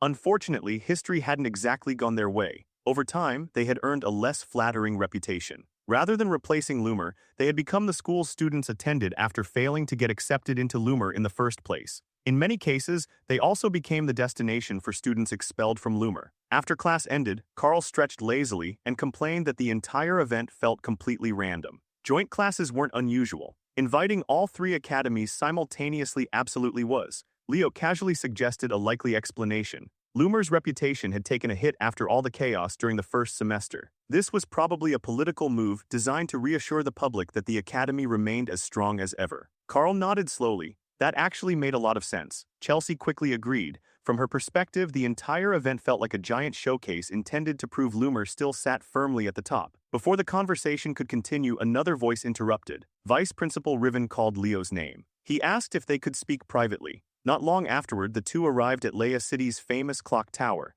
As Leo looked around, he immediately noticed something unusual. The tower's interior had been constructed entirely using dragon tongue magic. The door closed behind them. Brilliant light flooded the corridor ahead. Without speaking, the two continued deeper inside. A strange feeling settled over Leo. Lifting his gaze, he noticed a portrait hanging ahead. His eyes narrowed. For a brief moment, he wondered if it depicted Lysinus. Then a calm voice broke the silence. The speaker remarked that recognizing her so quickly was impressive, especially considering that the true appearance of the King of Wisdom was rarely known among other races. Riven stepped forward and introduced the person before them. Their lord, the Dragon Lord. The realization immediately sent tension through Leo's body. Standing before him was the ruler of Dragonkind herself. As Riven continued speaking, Leo's thoughts drifted elsewhere. Long ago, Lysinus had taught him proper dragon etiquette. If memory served, one was supposed to strike the area over the heart 3 times with a closed fist. Deciding to trust his memory, Leo performed the greeting exactly as he remembered. The reaction was immediate.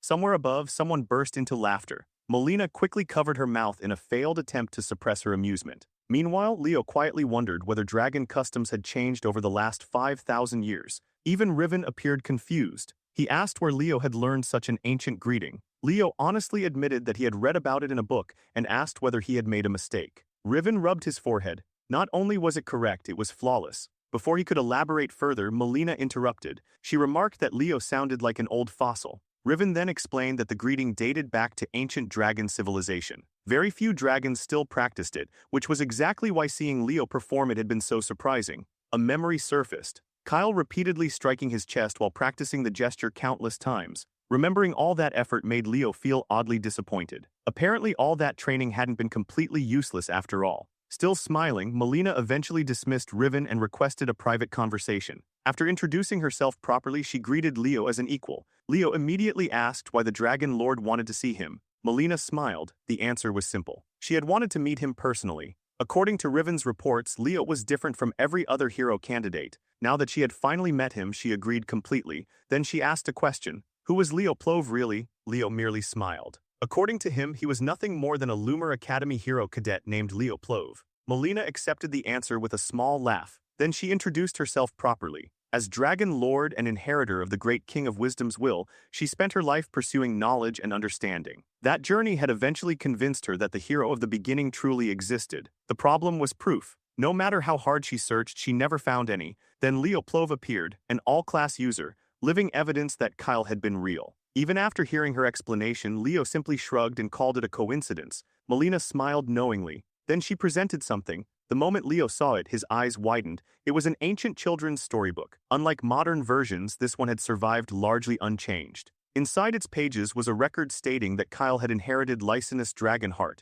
Leo asked what that had to do with anything. Melina calmly continued. Long ago, she had cleared Lysanus Hero World and obtained her page. The reward had allowed her to inherit a portion of Lysanus mana. For years, she carried that power proudly. Until now. For some reason, the mana was no longer responding to her. Instead, it reacted as though it had encountered its true owner. Once again, she asked the same question. Who was he? This time, Leo didn't bother dodging it. A faint smile appeared on his face. He admitted that she was incredibly sharp. Then he finally revealed the truth. His name was Kyle, the hero of the beginning. Silence filled the room. Even Melina struggled to process what she had just heard. She admitted that speaking with a legendary hero in person felt almost impossible. Hero worlds were one thing, reality was another. Leo then asked if that had been the sole reason for the meeting. Melina shook her head. The real issue was Tartarus. Its agents had infiltrated the Hero Military Academy. Among them lurked at least one traitor. Despite their efforts, identifying the culprit had proven incredibly difficult. Leo agreed. Even he had failed to detect any suspicious mana.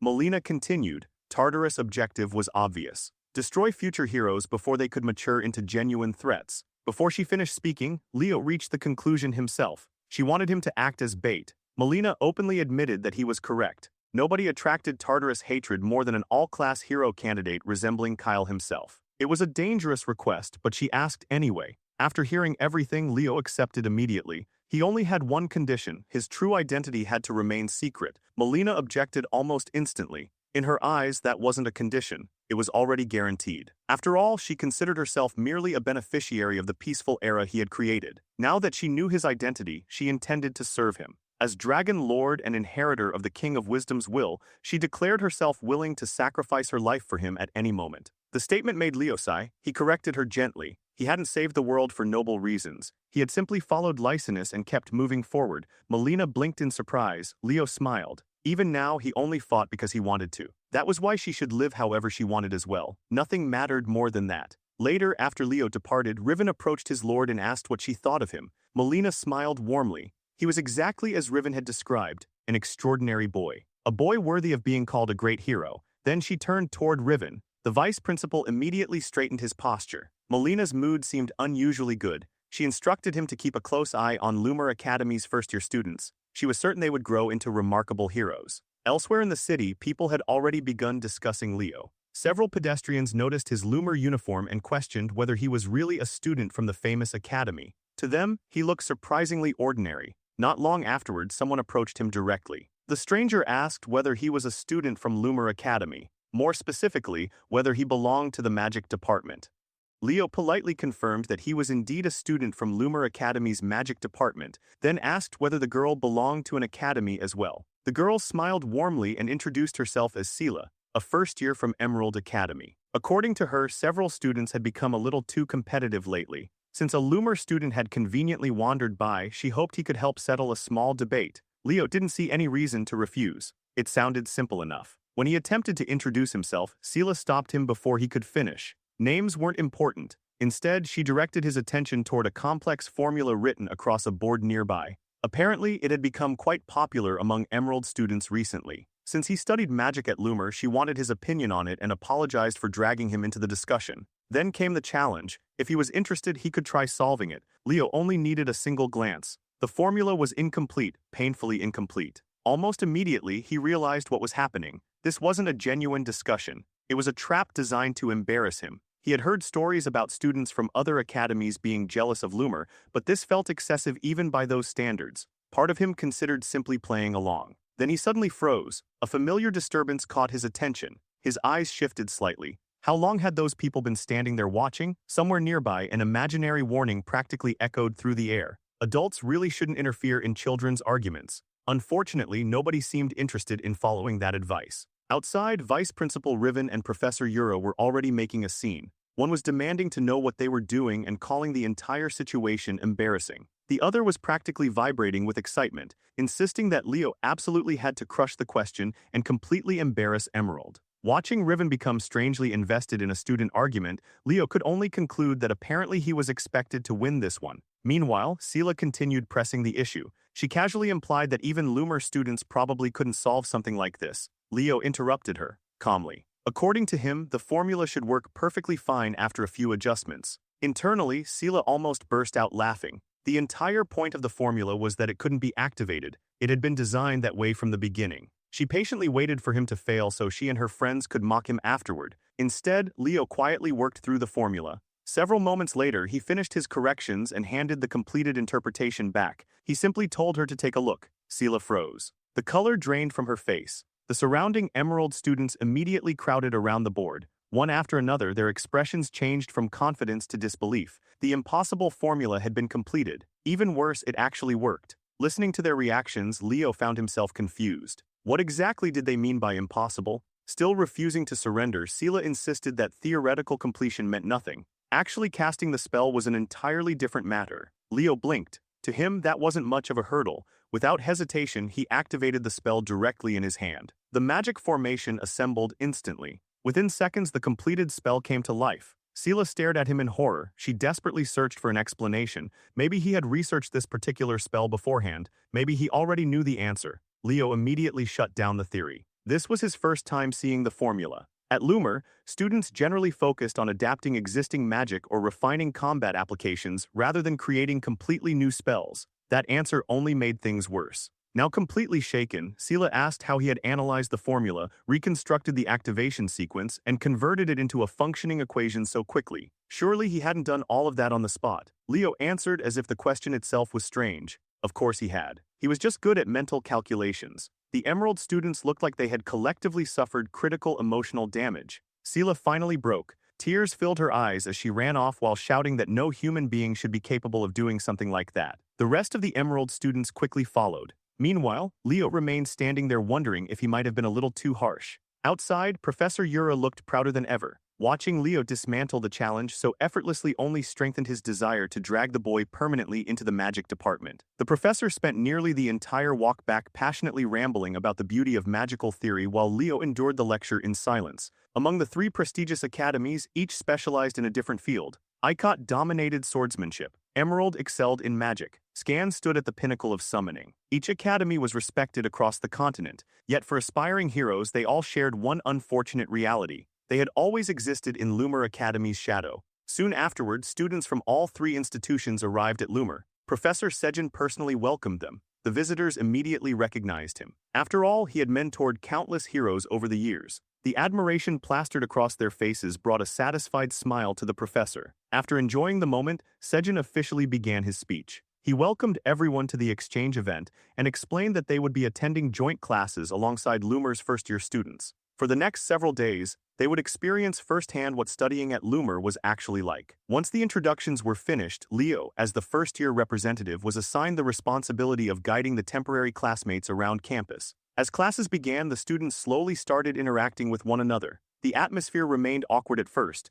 Then Carl Thomas entered the room. Immediately, business mode activated. Without wasting a second, he announced that he specialized in fatigue recovery potions. Massive carrying bags appeared around him as though he had prepared for a merchant convention instead of a school event. Carl proudly informed everyone that his products were popular even among upperclassmen. As a special offer for new friends, he was willing to provide a generous discount. The orders started rolling in almost immediately, until someone interrupted. A blonde young man declared that he had seen enough. According to him, he had come to meet Loomer Academy's elite, not some random merchant. The room fell silent. The speaker was Havidon Bryson, Crown Prince of the Bryson Kingdom. Ileana and Chelsea immediately disliked him. The prince calmly stated that he would overlook the matter this once since Carl technically belonged to the academy. The Bryson Kingdom was one of the continent's great powers. Its military strength was legendary, especially its two elite knight orders, the Winter Knights and the Snow Knights, whose commanders were both recorded heroes. Karl politely thanked the prince for his consideration. Unfortunately, Havadin wasn't finished. He mocked Karl openly. The prince admitted surprise that someone with such a small mana reserve had managed to remain at Lumer for so long. Personally, he doubted Karl would still be attending by the time next year's freshmen arrived. That was enough. Chelsea stood up immediately. She ordered the prince to watch his mouth and demanded an apology. The prince slowly rose from his seat. Looking directly at her, he questioned why a direct descendant of the Llewellyn family would associate with a commoner. To him, calling someone like Karl a friend was ridiculous. Before the argument could escalate further, another voice entered the conversation. Leo. He casually suggested that the prince test their abilities himself if he was truly dissatisfied. Havadin turned toward him. Leo explained that the prince seemed awfully confident in his assessment of Karl's abilities. If that confidence was genuine, then perhaps he should witness the strength of Lumer students firsthand. The prince immediately refused. There was no chance he would duel a commoner. Instead, he challenged Chelsea. To everyone's surprise, Chelsea hadn't even accepted yet when Leo agreed on her behalf. The sudden acceptance caught her completely off guard. Satisfied, the prince announced that one of his own companions would handle Karl. Only then did Leo notice Karl enthusiastically cheering for Chelsea in the background. Unfortunately, Karl didn't seem to realize that Leo had just signed him up for a duel as well. Before long, curious spectators gathered around the arena. Karl's opponent introduced himself confidently. Liquid Brick, heir to the Brick family. The enormous young man towered over Karl like a mountain. Karl immediately began sweating. This suddenly felt like a terrible idea. Far away from the academy, another conversation unfolded. A shadowy woman approached a group of Tartarus cultists. She commented that they had been attracting far too much attention lately. One of the cultists replied that he was already aware of the problem and asked her to get to the point. More importantly, had she located the target? The woman smiled. According to her, their long and tedious mission was finally nearing completion, deep within the Great Library. At the lowest level of the relic vault, the object they had been searching for all this time was waiting there. The cultist immediately relayed the information to another figure. After hearing the report, the recipient delivered a simple conclusion. It was finally time to move.